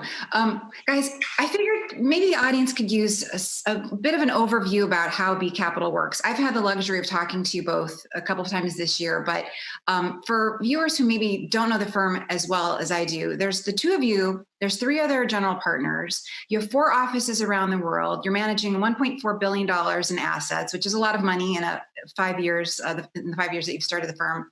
But I'm interested a little bit in how the firm works. So you're all over the world. You're in New York, you're in Singapore, you're in LA, you're in San Francisco. Do you have Monday morning partner meetings? How sort of traditional or non-traditional would you say B Capital is? Raj? Yeah, it's a great question. I'd say we're not a very traditional firm, but we do have Monday meetings. So maybe that's the most traditional thing about our firm, that we've kept the Monday meetings. Our Monday meetings are different. They don't happen Monday morning. They happen Monday evening in the US and Tuesday morning in Asia. And it's a big part of us being a global firm. Myself, Eduardo, the other partners, we all make investment decisions together. We talk about our portfolio together. So while we're global and distributed, we are one firm. And everywhere from India to Singapore to the US West Coast to New York, we work together as one team. And this was a big part of Eduardo and I and our other co-founder, Howard, starting the firm, that we really believed that there was an opportunity to build a global technology investment firm, one that focused on growth, one that really focused on the transformation of traditional economies, and a firm that could be one of the highest value add investors for every company that we invested in. And that's, that's why we started the firm. I'd say that there are traditional elements in our firm, and we love to learn from all the great venture capital firms that exist today, but we tend to do things our way. And just add to that, one thing I would note is innovation ultimately doesn't sense borders.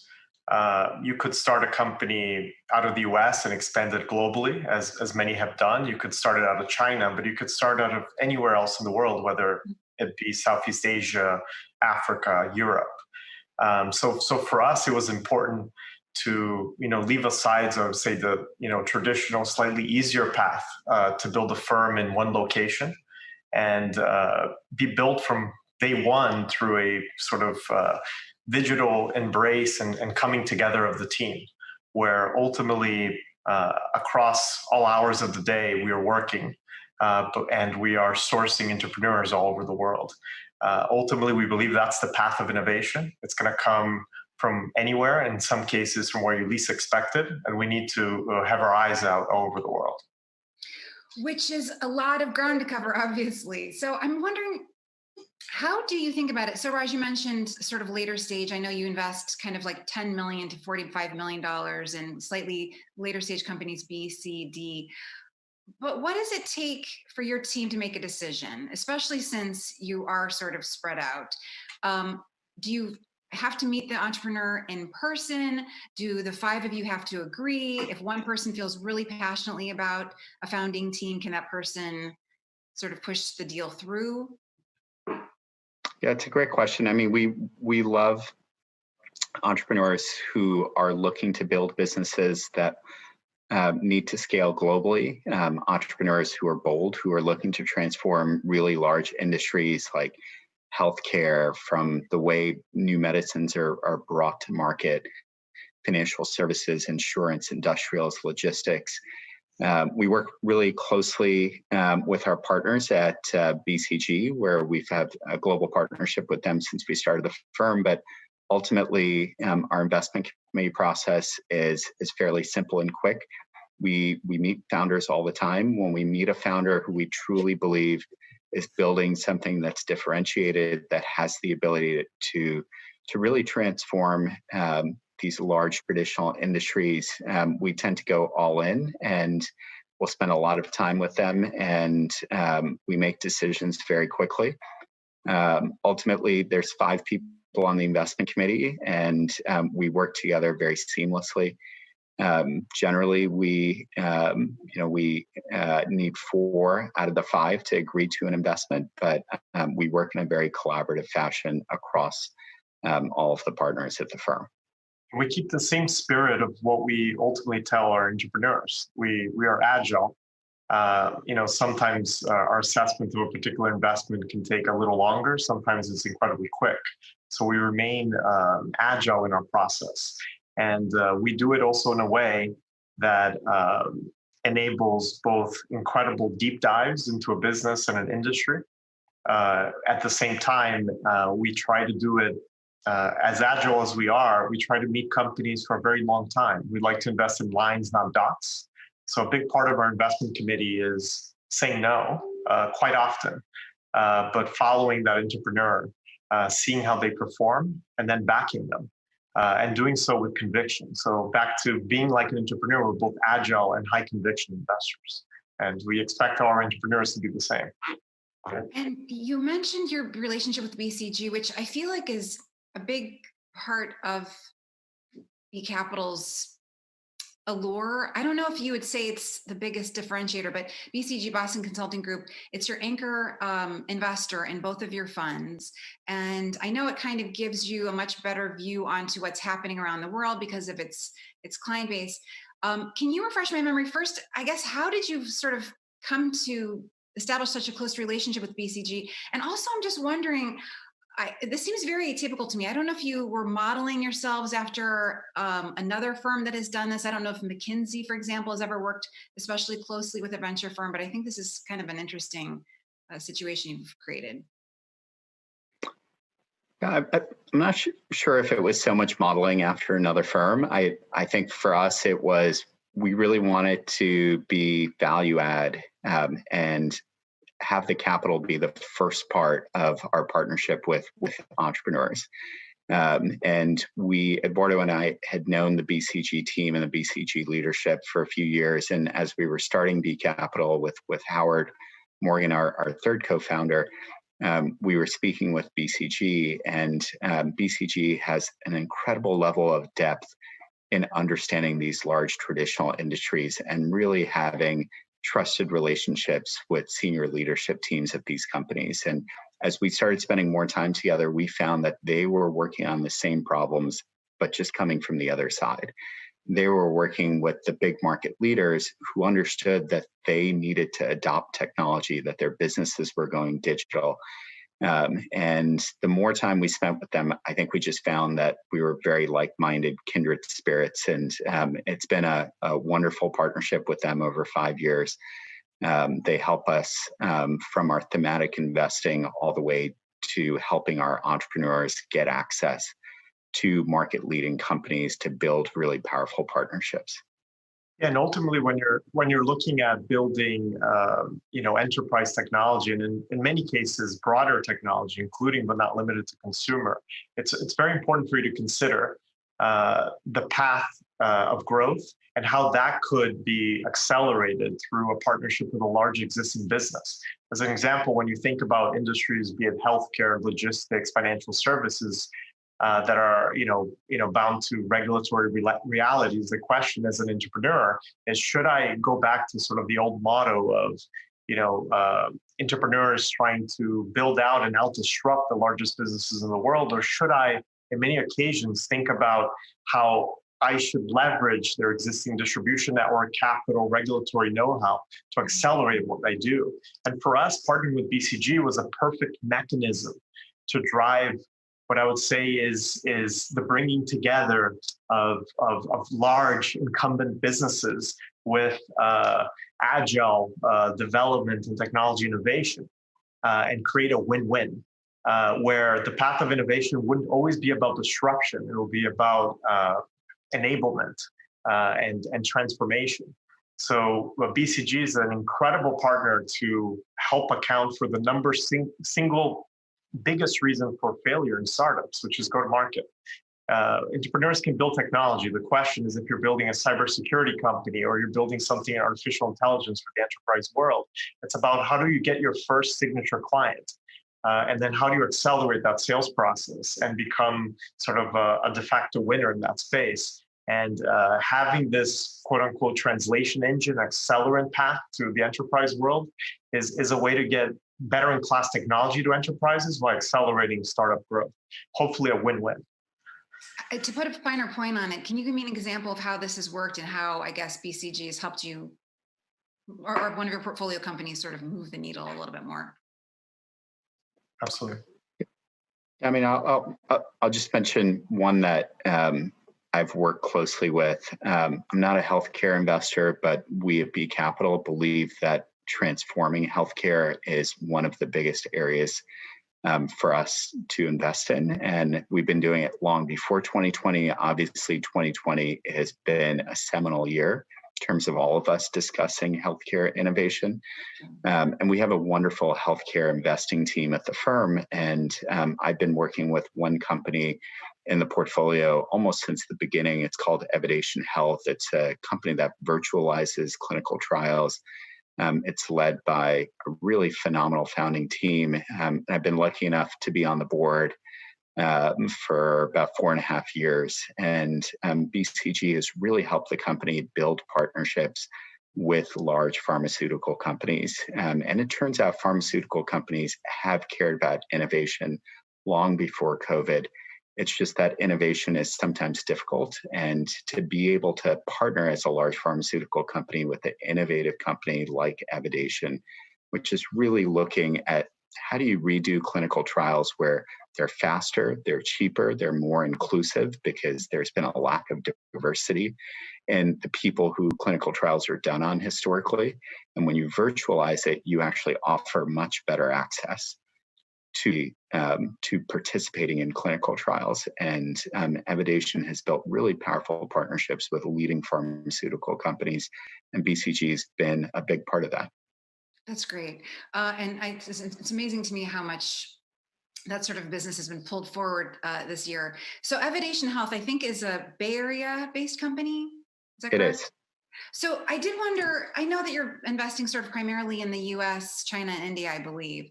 I was looking through some recent fundings, and I've only seen a few fundings in the US dating back to July. And I didn't know if that was because I know a lot of founders don't necessarily announce their rounds now as they're coming together, but I also just wondered if you're not maybe spending that much time in the US as other regions in the world, or if I'm maybe just missing some of your fundings. The U.S. is a really key market for us. At the end of the day, we're thematic investors. We want to invest in the best founders and help them build global businesses. And whether that business is headquartered in the U.S. or headquartered, in Asia or in Latin America, we recently made our first investment in Latin America that Eduardo can talk more about. We are, our goal is to invest in businesses that can scale across borders and boundaries. And even a company like Evidation Health that Raj spoke to, meaning they recently opened an office here in Singapore, where I'm speaking to you from today. So a lot of our companies may have an initial nexus where the team came from, but it's not uncommon, and it's actually encouraged by a model for them to consider expanding globally and doing so quickly via the backs of very large partnerships with large enterprises. And by the time you get to them, have they typically started on that process, or is that something that you kind of nurture them into doing? It certainly depends on the example of the company. We've invested in some that at day one already had offices across the world, but it is more common, depending on the stage that we come in, that they usually are disposed to about 1 to 2 regions of the world, and we help them push them beyond that. That's a more common occurrence. As an example, a company called Icertis has part of the management team out of the West Coast in the US, but a large part of their broader team is based in India. And that was the case the first day that we invested in the company as well. Guys, there's so much that's been changing. And so I would think as global investors, you're seeing this, you have a better view into some of these changes than almost anyone. so much is being disrupted. For example, governments, it seems like, are looking for ways to bring more of their kind of, domestic production or speed of domestic production so that they rely less on supply chains, something that, I think a lot of countries realize we're very weak this year. How has that impacted where you're looking and I guess what you're funding? I mean, if you look at an area like the digitization of supply chains, I mean, this is an area that we were investing in long before it was hot. Actually, our first investment, it's an investment that Eduardo led in Southeast Asia, a company called NinjaVan, truly a leader in terms of technology-enabled logistics. And with or without a world with a pandemic, the reality is we have to improve supply chains. And I do think you've seen in 2020 this kind of reversion to countries wanting to control more of the supply chain. Well, some of that is physical, and that makes sense, but a lot of supply chain is becoming digital. And our fundamental belief is that yes, even in a world where there are more boundaries and countries want to create and own more of their supply chain, that the ability to cooperate and collaborate across supply chains will continue to be important. There's just no way that you can build many of the products of today and the future entirely yourself. There is collaboration on the R&D side, there's collaboration on the downstream side. And we continue to believe in companies like NinjaVan, which have expanded from one country to over half a dozen countries in Southeast Asia.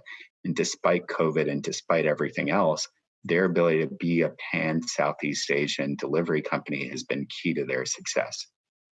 Yeah, and in particular, they've been focused on a very unique challenge for this region, meaning on top of not being a homogeneous region, meaning it's not about Southeast Asia, it's about multiple different countries with different sort of, in many cases, language, regulatory realities. But from an e-commerce perspective and enabling the logistics requirements of e-commerce, most of the supply is ultimately built, in this case, in North Asia, effectively China. While in China itself, it's about domestic distribution. So one of the things that they've started doing to enable small businesses is to perfect and improve the availability of goods and hence enable a more local and regional supply chain, being sort of one single player across the entire region for goods to keep things in stock amidst the COVID cycle. Interesting. Guys, I also was wondering, I hope it's settled here in the US, but it looks like Joe Biden is going to be the president. And I wondered how you're thinking about that. I mean, I don't know what's going to happen, but obviously the China and US relations have deteriorated greatly this year. There's been this ongoing tariff war. Assuming that things are less hostile between the two countries going forward. Is that something that you're tracking? I mean, did you have sort of like a plan A if Biden won and a plan B if Trump was reelected? We're fundamentally long-term investors. You think about the business that we're in, we invest in founders. Even at the growth stage, we're investing in founders where it's going to take them years to fully scale and realize their vision, if ever, because their vision's always changing, right? I mean, the kind of founders we back, they're so bold, they're ambitious. And I think when you take that long-term lens, you start to say that, yes, politics matters, cycles matter, but fundamentally, we want to invest in great businesses. And those businesses tend to scale and grow despite who's president and what country, and they find ways to deal with the challenges. I mean, 2020 is just a great example. It's been an incredibly challenging year, yet the founders in our portfolio, by and large, have been able to grow and scale their business, not just be defensive and keep their businesses going, but actually take advantage of the fact that so many people need access to things like virtualized clinical trials in 2020 more than ever before. So I think the biggest difference, I would say, is that we saw some investors slow down leading into the election to see what was going to happen. Our pace has been pretty steady. We've made over 15 investments since launching our second fund. And 2020 will end up being actually slightly higher productivity year for us in terms of the number of investments that we made. It's really incredible. I'm seeing that across the board, actually, and it's astonishing. Guys, I have 5,000 more questions for you, but we're out of time, unfortunately. I'm so sad, but hopefully we'll talk again soon. Back to you at the studio in Lisbon.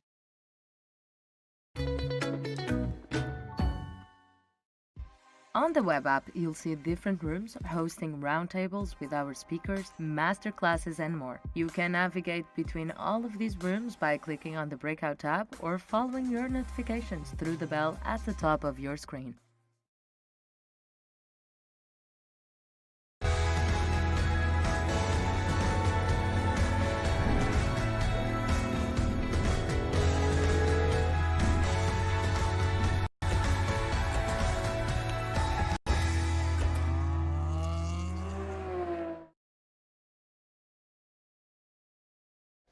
Guys, this is it. Next up, Jen Rubio, the co-founder of Design Unicorn Away, and tennis legend Serena Williams, in conversation with glamorous Samantha Berry, discuss the power of collaboration in business and winning leadership insights from their careers. Let's do this.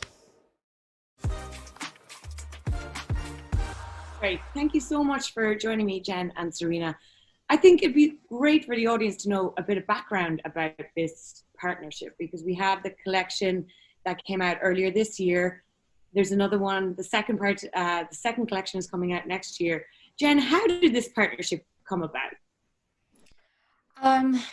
Yeah, Serena, I hope you don't mind. I'm going to be honest here.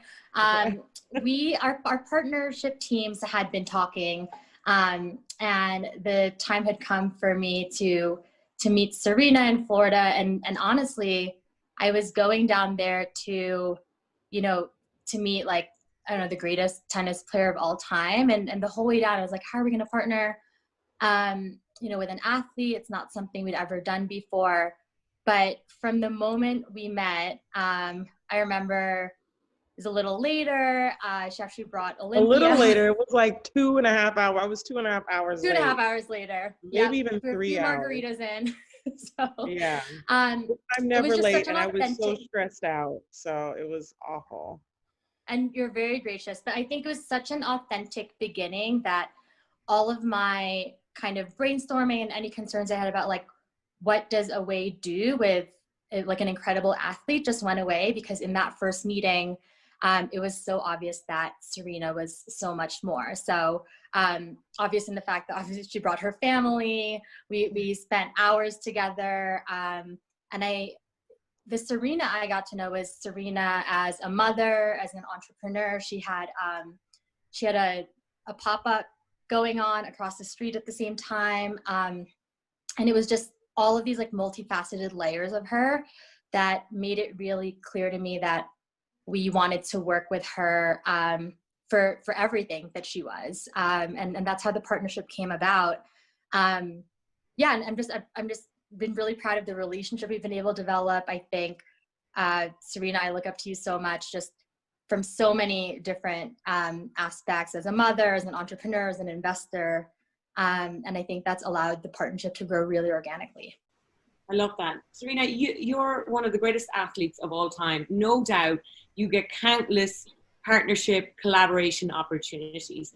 What in this partnership stood out for you, and what sold it for you? Because I'm sure there's a lot of people watching Web Summit that would like to work with somebody of your stature. What sold it for you, this collaboration?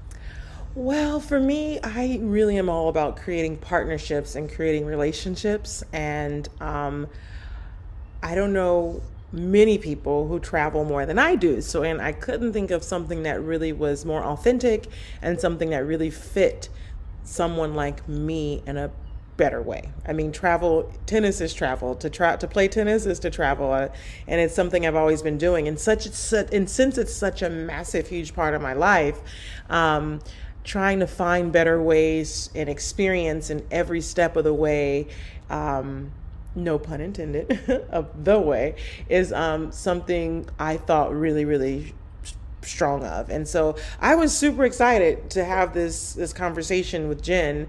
And I was also super stressed because I had this newborn. I don't know how old Olympia was at the time. And I had this nanny, and we were just a mess that day. It was a mess. And I was just like, oh my gosh, I'm going to be late. And then it was like, I'm an hour late and I'm 2 hours late. I'm like, this is not heard of me. And I was so upset and so embarrassed. And then I walk in with a stroller, and I was a mess, but it was really just something that was all authentic, to just kind of say what Jen was talking about. Just, it was me. And it was, I think, everyone's life that lives this hectic life that you just can't really schedule when you have a child. It's just like so many things happen that they're just completely unexpected. And so it was, honestly, it was a real perfect piece to a puzzle in the Serena brand. As somebody that does travel so much, what kind of packer are you? Are you a neat? Are you organized? Are you the night before? Are you, has it changed since you've become a new mom? I'm more of a like 10 days week before packer. I love to that's when I start packing. I'm like, okay, now what do I need to take? In fact, I've come up with a new method of packing, because tennis is travel and travel is tennis. I have a particular bag, well, before COVID, I should say, I have a particular bag that I always kept packed. One of my pink away suitcases were always packed with my tennis gear that I wore on the court for training. And I just always kept it packed because I love order and I love things really neat. And so, but I would change that bag every couple of trips just to get new fresh clothes and different looks, because I also like change. And now, post, I have other opportunities where I'm traveling more day trips and just going on staycations and etc. So now I just go a little bit in advance, but I still, use everything just, basically the same. Serena, you talked about the look of the suitcase. Red is a signature color that I just adore. I wear it all the time. Why was that an important color for you in your collection with it away? And how involved were you in the creative process of not only the luggage, it's also accessories and travel accessories? Yeah. Well, I love bold colors. I have a bold personality and I do bold things. And what better color to travel with than one of the most bold colors that you can think of. And also, I think about fashion in a different way. As a designer and having my own collection, I also think about wanting to stand out. And when you're in an airport, you see so many black bags, and it's like, okay, what are practical colors and good colors that can stand out and be bold and be useful and still stay amazing and look amazing? And so for me, it was really just that red. Obviously, I worked super closely with the Away design team to bring it all together, in terms of that modern, sleek aesthetic, and ultimately just that vivid red exteriors, but combined with the multicolored camo printed on the inside, were just really cool accents that I thought was just different, bold, but yet reliable in terms of being able to always stand the test of time. Which is your favorite travel accessory in the line? I have to say the suitcase. I can't live come on. There is so many, but for me, I'm just that girl that needs my large suitcase because I have so many things to carry, especially as a mom. I will say that going into partnerships, you never know how involved creatively a partner will want to be. And we always strive to have partners who are super involved, but Serena was on a whole other level. She came to us with her own mood boards. And I think that's where really your fashion and love for design came through in a way that hasn't come through in other partnerships. I know the team loved working with you. I love that. And I think, as you said, that through line of what Serena has done in the fashion world, I'm sure influenced what she's doing with the way in the travel world. Jen, Serena touched on this a little bit, but the way people have traveled has changed a lot this year, right? Serena, were maybe not as much as Serena, but on a plane a lot. That has stopped for many of us. What have you seen as the major changes to the travel industry in 2020? And what are the things that gives you hope in the travel arena as we look towards the tail end of this year? Yeah, listen, a pandemic is not a great place to be for anyone. But as far as business goes, the intersection of travel and retail is pretty much the worst place to be. So it was definitely a challenging year early on. You know, there was a point when travel pretty much stopped, like completely. And I think we had a real responsibility to take a position there, you know, just because we are a travel brand, and that's just because we have built our community around travel doesn't mean that we should be encouraging it. In fact, we actually stopped everything and took a long, hard look at, you know, should we be marketing? If we're talking to our customers, what should we be saying? And being really conscious of what we're putting out there, because we love travel, obviously, as much or more than anyone, but we do feel with our audience, we had a real responsibility there. So while the industry, you know, I wish I could look into a crystal ball and let you know when the recovery was coming or business travel is going to come back the way it used to. What we do know is that I think the way we've approached it very authentically and very transparently with our customers has allowed us to keep the brand going in a time where it doesn't make any sense to travel. And we've even gone as far as to rethinking our messaging around like safety and wellness and the things that our customers are looking for. So I think it's irresponsible for anyone in the travel industry to be encouraging travel at this time. But if you have an open conversation with your community and your customers, that you should be able to withstand this. And you talk about Away as a travel community, not a business, right? I've seen you on stage a lot of times talking about that. Are you hearing from them that they're doing more, as Serena mentioned, like a staycation? Are they looking just for that weekend thing because in their social distancing pod, they want to, you know, escape to a cabin for the weekend? What are you hearing from your community about those little steps they're making towards travel?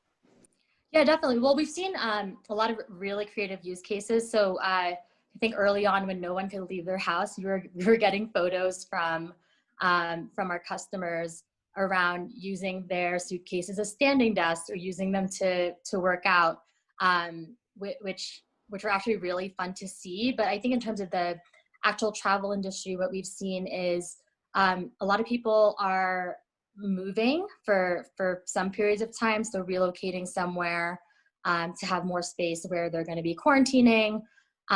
We've seen, you know, over the summer, we saw a lot of road trips. So a lot of people going to places where they could socially distance, like national parks.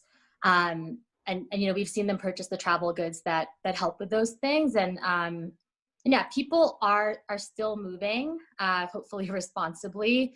We've also seen things like there's been an influx of pet adoptions during the pandemic, which definitely, which we saw in our pet carrier sales. So love nor money but foster a cat or a dog in New York City. Like it is the you know, most wanted thing for some people in New York. So that's great. Pet carriers. Yeah. So we've seen all of them, and I think what's been very encouraging is that people do find ways to use our products even if they're not going on the trips, the same trips that we used to talk about. And staying with you, Jen, as we talked about the pandemic being one of the biggest challenges every company and every industry has had to deal with, I think a lot of us in business have had to deal with challenges of issues of workplace culture or diversity and inclusion. There's been a lot of retrospection going on in companies this year. What's the biggest learning that you've had out of Away this year? I mean, I think there's definitely new learning every day. I think, you know, over the summer and in light of George Floyd and the protests surrounding that, what we saw is a lot of brands putting out statements, talking about what they were going to do to be more diverse, more inclusive, more anti-racist. And for us, we really took that seriously. It was about so much more than just issuing a statement, you know, to make good with our customers. We really took the summer and are still continuing to do this to turn everything inside out. So we've, you know, from how our customers experience us, from how our employees experience their time at Away to how we recruit and grow our team. And I'm really proud of the work that's been done there. But I think it'll be really interesting to see just throughout the industry how people follow through, how people follow up, and how seriously people take the commitments that they've made publicly. And, I think for us, to be totally candid, we kind of were already going through a reckoning of our own when it came to our internal culture.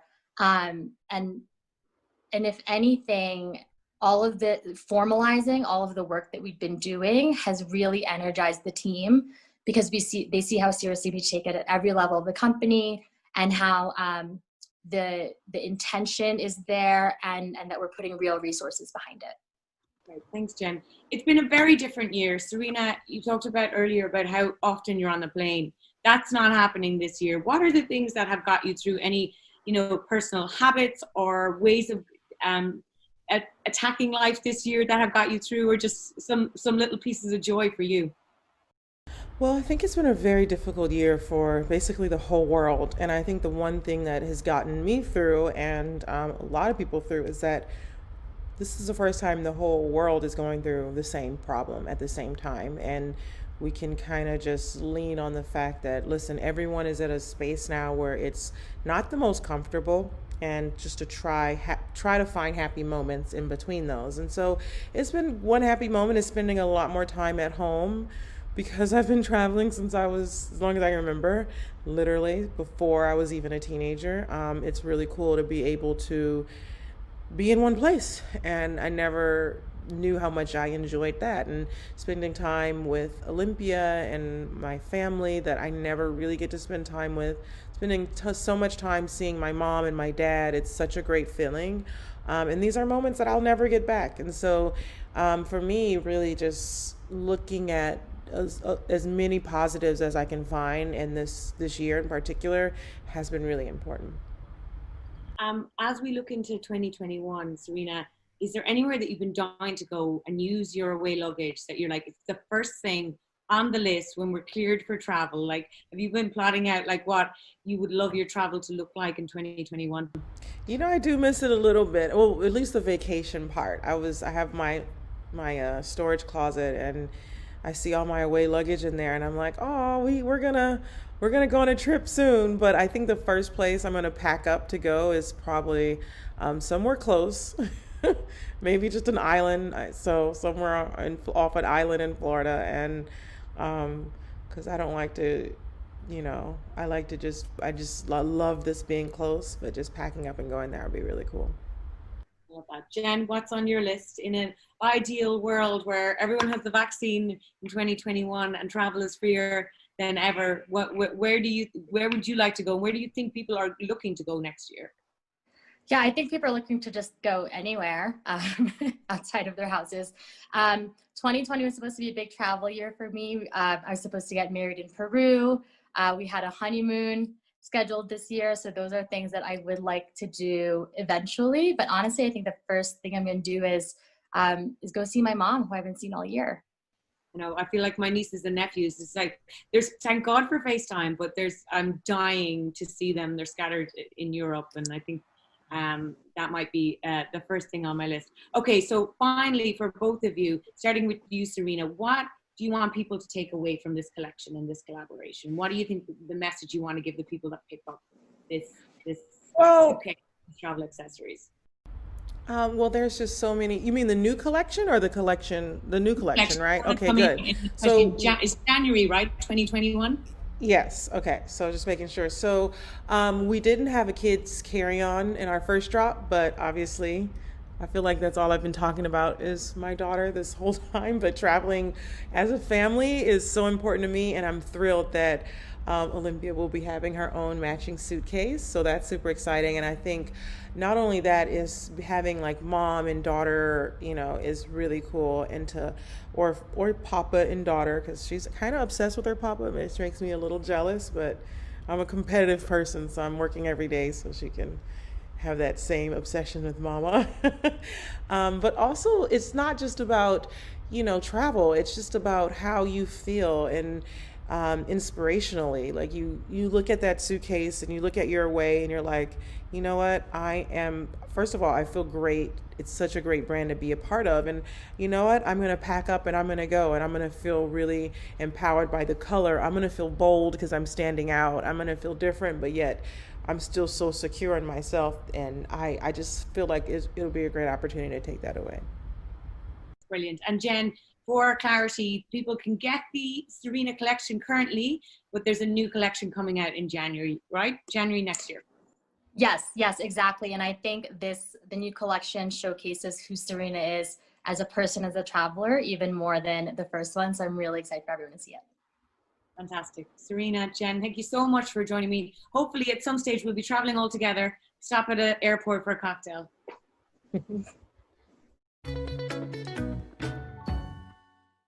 Having an infrastructure that can support multiple computers 24/7 is a challenge that we feel we solve through the Cisco design infrastructure delivered by Sicilian.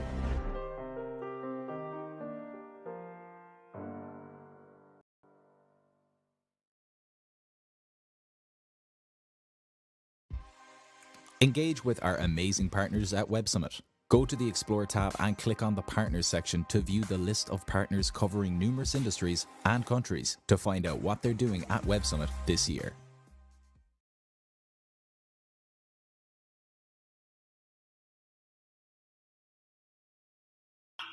Moms often carry the mental load for families, and the pandemic has added to this. Crunch Moms is a professional networking platform that connects talented moms and businesses to grow their ambitions. We're elevating what it means to be a mom in business today and working the dream.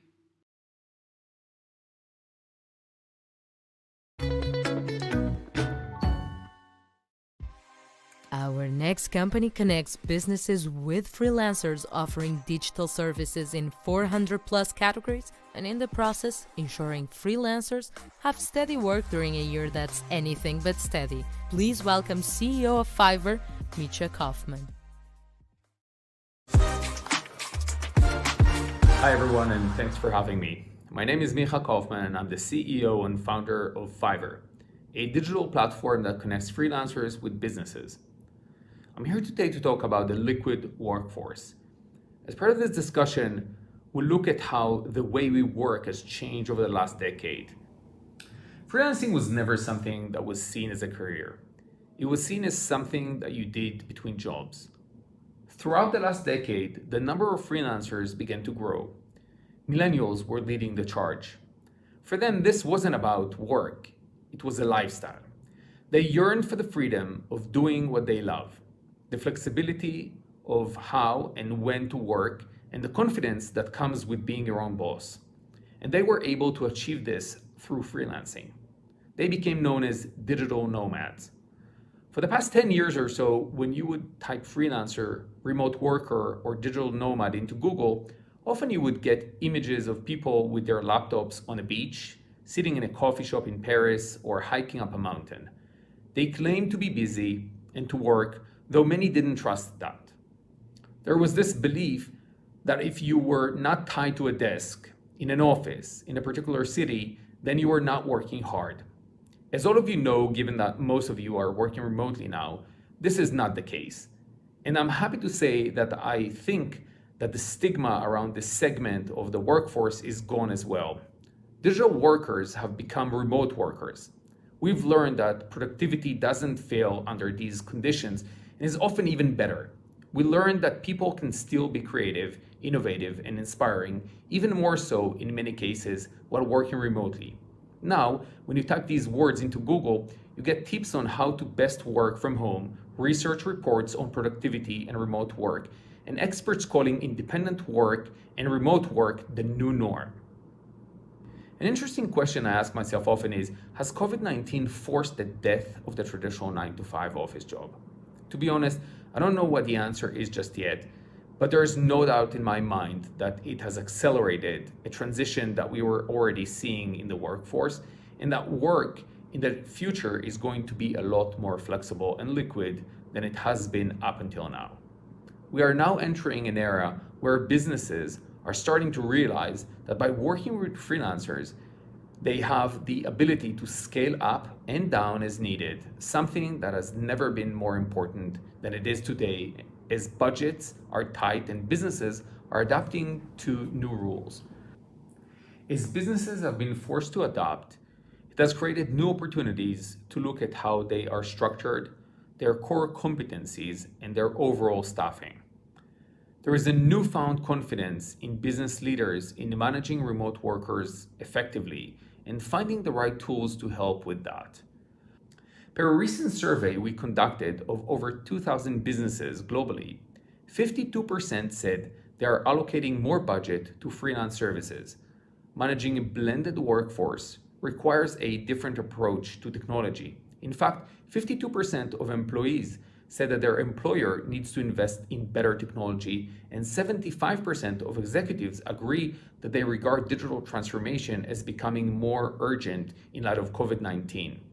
With all of this in mind, we recently launched a new platform, Fiverr Business, to address these needs. But there's also going to be massive growth. The culmination of all the things we just discussed, the growth of freelancers in the workforce, the newfound confidence in working with them, and the adaptation of the corporate teams has resulted in new businesses being created at a record pace around the world. These new businesses will look different than businesses of the past. Like the millennials that came before them who created a digital nomad and turned freelancing into a career, I believe these new businesses will be digitally savvy, flexible and agile, and able to scale up and down as needed. The last decade was spent building up the freelance population, and this decade will find businesses incorporating them into their companies' and teams' workflows in intuitive ways. In fact, according to a US Census Bureau, Americans are starting new businesses at the fastest rate in more than a decade, as made evidence by the graph in the presentation. On Fiverr, we've seen an 85% increase in searches for brand names and an 83% increase in the searches for trademarks. It's proof that even in tragedy, there's still hope. Hope for a better future, for an innovative future, and a new generation of skilled, flexible workers. Thank you. Hi guys, too busy listening to talks or attending masterclasses to network? Don't worry, Mingle will be available for 1 hour after Web Summit finishes each day to allow you to meet new people. Continue to mingle from 8 to 9 p.m. every evening. Just click the Mingle tab above right now. Do it, it's fun.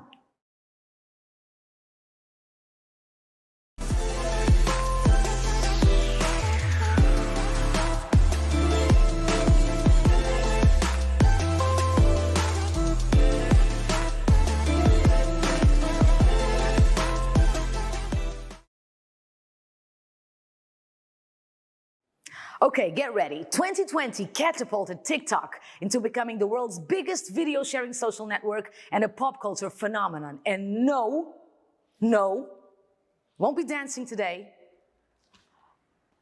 Okay, just this. Dun, dun, dun. Okay, stop it. Next up, we'll talk about TikTok's ascent with his head of business solutions and an internet personality who knows a thing or two about virality. Please welcome from TikTok, Blake Shandley, and the founder of VaynerMedia, Gary Vaynerchuk. Yeah. Hello, everyone out there at Web Summit, and to those listening on the Big Technology Podcast. I'm thrilled to be here with Gary and Blake for a fascinating discussion of TikTok and where it's going. So let's start with the question that's on everyone's mind, and I'll toss it to Blake first. What's going on with TikTok right now? Is it going to be sold or banned in the United States? Do you have any idea of where this is heading? Yeah, Alex, well, one, it's good to see you again. There's a lot of media hype, and it's tough to break through it all.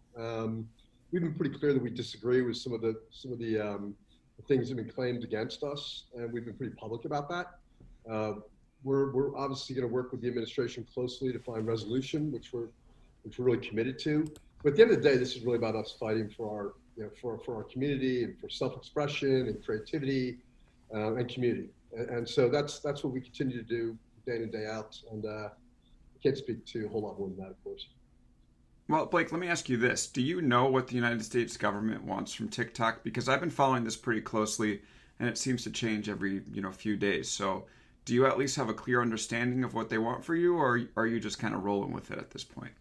Yeah, we have open dialogue with the government every day. And so we've got pretty clear guidelines and we're working towards resolution.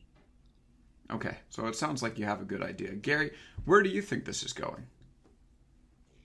That's so uncomfortably above my pay grade.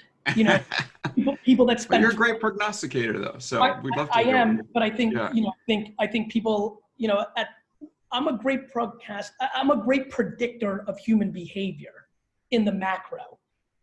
Making a judgment call on the current administration, the outgoing administration, the new administration, it's just so difficult, and politics in general tends to not go through a logical consumer-centric filter, which makes it hard for me because it's inside baseball, it's politics. And where I make my judgments, or the things I like to talk about, is when I see the will of humans gathering around something that brings them value or eliminates friction. And so I keep my world pretty narrow. I'll speak about those kind of dynamics. Guessing where the TikTok government thing works out is over the top guessing from my standpoint. Right. The end. Okay, I think we're all pretty much, well, we'll see where it goes. It's anyone's guess at this point.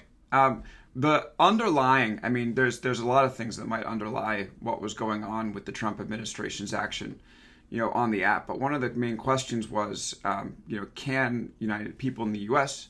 or people in the globe really trust a company that has links to China to make sure that algorithm isn't sort of manipulating the culture? That's what people had concerns about. So, Blake, what do you think about that? Or do you feel like this is something that's not going to be an issue? Listen, if we go back, if we kind of go a little bit to the side of this one, Alex, and kind of go back to the mission of the company, which is to inspire creativity and bring joy. Like, that is why people come to the app every single day. They want to be entertained. They want to create something amazing. They want to be authentic. They want to be themselves, right? We have an obligation and duty to our users around the world to protect them and protect our community. And that goes everything from, their data and the security of that data, all the way through to how we protect them from various, with guidelines that protect against nefarious behavior and so on and so forth.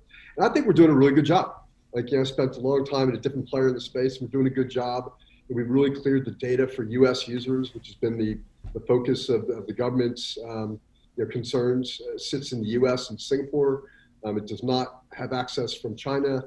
There's lots of debate on that subject, from some folks, but we're working through that and giving full transparency. The one thing you're going to hear from us over and over again is we want to be the most transparent and accountable company in the space. And I think we're going to huge means to do that. And so, again, we're having daily conversations with the administration around the security of that data and making sure people feel comfortable with it. So, we'll continue to do that.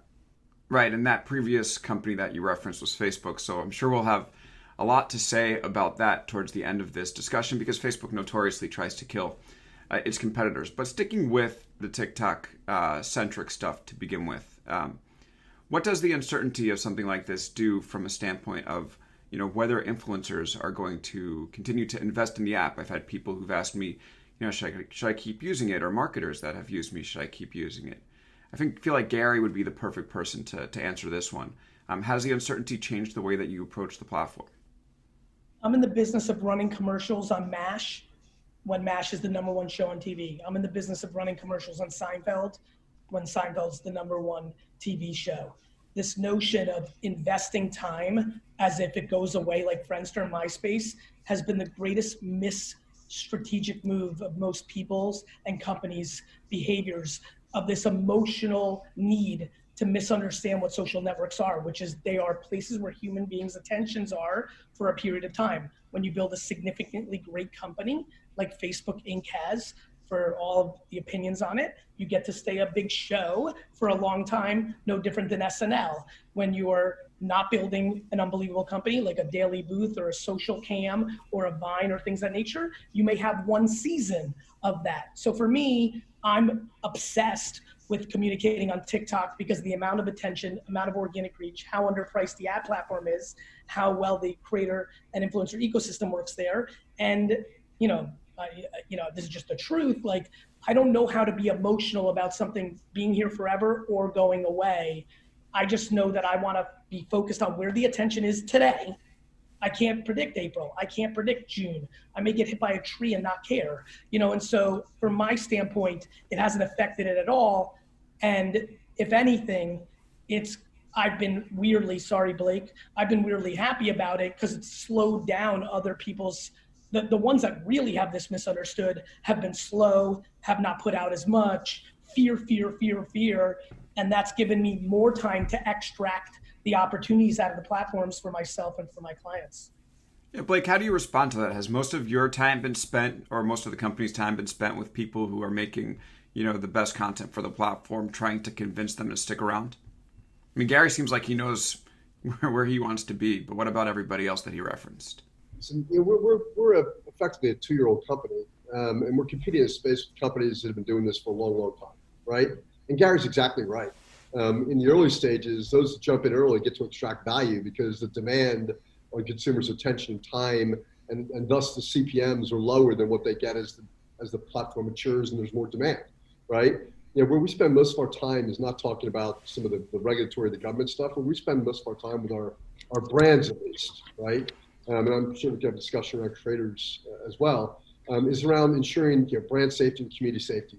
That is the number one conversation we have, and it's something that we're putting an enormous amount of energy into, and there's a big body of work around now. And that's where we spend our time, and that's where we should spend our time. Like, that's where the industry needs to spend time. So, but brands are coming on, and the vast majority of the top 100, Fortune 100 brands, are on the platform at this point. In some stage, some are testing, some are all in, and we'll continue to get more and more come on every single day. So we're optimistic on where things are going. On the creator side, we love our creators. It is the heart and soul of our business. That probably makes it a little bit different than some of the other platforms you referenced.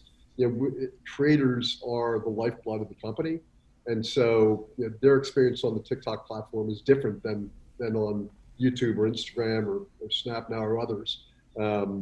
And we're really grateful with all the work that creators are doing and the energy they bring and the creativity they bring. Yeah, and Gary, he's talked a bit about at the beginning about prediction. We decided not to make predictions about the government, but speaking about where the social media world was going, you were right on this. If I recall, you were an early investor in Vine, or at least we're working with Grape Story, I believe, which was an agency, maybe both. The agency that I wasn't an investor in Vine, but to your point, once I understood its magnitude, I started an agency that represented a lot of the early influencers because I really understood that the YouTube thing I learned in 2006 was about to happen there. And that became the precursor probably to the newer version of me as a marketer, which is why I stayed so on top of Snap, Musical.ly, TikTok, because that was a tipping point moment for me on Vine that kind of made me understand that the scale and the long tail of influencer seemed more viable. And I think that's what we've seen play out. Gary, how did you feel when, Vine obviously was shut down by Twitter? You had invested a lot into it. And I know we talked a little bit about how thinking about investing into the long term in this world might be a little ridiculous. But tell us about your personal journey. Yeah. I felt great about it. I personally wish every social media app disappeared tomorrow, because that would mean all that attention would go somewhere and people would struggle to figure out where, and I'm very good at figuring it out, right? And so for me, when things change, I'm at my best. Listen, I've extracted uncomfortable amounts of value out of Facebook and Instagram, but I never wanted and never want that to be the only places. I'm blown away and excited about TikTok, but can't already wait for either the new feature that TikTok puts out that makes it a competitor to something, or waiting for the next 2 incredible young women from Kansas City or Kenya to start something that wins that I can then extract. This is real estate for me, right? I'm a real estate developer. I find new places that I think are undervalued, misunderstood, and I start building buildings, and then it gets populated. So for me, refining my skill set on Facebook, focusing more on groups, 90-year-olds, refining. I mean, the amount of times I refined my skills on TikTok already before people have even jumped onto it. You know, I day trade culture and attention. So I had a non-emotional thought on Vine whatsoever, because what I thought would happen happened, which was those individuals segued pretty aggressively to YouTube, Instagram, and at the time, Snapchat. And so, you know, watching people move their behavior more to TikTok, you know, micro influencers than Instagram, because the organic reach and the community explosion made it better for them. That didn't upset me, even though I was winning on Instagram when this all went down over the last 2 years. That excited me, because now I'm in pattern recognition, I'm in refined skill set, and I went and built a massive audience on TikTok for myself. You know, that's just life, that's business, that's the game. Like, if you want to freeze time, you're a losing player. And so for me, I have zero emotion to things disappearing or growing in importance. I think accountability is something that no one's talking about these days. Everyone's scared the algorithm is tricking them. Delete the app. Like, you know, like it's like alcohol, like don't drink it all. You know, like accountability, and I take on accountability for being great at what I do. Gary, what do you think it is about the social media world where people seem to get bored of apps so quickly? I mean, we talked a lot at the beginning of this era about network effects and how once you started, you know, something in motion stays in motion.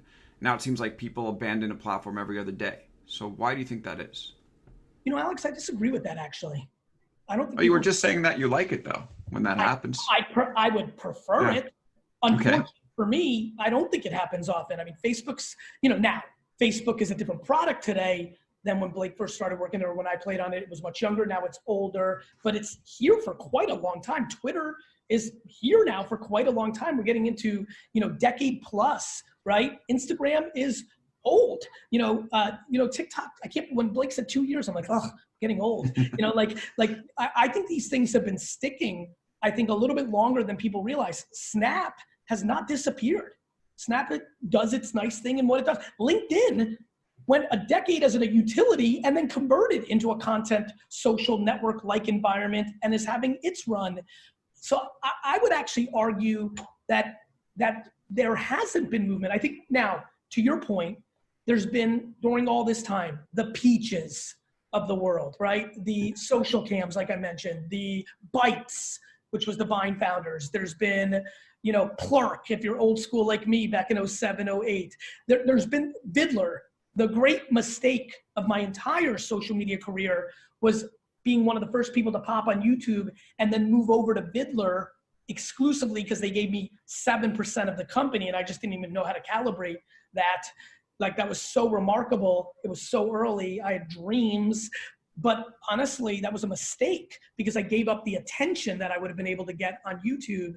So, you know, there's been a ton of things that were the next hype thing. There was that Vero, I think, right? Like, all these things have popped up that are going to be the next big thing. The reason I don't tend to talk about a lot of things until 6 months or a year after they've been grounded is there's always going to be the next thing. But I think people haven't changed. You know, if you look at, if I'm going to throw content like YouTube, LinkedIn, Facebook, Twitter, Instagram, Snapchat, you know, now TikTok, I think they get nice 5, 7, 10, 15 plus years out of them. I do think what is interesting and what TikTok triple reaffirmed for me is if you build a tremendous product, there's always room for somebody to come along, and that's interesting. Yeah, and some of these social platforms with staying power that you mentioned are ones that have reinvented themselves over and over again. By the way, that's such a tremendous point by you. I would argue that Twitter could be much bigger today if it reinvented more often during that half decade that I think about very little innovation. I would argue YouTube has given up more opportunity than anybody else. There's so much permission they had to innovate, more mobile centric, some of the dynamics. So that's such a tremendous point. So Blake, how do you respond to this? First of all, what do you think about the fact that Gary seems to want you guys to go away quickly, even though he likes you? and then how is TikTok going to reinvent itself over and over again in order to stay relevant? Is that even on the roadmap? Yeah, this is actually one of my favorite conversations. And Gary's exactly right now, because you brought it, like, it's not only reinvent it, you have to disrupt. right? Because at the end of the day, you will get disrupted if you don't disrupt. And I do think that some of the leaders of the other companies that have been referenced all realize that, and they try to. They've gotten very, very big, and it's harder and harder the more scale you have to disrupt yourself, because you're accountable to shareholders, you're accountable to investors, you're accountable to employees, and it becomes just more difficult to capture that moment and to capture that fire in the belly again. And you wrote a book, Alex, Always Day One, and that's what made those companies so successful. And it's actually one of our bite styles, which at TikTok, which is it's always day one. And so we're constantly trying to figure out how to disrupt ourselves. And we're young enough that's just part of the DNA. It's the reason we've all joined the company. It's we're here. It's like Facebook 2007, 2008. And that's how the energy is, the culture is, the speed, the pace that we're operating at, which the products we're launching on both the user side as well as the commercial side of the business. And so we're disrupting ourselves every single day. And yeah, I think that if we look at Instagram, it did a great job with stories when Snap was disrupting it with an audience. Reels is certainly something that they put out there as kind of a potential TikTok competitor, and we'll see how that works out. Google Plus did the same thing to Facebook back in the day and didn't quite capture the same magic because they didn't quite understand social. We're not a social platform, so we're not reliant on people's social graph, which is where Facebook is just very, very good. Right? There's nobody better in the world at doing that. And building products that emanate from that is kind of their core competency. We're a content graph, right? We're an interest graph, which is different. The nuances are different, but how people create and discover content is a little different. It happens faster. It's not reliant on these kind of circles to grow. So we're very aware. We're a very innovative company, and I love the pace at which we're operating. Mm-hmm. Now, Blake, you've been at Facebook. You were there even during the Google Plus battle. You've seen the company go into destroy mode, and though it didn't necessarily destroy Snapchat, definitely built a big product or helped accelerate its product based off of copying stories into Instagram. Now you're on the other side. You're in a company where Facebook has trained its destroy laser on and has released Reels. How worried are you knowing the company's capability to do stuff like this? I don't think we look that much externally. I mean, we see what's going on, whether it's excuse me, whether it's with Facebook or any of the other startups that are coming. I think to Gary's point, we worry more about the startup that hasn't gotten there yet. Two people in a garage, wherever they might be, whoever they might be, and that becomes the next big thing. We're watching what everybody's doing in the space, of course. Like we'd be remiss. Yeah. So you're not worried at all about Facebook? I mean, I imagine you've seen the capabilities, so. Yeah, so I have enormous respect for Mark and the team there. Like I've spent a decade there, and I've seen how well they can operate. So I wouldn't say we're not worried, but like we do our own job and focus on our capabilities, our relationships with our influencers, how we're building commercial products that introduce brands into that environment in a really natural, authentic way, and that's really good. Yeah, I will say TikTok seems to be giving Facebook its toughest challenge to date. All right, Gary, we have 45 seconds left. So who wins, Facebook Reels or TikTok, and why? TikTok, because it's their actual thing, and Reels is a feature within a thing. I think both get value out of it in different ways. But if you're asking it the way I think you're asking it, do I think Reels puts, TikTok out of business or makes it disappear? No. I mean, they did an incredible execution on Instagram stories, to Blake's point earlier, and that didn't put Snapchat out of business. Do I believe that massively slowed down the growth of Snapchat at that point, going into that 35 to 55-year-old demo? Yes, I do. But back to Blake's point, every minute you're spending scared about somebody else's shit is a moment you're not spending innovating your own. And I think that let's not be naive. I don't know how educated, but I assume wildly the audience that's watching this. TikTok is already at such significant scale. It would almost be scary to me if they had any level of true fear about it, because we've got the history of the last 20 years of this educating us that they're at enough scale that as long as they worry about innovating, and I'll be honest with you, the observation I have is I think the Chinese DNA for TikTok is very, very powerful. And what I mean by that is, let there be no confusion. The nuances of a communist infrastructure, a full stack for the WeChats and the Weibos and all that in China, lends itself to understanding the full stack of retail, live selling, and I see a lot. I think TikTok's innovating a ton, but to Blake's point, I mean, I respect Facebook Inc. at the highest of highest levels. I also think if Facebook tomorrow launches a standalone app that is a monster competitor to TikTok, I don't think either company actually gets affected. I don't think people understand the abundance of time consumption, that is actually out there. They're not competing with each other. They're competing against Xbox, PS5, Netflix, the New York Times, this video right now. There's a lot more real estate to be eaten up by the 5 to 10 winners of this game. So I think we enjoy the battle of like the game, but if you take a step back and are actually thoughtful of full-time consumption of stuff, I would say both Facebook Inc., TikTok, YouTube and Twitter and Snap still have more land grab to go around other platforms. Yeah, and it's going to be a heck of a battle to watch play out, especially now we see the FTC might be bringing some action against Facebook, so it's going to have an extra stumbling block to try to get over. Okay, well, Gary, thank you so much. Blake, thank you so much. Great to see you both, as always. Thanks, everybody out there watching, and now I'm going to toss it back to Web Summit in Lisbon.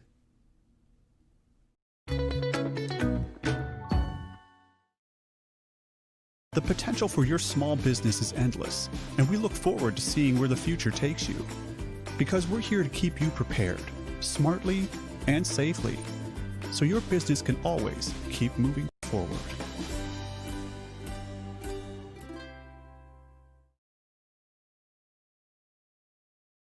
Having an infrastructure that can support multiple computers 24/7 is a challenge that we feel we solve through the Cisco design infrastructure delivered by Sicilian.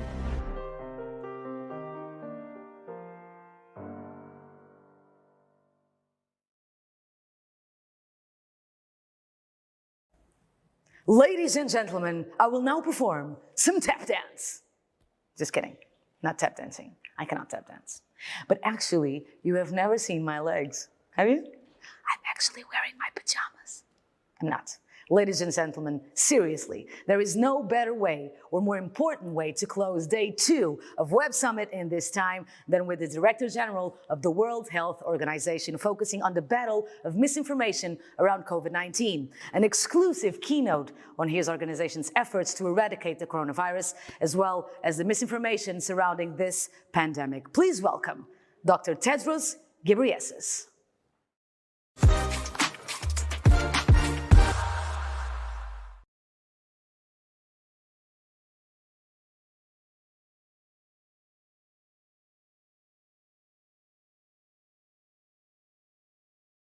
Your Excellency Antonio Costa, Prime Minister of Portugal, dear friends, innovators, and humanitarians, thank you for the invitation to say a few words about the role of innovation in health. The COVID-19 pandemic is an unprecedented crisis that demands an unprecedented response and unprecedented innovation. From fighting misinformation to scaling up access to medical oxygen, WHO has been working with innovators to develop and implement scalable solutions that save lives. Through open source technologies and augmented reality, the WHO Academy is providing training for health workers all over the world. And through the Access to COVID-19 Tools Accelerator, we have supported the development of vaccines, diagnostics, and therapeutics in record time. Innovation is most powerful when it narrows inequalities rather than becoming another reason some people are left behind. I would like to leave you with 3 messages. First, I urge you to harness the power of innovation for health, where there are many opportunities, including in the use of digital technology. Second, I urge you to always keep in mind how your innovations will help to narrow inequalities rather than widen them. And third, you have a partner in WHO to advance science and accelerate access to services to a healthier, safer, and fairer world for everyone, everywhere. Obrigado. I thank you.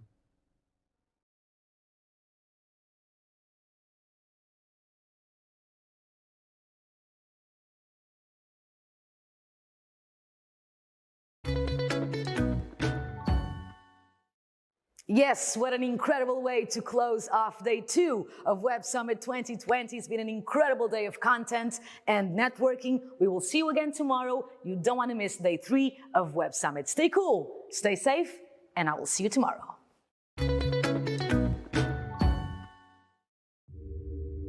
More than 100,000 people are joining us from absolutely every corner of the world. We have 800 speakers, more than 800 speakers. We live in a time where what people really want is a consistent, reliable source of truth. So much of this is about how data is held, stored, aggregated, and monetized. Over the past few weeks, 140 of the best startups from countries like the United States, Portugal, Germany, Korea, and Ethiopia have pitched their hearts out, virtually of course, in the group rounds of the competition. Working on startups and working around startups is really a labor of love, right? It's not just something that pencils out. Like if you knew how hard it was going to be and how treacherous it was going to be and how even if you're a really good person, you give it your all, you might fail, you probably wouldn't do it.